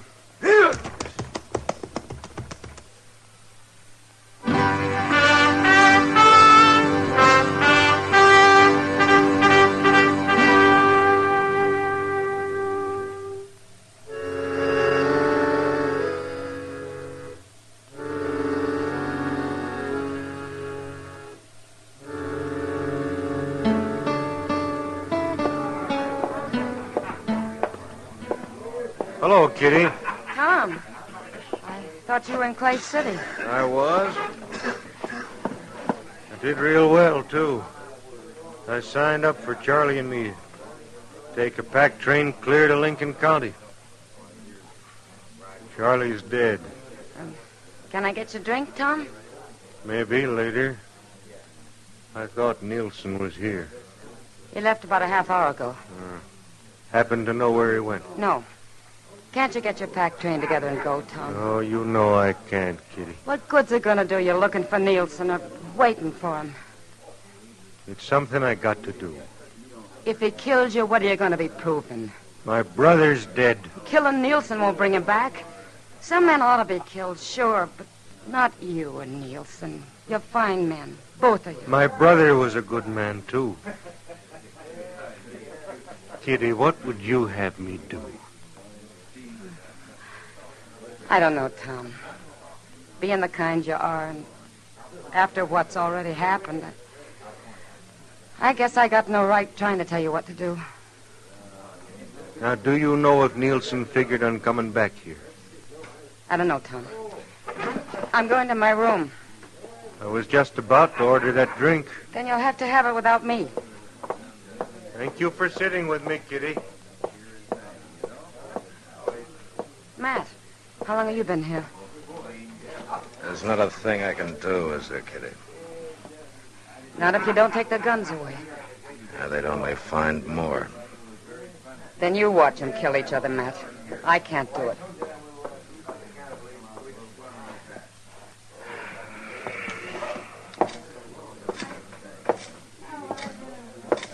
Mr. Dillon. Yeah? He's coming, Mr. Dillon. How long, Chester? It won't be but a few minutes. He was looking for Tom over at the Alfraganza. All right. You get out of sight someplace. All right, sir.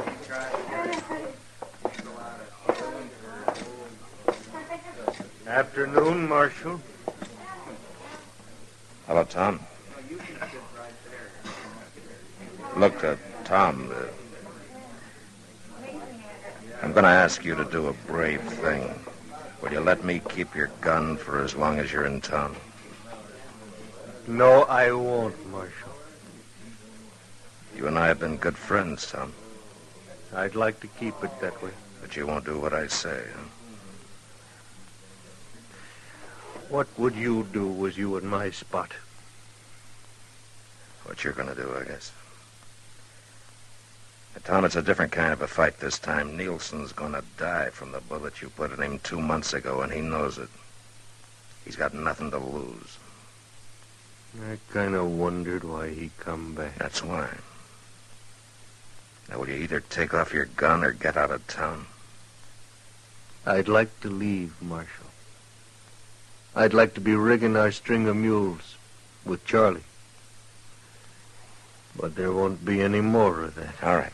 All right, Tom. I told Nielsen, and I'll tell you from the beginning, this thing has been needless. My mistake was not throwing the three of you in jail right off. Marshal Dillon, have a drink with me. No, thanks, Tom. I'm going back to my office. Goodbye.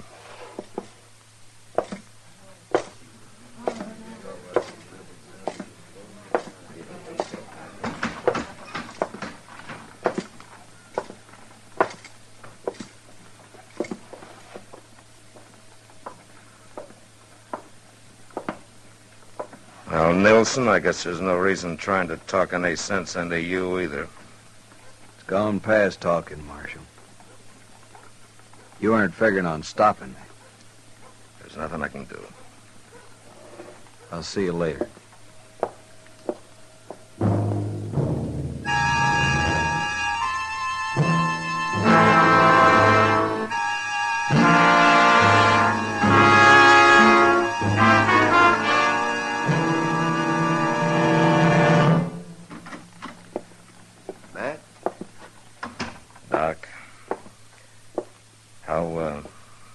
There was nothing I could do for him, Matt. He's dead. Oh, my goodness. Seemed like such a waste. He was a good man, both of them was. There's no reason for you to feel bad, Matt. You tried your very best to stop it. Someday there's going to be a law about carrying guns, and there's going to be fights like these that'll bring it. A man's got the right, Mr. Dillon. They're going to lose it, Chester, if this sort of thing doesn't stop. Doc, I'll have the body taken away. All right, man. I'll go with you if you want me to. Yeah, sure, Chester. I think I'm ready for that drink everybody offered me. Me too. You reckon Miss Kitty knows? By this time, I'd think so. There he is, Mr. Dillon. Hey, Nielsen!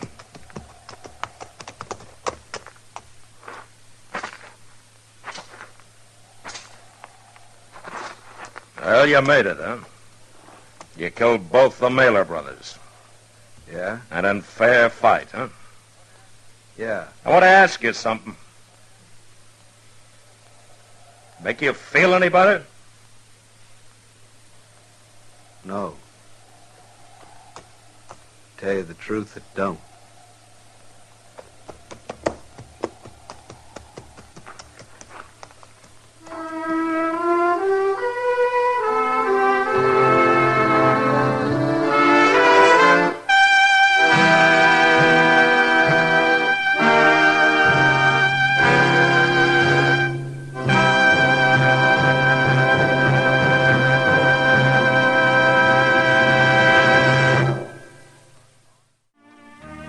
Gunsmoke. Produced and directed by Norman McDonald, stars William Conrad as Matt Dillon, U.S. Marshal.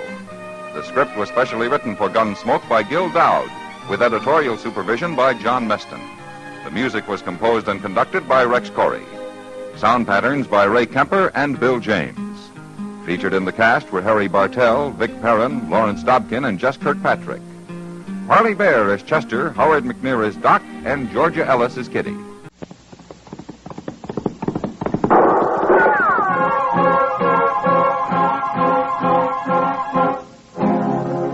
Around Dodge City and in the territory on West, there's just one way to handle the killers and the spoilers, and that's with a U.S. Marshal and the smell of Gunsmoke.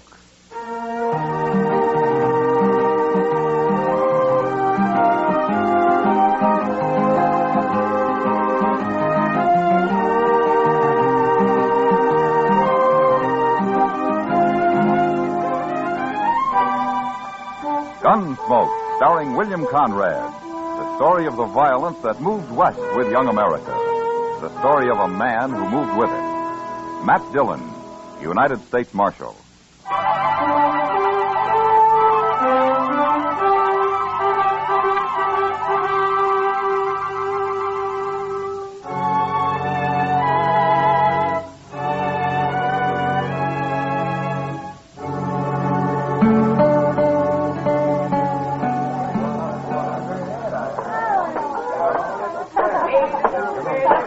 Good evening, Mr. Sybert. Oh, hello. Hello, Henry. Have a drink? No, thank you, sir. Well, what do you come into a saloon for if you ain't going to drink? No offense, Mr. Sybert. I just don't feel like a drink. Well, man's free to do what he feels like, Henry. Up to a point he is, sir. You're all alike, you Southerners. We keep our word. To men and to women. Now, is that what you're here for, to see I don't run off? No man's going to shame my sister, sir. Oh, what are you talking about? I'm going to marry her in 2 days. Yes, sir. You are. Now, look, Henry. We postponed the wedding last month because I had to go to Abilene on business. I run a big ranch. It takes a lot of hard work and time. And the ranch comes first. Can you get that through your head? I understand. I just hope for your sake you don't have to go anywhere this time. Polly wasn't proud having to call off the wedding last month. Well, suppose you leave that to me and Polly and keep your puppy nose out of this. I don't care for that remark, Mr. Sybert. Oh, no? Well, then let's see what a young Confederate gentleman does about something he don't care for. Go ahead. You're wearing a gun. You can't bluff me, sir. All right, hold it, you two. Oh. Get this little whippersnap off of my back, Marshal, before I shoot. That's enough, Sybert. I don't want any fighting here. Especially between prospective brothers-in-law. You two ought to be ashamed of yourselves. Now, Henry, you go on. Get out of here, huh? Go drink someplace else tonight. I'm not drinking, Marshal. You're still ahead. Get out anyway, huh? All right, sir. But don't you forget what I said, Mr. Sybert. Oh, those hot-headed Virginians. I don't know if I ought to marry into a family like that or not. Well, marrying's your problem, Sybert. Just don't kill any of them, that's all. Have a drink, Marshal. I got one at the table over there, thanks. Well, later, maybe. Maybe.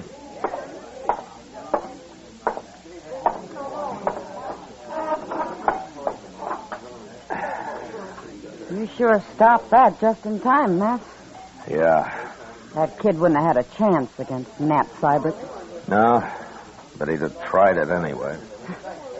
They're going to make a real happy family. Now, they'll get along. Sybert's and Polly, anyhow. They will if Henry and his father give him a chance. It's too bad Mrs. Troyman isn't still alive. She'd handle it better. They're nervous about the wedding, that's all, Kitty. And about Sybert's money. They need it bad. They used to be rich, Kitty. Back in Virginia. Sure, before the war. What about now? Why do you think they're so happy to be able to marry Polly off to a big rancher like Sybert?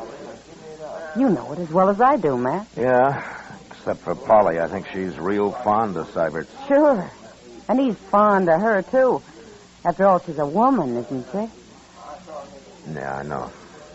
But maybe you'll settle down now and quit running around so much. I hope so, for her sake. When's the wedding, Matt? Day after tomorrow? Yeah, that's what they say. You're going, aren't you? Yeah, I suppose I'll go. I love weddings. Oh, great heavens, Kitty. I nearly forgot. What? I saw Polly on the street the other day, and she asked me to tell you that you'd be welcome at the wedding if you want to come. She did? Well, I've only met her at the store and around. Seems she likes you. Anyway, that's what she said. Well, gee, Matt. You think I should? Well, you were invited by the bride. I don't know why not. Well, maybe I better think it over. She's got enough trouble as it is. But anyway, I feel kind of good, her asking me. They're just people, Kitty. Like anybody else.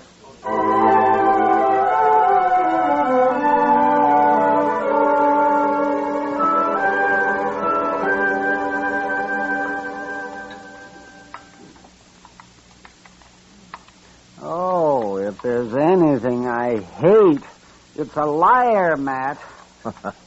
What's the trouble now, Doc? These eggs. The cook swore they were fresh, and I know darn well they've been put down in water glass. Why don't you raise some chickens, Doc? I would. But it just create a whole new class of thieves. Chicken thieves. You're in for a bad day, Doc. You started feeling this way. I'd sooner trust Crazy Beulah over there than most people I know around here. Crazy Beulah? Oh, yeah. I haven't seen her in a long time. Yeah, that's the funny thing about her, Matt. She's still sort of pretty. Till you look in her eyes, she is. You know, Doc, I can't help feeling sorry for her. Well, I know, but there's nothing anyone can do to help her. No, I guess not. She came to see me a couple of weeks ago. Had the ague. No. And she paid my fee, too. And if Crazy Beulah can pay up, you'd think the more prosperous citizens around here could, too. Oh, I sometimes wonder about these people, man. Really, I do. Maybe you charge too much, Doc. If I charged nothing, they'd still cheat me somehow. Good morning, Mr. Dillon. Chester, Hi, how are Doc. you? Chester. Hey, looky here at this. Read it. No? If Nat Syberts marries that Tryman girl, there'll be a killing. I'm warning the law to stop it before it's too late. Oh, there's no signature. Where'd you get this, Chester? It was under the office door when I opened up this morning. What do you make of it? Let me see it, Matt. Here, Doc. Oh, it's printed. Thought I might recognize the writing. Well, that's why you printed it, I guess. I see. I wouldn't want to be in Nat Sybert's boots. Young Henry is going to shoot him if he doesn't marry Polly, and here somebody is going to shoot him if he does. Well, all in all, it'll make for a lively tomorrow. Chester, I think we better talk to Syberts about this. Yes, sir. He's staying at the Dodge house till after the wedding. Yeah, I know. Well, so long, Doc, and be sure and have a pleasant day, huh? Oh, surely, Matt. So long.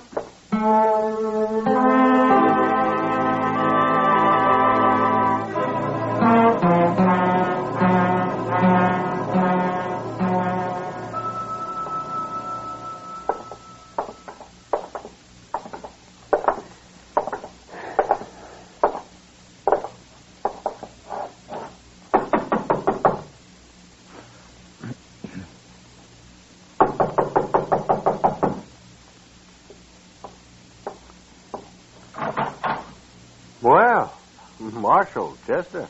Oh, Mr. Syberts? I'd like to talk to you, Syberts. Why, sure, Marshal. Come in. Thank you. Chester found this note at the jail this morning, Syberts. What in the... Who wrote this? And I thought maybe you could tell me. No, I've got no idea, Marshal. Oh, can you think of anybody who doesn't want you to get married, Syberts? He was there last night, Marshal. Sure don't look like it. Yeah, I know, but I was thinking of somebody else, some enemy of yours who maybe wants to cause trouble. No. I've got enemies, sure. What man hasn't? But they don't have nothing to do with me and Polly.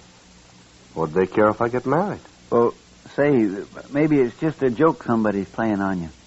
Mighty poor joke under the circumstances. Yeah, I suppose it would be.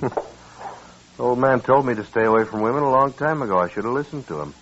It's a little late now, isn't it, Syberts? Yeah. If you got any ideas, let me know, huh? Anyway, we'll be at the wedding. We'll do what we can. And I'll be wearing a gun, too, Marshal. You can count on that.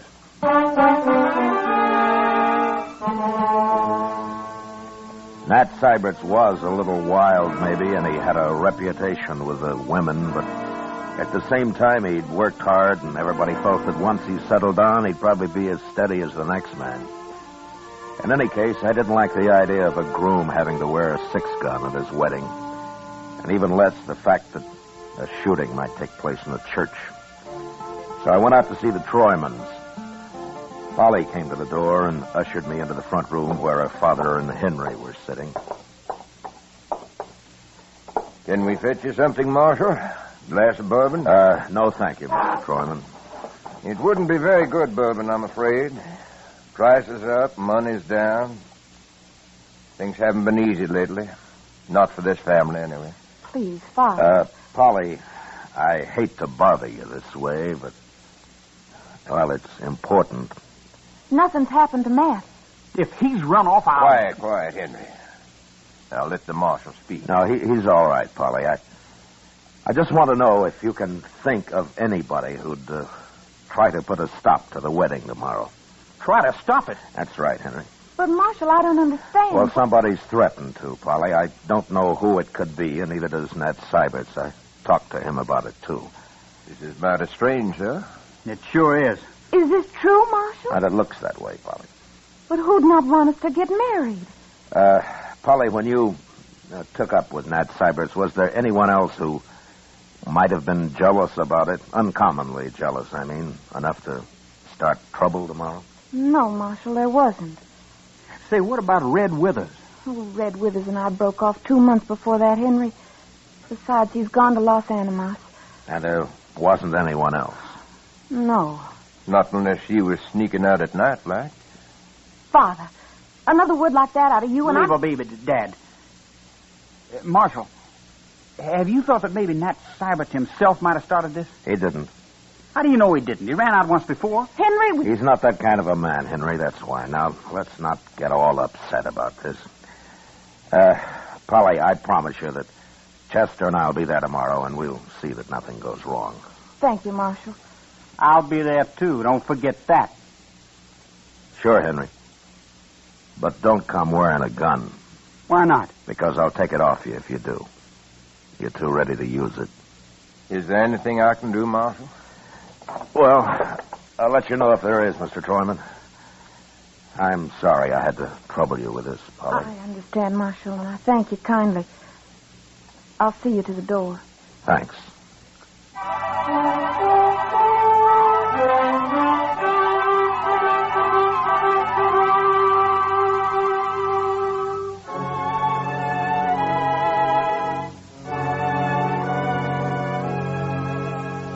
The next day was the wedding day, and Chester and I waited outside the church till Polly and Nat Syberts had arrived. Then we went inside and took up our positions on the far right and the left of the altar, facing the congregation. We were wearing our guns under our coats, and nobody seemed to take much notice of us. As soon as the ceremony began, I had a feeling that nothing would happen. And as it neared the end, I signaled to Chester, and we slipped quietly out to the church entrance. Their two had given and pledged their troth either to other, and have declared the same by giving in the healing gold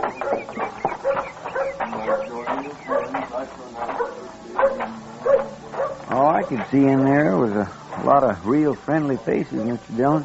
Yeah. There's nobody outside here. That's Mr. Sybert's buggy right there, isn't it? Mm-hmm. He's driving Polly out to the ranch right after the ceremony, Chester. She didn't want a celebration of any kind. Well, it looks like there won't be any trouble after all. I sure hope not. On their wedding day and all. That's over. They'll be coming out now. Yes, sir. We'll stay close to them till they drive off. It could happen right out here, you know. Yes, sir. I'll watch whichever way you're not watching. How will you know which way I'm watching unless you spend your time watching me, Chester? What?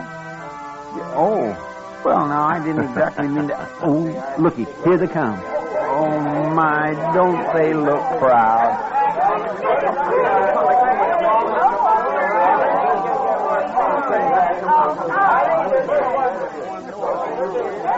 Marshal. Congratulations, Syberts. Oh, thank you, Marshal. Let's get over here for a minute, huh? Sure.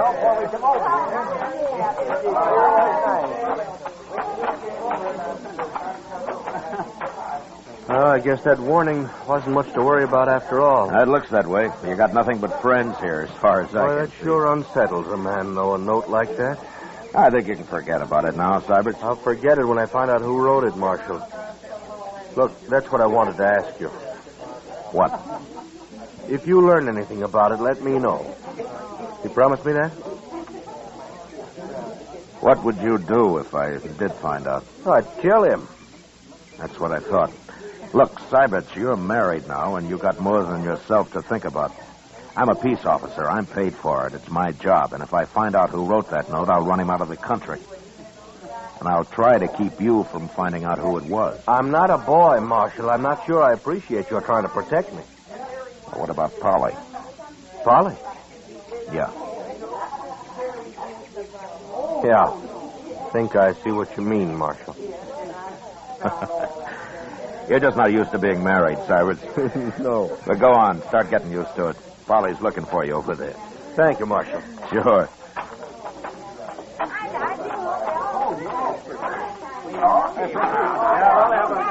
Well, are we all set to go? Anything wrong, Mr. Dillon? Not a thing, Chester. Come on, let's see him off.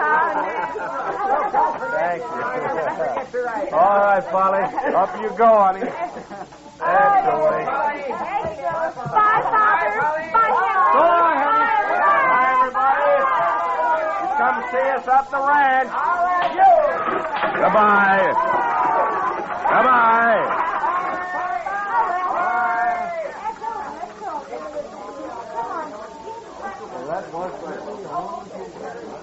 Oh, my goodness, Mr. Dillon. What, Chester? Oh, I'm just like an old woman at a wedding. You know, they ought to have more weddings here. Well, if you like him that much, Chester, why don't you do something about it? Well, what could I do? Get married. Huh? Me? Get married? Well, why not? Oh, now, Mr. Dillon, you know I can't do that. Why, I don't make enough money to keep body and soul together just for me, let alone a wife and a lot of kids and in-laws and all that. My goodness. Well, you could start with just a wife. Did you hear that? Yeah. It's down the road Syberts took. Come on, grab a horse. Anybody's horse, Chester. Pardon me. Come on. Come on.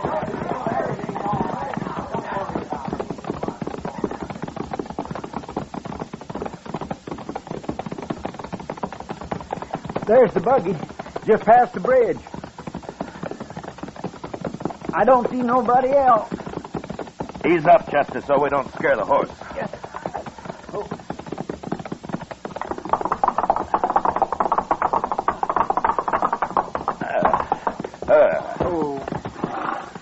All right, take a look under the bridge, Chester. All right.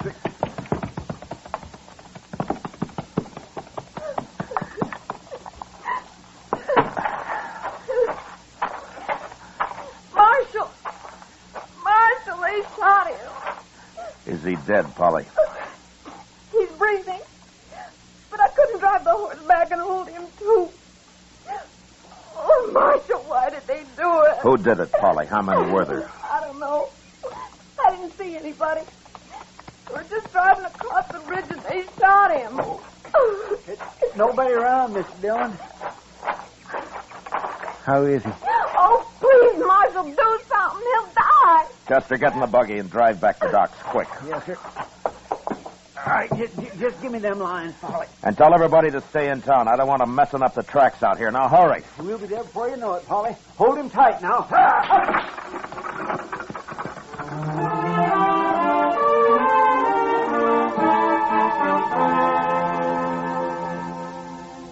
As soon as the buggy had gone and the dust had settled, I looked around. Everywhere, but could see no one. Then I walked back and followed Chester's horse tracks down off the wagon road. His were the only marks on that side of the bridge, so I crossed over to the other side. And there I found the footprints of what must have been either a child or a woman. They led off in the direction of a small cabin about 300 yards away. And I followed them, gun in hand, at a slow trot. When it was clear that whoever it was had gone straight to the cabin, I left his trail and approached the door from a right angle.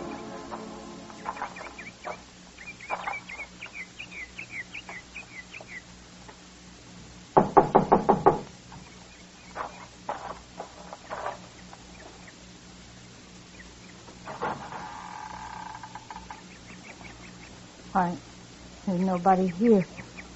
Hold it. Oh, you, Marshal. Beulah, come on outside, Beulah, quick.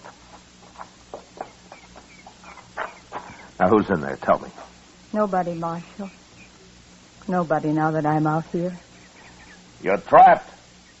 Come out with your hands up. What are you yelling for, Marshal? There, I got my hands up. See? Get out of the way, Beulah. Get out of the way. Everybody that tells Crazy Beulah to get out of the way. That's what Nat said.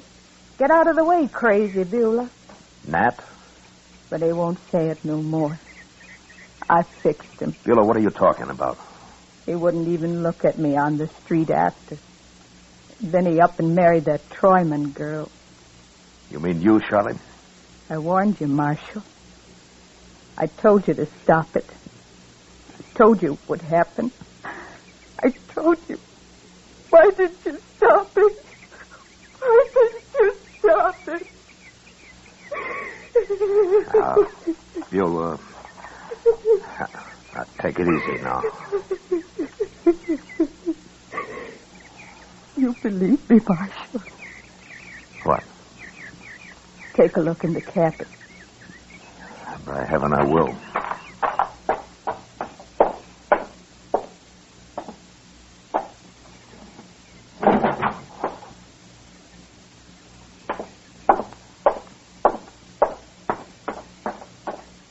What's this all about, Beulah? There's nobody in there. Smell my rifle. Well, where is it? Right there by the door.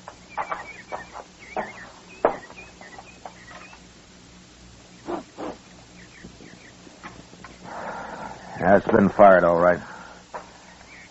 Did you really shoot Nat Syberts, Beulah? I want the truth now. Said I would, didn't I? I hate him. But why? Why did you do it? Tell me. No. I won't tell you. I don't have to. Well, it's clear enough that you did it. All right, Beulah, get your things and let's go into town. I don't need nothing, Marshal. I got all dressed up and everything. See? See? Yeah. Yeah, you look fine. I feel better now, Marshal. Now that it's all over. He's dead. I feel a lot better.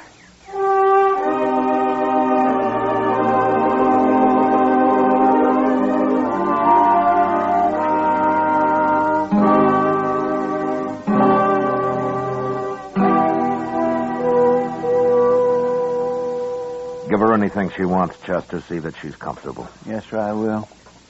It sure beats all, though, don't it? Yeah. Well, I'm going up to Doc's. Maybe Syberts can talk now. Well, you better hurry. Polly'll be back there in a minute. All right.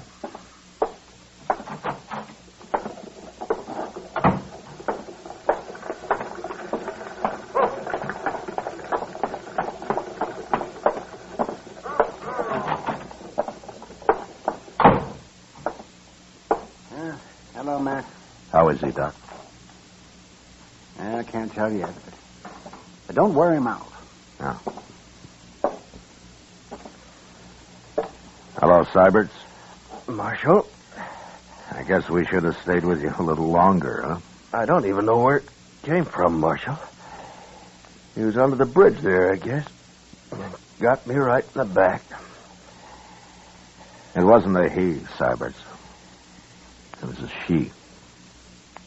A woman? Crazy Beulah. I just locked her up. Well, how do you know it was her, Marshal? I trailed her to her cabin, and she admitted it. She say why she did it? She said you wouldn't look at her on the street. Told her to get out of the way or something. Doesn't matter much. Unless you want to tell me. Well, just that I got drunk one night, Marshal, and she kind of chased after me ever since, and I tried to keep out of her way. I see. Well, what are you going to tell Polly? If I live. If you live. I don't know, Marshal.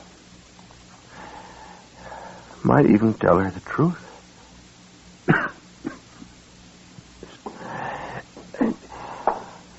All right, man. Now, that's enough. Yeah, sure, Doc. So long, Syberts. Bye, Marshal.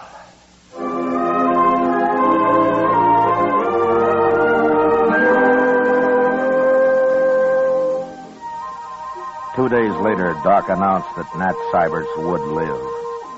And the next day, they moved him up to the Troyman house where Polly could nurse him.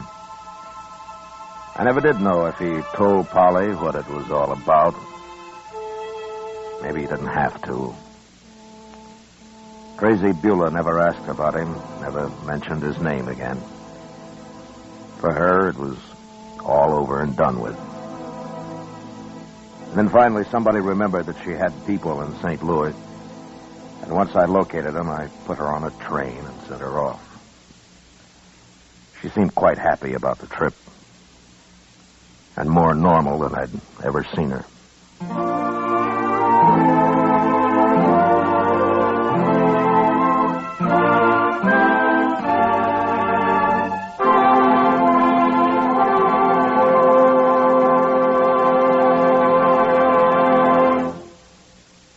Gunsmoke, under the direction of Norman Macdonald, stars William Conrad as Matt Dillon, U.S. Marshal.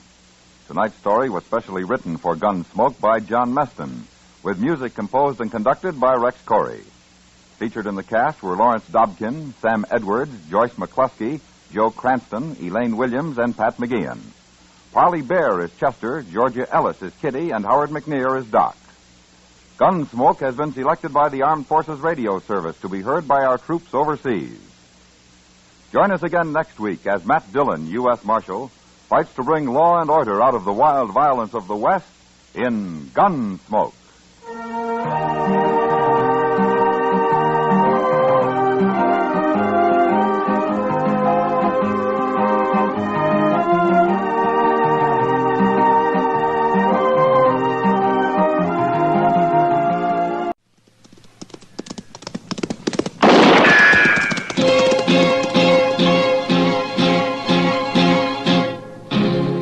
Around Dodge City and in the territory on West, there's just one way to handle the killers and the spoilers, and that's with a U.S. Marshal and the smell of gun smoke.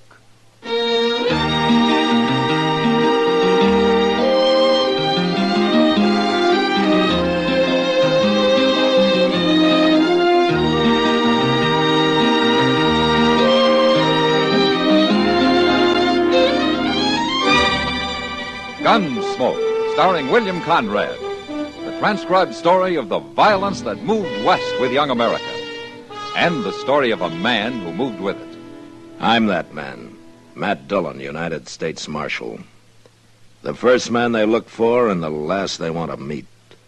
It's a chancy job, and it makes a man watchful and a little lonely.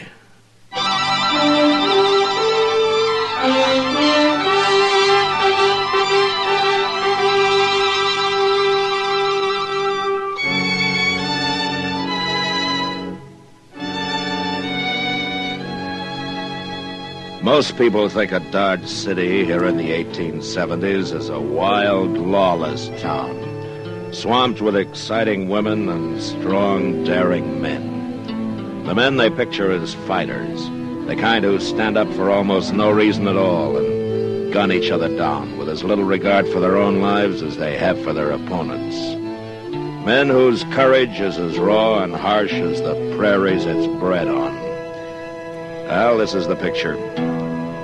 But it isn't quite complete. We got our share of cowards, too. Like the one whose work I ran into the night I found a note on my door. Said, come up to Doc Adams' office as fast as I could.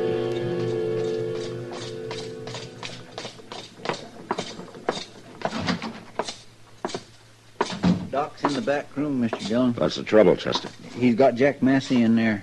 Jack Massey? Yeah, that cowboy who looks up whenever he comes to town, you remember him.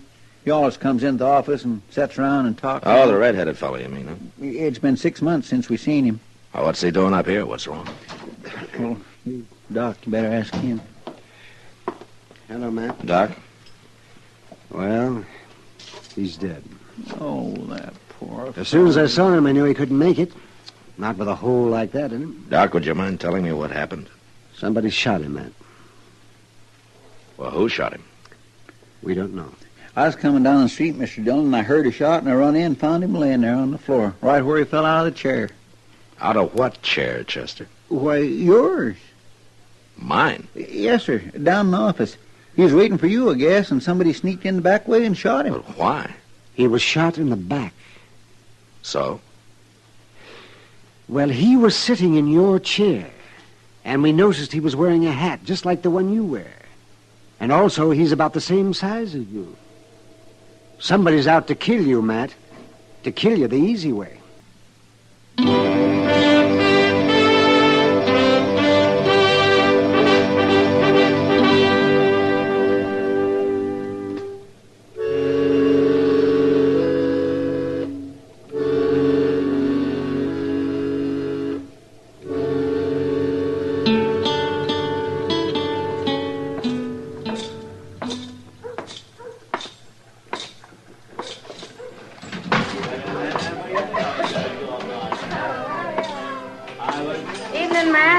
Hello, Kitty.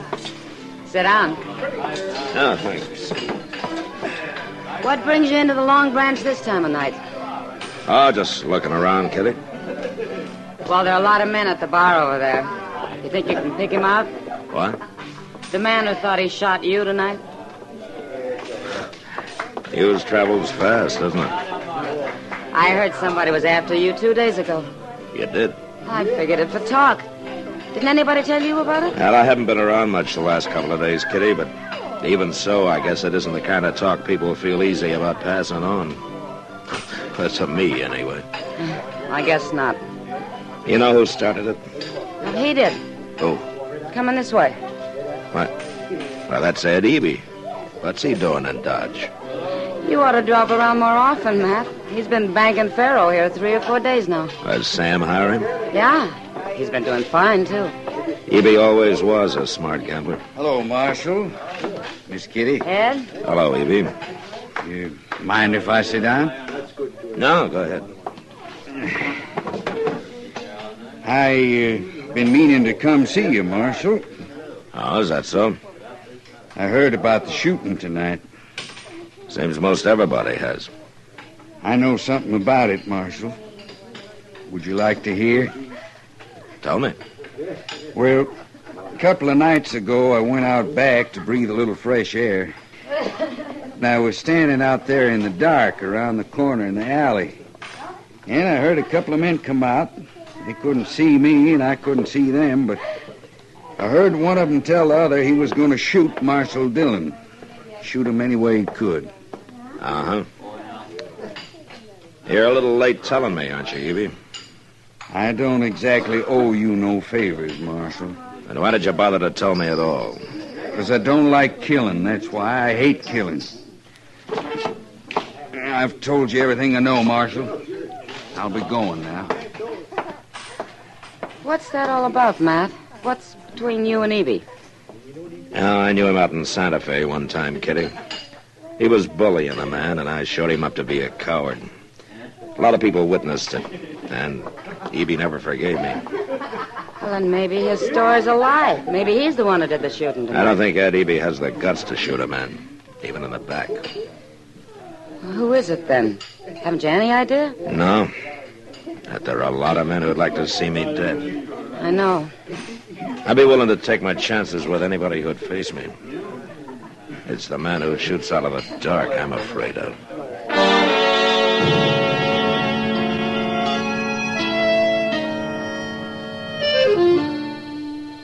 Nobody wants to die. But it's even worse without a chance to fight back. That's what always made me feel especially bad about a man who broke his neck falling off a saddle, or who maybe disappeared in front of a stampede of buffalo, or who, like Jack Massey, sitting at my desk, had to take a bullet in the back. That's not dying. That's being slaughtered like a hog in a pen. Robs a man of everything he's lived for. And it made me mad. Made me so mad I lost my sense of caution. Like the night Chester and I were walking up Front Street after supper. Well, if I was in your boots, Mr. Dillon, I'd hie me out on the prairie for a spell. Oh, you would? You bet I would. Out there you can see a man coming a mile off. I don't think he'd like that, Chester. Yeah, I guess you're right. He'd never follow you out into the open. Not him. Or them. You think they might need more than the one? Might be. Doggone it, Mr. Dillon. Why don't you hire some men to hang around as a sort of a bodyguard? Then nobody'd dare try ambushing you. The sooner they try, the better, Chester. Get it over with one way or the other. I wish I was as cool about it as you. I'm not cool, Chester. I'm mad. You sure got a funny way of showing it. Now, if I was mad, I'd be hopping around like a bronc with a burr under its tail. I'd be a slaunching and slattering with foam on my mouth. Get out, Chester. He's up there in the alley. Yeah, I'm going after him. Oh, I'm going with you. You stay here. No, by golly, not this time. No, sir.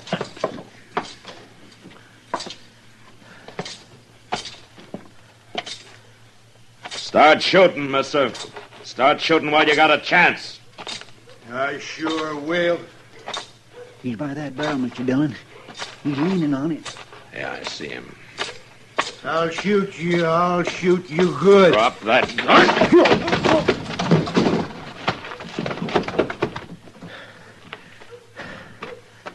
You walked right up to him, Mr. Dillon, and he had a gun right in his hand. He's drunk, Chester. Did you knock him out? Well, I hit him hard enough. Let's get him up to Doc so we'll sober him up and find out what this is all about.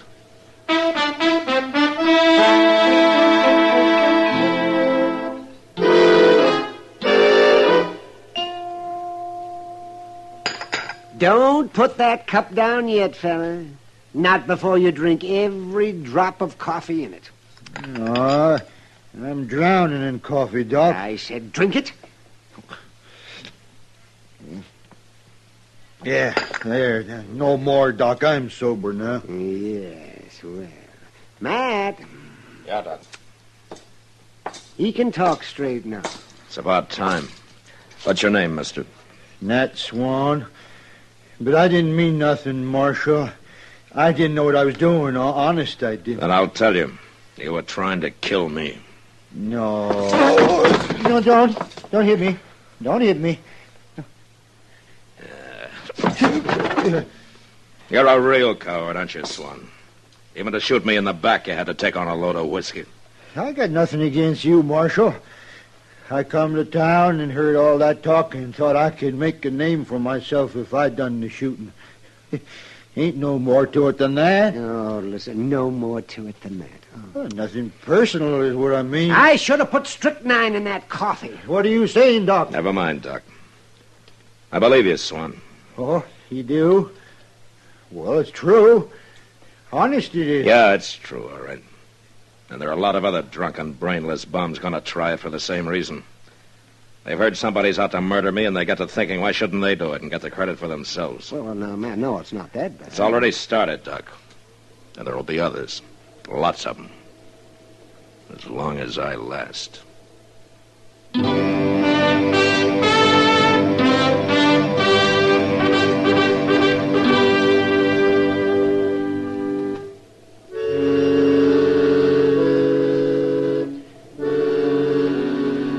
Chester and I rode Nat Swan down to the Arkansas. Told him to get his horse across and to keep going. I guess he thought I was about to shoot him the way he rode off, all hunkered up in the saddle, trying to look small. And I was pretty sure he'd never show up in Dodge again.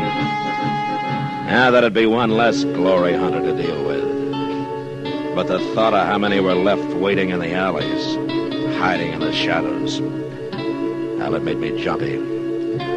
But I didn't realize how bad off I was until we got back into town, rode into the stable. We put our horses into their stalls, and we're walking toward the door. This barn's plumb deserted tonight, Mr. Dillon. It's late, Chester. Everybody's either drunk or in bed by now. Well, there's somebody who ain't. Hey, what's he doing with that rifle? Here, duck into the stall, Chester. He's seen us. All right, drop that rifle, mister. Not likely. Drop it, I say. No. He's gonna shoot. You got him. You stay back, Chester.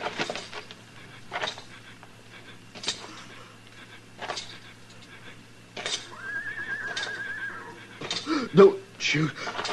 Don't shoot again. Pick up his rifle, Chester. I got it. Last you, mister. You put a bullet in my lung. Who are you? I've never seen him before. Why do you care who I am? You gotta kill me, that's what you done. Why were you after me? Somebody hire you? Tell me.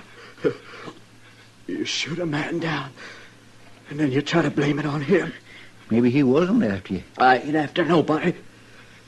I come for my horse, that's all. I think he's telling the truth, Mr. Dillon. Dillon, you're the marshal.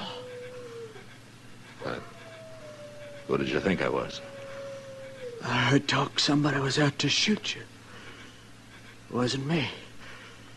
I was just trying to get home to Texas. I ain't gonna make it now.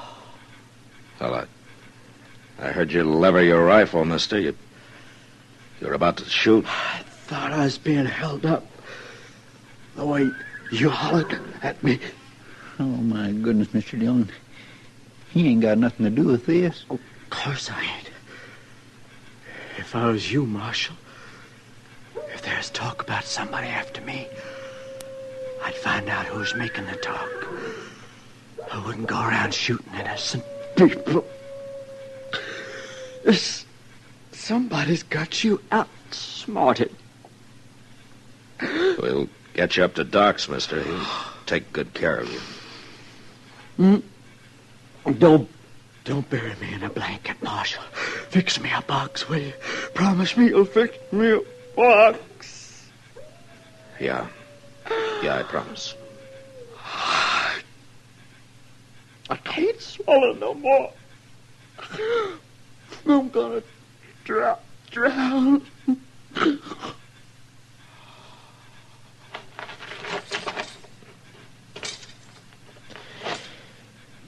Well, I killed an innocent man, Chester. Well, he'd have shot you if you hadn't, Mr. Dillon. I don't even know his name. But we'll fix him a box. We'll fix him a good one. Yes, sir. And I'm going to do something else he said. What's that? I've been outsmarted. He was right. But I know what I'm doing now.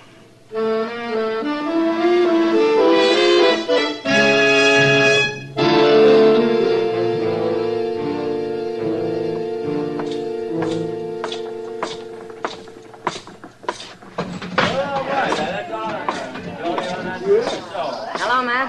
Hello, Kitty. You're looking for somebody. You bet I am. Trouble? Now the trouble's over. Or it soon will be.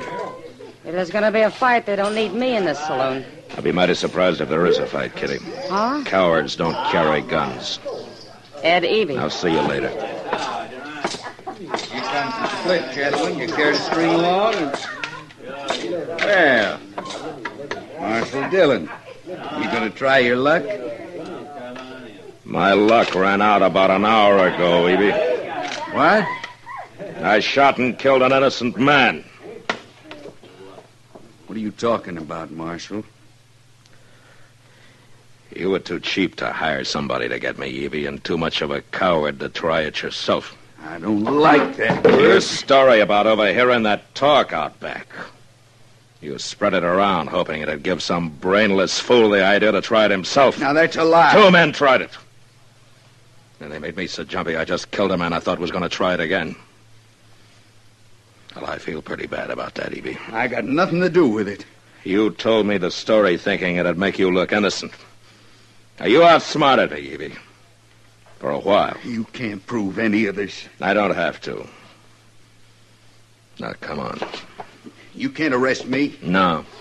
And I'm going to lock you up, and tomorrow I'm going to run you out of town. No. 2 innocent men have died because of your cowardice, Evie.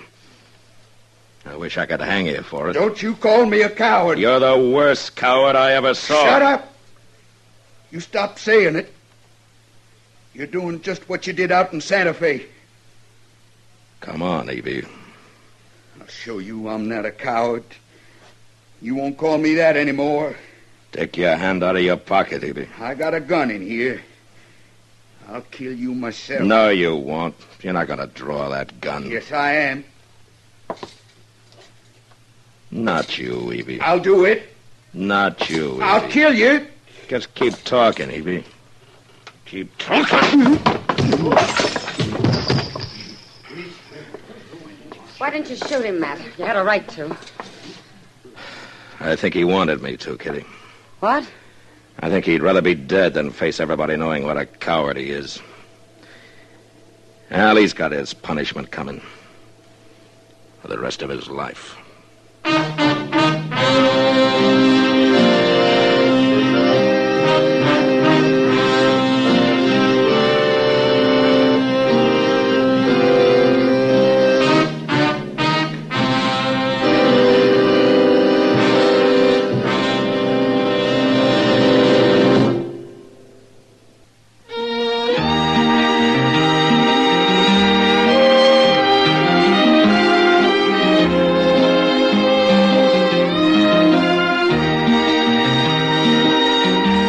Gunsmoke. Produced and directed by Norman MacDonald. Stars William Conrad as Matt Dillon, U.S. Marshal.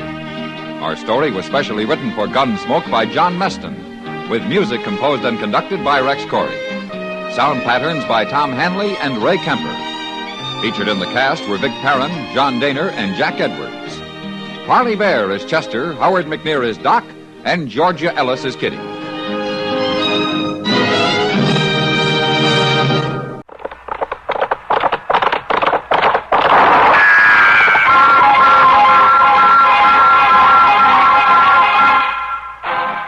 Around Dodge City and in the territory on West, there's just one way to handle the killers and the spoilers, and that's with a U.S. Marshal and the smell of Gunsmoke.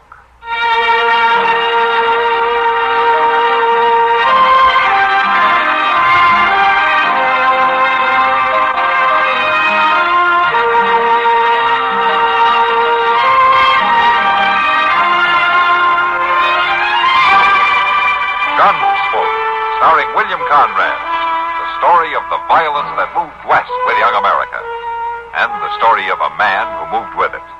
I'm that man. Matt Dillon, United States Marshal. The first man they look for and the last they want to meet. It's a chancy job, and it makes a man watchful. And a little lonely.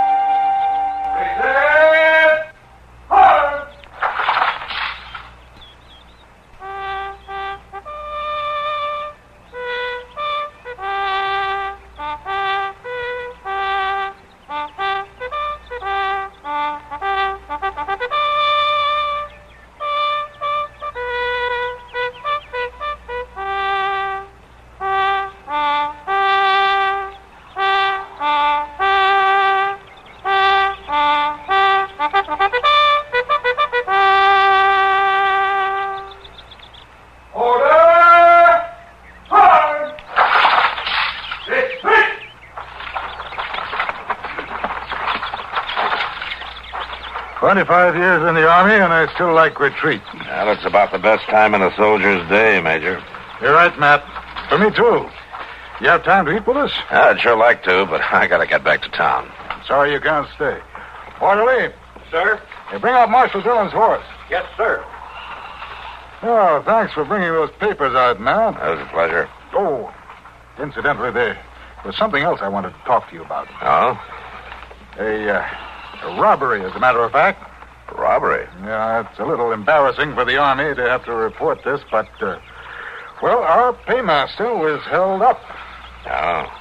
Well, I guess all holdups are embarrassing for somebody. So one of the men was a member of the payroll guard, stationed right here at Fort Dodge. And he got away with the money?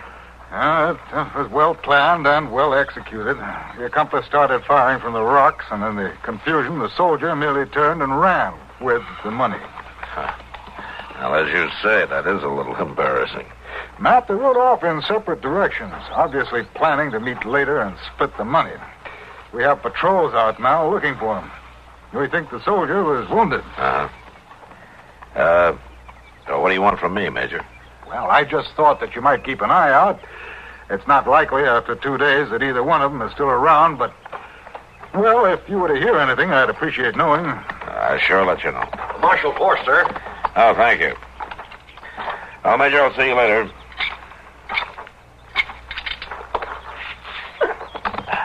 Give my regards to Miss Russell and Chester. Sure will.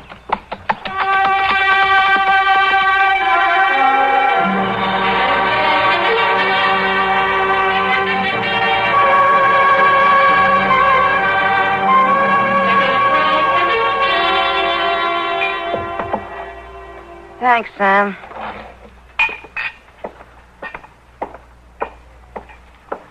Two beers on the house. Thanks, Kitty. Yes, ma'am, I sure do thank you, Miss Kitty. Well, wait now. I'll hold that chair for you. No need to help me like this, Chester. I'm not an old lady, you know. Ain't that, Miss Kitty? It's just that I try to be gentlemanly like. Oh, I know, Chester. And I appreciate it. I wonder where Doc is. I don't know. Hey, you promised him a free beer, too, didn't you? Yeah, I did. It's not like him to miss out on that. It sure ain't. Well, Doc's not one to neglect a patient for a beer, Chester. Oh, well, now, Miss Kitty, I didn't mean that. It seems to me she's mighty quick to defend Doc, isn't she, Chester? It sounds like... Who's defending me now? From what? I am, Doc, from your friends. Well, friends are the most dangerous of all. Yeah. Sit down, Doc. Well, I shouldn't, but I got to get back to my office now. But I just wanted to see Matt a minute. Well, you've got time for a beer What's anyway. on your mind, Doc? Well, something kind of funny happened, Matt, and I think you ought to know about it. All right. Well, sir, a couple of hours ago, a young fella dragged himself up to my office. He'd been shot in the leg. I took the bullet out for him, and it hurt him pretty bad. Oh, he lost a lot of blood. So I told him to lie down in the back room for a while and warned him to take it easy for a few days, not to do anything to start the bleeding up again. Well, what happened? Well, I left the office for a few minutes, Matt. I was expecting some quinine to come in on the stage, you see, and I went down to pick it up. Well, when I got back to the office, he'd gone. He run off without paying you, Doc? Well, that's not the important fact. I thought that you should know about this, Matt, because this man was wearing army pants and boots. Huh? I wouldn't have thought too much about it if he hadn't run out that way. Oh, you think he might be a deserter, Doc? You wouldn't have any idea which way he went, would you, Doc? Well, now, that's another funny thing, Matt. Moss Grimmett. He came in a little bit after I got back to the office. Yeah? Yeah. Oh, Moss, the poor fellow, he had the most terrible toothache. It was, well, I didn't need to roll it. Doc, just... what did he say? Well, he said some fella with a bad leg came into the livery stable and paid him for the hire of a horse and rode off right out of town. Which way, Doc? Well, Moss watched him because he seemed so unsteady in the saddle. Which way, Doc? Yeah, well, Moss said he rode west, right on out Front Street. Chester, go get the horses. I'll meet you in front of the office. Yes, sir. Matt, you think he is a deserter? I got an idea that's not all he is, Doc.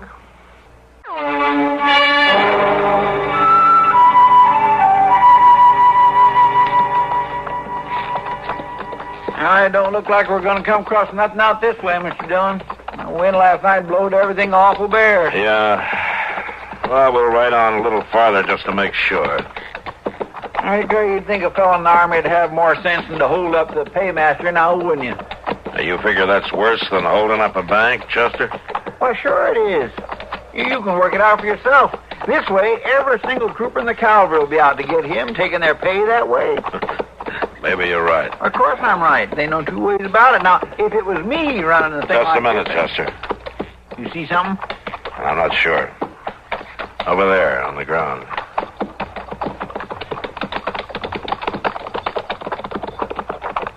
Oh, it's a canteen. Yeah.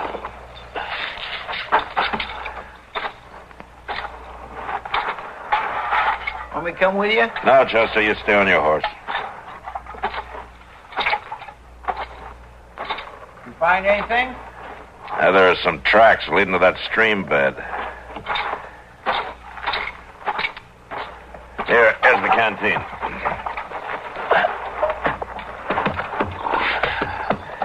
That's right over there, huh? Mr. Dillon? Yeah.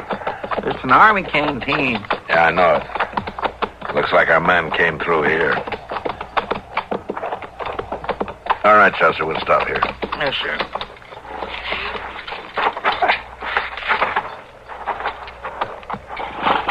Here, look at these marks. Looks like he fell off his horse. Yes, he did. And drug himself along here. Yeah. He shouldn't be far. Mr. Dillon? Yeah, I hear it.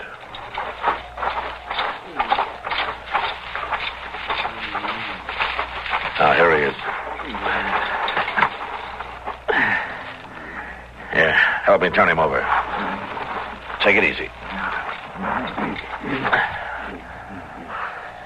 He looks awful bad. Yeah. And he's in no shape to travel. He ought to have shelter, too. Mr. Dillon, there's a shack up there, yonder where the creek bends, see? Oh, yeah. Oh, we take him there. Go get the horses. I'll carry him out of these bushes. Sure. Oh, you don't need no help? No, it's all right. I got it.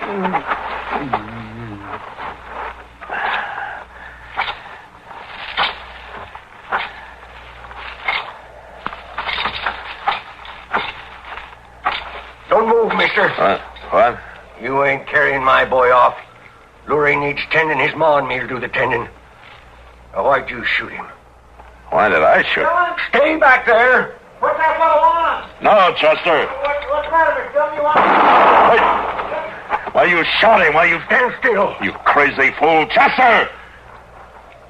Chester! I'm sorry about that, mister. But you hark now. You don't do what I say, I'll shoot you, too. You're making a big mistake, mister. I didn't shoot your boy. He's wanted by the Army for robbery and desertion. Don't move. Who are you, mister? I'm a U.S. Marshal out of Dodge City. Well, I tell you, Marshal, we Mortons got respect for the law, but you ain't taking Lurie. Maybe you didn't shoot Lurie, but you ain't taking him. I'll just take your gun. All right, now. You walk nice and slow in front of me. You walk easy with the boy. Well, what about him? Him? The man you shot, you're just going to leave him there? Well, I don't like to do that, Marshal. I don't for a fact, but I got to take care of my own first. Now, start walking, Marshal. Nice and easy. I'm not going to leave him lying there. You ain't right. I got no choice, Marshal. Not right now. Maybe you act nice, you can come back and get him. Go on now. Carry my boy home.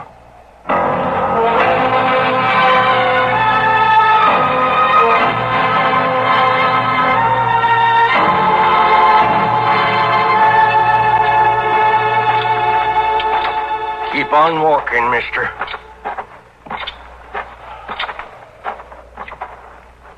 Oh, Maddie, come on out. Yes, Dad, what? Lurie. What happened to Lurie? He's hurt bad, Maddie. Bring him inside. Here. Put him down over here, mister. I got to take him on, Maddie. I got to take him where he'll be safe. This here's a U.S. Marshal. Did you shoot him? No, ma'am, I didn't shoot him. He was shot running from the Army. And they're after him, too. They'll be coming sure. He'll never make it. Oh, the boy's mighty poorly, Jed. I got to get him away, man. Listen to me, Morton. You're not doing him any favor. I take care of my own, Marshal. He's fevered. Awful hot. He needs time to heal, ma'am. Time to get caught. You figure to do better than our boy than his ma and pa? Is that what you're saying? Well, he'd have a chance anyway. Go get the wagon. Hear the man out, Jed. What do you mean, a chance? A chance to get caught. A chance to heal up. Chance for a fair trial when he rides back. Ain't no fair trial in the Army. Boys that run off, they shoot 'em. You can't deny that now, can you, Marshal? That's the truth, Marshal. You listen to me, ma'am. If he keeps running, they'll shoot him for sure. Got to catch him first. Now, go on, Maddie. You sure, Jed? Ain't no other way, I tell you. They ain't going to give the boy no fair trial. I'll have to follow you. You ain't following nobody. Might as well find out now. Maddie, here, take the gun. You know how to use it. You shoot him if he tries anything. All right. What about my friend lying out there? What's he talking about, Jed? I shot the fella he was traveling with. You kill him? I don't rightly know. Jed. I had to look to our boy first. All right. All right, you take him off. Get him safe. Then me and the marshal will see to his friend. You got to guard him, Maddie, every minute. I'll guard him. But I ain't letting no man lay dying outside my door. You tend to the boy, Jed. I'll tend to things round here.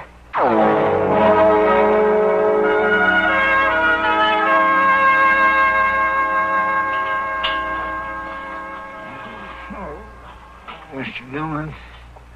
Yeah, Chester. Yeah, it's going to be all right now. I ain't... He's fainted. That wound needs a lot of dressing. Yeah. Now, look, it ain't likely I can do no good for him unless I put this gun down. No, I guess it isn't. A U.S. Marshal give me his word. I'd take it. His word about what? His word that he wouldn't do nothing foolish, like trying to wander off or shoot me with my own gun while I was tending his friend. I haven't shot many women. I don't expect you have. Just give me your word, Marshal, that you won't make no moves against Lurie till I take up this gun again. Well, you don't give me much choice, do you? I could have seen that you was tied up. All right, Matty. It's a bargain. But just until Chester comes out of it. That'll do. Now, you go fetch me some water and set it on the stove. I'll get to work.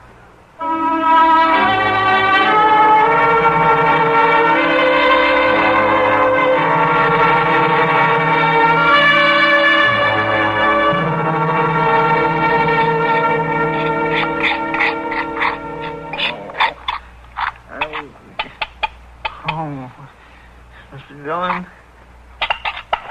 He's outside. You need something? He ain't hurt. Not hardly. He's fetching wood. Now, let's have a look at you. Well, looks like we ain't going to lose you after all. It don't feel too good. Ain't supposed to. You was really opened up. Now, you just lie back there. I'd admire to see Mr. Dillon. He'll be here directly. You want some coffee? Thank you. I reckon it wouldn't hurt none. Might even help.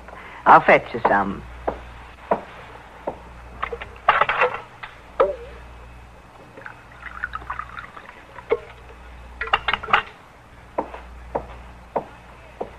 Here. Now, I put my arm under your head like this.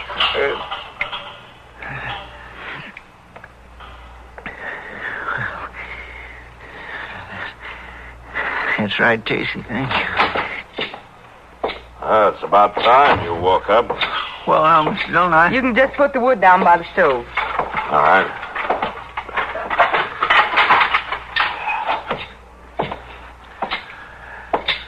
Well, how you feeling, Chester? I'm all right. He's got about a day to go before he can move around much. You telling me straight, Matty? I'm telling you straight. It'll be about a day before I start holding a gun on you. What's she talking about, Mr. Never Dillon? mind, Chester. Oh, if we're in any kind of a fix, I could get up right now. You just lie quiet. You ain't in no trouble. Somebody's coming. Yeah.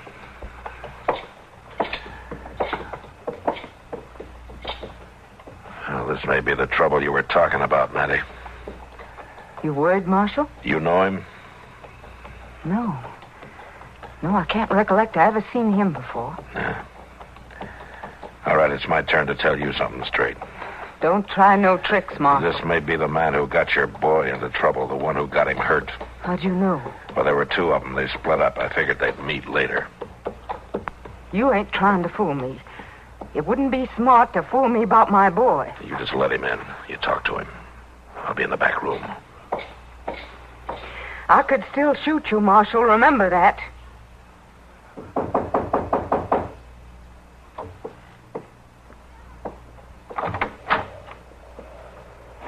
You looking for the Morton place? I'm looking for Lurie Morton.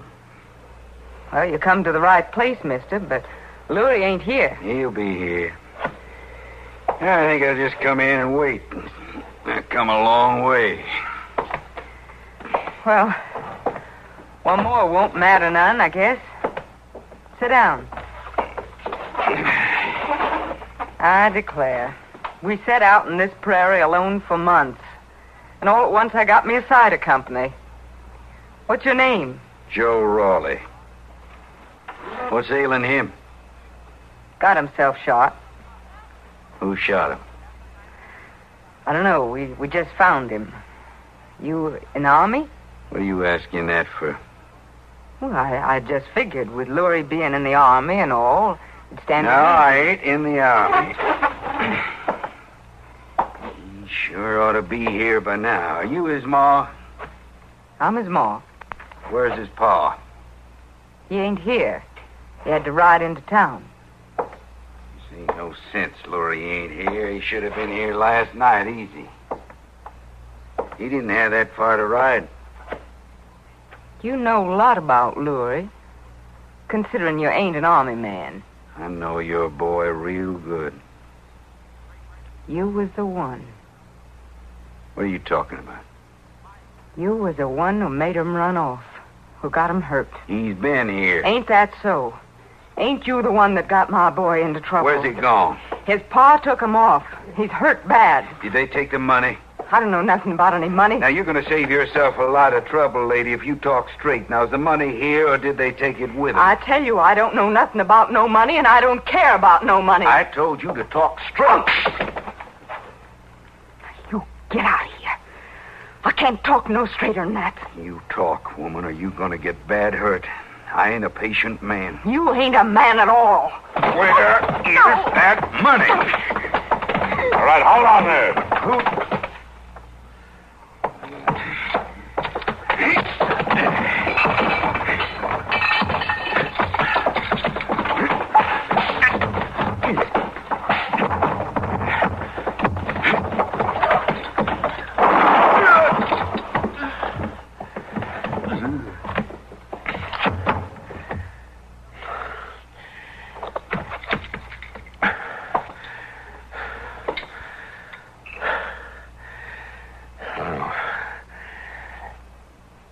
Your husband was right, Matty. You do know how to use a gun. And I thank you for it.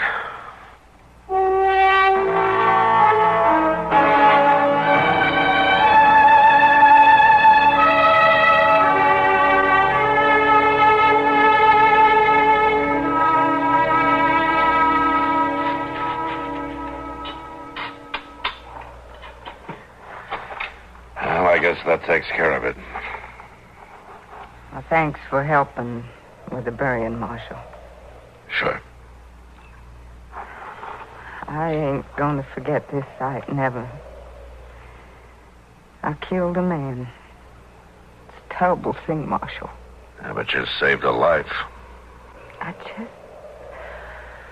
just don't know how it all come about. Things just happen, that's all. My Jed and I was always peace-loving folks. We was always on the side of the law. I believe that. And just look what come about. Our boy running off. Jed shooting your friend. Me killing that man. It don't prove out, Marshal. It just don't prove out. But I know what I'm going to do now. What's that? I'm going to give you your gun. Yeah. Matty, I'm going to have to go after him. I know that. You'll have to go after my man and my boy. But it's all I know to do to end this, Marshal. It's all I know. Chester's going to need... I'll take care of Chester, Marshal. If you think you can trust me. Yes, Matty, I think I can trust you. Now, come on, let's go up to the house.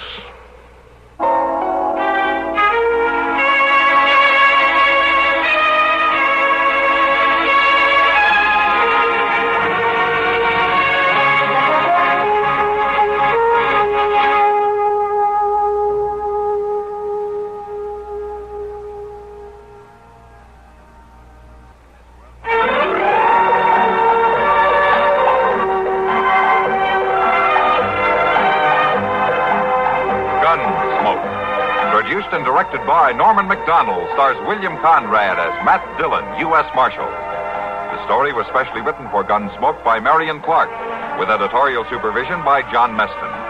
Featured in the cast were Joseph Kearns, Virginia Christine, and Vic Perrin. Parley Bear is Chester, Howard McNear is Doc, and Georgia Ellis is Kitty.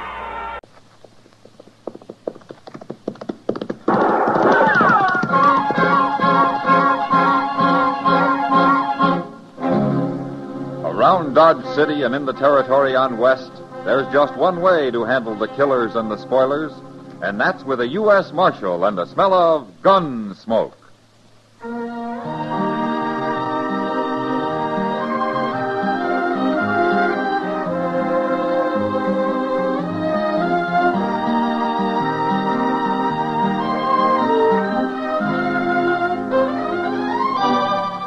Gunsmoke, starring William Conrad. The story of the violence that moved west with young America. The story of a man who moved with it. Matt Dillon, United States Marshal.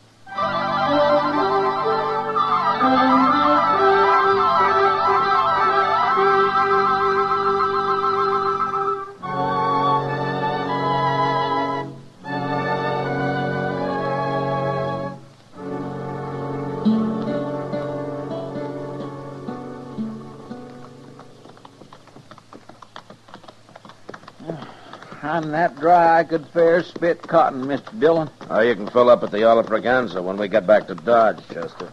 Yes, sir. But right now, I'd settle for a drink of water. You can't be that thirsty. I'm about to stampede. You think there might be a spring in that clump of elder up ahead? Yeah, there might. I swear next time I'm going to carry a water bag. And keep it wrapped in your pillow, I suppose, huh? You know, Chester, town life has made you mighty soft. That's far enough. He's got a rifle, Mr. Dillon. Yeah.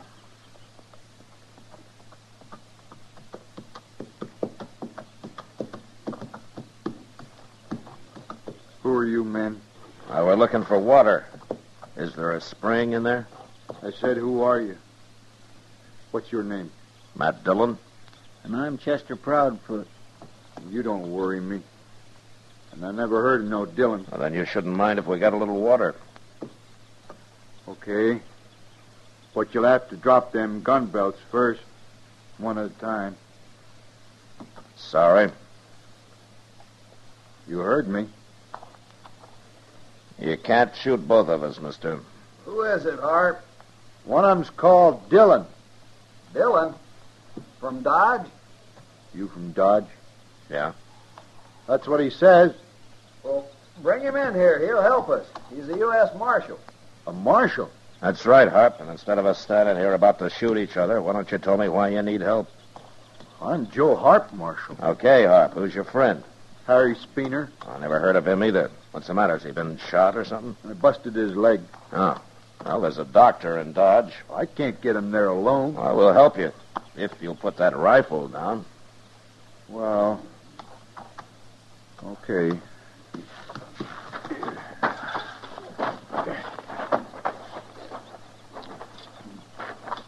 I found him lying out there on the prairie this morning.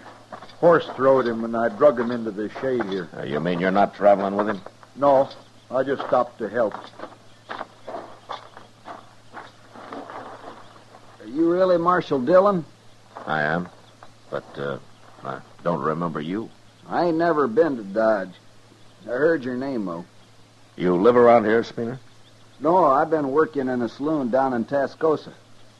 Wanted to change, so I bought me a horse and rode north. But I shouldn't have come alone. I don't know nothing about horses. I hate them. Well, we better get you into Dodge. I suppose you aim to drag me to Dodge.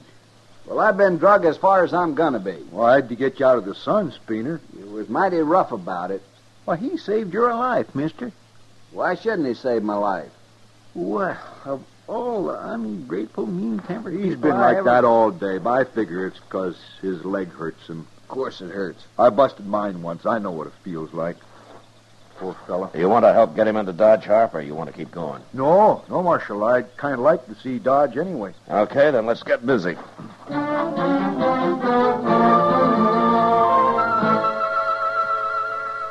Luckily, Speener had broken only one bone in his leg, and after we rigged up a splint for it, we managed to get him mounted.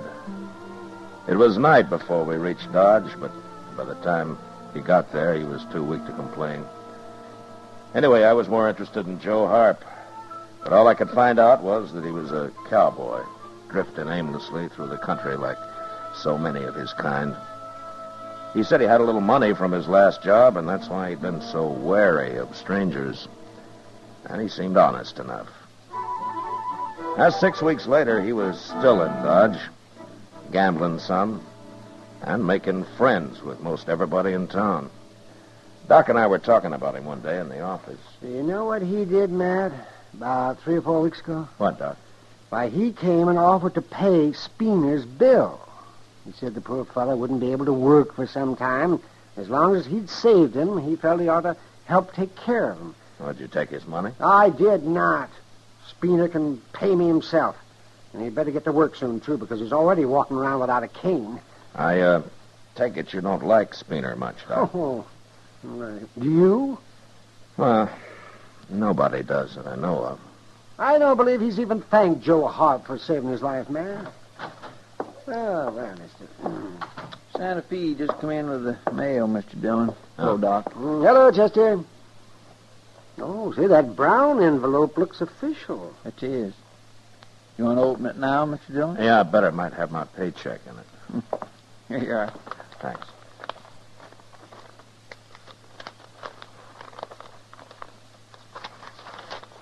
No check.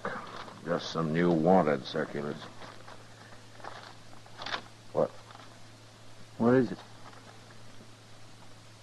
Here, have a look, Chester. Oh, my goodness. Look at that, Doc. Huh? Let me see this. Wanted, dead or alive, reward $500 for bank robbery and murder while escaping. Joseph Harp. Joseph Harp? Age 32, sandy hair, 6 feet tall, blue eyes. That's him, all right. Signed by the sheriff, city of Denver, Colorado Territory. You gonna arrest him, Matt? Can't you pretend you didn't get it or something, Mr. Dillon? You can stay here if you like, Chester. Oh, no, sir. I didn't mean that. All right, then you take the Alafraganza, the Longhorn, and the Oasis. I'll look in this boarding house at the edge of town, then I'll come back to the Texas Trail. Meet me there, if you see him first. Yes, sir. All right, get moving.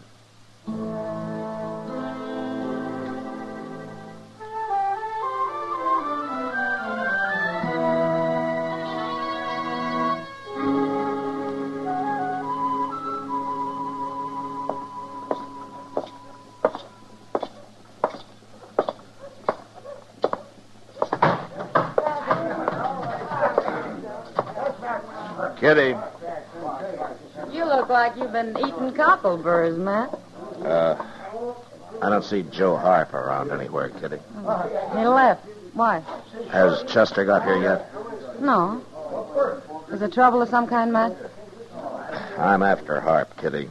How long ago did he leave? Just a little while ago. He was over there gambling, as usual, and then that Spooner came running in and said something to him, and they both left. Spooner? Somebody ought to take him out and bury him somewhere. Well, I couldn't find him nowhere, Mr. Dillon. Hello, Miss Kitty. Chester, what's this all about anyway? Harp's wanted for murder. For murder? Joe Harp? That's just what Spooner said when I told him. He just couldn't believe it. You told Spooner, Chester? Why, yes, sir. I ran into him, and I... Go get our horses, Chester. I'll pick up the rifles. And hurry. They've had time to get out of town already.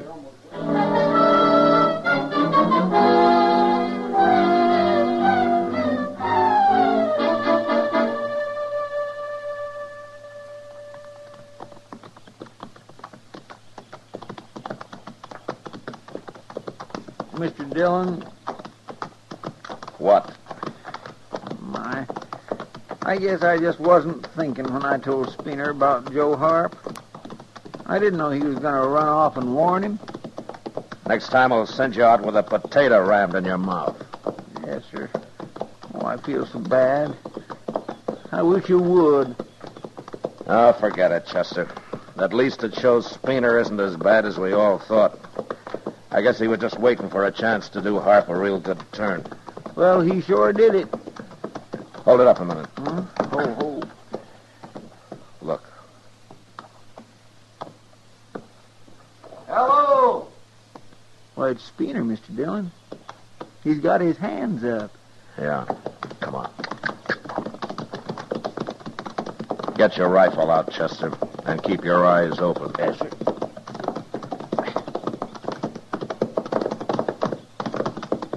Don't shoot, Marshal. I ain't done nothing. Where's Harp? He's in that drawer behind me. Any tricks and you'll die, Spooner. I ain't no outlaw. And And Harp ain't going to pull no tricks neither. You just follow me, Marshal.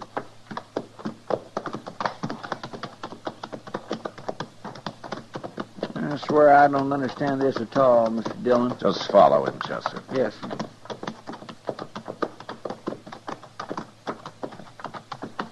There's his horse. Yeah. And there he is. Well, he's been hurt. He sure has. Oh. Well, there's your man, Marshal. Did you do this, Spooner? I tried to talk him into giving himself up, but he wouldn't listen. And then he tried to draw on me. Spooner, I can tell from here the way he's lying that you shot him in the back. What difference it make? He's an outlaw, ain't he? Yeah. $500 worth of outlaw, Spooner. If you live to collect it.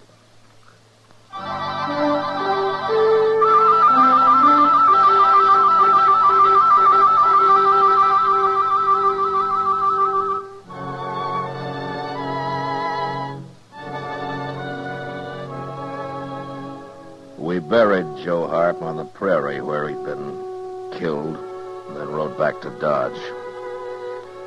That night, I wrote out a wire to the sheriff in Denver, claiming the reward for Harry Spooner. Then I showed it to Spooner and told him to keep it quiet, and also to stay out of my sight. And he did. And about a week later, I had to send Chester to find him and bring him into the office.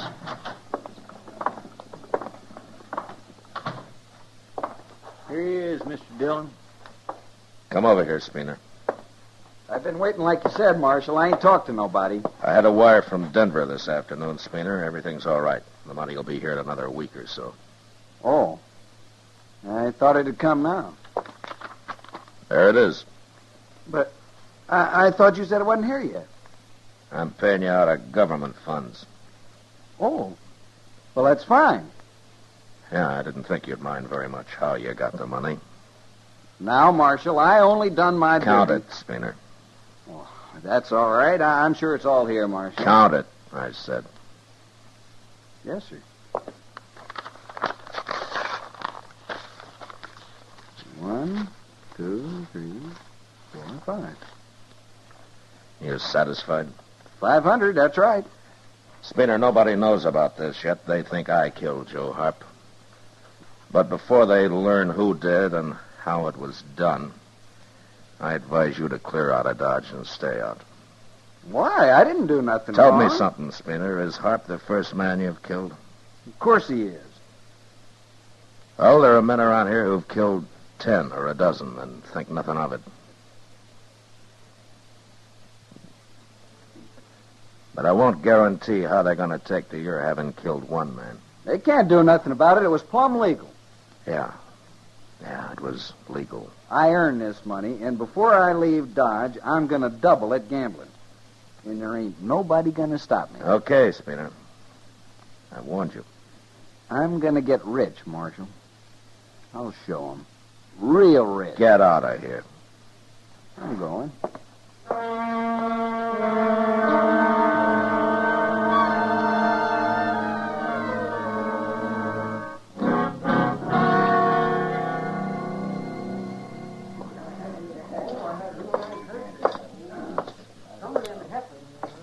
Sit down, Matt. Oh, thanks, Kitty. Drink? No, thanks. Spooner was in. Oh, is that so? He left, though. They closed the game on him when he started bragging about how he got his money. I kind of figured they might. Why'd you keep it such a secret, Matt? What were you protecting him for, that milk-livered little sneak? Now, the law doesn't separate people that way, Kitty. But now that he's been paid and he's been warned about what might happen, he's on his own. Well, I hope somebody does shoot him. Just think, Matt, it was Joe Harp who saved his life. I'd have caught Harp anyway, Kitty. I know. Somehow that's different. Yeah, that's a lot different. You know, Kitty, that's a pretty dress you're wearing. Close your eyes, Matt. What? Close them. Go on. Okay. What's this for? Now, tell me what color this dress is. Well, it's, It's blue, Matt. blue, sure. I was just about to say that. I know.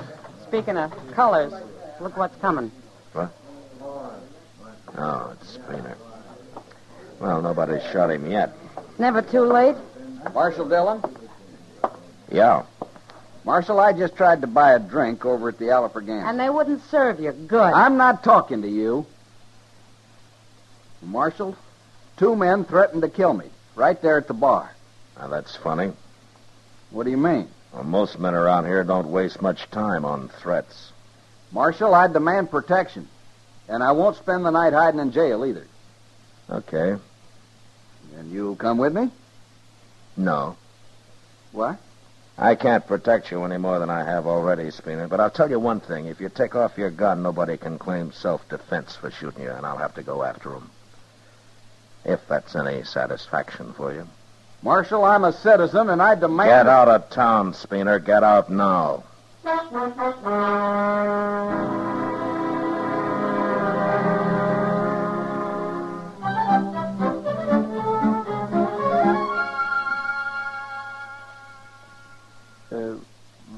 Mr. Dillon? Yeah? Could you lend me $1? I went broke last night. Gambling, huh? Yes, sir. All right. Here you are, Chester. Thank you. Hey, wait a minute. You told me you swore off gambling a week ago. You even took an oath. I did. I sure did. Well, then how come you went broke gambling last night? No, sir. I said I went broke, and you said gambling, and I said yes, sir, but I didn't say I was gambling. Chester, keep the dollar. Just go spend it somewhere. Yes, sir, but you don't understand. You see, I've got it all figured out. I swore off gambling, all right, so what I do now is to hire a fella, and I give him the money, then he goes and sits in a game for me, you see. Dillon. Oh, hello, Clay. Marshal, my horse come back. What horse? The one Spooner bought off me when he left town. Well, Spooner's been gone 5 days, Clay. I know. But my horse come back, Marshal. Alone. Saddled? Yes, sir. But it ain't my saddle. It's Spooner's. That means somebody must have caught up with him, Mr. Dillon. All right, we'll start looking for him. I can tell you where to look, Marshal. What? That horse has got red mud all over his legs. There's only one place I know where he'd get into red mud around here. Now, that watering hole, Grandy Springs, huh? That's right, Marshal. Say, do I get to keep the horse now? I don't know, Clay. I'll tell you when I get back.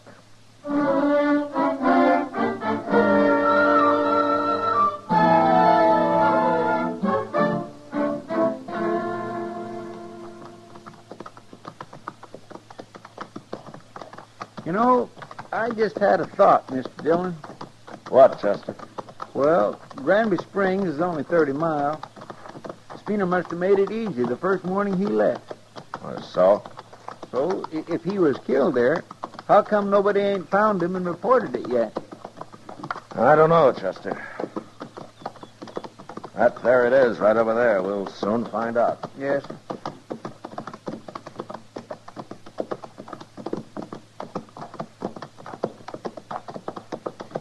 That's him, Mr. Dillon. He sure looks dead. Yeah.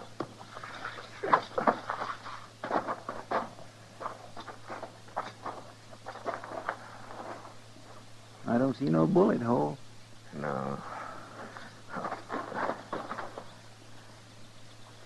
Hey, he's still breathing, Chester. Go fill up your hat and throw some water on him, huh? Yes, sir. Spooner. Hey, Spooner. Spooner. Can you hear me? Oh, pour a little on his head, Chester. Maybe that'll do it. That enough? Marshal. Yeah. What happened, Spooner? Well, what's the matter? What happened? Horse kicked me in the belly. Busted me up inside. I hate horses. Oh, when did this happen? First day. I got off to get me a drink here. I hung on to the reins till yesterday. But I was too weak. Mr. Dillon? What? There's fresh tracks all around here. Not just them made by that horse of his, neither. Sure, there's fresh tracks. Why,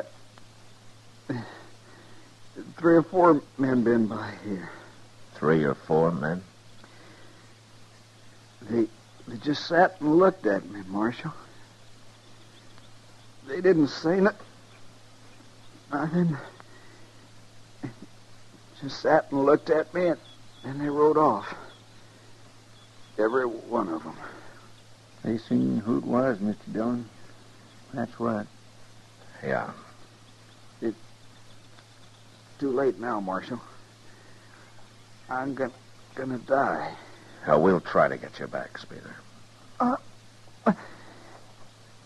No. It's too...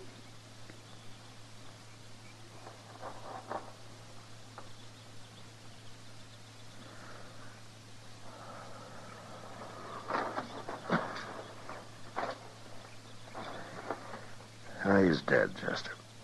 Yes, sir. He wasn't as lucky as when he busted his leg, was he? But you'd think one of them riders might have helped him. You know, except for us, I guess there isn't a man in the country who'd have helped him this time, Chester.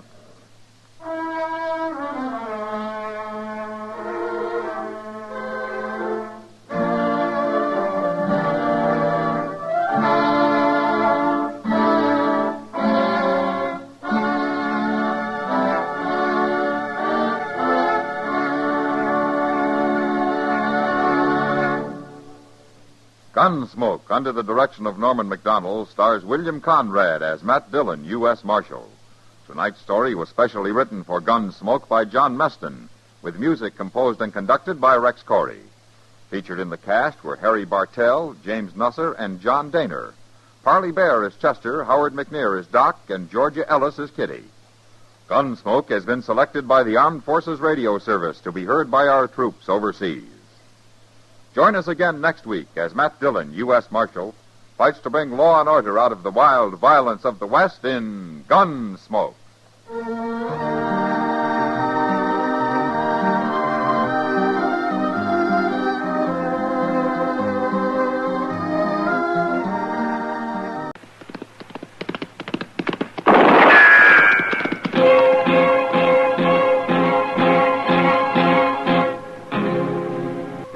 Around Dodge City and in the territory on West, there's just one way to handle the killers and the spoilers, and that's with a U.S. Marshal and the smell of Gunsmoke.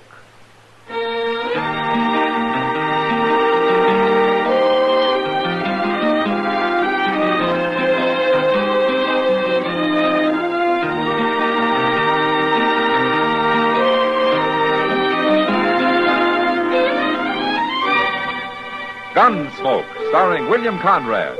A transcribed story of the violence that moved west with young America. And the story of a man who moved with it. I'm that man. Matt Dillon, United States Marshal.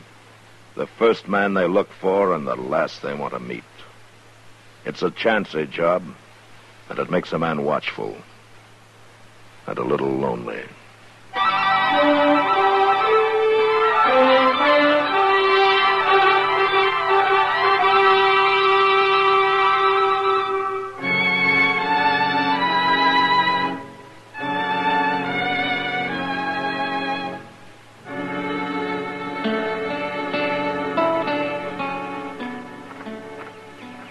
Hey, Doc. Oh, hello, Chester. Come on over and sit down. Well, I guess it won't hurt for a minute or two just to sit here. Oh, might as well be sitting out here on the street as loafing around your office. No, that's loafing. Oh, Say, now, if wait I a could minute. tell you what I didn't do. mean nothing, Doc. I wasn't even thinking. Well, I can believe that. What's bothering you, Chester? Mr. Dillon. What? I'm kind of worried about him, Doc. You are? What? Well, look. Here it is near dark, and he ain't showed up yet. I don't even know where he is. Well, I think Matt can take care of himself, Chester. Sure, but usually he leaves a note or something, Doc. Well, a man doesn't have to do things the same way all the time. I know now, that. for instance, it's like Mrs. Hull the other day. She came to ask me how to get her baby to sleep at night. Now, for example, what would you have told her? Oh, no. Now, you just think now, Chester. After all, you were a baby once. How'd your mother get you to sleep? She didn't have no trouble. Well, the usual way is to rock the baby. But you know what I told Mrs. Hull to do? Doc, I really ain't interested. Well, you're in going to babies. hear it anyway. I told her to take the baby and smear its little fingers with thick molasses. What? Yes, and then I told her to give it a half a dozen chicken feathers. What for? Well, I figured he'd pluck the feathers from hand to hand until he fell asleep. And then if it woke up again, all she had to do was to give it some more molasses and feathers. Well, seems to me that'd only make the little baby mad. Oh, man, that shows how much you know about babies, Chester. Oh, my goodness gracious. Can't we talk about something else, Doc? I said you start something. Hey, this wait a time. minute. There's Mr. Dillon. Where? Riding up the street there, leading that horse with a pack on it. Oh, yeah. Doc, look. What? That ain't no pack he's got tied on that horse. No, that isn't. That's a man. A dead one. Yes. Who do you suppose it is? Well, I don't know.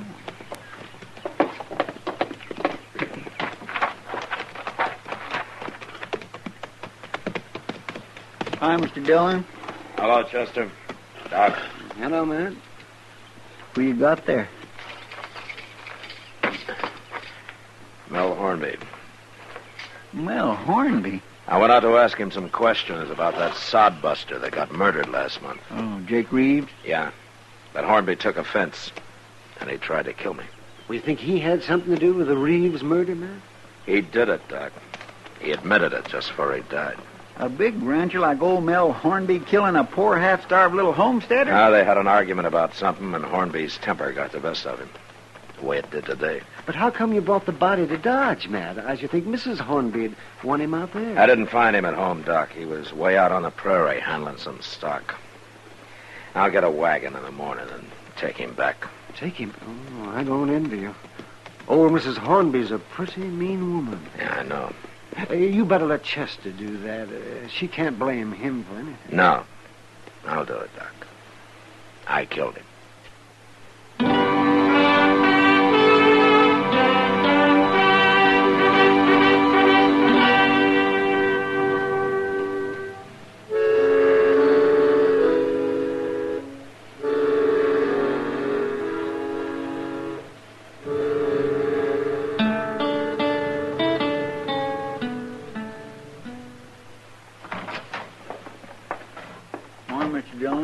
Morning, Chester.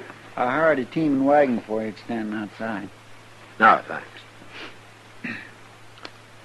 Near 10 o'clock already? Yeah, well, I'll get started here. There you are, Marshal. Miss Hornby? Where's my husband? You got him here? Won't you sit down, then? I've been sitting down since dawn on a saddle. My husband didn't come home last night, and I figured it had something to do with you. You found him, didn't you? Yes, ma'am. I found him. Well, where is he? You got him in jail on some fool charge? I want to know what's going on, Marshal. I should have made you tell me when you come by. Miss Hornby, your husband's dead. What? He tried to kill me. You shot him? I had to.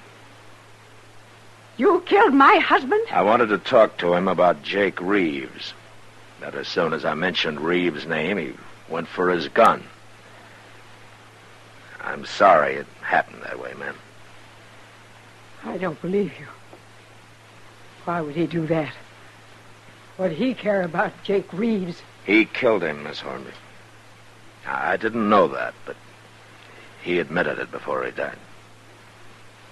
Is that true? Yes, and that's true. Well, he should have had a trial. He'd have got off. Who cares about a man like Reeves? You murdered my husband, Marshal. He didn't have a chance against you. He had a gun, and he tried to kill me with it, ma'am. Too bad he didn't. But you're going to die anyway, Marshal. What? I said you're going to die. I've got money. I'm going to hire you killed. Now, wait a minute, ma'am. $1,000, that ought to do it, and you can't stop me. There ain't a thing in the world you can do about it. All right. All right. Who are you going to hire? Oh, so you can be watching for him or maybe go right out after him? No. Ain't going to work that way, Marshal. It ain't one man I'm going to hire. It's a whole army of men. You won't have a chance any more than my husband did. Now, where's his body? I'm going to get him buried and then go to work on getting you killed.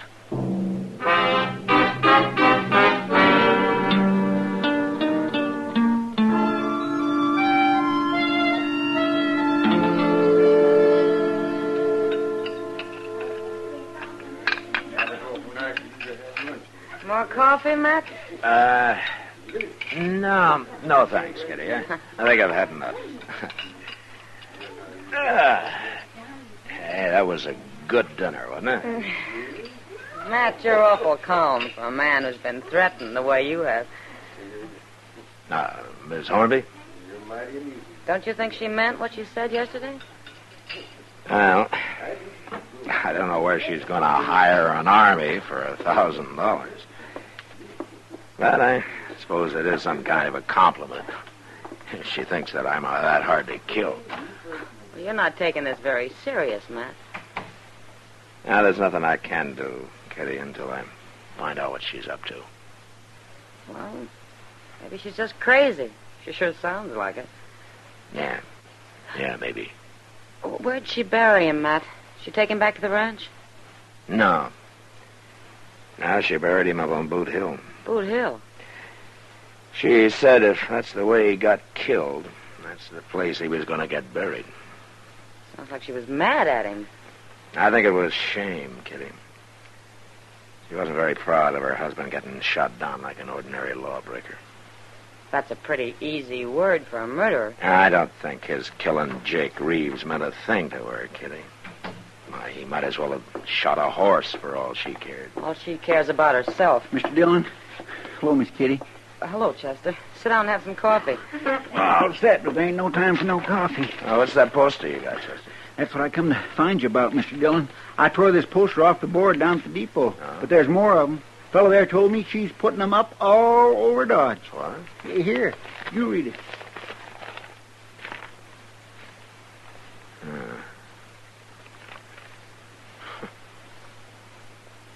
$1,000 reward to the first man that can prove Matt Dillon is dead. He doesn't have to prove anything else. Money is in safe at Dodge House and will be paid in cash immediately. Signed, Mrs. Mel Hornby. Matt, she can't get by with that. You can put her in jail. You sure can. And I'll go around and tear down the rest of them posters, Mr. No, Dillon. No, Chester. Too many people have read them by now. And some of them are probably already thinking about it. And put her in jail till she takes it back, Matt. Make her print up some more saying it isn't true. You think she'd do that, Kitty? Miss Hornby? Matt, you're going to have every greedy bum in Dodge out trying to ambush you. Yeah, Kitty. A whole army of them.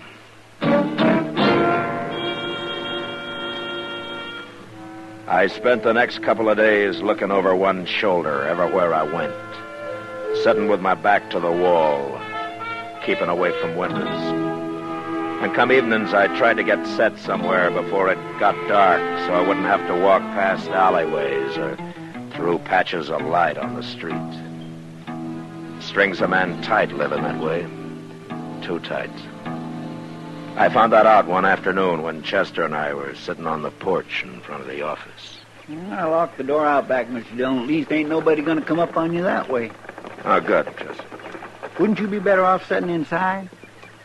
Out here, I can see what's going on. You couldn't see a man with a rifle if he was hid out in one of them buildings across the street. No. And I can't dig a hole and hide in it either. Oh, sure. Look yonder at that fool kid. He's going to run somebody down riding that way. He's trying to ride like an Indian. Look how low he's bent. Hey, he's got a gun in his hand. Hey, Doc Chester!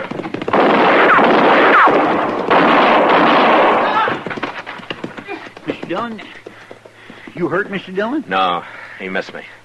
But he was shooting mighty close. Well, you got him. Yeah, I got him.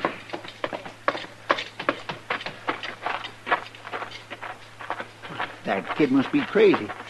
Riding by like that and trying to shoot you? Yeah. Say, you don't suppose... I don't know, Chester.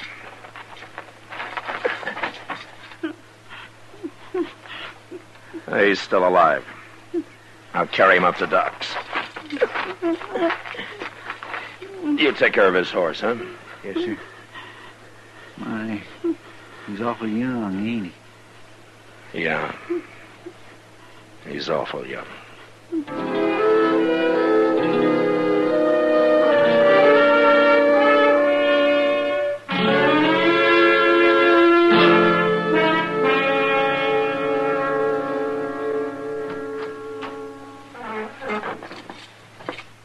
How is he, Doc?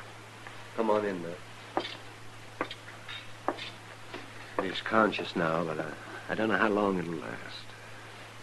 Is he gonna die? You better hurry if you want to talk to him, Matt. Oh. Okay.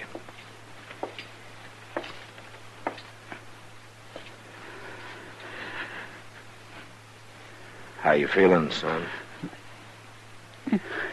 Bad. Real bad, Marshal. Doc will take good care of you. Who are you? What's your name? Can't tell you my name. Why not? My name don't matter. All right. But you tried to shoot me. Why? Reward. $1,000. We needed that money. We needed it bad. Who needed it? I seen you sitting there. Then I went and got my horse. I almost killed you. But I'm sorry I did it. I'm real sorry. Now, don't worry about that now. Everything's gonna be... I'm a... Marshal.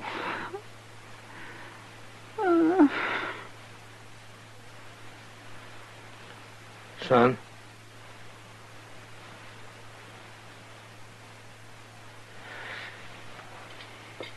Doc?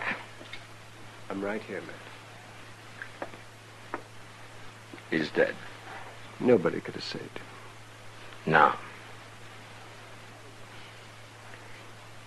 How old would you say he was, Doc? Oh, 15, maybe. It's not your fault, Matt. I killed him. No, Matt. I'm going over to the Dodge House, Doc. Mrs. Hornby? Yeah.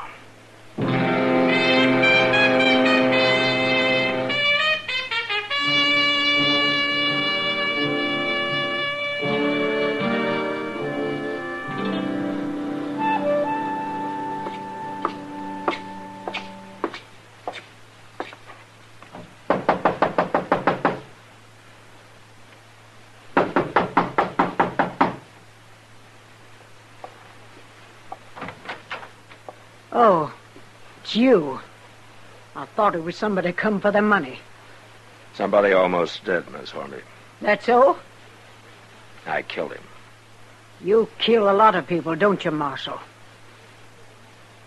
When I have to. Well, maybe the next one will get you. Maybe. What'd you come to see me for? I thought maybe I could get you to change your mind. What's the matter, Marshal? Getting scared? Well, I don't enjoy knowing somebody might shoot me any minute. Ah. But I don't like the idea that I might have to shoot somebody any minute either. Well, shouldn't bother a man like you. I told you your husband tried to kill me. Don't you understand that? I don't care about understanding it. You know who you hired this afternoon? It don't matter. Except I wish he'd been a better gunman. He wasn't a man, Mrs. Hornby. He was a boy. 15. He was poor. He needed the money for somebody else. I don't even know his name. I thought you killed him. How do you know he did it for the money? He didn't die right off. Oh. Well, how does it make you feel, Miss Hornby? The next one won't be a boy, Marshal. Or the one after that.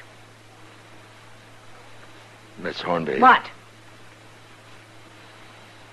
You're a terrible, selfish old woman.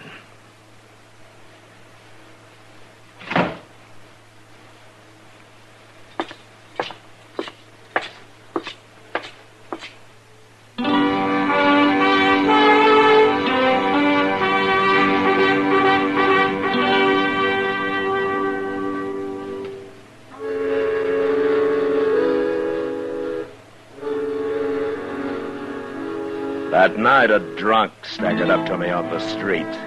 He had a gun in his hand, but I buffaloed him before he could use it, and I threw him in jail. Later, about midnight, it was different. A mule skinner tried to shoot me from behind a water barrel. His first shot missed, and a second later, he discovered his mistake. The barrel was empty, and he died there. And nobody else seemed willing to take a chance. At least that night. The next day, about noon, Chester and I were on our way to Delmonico's when we saw Miss Hornby coming up Front Street. She's looking right at you, Mr. Dillon. She's probably going to complain about how I treat her hired hands. Too bad she's a woman, ain't it? Things would be a lot different if she wasn't, Chester. Maybe she's thought it over. Maybe she's going to change her mind. It'll take more than a couple of killings for that. She don't seem to care at all that her husband murdered poor old Jake Reeves. My, if she ain't the one meanest-looking woman, she's waiting for it. Hello, Miss Hornby. I want to talk to you, Marshal. All right, ma'am. I hear you killed another man last night. The first of your men I killed was a boy, Miss Hornby. Still harping on that? Doesn't bother you at all, does it? He was a fool to try it. That money meant a lot to him. Find out who he was? No. Well, it don't matter. No, not to you. Marshal, I'll make you a deal. A deal? That's what I said. I'll withdraw the reward if you get out of Dodge. Leave the country and don't ever come back. Why? It's my business. Why? It's beginning to bother you, all the blood that's being spilled. Never mind that. You're going to do it? You know, Miss Hornby, you haven't thought straight since your husband got shot. Got shot by you. By me. What's your answer, Marshal? Miss Hornby, I hate killing. I hate it as much as you hated losing your husband. But I'm not leaving. You sure, Marshal? I'm sure. Mister? Who's that? Go see what she wants, Chester. Yes, sir. I'm coming, lady. You'll just kill more men if you stay here. Till one of them gets you. You're the only one that can stop that, Miss Hornby. Well, I ain't going to stop it. And some man that knows what he's doing will be along soon, maybe today, Marshal. You're not helping anybody this way. Mr. Dillon? Yeah. This lady's looking for you. She drove that wagon all the way to town to find you. Near 20 miles, she says. Oh, is that so? Well, what can I do for you, man? I don't want to bother you if you're busy, Marshal. No, it's all right. I'm looking for my boy. Your boy? He's going to get himself in trouble lest I stop him. Bad trouble, I know it. Oh? What's he planning to do, ma'am? Well, I'm ashamed to tell you this, Marshal, but he took his gun when he left home yesterday. So? There'd been talk about that $1,000 reward for you, Marshal. How old was your boy, ma'am? Going on 15. He doesn't know what he's doing. I gotta find him and stop him, Marshal. He's only doing it 'cause we're about to starve out there. Him and me and my little girl. Ma'am... Wait, Marshal. You gotta understand the boy first. Why he's doing it. All right.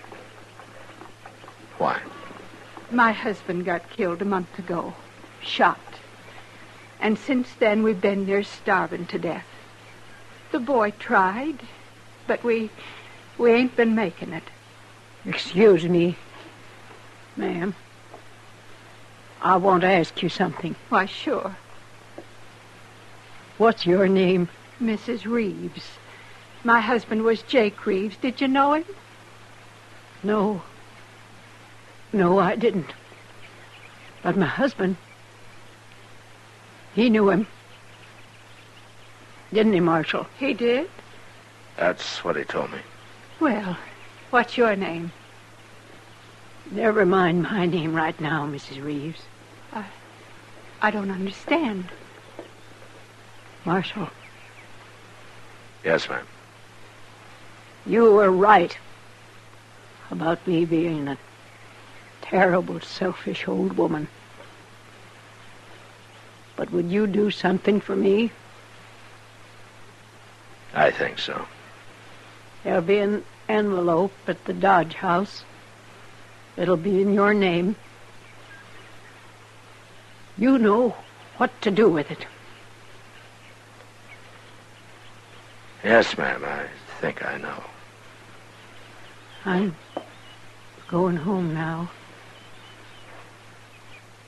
Goodbye, Mrs. Reeves. Goodbye.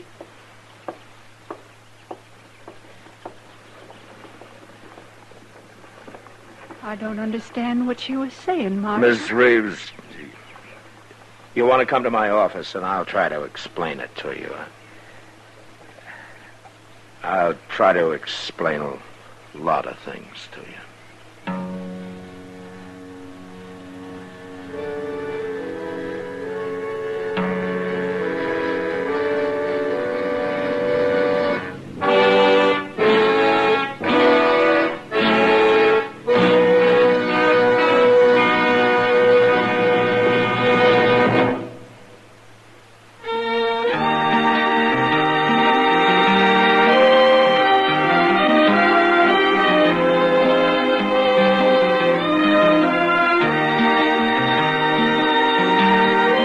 Gunsmoke, produced and directed by Norman McDonald, stars William Conrad as Matt Dillon, U.S. Marshal. Our story was specially written for Gunsmoke by John Meston, with music composed and conducted by Rex Corey. Sound patterns by Tom Hanley and Bill James. Featured in the cast were Jeanette Nolan, Sam Edwards, and Helen Cleve. Parley Bear is Chester, Howard McNear is Doc, and Georgia Ellis is Kitty.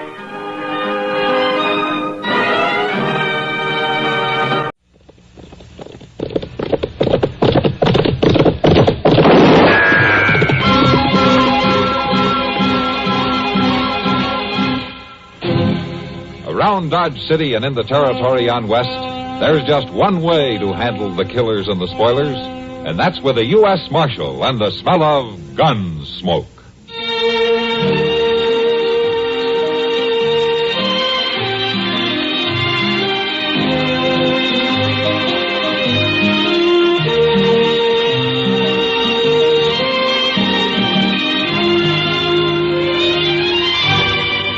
Gunsmoke, starring William Conrad, the story of the violence that moved west with young America, and the story of a man who moved with it. I'm that man, Matt Dillon, United States Marshal. The first man they look for and the last they want to meet. It's a chancy job, and it makes a man watchful and a little lonely.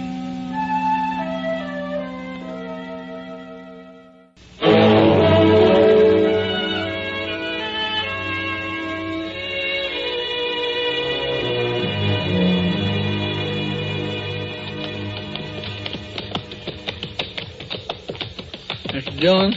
Yeah, Chester. You don't suppose that stream has gone and dried itself right out of the prairie, do you? No, it just seems like it. We'll be coming across it any time now. No, I sure do hope so. I'm dried inside out. I got some water left in my canteen. Oh, no, sir. It ain't drinking water I need, Mr. Dillon. It's my feet that's burning up. Oh, you'll live. Well, sure, I'll live. There ain't no question about that. But I sure would like to get these boots off and get to soaking. Guess we're coming to it all right. I remember them trees. Yeah. Hey, look at there, Mr. Dillon. There's other folks there. Yeah. Yeah, there sure are. What in the world? Why, they're fixing... They were going to lynch that man. Well, you sure did scare them off, firing over their heads that way. Look at them ride off. Yeah, but one of them isn't. Come on, let's get on there.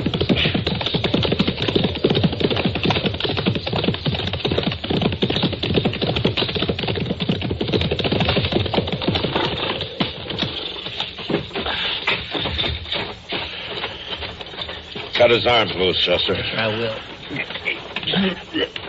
There we go. Now we'll get that gag out of your mouth. There we go. Cowards. Lousy running cowards. You all right? In a couple of minutes, they'd have finished me for sure. You don't look hurt none to me. I ain't hurt.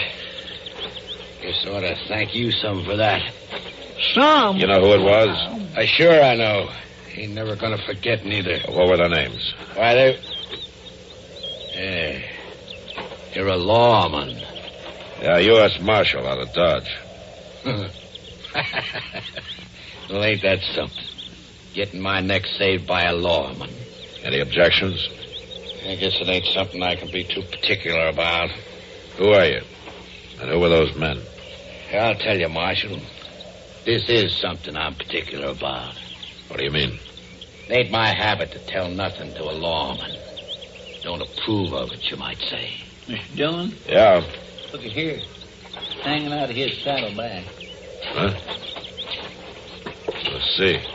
Just an empty sack, Marshal. A money sack. Says Wichita Bank on there. Well, what do you know about that? I know more than I did a minute ago. 3 men robbed that bank, mister. You got 3 guesses then, ain't you, Marshal? I don't need more than one about you.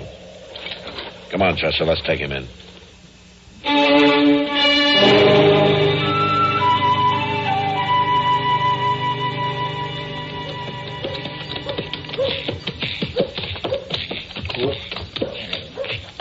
You take care of the horses, Chester. All right, sir. All right, climb down, you.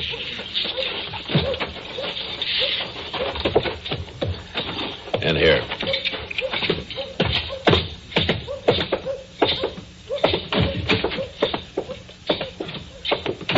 You gonna lock me up? Come on. You've made a big mistake, Marshal. I wouldn't worry about it if I were you. I ain't gonna do no worry. All right, get in there. Oh, I'll go in easy, Marshal. Nice and easy. I'll be coming out easy, too. Don't count on it. It's a fact, Marshal. My boys ain't gonna leave me sitting here very long. They'll have me out of here right soon. You the head man of your outfit? Ain't many folks living who'd argue about that. Your name's Brass. Pete Brass. You heard about me? Yeah, I've heard about you. Besides that Wichita Bank, I've heard you're wanted in 3 states. Well, now, Marshal, there are some states I just ain't had time to get around to yet. Well, you just might not make it either. I'll have Chester bring you some supper. Wait a minute, Marshal. What? What is it? You don't want me to get away. You'd have done better to let them highbinders lynch me. Oh, you figure you'd be better off? Not me, Marshal. You.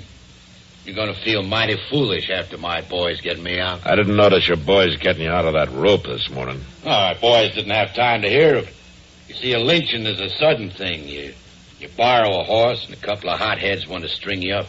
Ain't time for word to get around. My boys didn't know. Now, there's plenty of time now. That's what I mean, Marshal.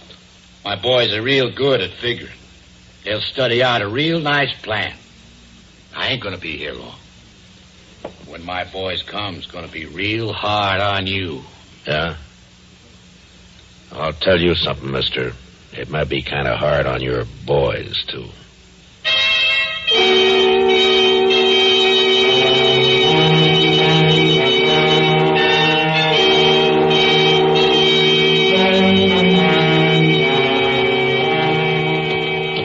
I'll say this, Jess. He sure didn't pick out much of a town to get himself locked up in. It ain't so bad, Milt. I see 2-3 saloons right down the street there. Saloons ain't what we're looking for. Well, there's a marshal's office. That sure don't look like much.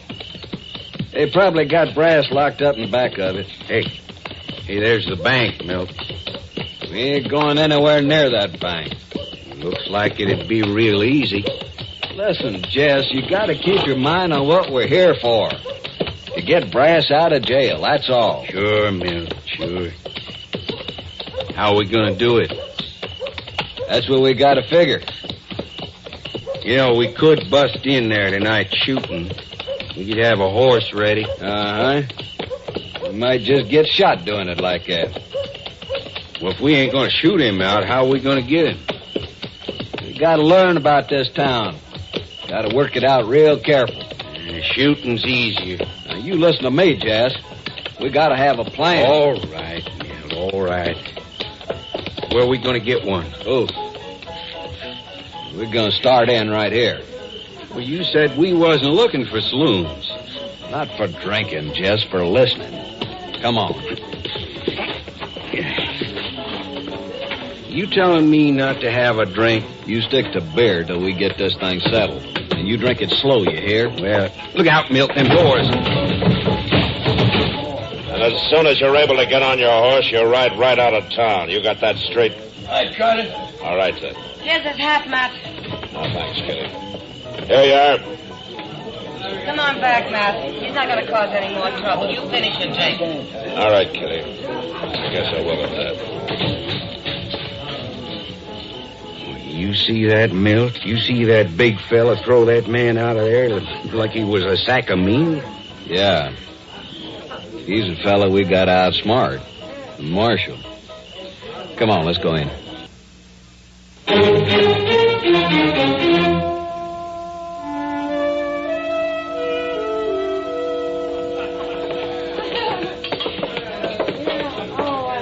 What'll it be, gents? I'll have a shot. Beer. 2 beers. Coming up?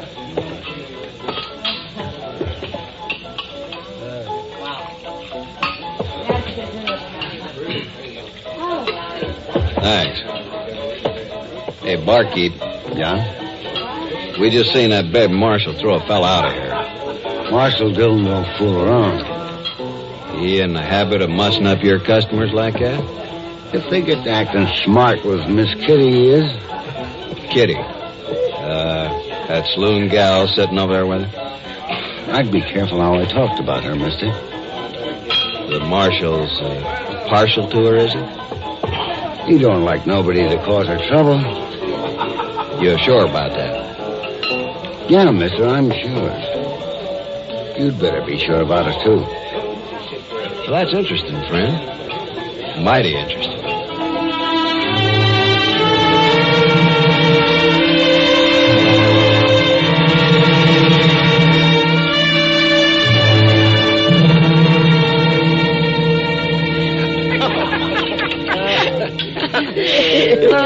Now, by jing, I mean that, Miss Kitty. Well, thank you, Chester. But you really don't have to say nice things about me just because I'm going away for a while. Well, now, it ain't that at all. Why, you'd be just pretty if you were staying. Ain't that so, Miss Dillon? Yeah, that's right, Chester. Now, see here, boys.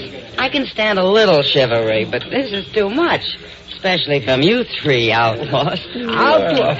Now, Kitty, it seems to me we're acting in a fine, upright manner.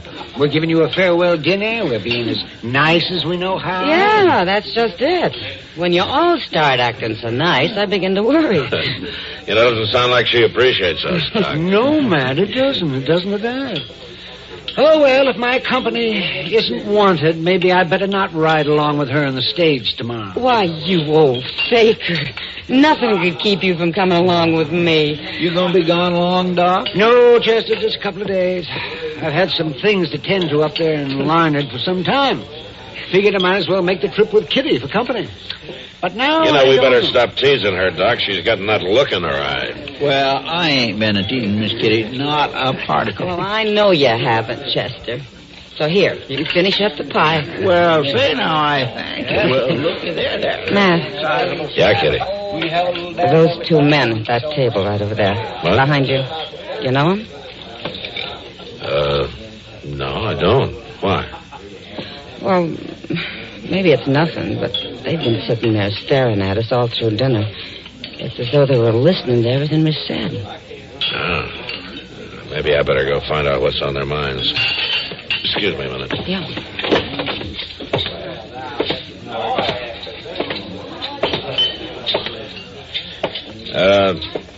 You men seem kind of interested in what we've been talking about over there. The little lady told you, huh? Yeah, that's right. She told me. You know, she's mighty pretty. Shut up, Jess. We ain't breaking no law, Marshal. No, but if you got any business with me, it's better to come straight out with it. Well, that's just what we'll do, Marshal. When the time comes, we'll come straight out with it.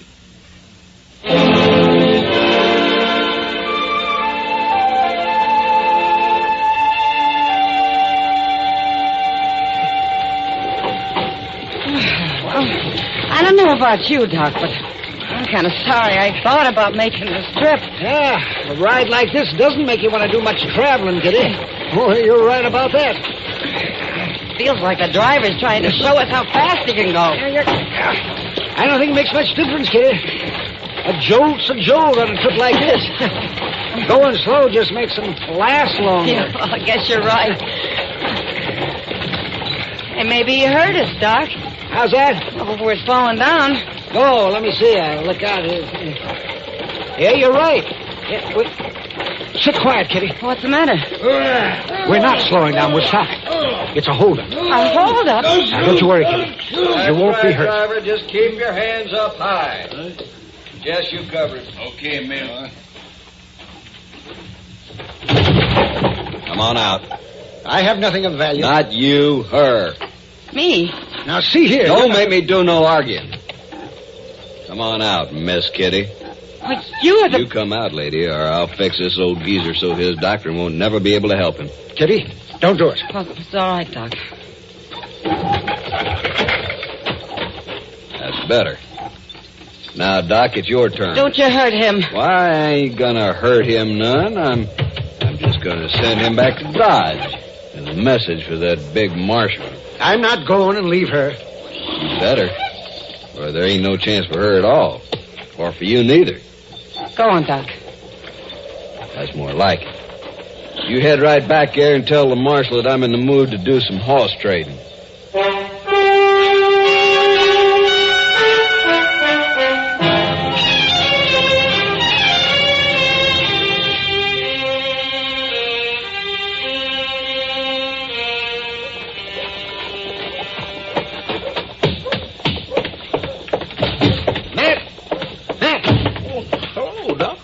I thought you was Where's on the Matt? stage. Well, he just went down to Jones's store for a minute. Chester? A pair of his pants was just about wore through. Chester? He's getting himself some new ones. Chester, I've got to see him right away. Doc, I saw you walking into the office. What are you doing back here? They've got Kitty. What? Who's got Kitty? They held up the stage about an hour out of town. Matt, they're holding her for Pete Brass. And you've got to do something. All right, Doc. All right, just slow down. Now tell me just how it happened. They held up the stage and took Kitty off. They say they won't let her go until you turn Brass loose. Now, that's all there is to it. Well, you know who they were? No, I don't know their names. They weren't hiding anything. I can recognize their faces. They were the two men who were so interested in us at Delmonico's last night. Oh. You know where they're holding her? No, Matt, I don't. They just had to have Brass ride down the stage road.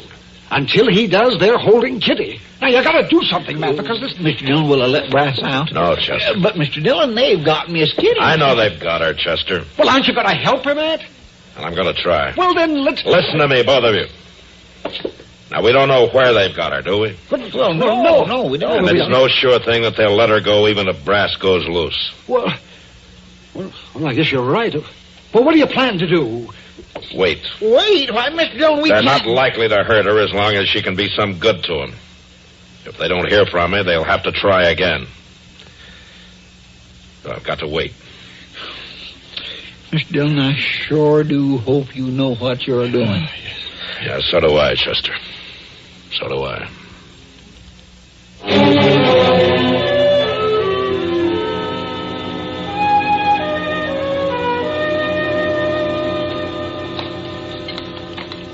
Sure glad you decided to do the cooking, Miss Kitty. Maybe you'll choke on it, and it'll be worth it. Don't seem to me like you're acting too friendly. Any reason why I should? Sure, Miss Kitty. You and me. You and me. That's the way it's going to be. It's never going to be like that. You kind of cotton to that big Marshal, huh? That's none of your business. You think he's going to get you out of this? He'll be here. Sure, he's going to be here. Milt went down to talk to him, make sure he'd be here. I know that. Then we both know it.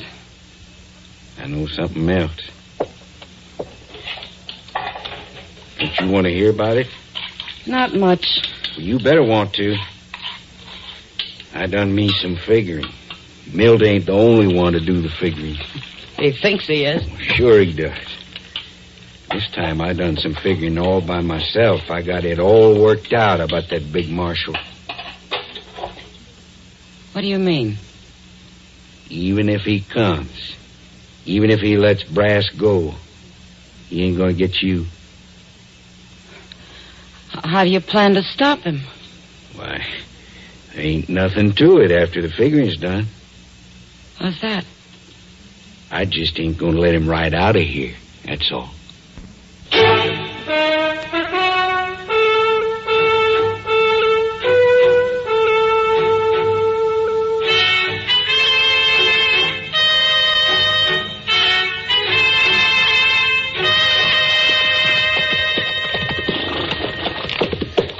Are we getting pretty close now, Mr. Dillon? Yeah, Chester. Right along in here. You think they'll really show up with Miss Kitty? Hell, if they want this man, they will. They really got you squirming, ain't they, Marshal? Don't worry about it, Brass. I told you my boys would study it out. They haven't finished it yet. Mr. Dillon, there, under them trees. Yeah. Come on.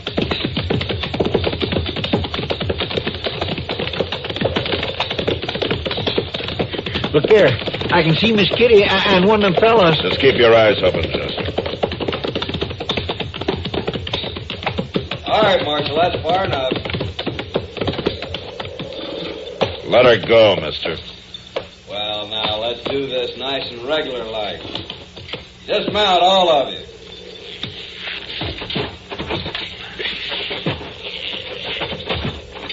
Brass? Yeah, Milt. You all right? Ain't nothing wrong with me, except my hands are tied. Walk over here, we'll fix that. Let her go. All right, Marshal. Can't say I blame you. Mighty pretty little lady. She ain't going no place.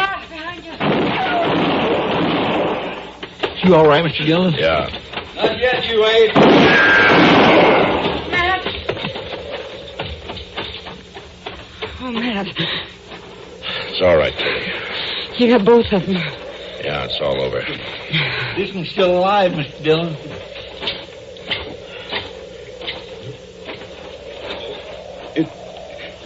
It don't seem right.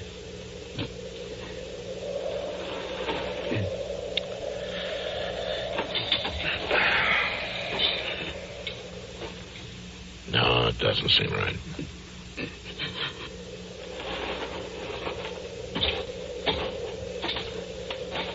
All right, Brass, we'll untie your hands now. Untie him? You letting me go? No. But you're gonna need your hands to dig 2 graves with. For your boys. Before you go back to jail.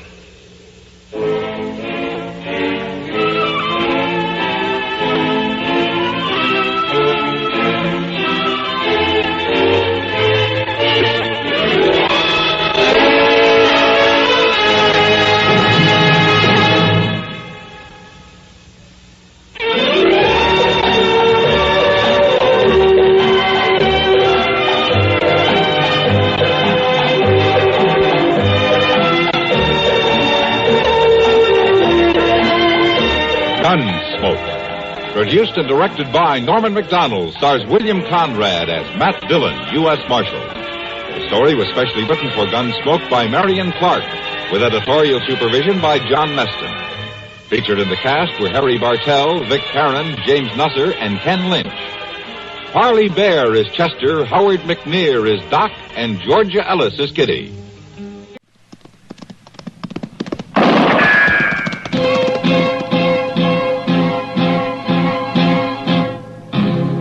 Around Dodge City and in the territory on West, there's just one way to handle the killers and the spoilers, and that's with a U.S. Marshal and the smell of Gunsmoke.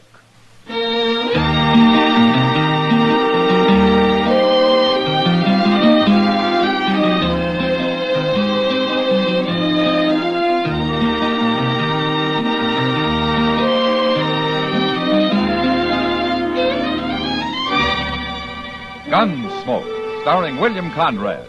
The transcribed story of the violence that moved west with young America. And the story of a man who moved with it. I'm that man, Matt Dillon, United States Marshal. The first man they look for and the last they want to meet. It's a chancy job, and it makes a man watchful and a little lonely.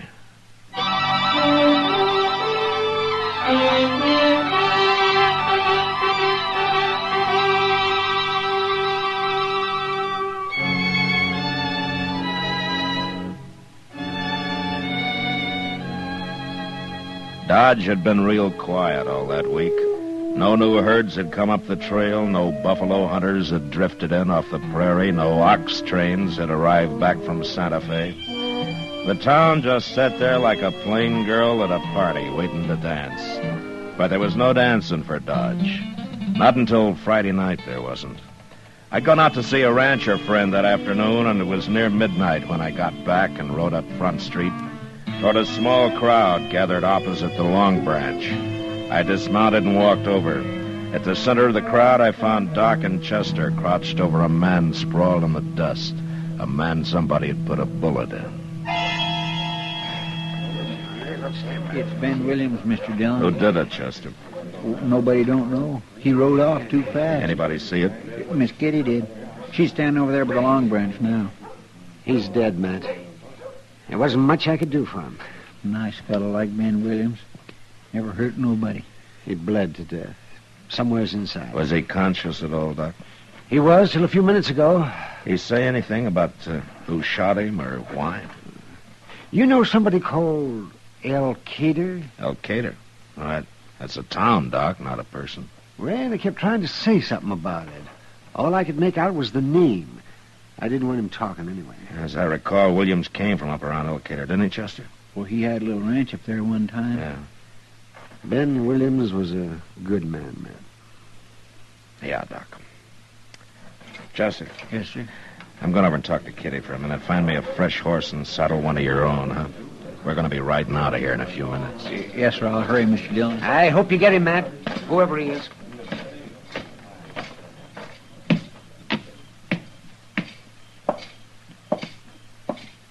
Ben didn't deserve that, not being killed that way. He didn't deserve being killed at all, Kitty. Well, of course he didn't. How'd it happen?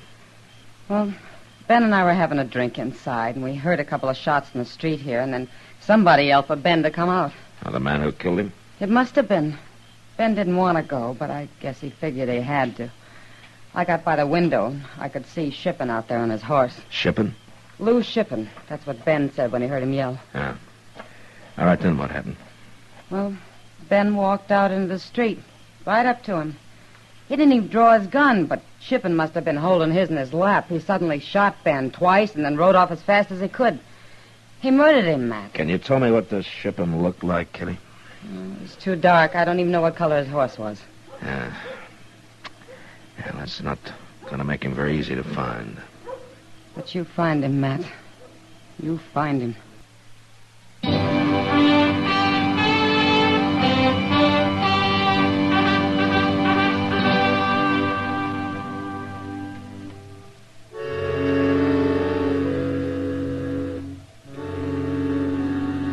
All I had to go on was a name and a place. The place was Elkader, a little sunburnt town 100 miles to the north. There was a saloon and a restaurant and a hotel and a stable and, miraculously, a telegraph office. But even so, Elkader didn't add up to much. It was still the crossroads of nothing. It was noon of the second day when we rode up the almost deserted main street. Hot, saddle-weary, hungry.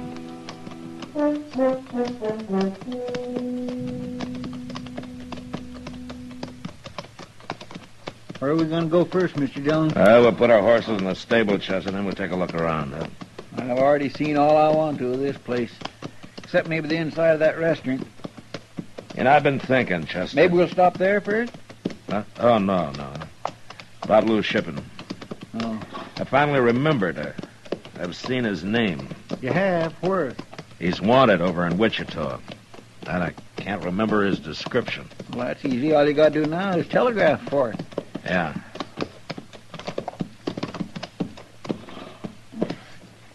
Ain't there nobody at this stable? It doesn't look like it. Well, here comes somebody. Hello. You got room for a couple of horses, mister? I reckon. They've had a hard ride. You got any grain? I might scare some up. Yeah, good.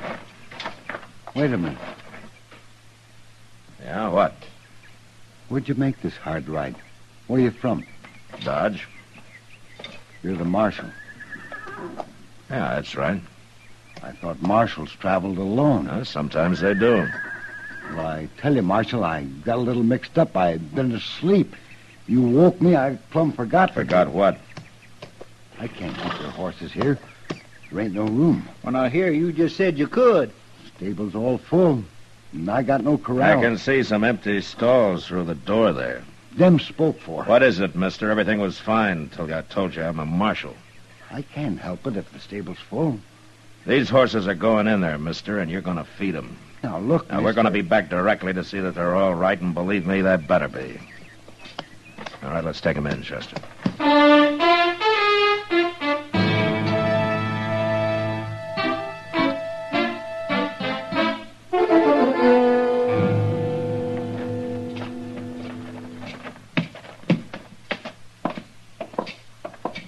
Sure don't look like much of a hotel. Yeah, we don't have much choice. My gracious, I ain't sure where I'd rather sleep outdoors. Good morning, gentlemen. Hello. We're looking for a room. You mean 2 rooms? All right, 2 rooms. Of course, 1 room would be cheaper. And noisier. My friend here snores. Oh, now, you always say that, but I never heard me snore. If I ever thought you were lying awake snoring, I'd ram a gun barrel down your throat. Now, gentlemen, please. He don't mean it. Do you, Mr. Dillon? Dillon? Marshal Dillon? Yeah, is there something wrong? No. You've been expecting me, is that right? I never heard of you before. Oh, that's one lie. Now tell me another one. Have you ever heard of Lou Shippen? Shippen? No, not around here. Never heard of him. Uh-huh. All right, let's see those rooms. I'm sorry, Marshal. I made a mistake. I forgot there are a lot of people coming in tonight. Our rooms are all taken. A lot of people coming in from where? No, it's true. I forgot all about it. Well, you just go on forgetting about it. Now throw me a couple of those keys before I lose my temper. We're here and we're going to stay.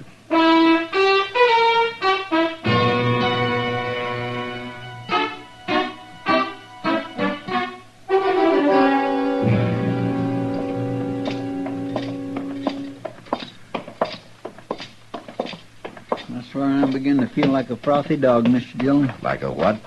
You know, one of them slavering dogs that runs around drooling and biting people and making them sick. Oh. I never been treated so bad before in all my life. That's Lou Shippen, Chester. He's here somewhere. My guess is he's told everybody in town they got to get us to move on. Well, why would they care? He's a killer, Chester, and they know it. And they're afraid of him.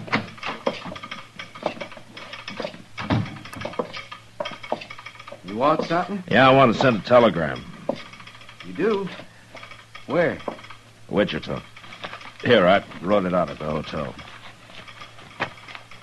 Sheriff, Wichita, need full description of Lou Shippen. All right, what's the matter? Nothing. Send to me in Elkader at once, Matt Dillon, U.S. Marshal. Look, mister, It's Hinkle, Marshal, Mr. Hinkle. All right, Mr. Hinkle, are you going to send that, or am I going to have trouble with you, too?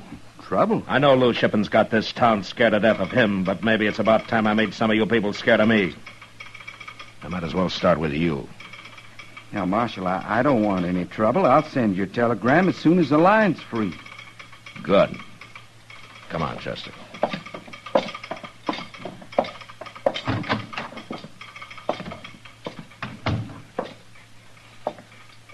Shouldn't we ought to have waited to make sure he's really going to send it, Mr. Dillon? He isn't going to send it, Chester, and there's no way I can make him. Why ain't they? I don't know Morse code. He could send anything he wanted. Doggone it, Mr. Dillon, this town scares me. Any man here might be loose shipping, just waiting for an easy chance to shoot you in the back. And I got an idea how I can smoke him out, Chester. I'm going to have to tell a few lies to do it. Yeah, right now, let's get something to eat, huh?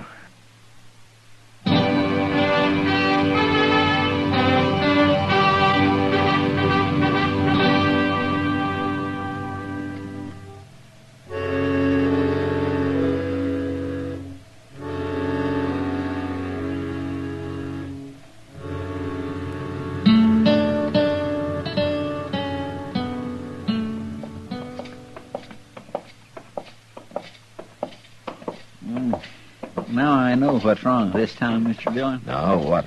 The way they eat. My, that restaurant puts out the mustiest smelling beef stew I ever smelled. That was goat stew, Chester. Goat? I need a drink. Here's the place to get it. If they'll serve us. They'll serve us, all right. Go.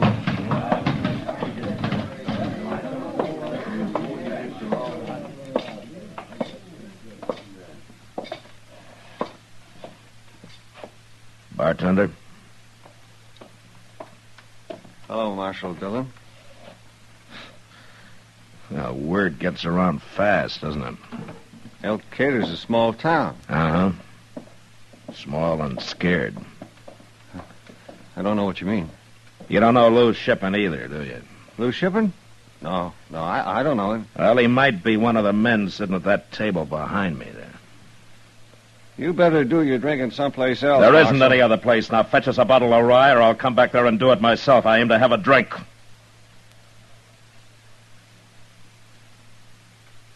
Well? All right. Yeah. One of those men gave him a go-ahead sign, Chester. Did you see who it was? No, I didn't. I was watching the bartender. One of them's Lou's shipping. Yes, sir, but there's 6 of them to choose from. There comes a telegraph operator. Mr. Hinkle. Come over here.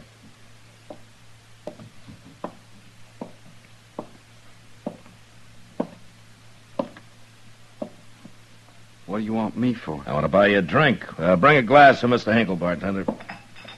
Here you are. I don't want a drink, Marshal. That's what you came in here for, wasn't it? I don't need a drink.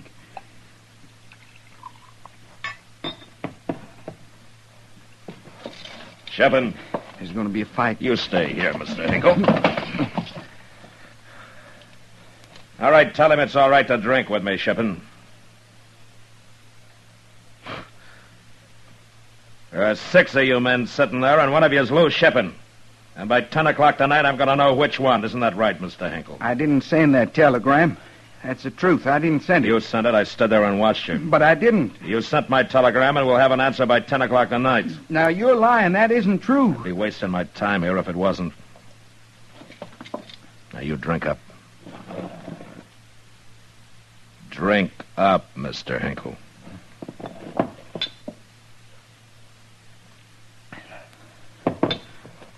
Okay, I'll be over about 10, Mr. Hinkle. I'm coming with you. What, are you afraid of shipping? All right, come on. But I'm not going to wait around your office with you. You've got to help me, Marshal. He'll kill me now. All those lies you told. Which one is he, Mr. Hinkle? I can't tell you. Why not? He's a devil with a gun. He could kill you, and then where'd I be? All right, it doesn't matter. I'll find him later. But I didn't send any telegram. There ain't going to be an answer. Doesn't matter, Mr. Hinkle. What are you going to do? Now, for one thing, I'm going to see you're in your office tonight and that you stay there. That's all you have to worry about. I'll handle the rest.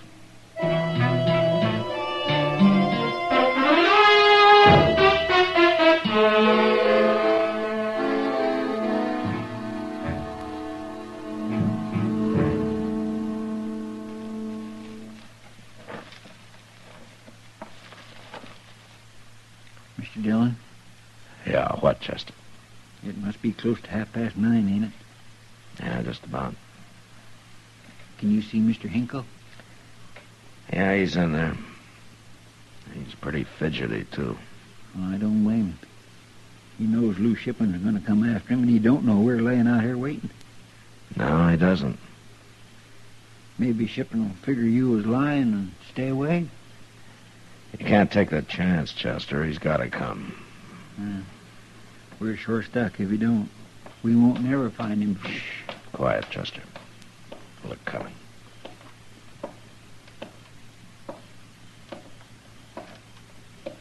He's heading right for the telegraph office. Yeah. You stay here.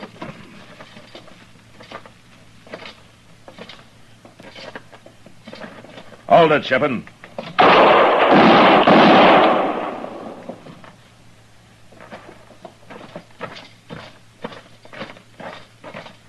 Reckon you killed him? I don't know. Watch him.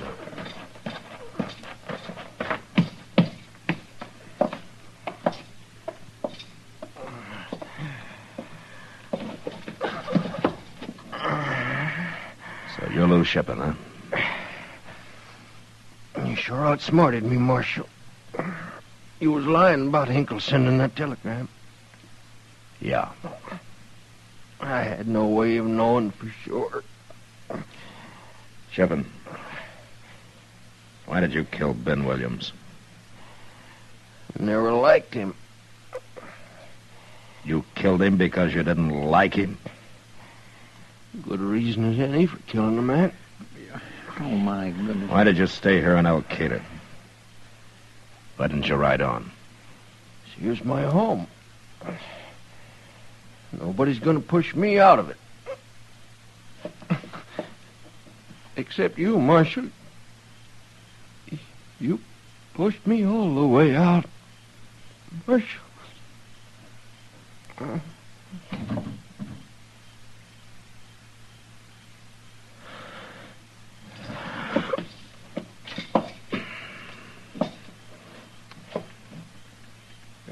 I swear I never heard nothing like it, Mr. Dillon.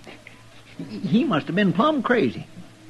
Yeah, he's probably killed a lot of people we don't even know about, Chester.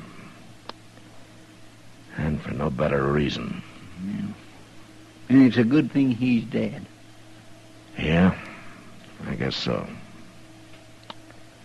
I guess it is.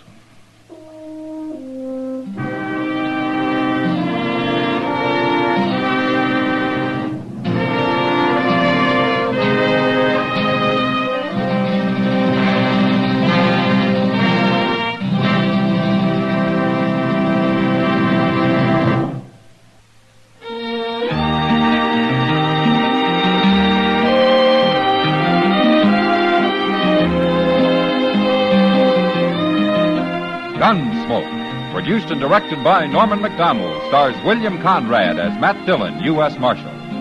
Our story was specially written for Gunsmoke by John Meston, with music composed and conducted by Rex Corey.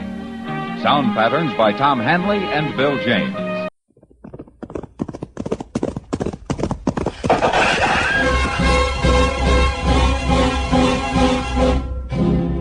Around Dodge City and in the territory on West, there's just one way to handle the killers and the spoilers, and that's with a U.S. Marshal and the smell of gun smoke.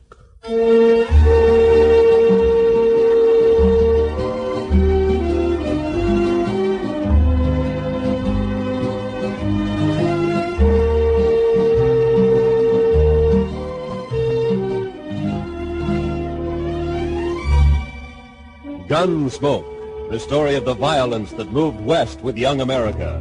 The story of a man who moved with it. Matt Dillon, United States Marshal.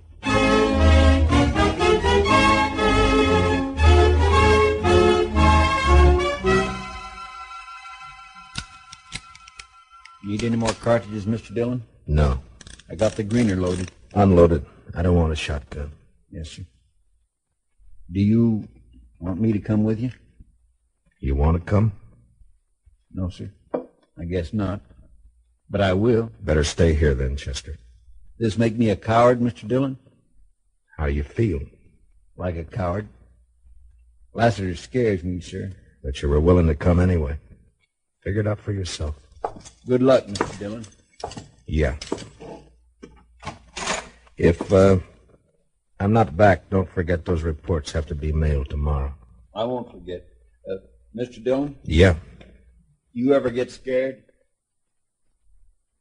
Sure. Better keep yourself busy.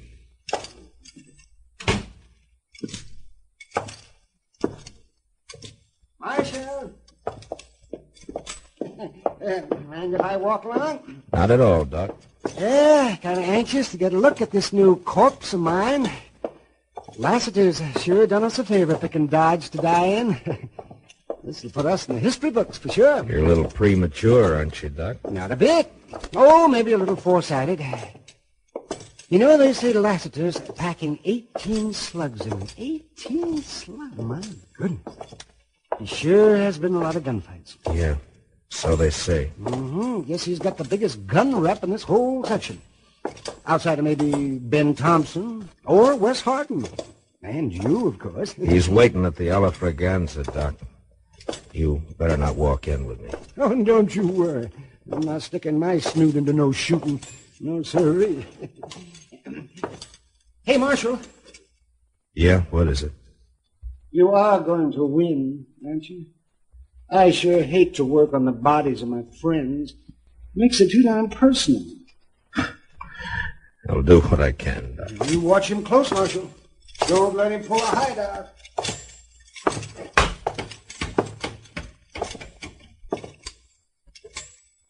Hello, Lassiter. Hi, Matt. Been a long time. Yeah. Drink with me? Why not?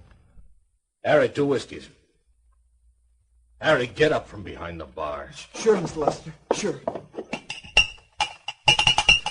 Oh, don't spill it. Leave it on the bar, Harry. We'll pour our own. Yes, Marshal.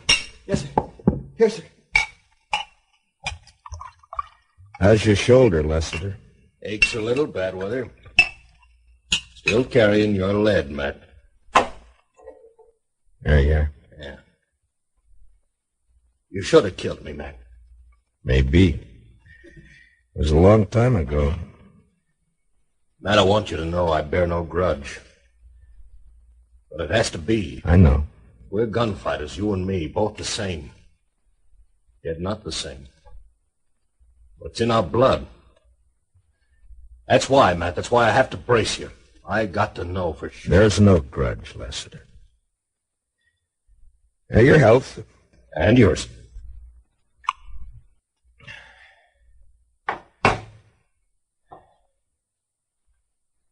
Straight up.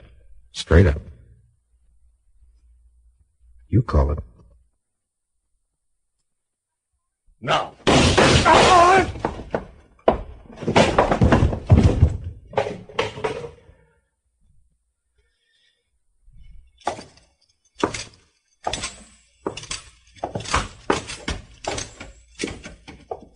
Oh, it was beautiful, Matt. Simply beautiful. Was it? Why, yes, and it was close to. For a moment, I wasn't sure who.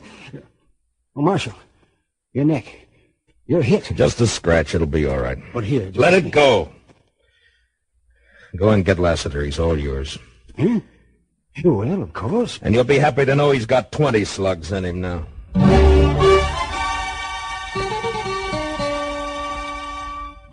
I couldn't tell anyone, but the bitterness ice in my stomach made me sick as I remembered Lassiter as a friend, now dead by my gun. And then I got over it. I always got over it. The frontier code was a harsh one. I knew my job was one that had to be done if the West was to ever see peace. As long as killers like Lassiter lived, I'd carry a gun and use it. It was the way it had to be.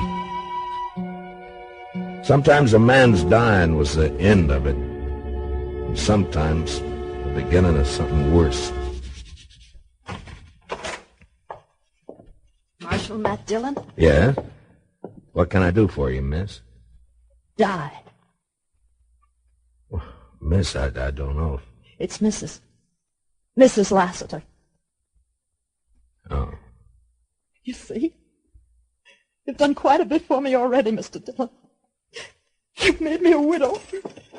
Sit down, Mrs. Lassiter. Here, let me get you some thank water. you. I didn't know Lassiter was married. Would it have mattered? No, I guess not. You're just like all the rest of them. A killer, lusting for blood like a wild animal. Mrs. Lassiter. Only you're worse. You hide it behind a badge. My husband was in town less than 2 hours, but you couldn't wait, could you? You saw your chance to get a little bigger reputation. Matt Dillon, famous gunfighter. Matt Dillon, murderer.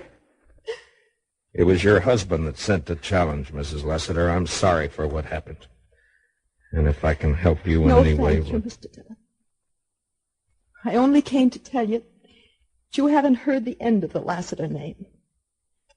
I'm going to see that you're stripped of that big reputation. And you're going to die. Mrs. Lassiter, is there anything I could say that you would listen to? Nothing. And good day, madam. Till we meet again. Marshal.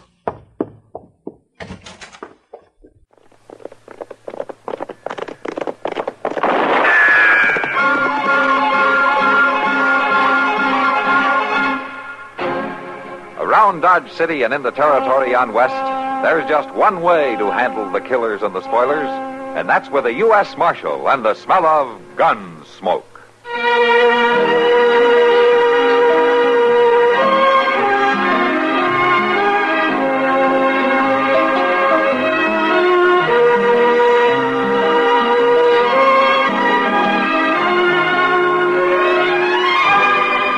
Gunsmoke, starring William Conrad. The story of the violence that moved west with young America. And the story of a man who moved with it. I'm that man, Matt Dillon, United States Marshal. The first man they look for and the last they want to meet. It's a chancy job, and it makes a man watchful. And a little lonely.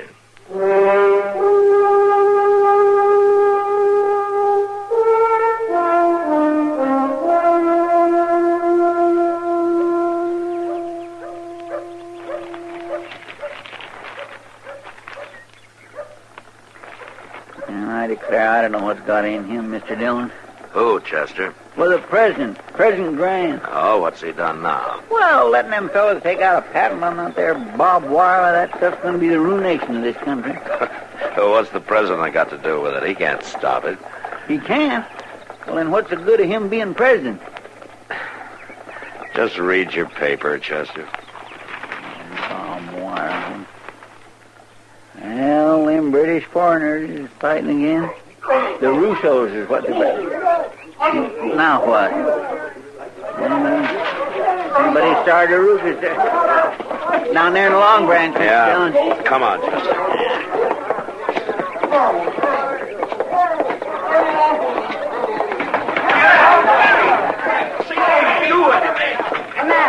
Matt, Kelly and Ambrose. Stop them. All right, Kitty. All right, come on, hold it. Get him off me, Marshal. Get him off. Take hold of the other one, Chester, will you? All right, now, Ambrose.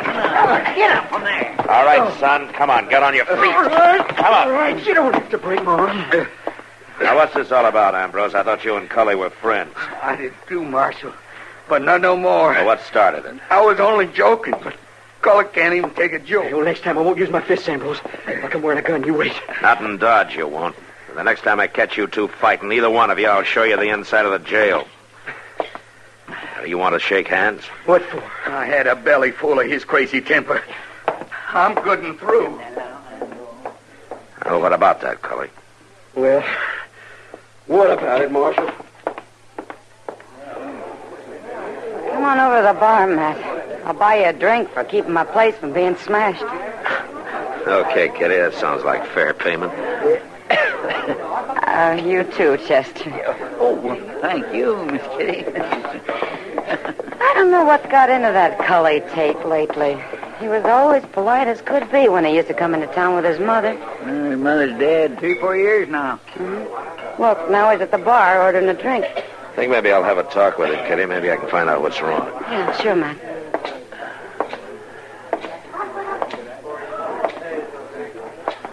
Here you are, Sam. I'll pay for his drink. Well, what's that for? Well, for almost breaking your arm, you said. Go on, drink it. Sure. Thanks. You know, when a man's old enough to drink hard liquor, he's old enough to get in trouble, Cully. Now, what was it about? Well, it's personal. Oh, it always is. Till it's a public fight. And it's my business. Yeah, he said something about my old man. And about me. Well, what? He called us Squaw men. Squaw men? Well, why? Because it's true. It's the worst of it. About my old man, it's true anyways. Oh, since when? 3 months. When he went to Texas for stock, he stopped at the agency in Darlington. Brought her back. An Arapaho woman. Now, that ain't right, Marshal. It just ain't right. Now, wait a minute, Cully. A good many men have married Indian women, and sometimes they're real good marriages. Good. Any man who marries one of them deserves to be called Squaw man. Look, Cully, your ma's been dead some years now. You're old enough to know how it is with a man. Him mooning over her. Him old enough to be her father. She's more my age than his. Well, that's not unusual with Indians. The women expect it. Well, the worst is they ain't really married. Only Indian style. And for a good, God-fearing man, that ain't nothing at all. Now, wait a minute, son. They are married. Maybe not legally, but if they both accept it... And if they don't, what could she do about it? Cully, I know your father. And Hardeman Tate isn't that kind of a man. Now, do you want me to talk to him?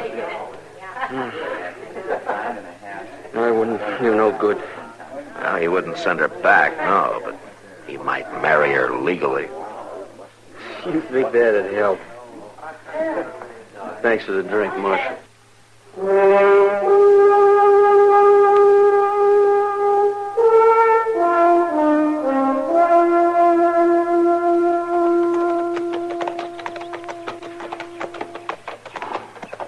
Well, at least you picked a nice day to ride this far.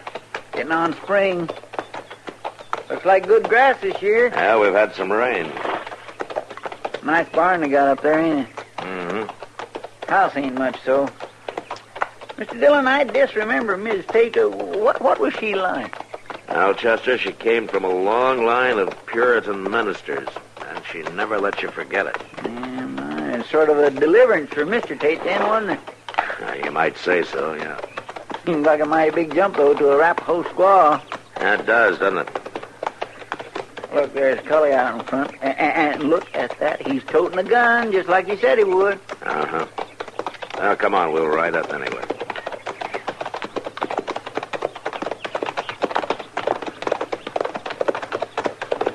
Well, Marshal. Cully?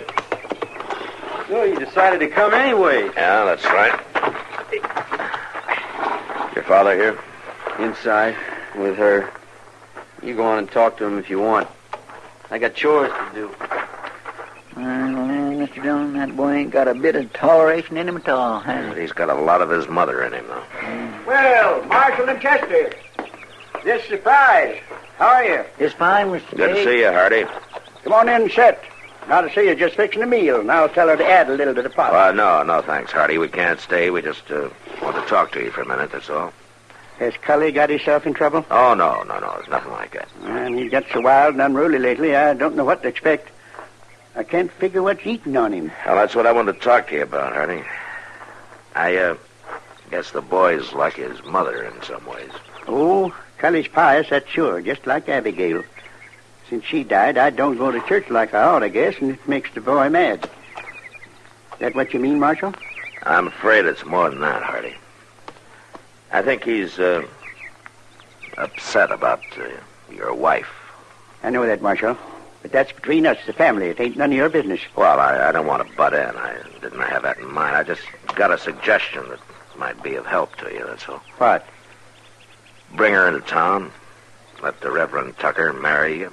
We're already married. In the Arapaho way, yeah. Yes, in the Arapaho way. Yeah, but Hardy, that's not legal, not for whites. What's that got to do with it? Look, Hardy, you bought her from her father. Now, that's against the law. You're living with her without benefit of marriage. That's against the law. Now, legally, I could and I should send her back to Darlington right now.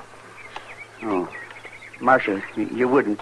Oh, now, please understand, Hardy. I'm trying to help you. If the girl is willing, marrying her will solve a lot of problems. Now, if she isn't, well, I'm going to have to send her back anyway. You can't send her back, Marshal. Well, why not? Come inside, both of you, please. All right.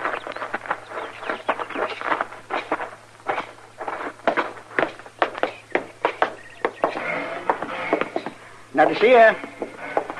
Yes? Come. Man, she's awful pretty, Mr. Dillon. Yeah. This is my wife, Nadesia. Little dear woman. This is Marshal Dillon and Chester Proudfoot. How you do, ma'am? Glad to know you, Miss Tate. Yes. Glad. She don't know much English, and I don't speak Arapaho very good, but we're both of us learning little by little.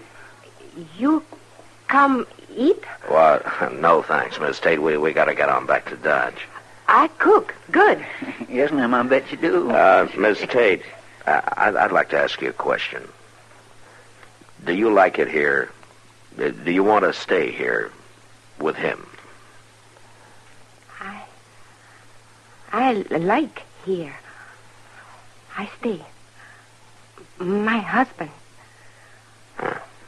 All right, Nadesia. You go back to the kitchen. Your friends. Come more? Well, sure. We'll be back. You bet. Goodbye, Miss Tate. Yes. Yeah, you see what I mean? Yeah. She's everything a man could want. You sound pretty happy, Hardy. I never knew the meaning of that word before. Oh, I don't mean no disrespect to Cully's mother, but... Oh, no, I understand. You won't send her back? Look, Hardy, it'd still be better if you came to town and let the Reverend marry you. All right, Marshal. If you'll arrange it, we'll come in Saturday. Well, good. Tell you what, we might even have a party after the wedding, huh? By jing, that's a good idea. Hey, by golly, she'd like that, I bet. Thank you, Marshal. Oh, sure. Goodbye, Hardy. Goodbye. We'll see you Saturday. Bye. Well, now, wasn't that a surprise? For a little thing like that, and them so happy and all. Why, it wasn't nothing like I'd thought to hear Cully talk, was it, Mr. Dillon? No, it wasn't, Chester. You want to know something? That's kind of what bothers me.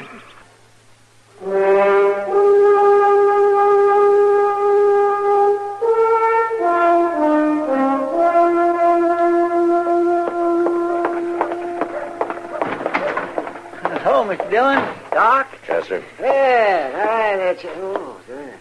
You look like the cat that swallowed a canary. Well, Doc, you ought to see. I've been over at the Long Branch, and Miss Kitty's got everything ready for the party. The preacher's wife even baked a cake. There are more important elements, Chester. Huh? You can't have a wedding without a bride and groom, Chester. Well, my gracious, no. See, it's after 3 o'clock now. There's no sign of them yet. My, you think there's something wrong, Mr. Dillon? I don't know. Doc and I were just talking about it. Marshal? Oh, come in, Reverend. Come in. Thanks. Hello, Chester, Doc. How do you? How you, sir? You haven't seen them? No, I haven't. Well, Marshal, I'm getting worried. They wouldn't just not show up. Well, they could have changed their minds. About a wedding? I doubt it. I hope nothing's happened. Well, if they were coming, they'd have been here by now. I think maybe Chester and I better ride out to the Tate place and see if there's anything wrong.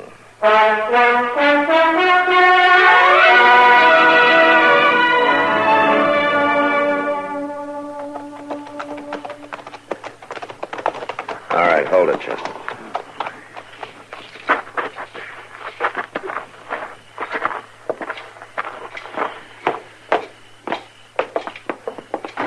No, you didn't.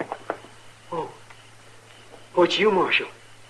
Who'd you think it was, Cully? Well, he's all blood. What's happened here? What's wrong? How'd you get those scratches on your face? She done it after I found them. She tried to kill me, Marshal. What? Just like she killed Pa. When did this happen? This morning. Just before they was to leave for town. Why didn't you come and tell me about it? Oh, I was scared, Marshal. She's out there somewhere and she wants to kill me. I was waiting for Doc. Where's your gun? Well, she's got it. That's what she killed him with. How'd she get it? I must have stole it from my room, I guess. All I know, I heard the shot. I run out, and she had the gun, and I wrestled it away from her. That's when she scratched my face.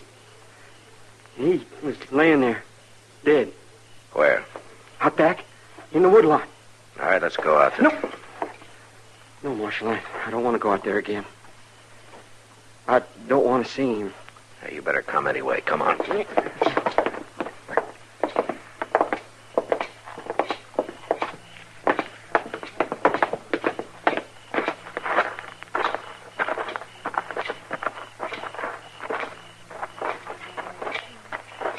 Look, there's a fire. My wife's Miss Tate. Now, what's she want with a fire like that? I don't know. Mr. Dillon, looks like she's praying. It's a death song, Chester. It's an Arapaho song of mourning. Oh, but I don't see... Up above, Chester, in the tree there. Well, she's giving him a regular Indian burial. Marshal! You stay right with us, Cully.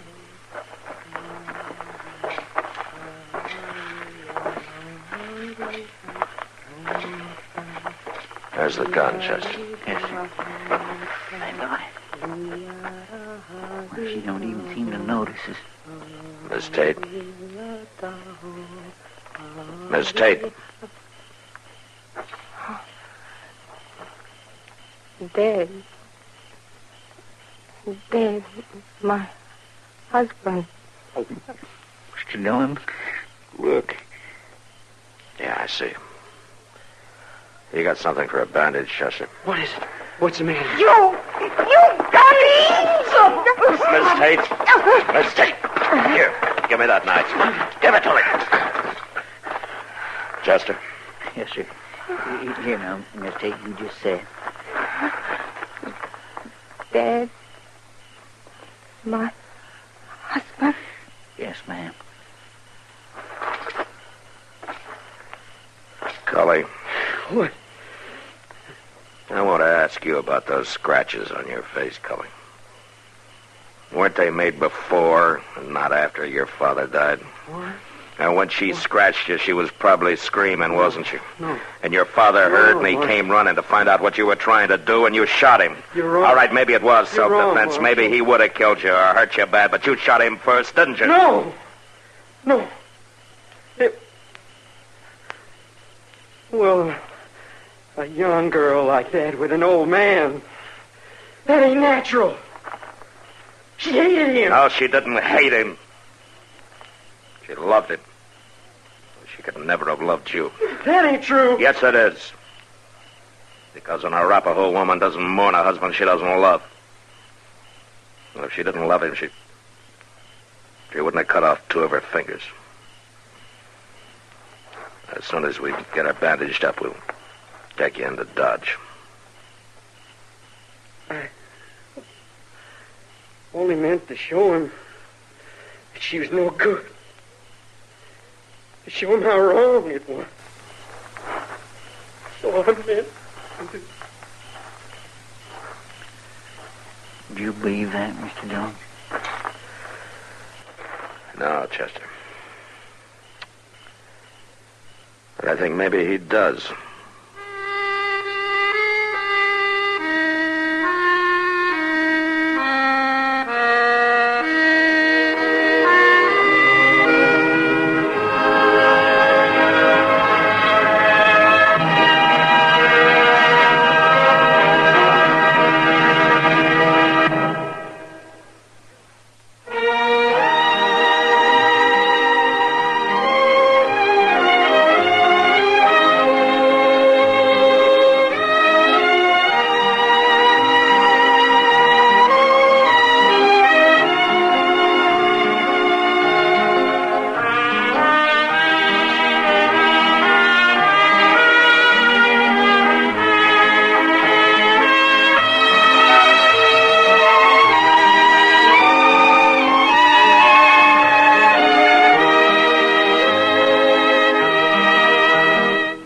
Gunsmoke, Produced and directed by Norman McDonald. Stars William Conrad as Matt Dillon, U.S. Marshal. Featured in the cast were Parley Bear as Chester, Howard McNear as Doc, and Georgia Ellis as Kitty.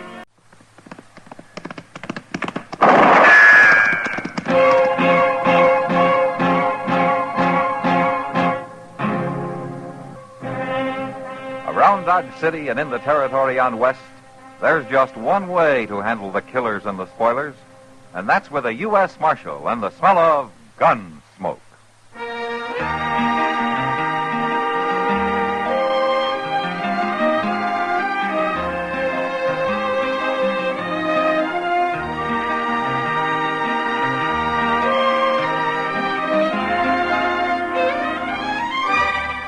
Gunsmoke, starring William Conrad.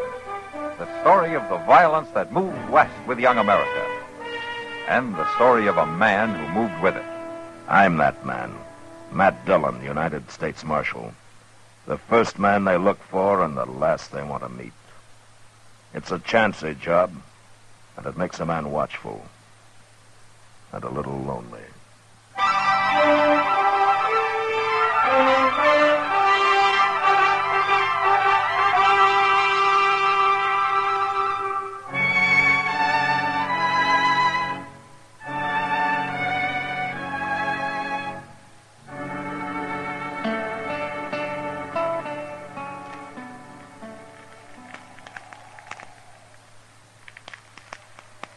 Good thing we packed in all that stove wood, Mr. Dillon. Gonna need plenty of it for morning. Yeah, it'll be a real cold night, looks like.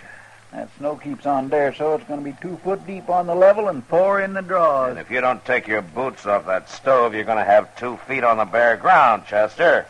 What are you talking about? Well, your soles are starting to smoke. Now, take them off. My golly, I thought I smelled something burning in here. The stove's red hot. Yeah, well, at least my feet's warm for the first time in 2 days. Yeah, maybe I'll rub my boots with tallow. The leather ought to soak it up real good, being so hot that way. Evening, Matt. Oh, hello, Kitty. Come on in. Kitty. Oh, cold out tonight. Yeah, well, come over here and stand by the stove and burn with Chester. Oh, now. I can't stay, Matt. I gotta get back to the Long Branch. Ah, big crowd tonight? Yeah, but quiet one. Men get sentimental around Christmas time. Oh, I'm that way myself, Miss Kitty. So am I, Chester. I was thinking earlier this evening what it was like when I was a little girl. We used to always... Well, that was a long time ago. Well, why don't you stay a while, Kitty, and let Sam run the place tonight, huh? Well, the boys sort of need me, Matt. Talk with them and laugh with them, even though they're thinking of somebody else at the time. Well, yeah, I know, but... Well, I don't mind, really. Kind of nice to be needed by somebody. What I was thinking, though, Matt, later around midnight, maybe the 3 of us could get together. Make some hot rum, maybe?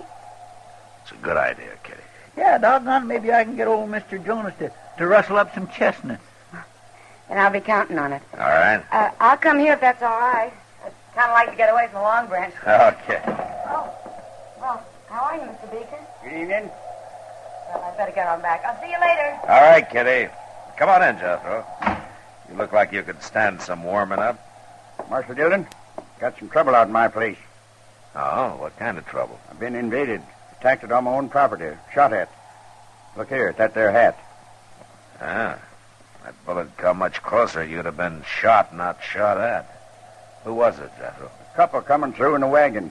They took over my barn and won't let me put a foot inside. Now, what do you mean a couple? A man and wife? How do I know whether they're man or wife or not? Well, maybe they just wanted shelter from the storm. Marshal, I don't care what they want. They took possession of my barn without so much as to buy your leave. And I want them throw it out tonight. Oh, now, can't we leave it till morning, Jethro? No, sir. Will Ross ain't spending the night on my property. Will Ross? Yeah. Is your daughter with him? Harmony? Marshal, I ain't got no daughter. Well, you did have until 2 years ago when she married Ross and you threw them both off the place. For the last time, I ain't got no daughter. You had one for 19 years, Beeker. You know me for a man of my word, Marshal. Now I'm telling you this. If you don't ride back out there with me right now and get them 2 off my property, I'm going to burn that barn down with them inside it. Chester. Yes, sir? You better saddle a couple of horses.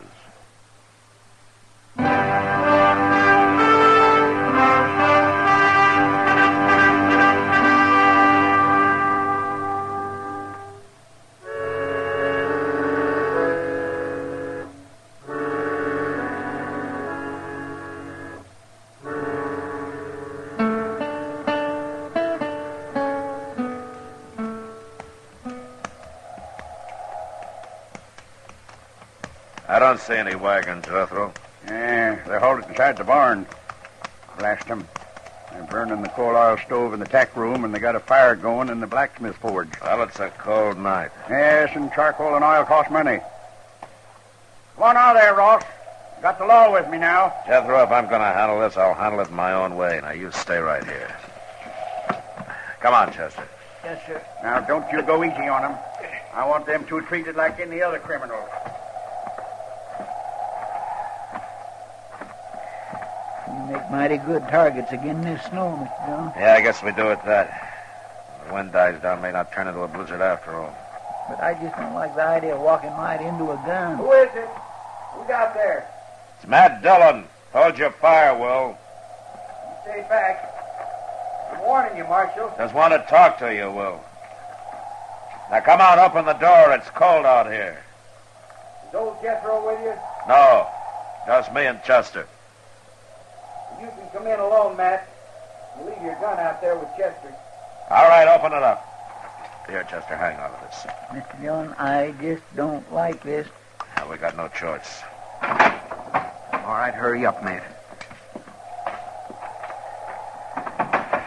Well, welcome home, Will. You took a big chance walking up here like that. Oh, I doubt that. You wouldn't have shot anybody in cold blood before. I don't think a man changes that much in 2 years. Not unless he's pushed hard enough. Maybe. Now, take that gun, Will. You said you just wanted to talk. I do, but not over a gun sight. Now, hand it over. No, now stay back, Matt. No! Like I said, Will, a man doesn't change that much. No, I guess not. I wouldn't even have shot old Jethro. I figured that.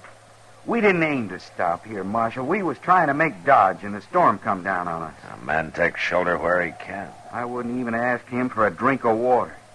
Not after the way he treated us when we got married. But we didn't have no choice. Where's Harmony, Will? She's in the tack room. It's warmer there. I made up a bed for her with some straw and some blankets. A bed? You better go talk to her, Marshal. She'll be right glad to see you after all this time. All right. Chester. Yes, sir? Come on in. I'll be right back. All right, sir. How you been making out, Will? Not too bad. Harmony? Who is it? Matt Dillon. Oh, Matt. What's going on here, young lady? Oh, everything, Matt. We're in trouble. Real trouble. What's wrong?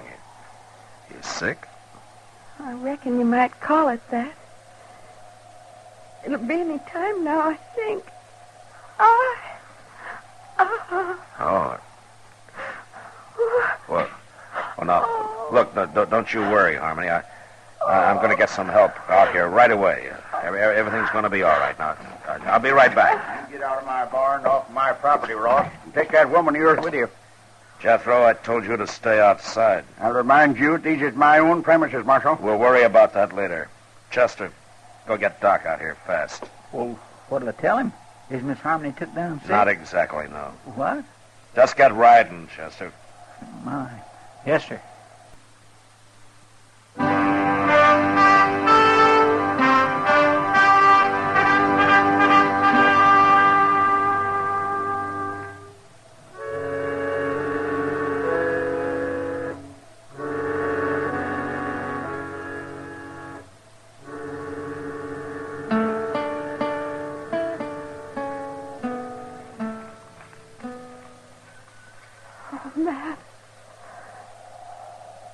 I'm scared. Now, you just take it easy, Harmony. Now, Will and Chester are going to be back any minute now. And they'll have Doc with them. Why don't they hurry? Don't worry, it won't be much Oh, longer. they've got to hurry. Oh, they've just got to. Oh. It's going to be all right, Harmony. Couldn't Chester have gone alone? Oh, why did you have to send Will with him? Well, if he'd stayed here, Harmony, your father and him would have been at each other's throats. Where's Pa? He's out there keeping the forge burning, heating up some water. He's looking sicker by the minute. Why did it have to happen? Here, Matt. Oh. Harmony, take it easy. If I only had something to hold on to. Maybe if you'd give me your hand. Here, take my hand. Here. There you go. There you go. There you go.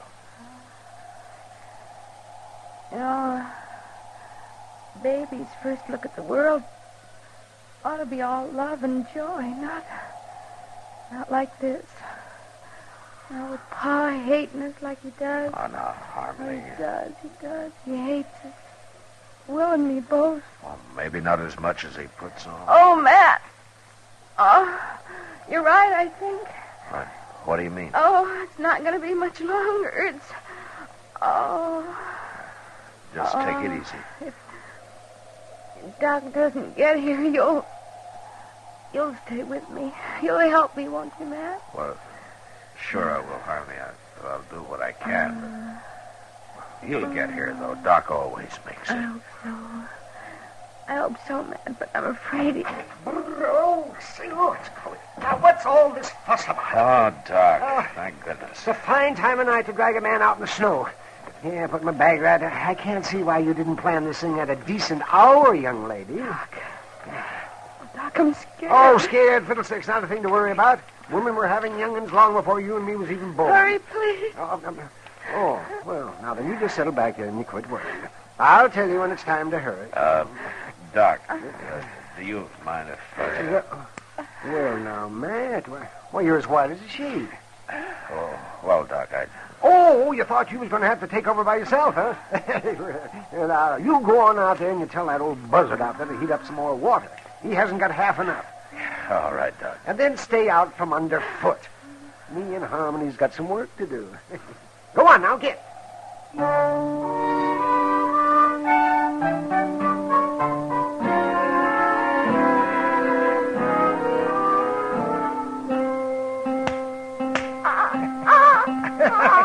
Oh, howdy, young fella. Welcome to the world.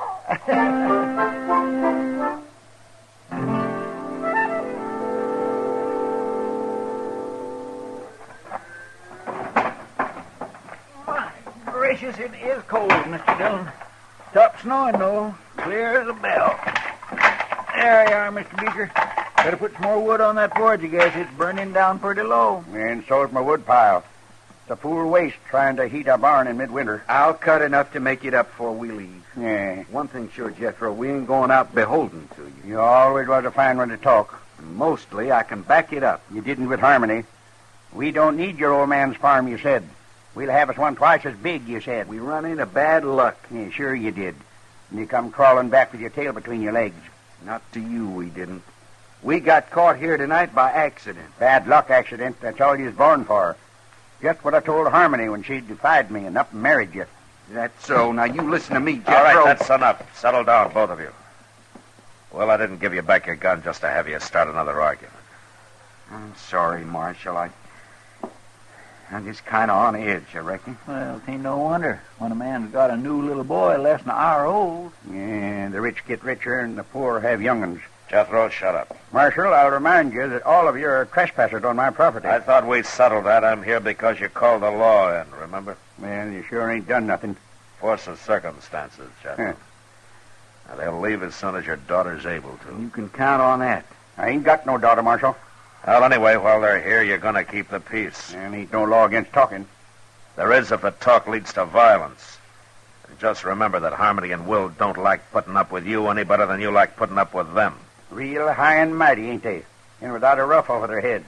Well, a lot of folks might figure that makes you look worse than them. Now, what kind of talk is that, Marshal? Well, with a ranch this size, a big house on it, and a man your age trying to work it all by himself while his own kin roam the countryside, some folks might figure a man like that's got a lot of meanness in him. I told her what to expect if she married this feller. A man might tell somebody most anything when he's mad, Jethro. But it's plain stubbornness that makes him stick to it afterward. They come sneaking into my barn like bandits, Marshal.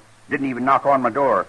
Now you're saying I ought to go crawling to him. I didn't tell you what you ought to do. Well, it comes to that, though, and I ain't doing it. Don't worry, Jethro. We don't want no part of your ranch. And it ain't being offered to you.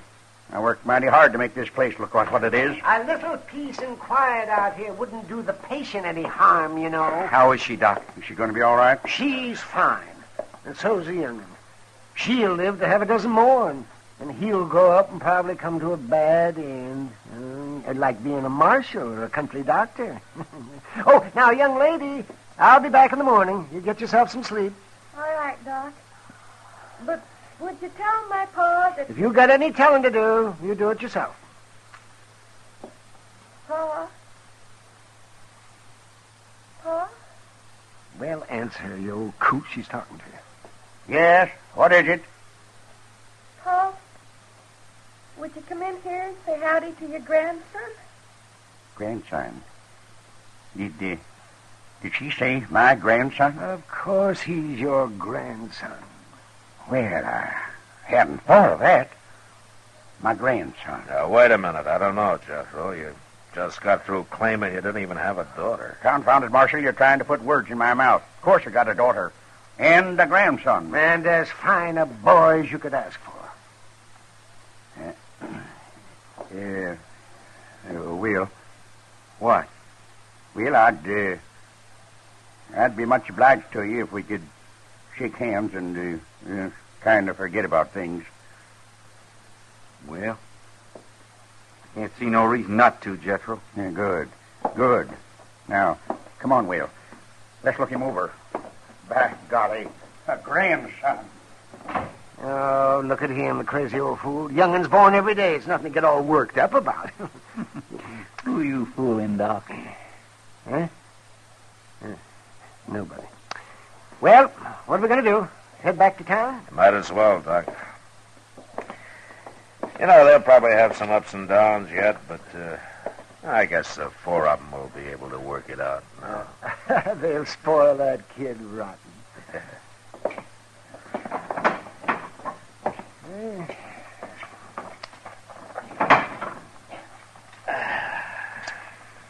Well, that ought to be a fine night after the snow quit, didn't it? Yeah. Mm. Look at those doggone stars.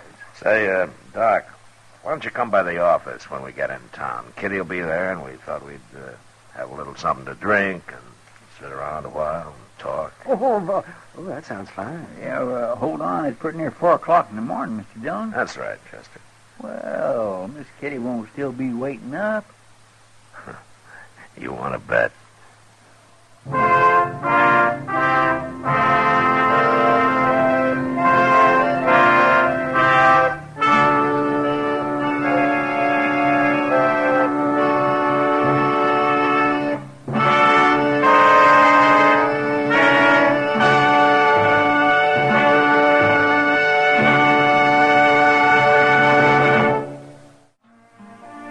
Gunsmoke. Produced and directed by Norman MacDonald, stars William Conrad as Matt Dillon, U.S. Marshal. The story was specially written for Gunsmoke by Les Crutchfield, with editorial supervision by John Meston. The music was composed and conducted by Rex Corey. Sound patterns by Tom Hanley and Bill James. Featured in the cast were Ralph Moody, Vic Perrin, and Virginia Gregg. Parley Bear is Chester, Howard McNear is Doc, and Georgia Ellis is Kitty.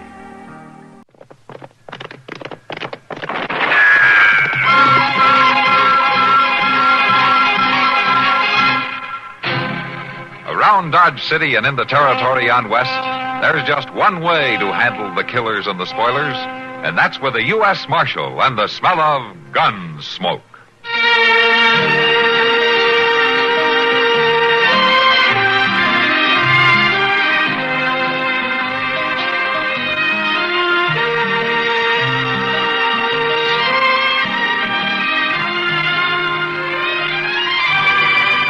Gunsmoke, starring William Conrad, the story of the violence that moved west with young America, and the story of a man who moved with it.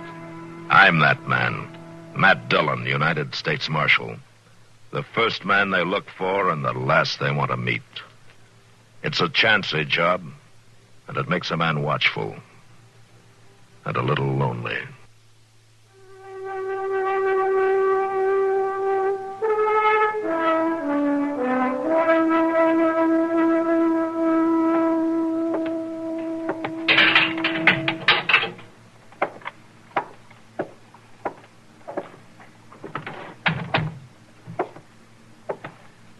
He'll be all right, Matt. The fever is broken. Thanks, Doc. When do you think you'll be able to travel? Oh, a day or 2, or 3, I'd say. Mm-hmm. He'll pick up fast. Tom's strong, and he's very young. Yeah. He's been a mighty sick boy, though. Mighty sick. He must have been in terrible shape all through the trial. Well, he's in worse shape now. Now, Matt, I just told you, he's going to be all right. That's not what I mean, Doc. Oh, well, yes, of course. Not much future for him, is there? No matter how well you fix him up. No, I guess not. Say, Matt. Yeah? Do you really think he did it? The court found him guilty. I know, Matt, but he seems like such a nice boy. It's hard to believe. I'm not supposed to believe, Doc. All I'm supposed to do is what the law says. Yes, I guess you're right. When do you deliver him to Hayes City? As soon as he's able to travel. Funny thing. How's that? Getting the kid in shape so that he can ride to his own hanging. Mr. Dillon? Yeah, what is it, Chester? Well, that fella's outside there. He wants to see you. What fella? That Romy Hawkins, the one that spoke up against young Maury at the trial. No. All right, Chester, tell him to come in. I'll be going along then, Matt. I'll look in on the boy in the morning. Yeah. Mr. Dillon says you can come in.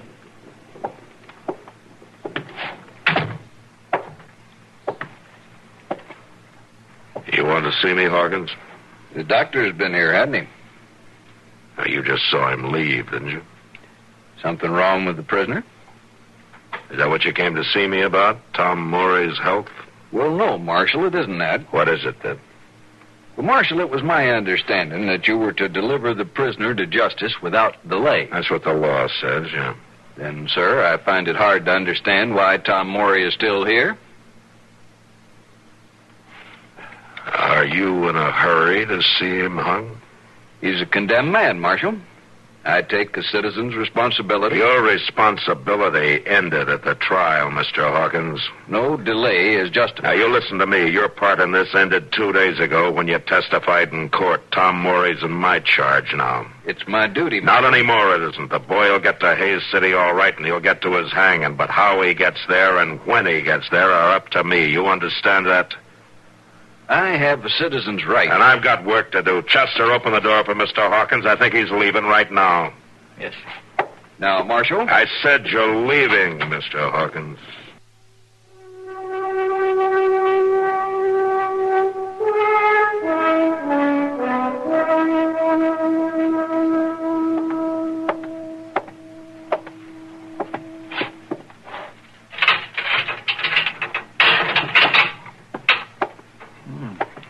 Had enough breakfast, Tom?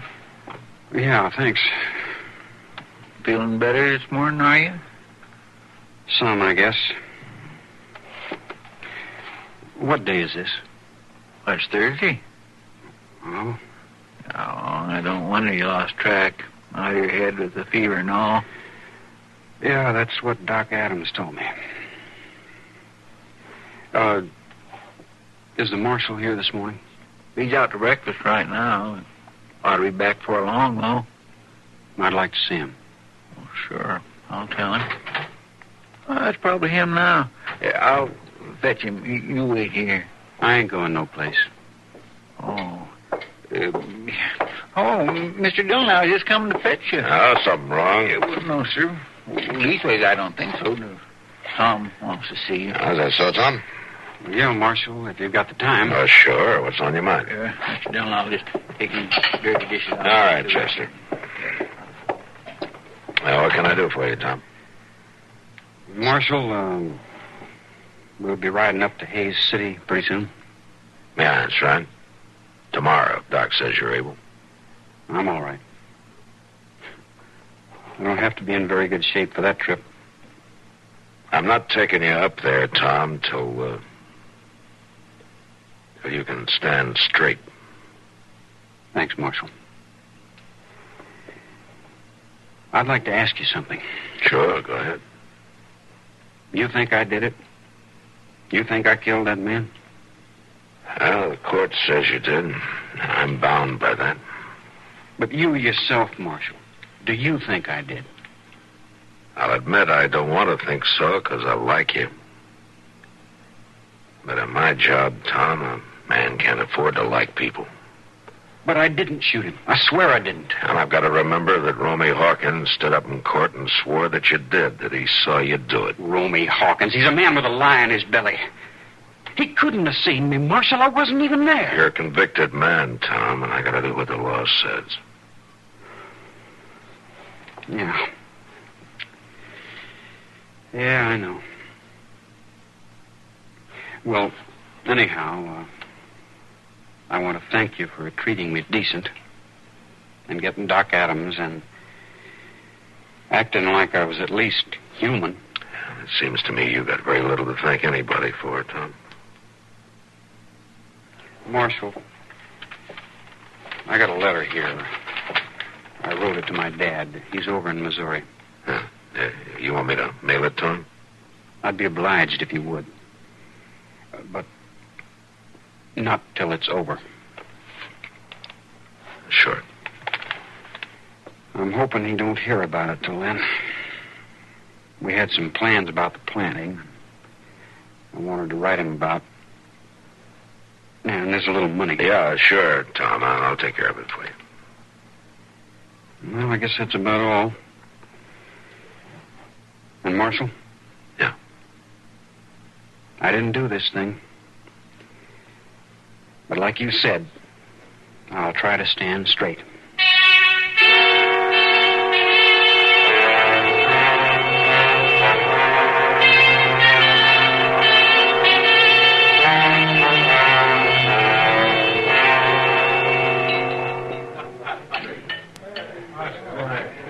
Matt, it's just awful. Yeah, I know, Kitty. I wish the witness hadn't been a little weasel like Romy Hawkins.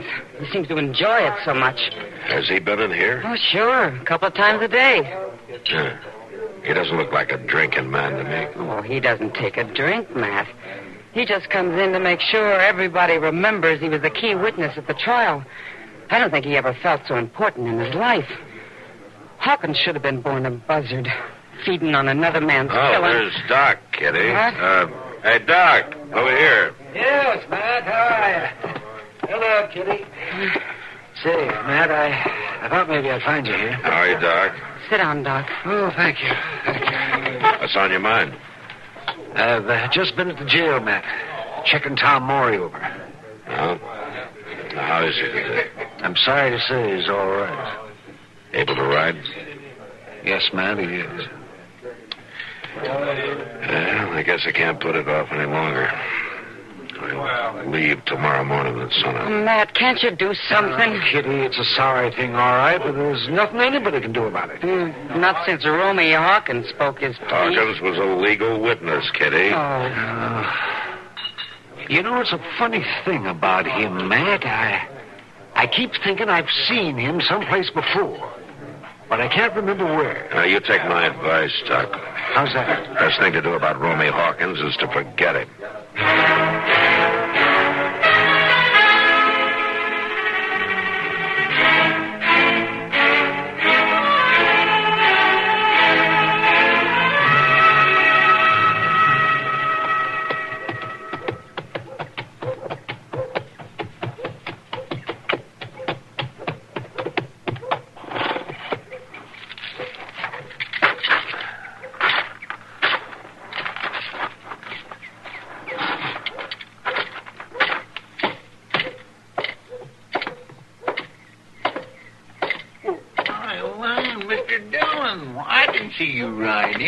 No, welcome back there, man. Hello, Chester.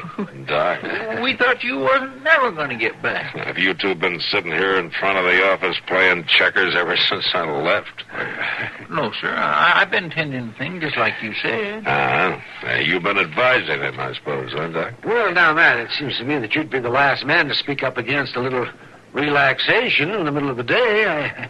I was just keeping your chair warm for you. Oh, I could use a chair. Thanks. Hard trick? Yeah, trips like that are always hard, Doc. Oh, I know, Mr. Dillon. I surely do. Did everything go off all right?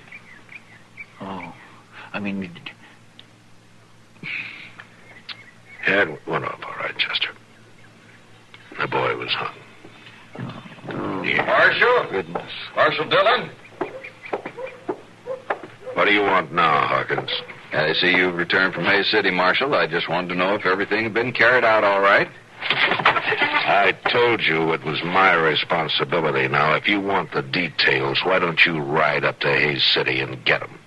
But you were gone so long, Marshal. Really longer than necessary. I couldn't help wondering. Well, it's done, Hawkins. The boy's dead. Well, it was just that I didn't know it'd take so long. Well, it takes a while to hang a man, even if he's only a boy. Now, look, Marshal. I'm an important witness, and you're a public servant. I'm not your servant, Mr. Hawkins, and don't you forget it, and the trial's over. Now, can't you get that into your head? You're not an important witness anymore. Well, now, Marshal... Why don't you get away from here? Right now. Well... My, he's a nasty little fella. Bores in just like a chigger. He sure is a creepy one. You better do his creeping somewhere else from now on. Say, Matt. Yeah, what? I think I remember now where I saw that fella before. Hawkins? Yes. Yes, I'm sure of it. You remember when I took that trip down to Meade to take care of Moss Grimmick's sister? Yeah, it was a year or so ago, wasn't it? That's right. Well, Matt, I was there at the same time Judge Wharton was there on the circuit. And he was holding court. Yeah? Yes. And that Romy Hawkins, and I'd swear it was the same man. He was there, too. Well, what was he up to that time? Well, it's not very nice to think back on this, but he was a witness, Matt. Just the same as he was here. You mean he was testifying against somebody? That's right. And his testimony got the man hung.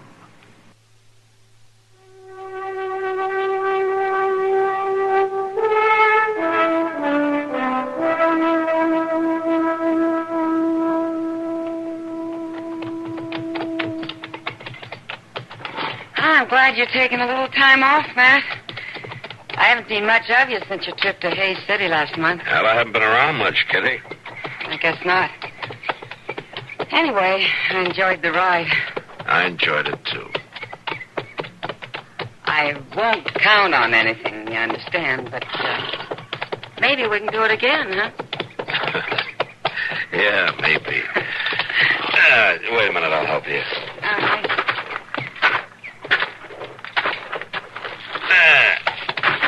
They got you down. Thanks. Hey, Moss. Moss? All right, Marshal. Yeah, take care of our horses, will you, Moss? Sure thing. Enjoy the ride, Miss Kitty? Yeah, sure did. It was great. Good. Oh, say, Marshal. Yeah? Doc just brought his buggy and been out south of town. He was asking if I'd seen you. Did he say what he wanted? He didn't exactly say. Something about Ned Miller. Ned Miller? Well, what about it? I'm not sure, Marshal, but I think he's bad off. Anyway, Doc wants you to go out there. Yeah, I will. Thanks, Moss. Sure. Come on, kid. It'd be too bad if anything happened to Ned. He's a good man. Yeah, well, we'll stop in at Doc's and find out. Yeah, all right. Marshal? Marshal Dillon? I thought I told you to stay away from here. It's about Ned Miller. I saw it. I know who did it. Who did what? Well, who shot him? He was a big man with a scar on his cheek. I'd know him anywhere. Riding a white-footed roan. Now, wait a minute. Are you sure about this, Hawkins? Of course I'm sure. I was riding by and I heard the shots. Saw the man right away. I could identify him easy.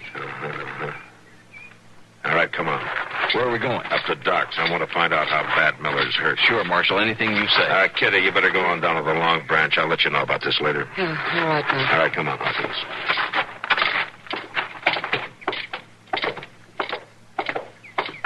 On up there. Certainly, Marshal.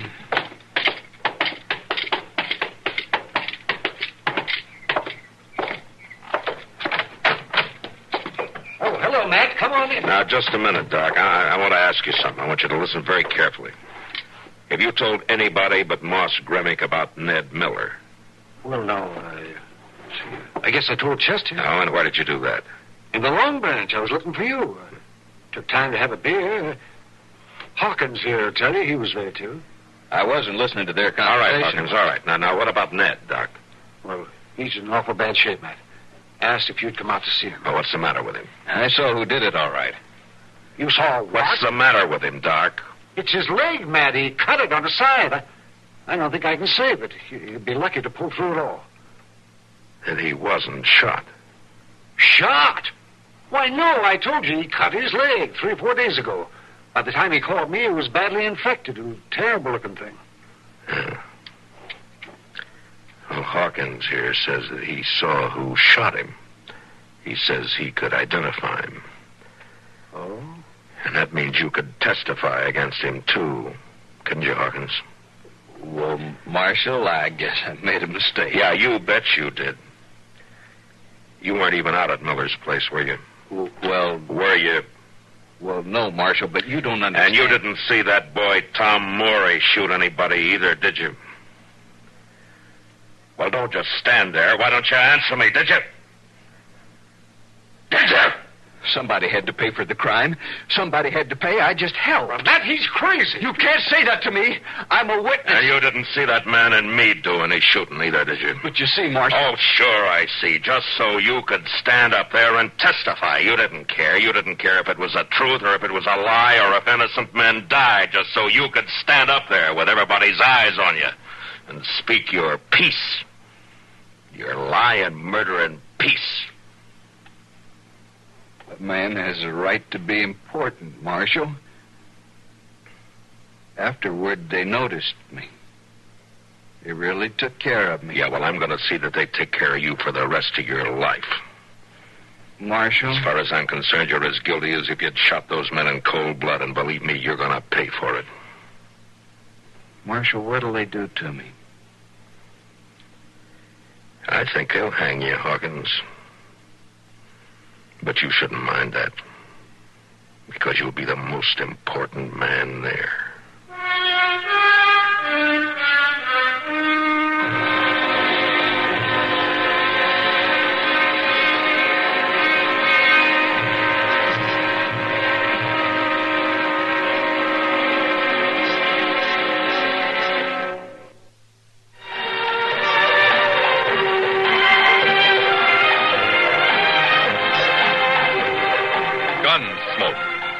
Produced and directed by Norman MacDonald, stars William Conrad as Matt Dillon, U.S. Marshal. The story was specially written for Gunsmoke by Marion Clark, with editorial supervision by John Meston.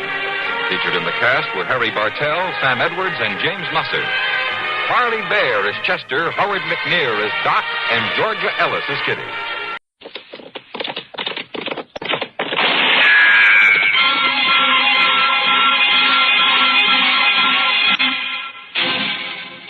Dodge City and in the territory on West, there's just one way to handle the killers and the spoilers, and that's with a U.S. Marshal and the smell of gun smoke.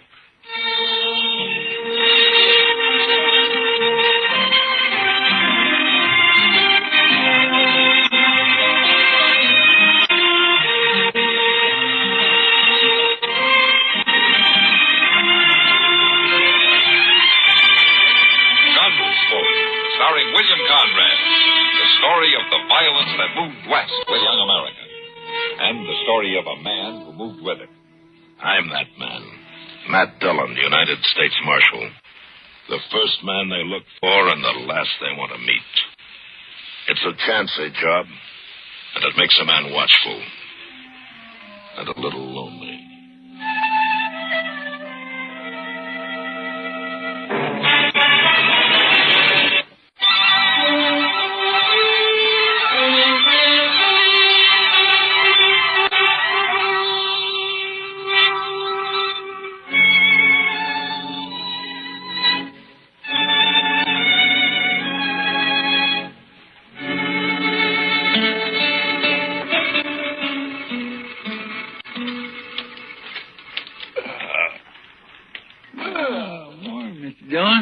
Morning, Chester. The biscuits be done directly. Oh, is the coffee made? That's what I need. It's boiling. I didn't make much, though.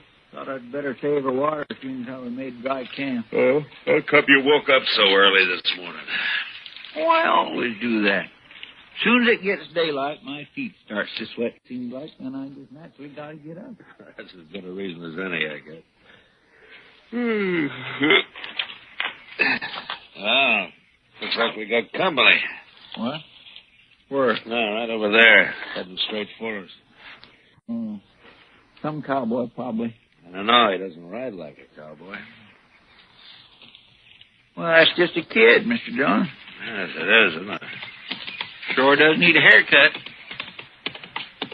Well, I declare it's a girl. What could she be doing on here? Carrying a rifle, too. Ah, morning, miss. You want to get on and have some coffee with us? Who are you, mister? I'm a U.S. Marshal out of Dodge, ma'am. Oh, a U.S. Marshal? Oh, that's good. It is? Why? But I need help, Marshal. My daddy's awful sick. Oh, what's he sick with? It's his leg, Marshal. A horse threw him and his saddle both in the corral, and then it stepped on his foot. And now his whole leg's all funny. He's got a fever, too. My, Mr. Dillon, that sounds like... Yeah, I know, Chester. Tell me, miss, when the horse stepped on him, did it cut his foot? Did it break the skin anywhere? Oh, there's just a scratch. It tore his boot off, though. Oh, please come and see him. I'm scared the way his leg is and everything. Oh, sure, we'll come. Is your mother with him now? I don't have a mother, Marshal. Oh, well, then what are you doing out here if your daddy's sick?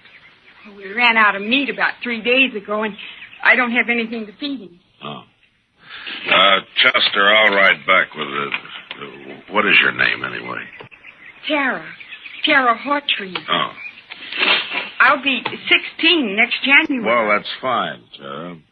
Chester, we'll go back to the Hawtree place. You scout around for some meat, huh? All right. And if you don't find any antelope, shoot the first calf you see. Anybody's calf. I'll do it, Mr. Dillon.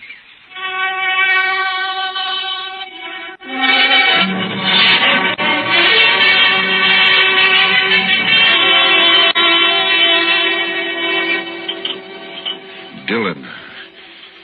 Yeah, I've heard of you. You're from Dodge, ain't you? Yeah, that's right, sir. Well, Marshal, ain't feeling so good. My foot don't hurt me no more, but my leg is all sort of, well, it ain't pretty. Oh, Daddy. I don't know much about these things, Mr. Hawtree, but maybe I better take a look at it anyway. Sure, Marshal. There she is. Yeah, all right, you can cover it up. Yeah. I was in the war, Marshal. I know what gangrene is. Guess you do, too. Yeah. Well, the first thing, Mr. Hawtree, a friend of mine's out getting you some meat, and then we'll load you into your wagon. Oh, Ben took the wagon. What? Ben Walling. He took the wagon when Daddy got hurt. He said he'd find a doctor and bring him back. Well, who's Ben Walling? He's been sort of working here, Marshal. I should have run him off long ago. That's what. Well, where is he? Where'd he take the wagon? Was he going to find a doctor around here anyway? The closest doctor's in Dodge I know of. But I couldn't get to him anyway. Tell me, Mr. Hawtree, when did this happen? About 6 days ago, Marshal. Ben left the day after. No. Well, do you think he's coming back? He come back here, and me not able to get around. I don't know what I'll do. I ought to take a bullwhip to him. A bullwhip. Now, take it easy, Mr. Hawtree. Take it easy. He won't cause any trouble, so don't you get all worked up about it. Tara, let's let him get some rest, huh? All right, sir. Now, we'll have some food for you real soon, Mr. Hawtree. I ain't very hungry. Tara, what's he so riled up about this Ben Walling for? What's between them? Oh, it's nothing, Marshal. Daddy's sick, and that's all. Oh? Look, Tara, you trust me, don't you? Daddy hates Ben because Ben likes me. Oh, I see. He even wanted to marry me. He said he would. How do you feel about Ben? Do you like him? Well, it's time I had a man and all that, but I'm afraid of Ben, Marshal. It's like there's something wrong with him. He's always sneaking around when you don't expect him. It makes me uneasy like. Marshal? Yeah.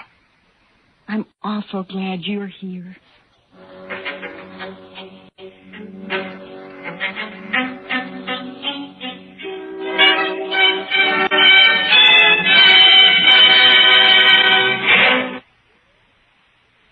I rolled the smoke and looked out across the flat distances of the prairie and wondered how anybody could survive in all that emptiness. Hawtree lying on his bed back there in the house, he wouldn't survive. The prairie had got to him, all right. And Tara, what could she do out here in this endless land of grass? Well, I was glad to get my mind off it when Chester rode in with an antelope across his saddle. We hung it on the corral and dressed it and took a hind quarter into Tara, and we went back outside and sat out on the porch. It's bad, ain't it, Mr. Dillon? Yeah, it's blood poisoning, Chester. As soon as it reaches his heart, he's done for. Ain't there no way to stop it? Yeah, sure there is. Cut his leg off. It's too bad Doc ain't here. Yeah. But would that stop it, Mr. Dillon, cutting his leg off? I don't know, Chester. I don't know. Maybe it's too late anyway. Well, I sure do wish we could do something for him. I don't take to sitting around just waiting for a man to die. Nobody does. It ain't right somehow, that poor fella. And Tara, why, Mr. Dillon, that girl go crazy out here all alone. All right, Chester. What do you want me to do about it?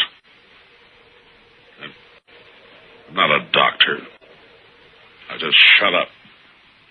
Well, Mr. Dillon, you could do it. Mr. Dillon? I know you could. Do what? Be a doctor. Long enough to save Mr. Hawtree's life, anyway. Oh, are you out of your head? No, sir. And what are you talking like that for? The most I ever did was doctor a horse for the colic. That's fine training for this, isn't it? I know. But I couldn't do it. I just plain don't have the spirit, but you do. Mr. Dillon, you wouldn't never just stand by and let a man die.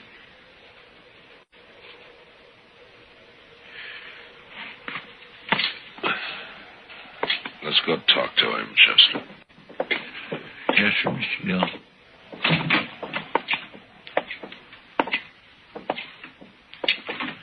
Oh, Daddy's fever's worse, Marshal. I'm going to get some more water. Mr. Hawtree, how do you feel? Yeah, I don't feel much, Marshal. Outside of burning up.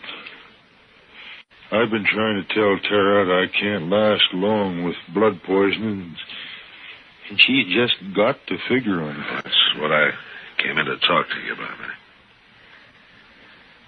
I guess you know the only thing that'll give you a chance. I know. But I couldn't ask any man to do that. You didn't ask me. It's up to you, Mr. Hawtree. I'll try it if you're willing. If it was just me, I wouldn't do it, but I can't leave Tara alone. Not if I can help it, I can't. You're a brave man. Oh, Marshal. I just don't have any choice. Come on. Let's get it over with. Have you got any liquor in the house? Yeah, there's a jug of corn out in the kitchen. Chester, go get it, will you? And tell Tara to start boiling a lot of water. I'll talk to her in a few minutes. I'll be right back. Now, Mr. Hawtree, you tell me everything you know about this. Huh? Yeah. First, I'll tell you what you need. There's a straight iron out by the corral somewhere. Yeah. You can heat it in the main room fireplace. All right, fine. Now what else? Yeah. Tara will find some cloth for bandages. And the rest of the stuff you can get in the kitchen. Uh-huh. The only thing worrying me is what we'll use to tie off the arteries with plain thread won't hold. Well, maybe some thin strips of rawhide. No. So they soak through. Gotta have something. Wait a minute. I think I know what'll work. What about horsehair? Huh? Yeah, that's it, Marshal. Pull it off the tail. Ought to work fine. Here's the jug, Mr. Hawtrey, and I brought you a cup, too. Pour me some. I want to get good and drunk. Here you are. Thanks.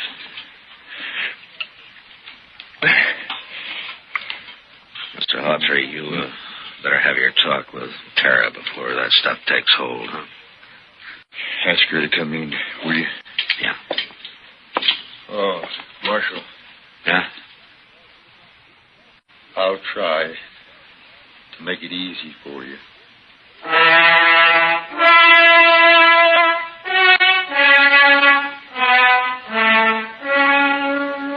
Shortly after noon, I operated.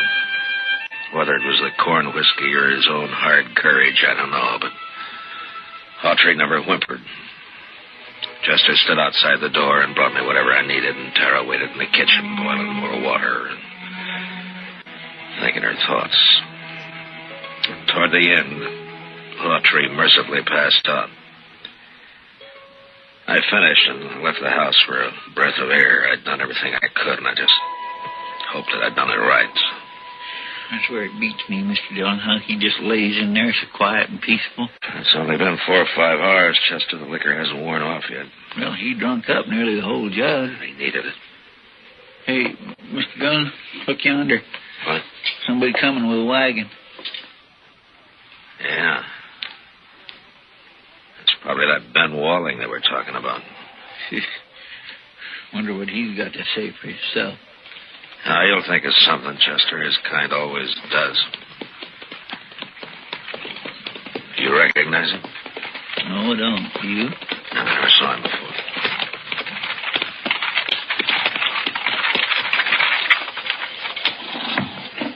Hey, what are you doing here? You Ben Walling? How'd you know? You've been away a long time, Ben. Where you been? Who are you anyway, mister? The U.S. Marshal. I went to fetch a doctor. Anything wrong in that? No, not at all. Where is he? Well, first night, them horses run away. I've been chasing them ever since. Didn't catch them till this morning. I see. How's old Hawtrey? I was kind of worried about that foot. Looked to me like it might have poison in it. It did. I mean, it did. I took his leg off about noon today. You what? How'd you know what to do? You might have killed him. Somebody had to do it, Ben. It's a sure thing Tara couldn't. Blaming me, ain't you? I done everything I could. It ain't my fault them blasted horses run off. Hawtrey's pretty sick, Ben. Well, Marshal, you can leave now. I'll handle everything here. We'll leave as soon as Hawtrey's able to take care of himself again. Stay as long as you like. I don't care.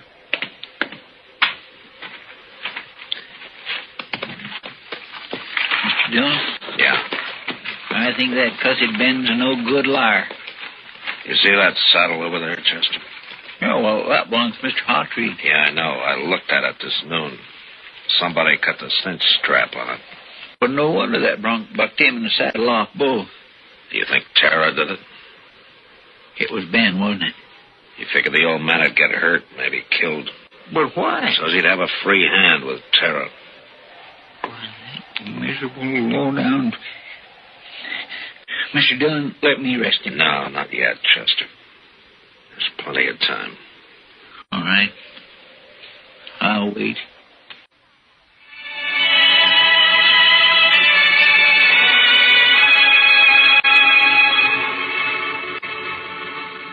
There wasn't as much time as I'd figured. Hawtrey had a bad night, and by morning he was so weak he couldn't lift his head. I tried to take his pulse, but I could hardly find it. Maybe I'd operated too late. Maybe the poison had already moved up into his body. I didn't know. I had no way of knowing. Want some more coffee, Mr. Dillon? What? Oh, yeah, Chester. Fill it up, will you, please? That poor Tara just won't eat nothing at all. Just sits there by his bed.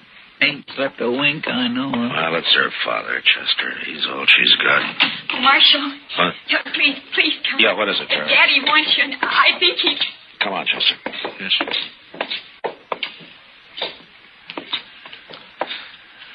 It's Matt Dillon, Mr. Hawtree. Marshal, I'm gonna die. Oh, Daddy. Daddy, please. Tara, don't leave her here.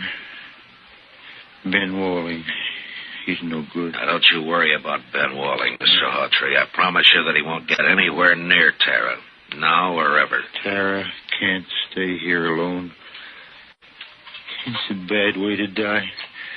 Not knowing. Mr. Hawtree. Not knowing. Mr. Hawtree, Yeah. I want you to listen to me. I'll take care of Tara. I'll see that she's all right. I'll see that she's cared for. Now, I promise you that. You hear me? I thank you, Marshal. I sure thank you. Where's Tara? Oh, Daddy, I'm right here. Daddy, please. Tara. Come on, Jess.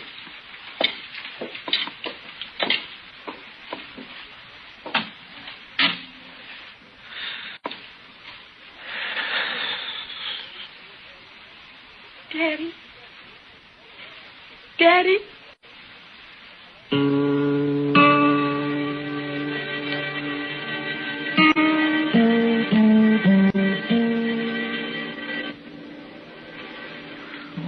I wish Tara'd come out of that house.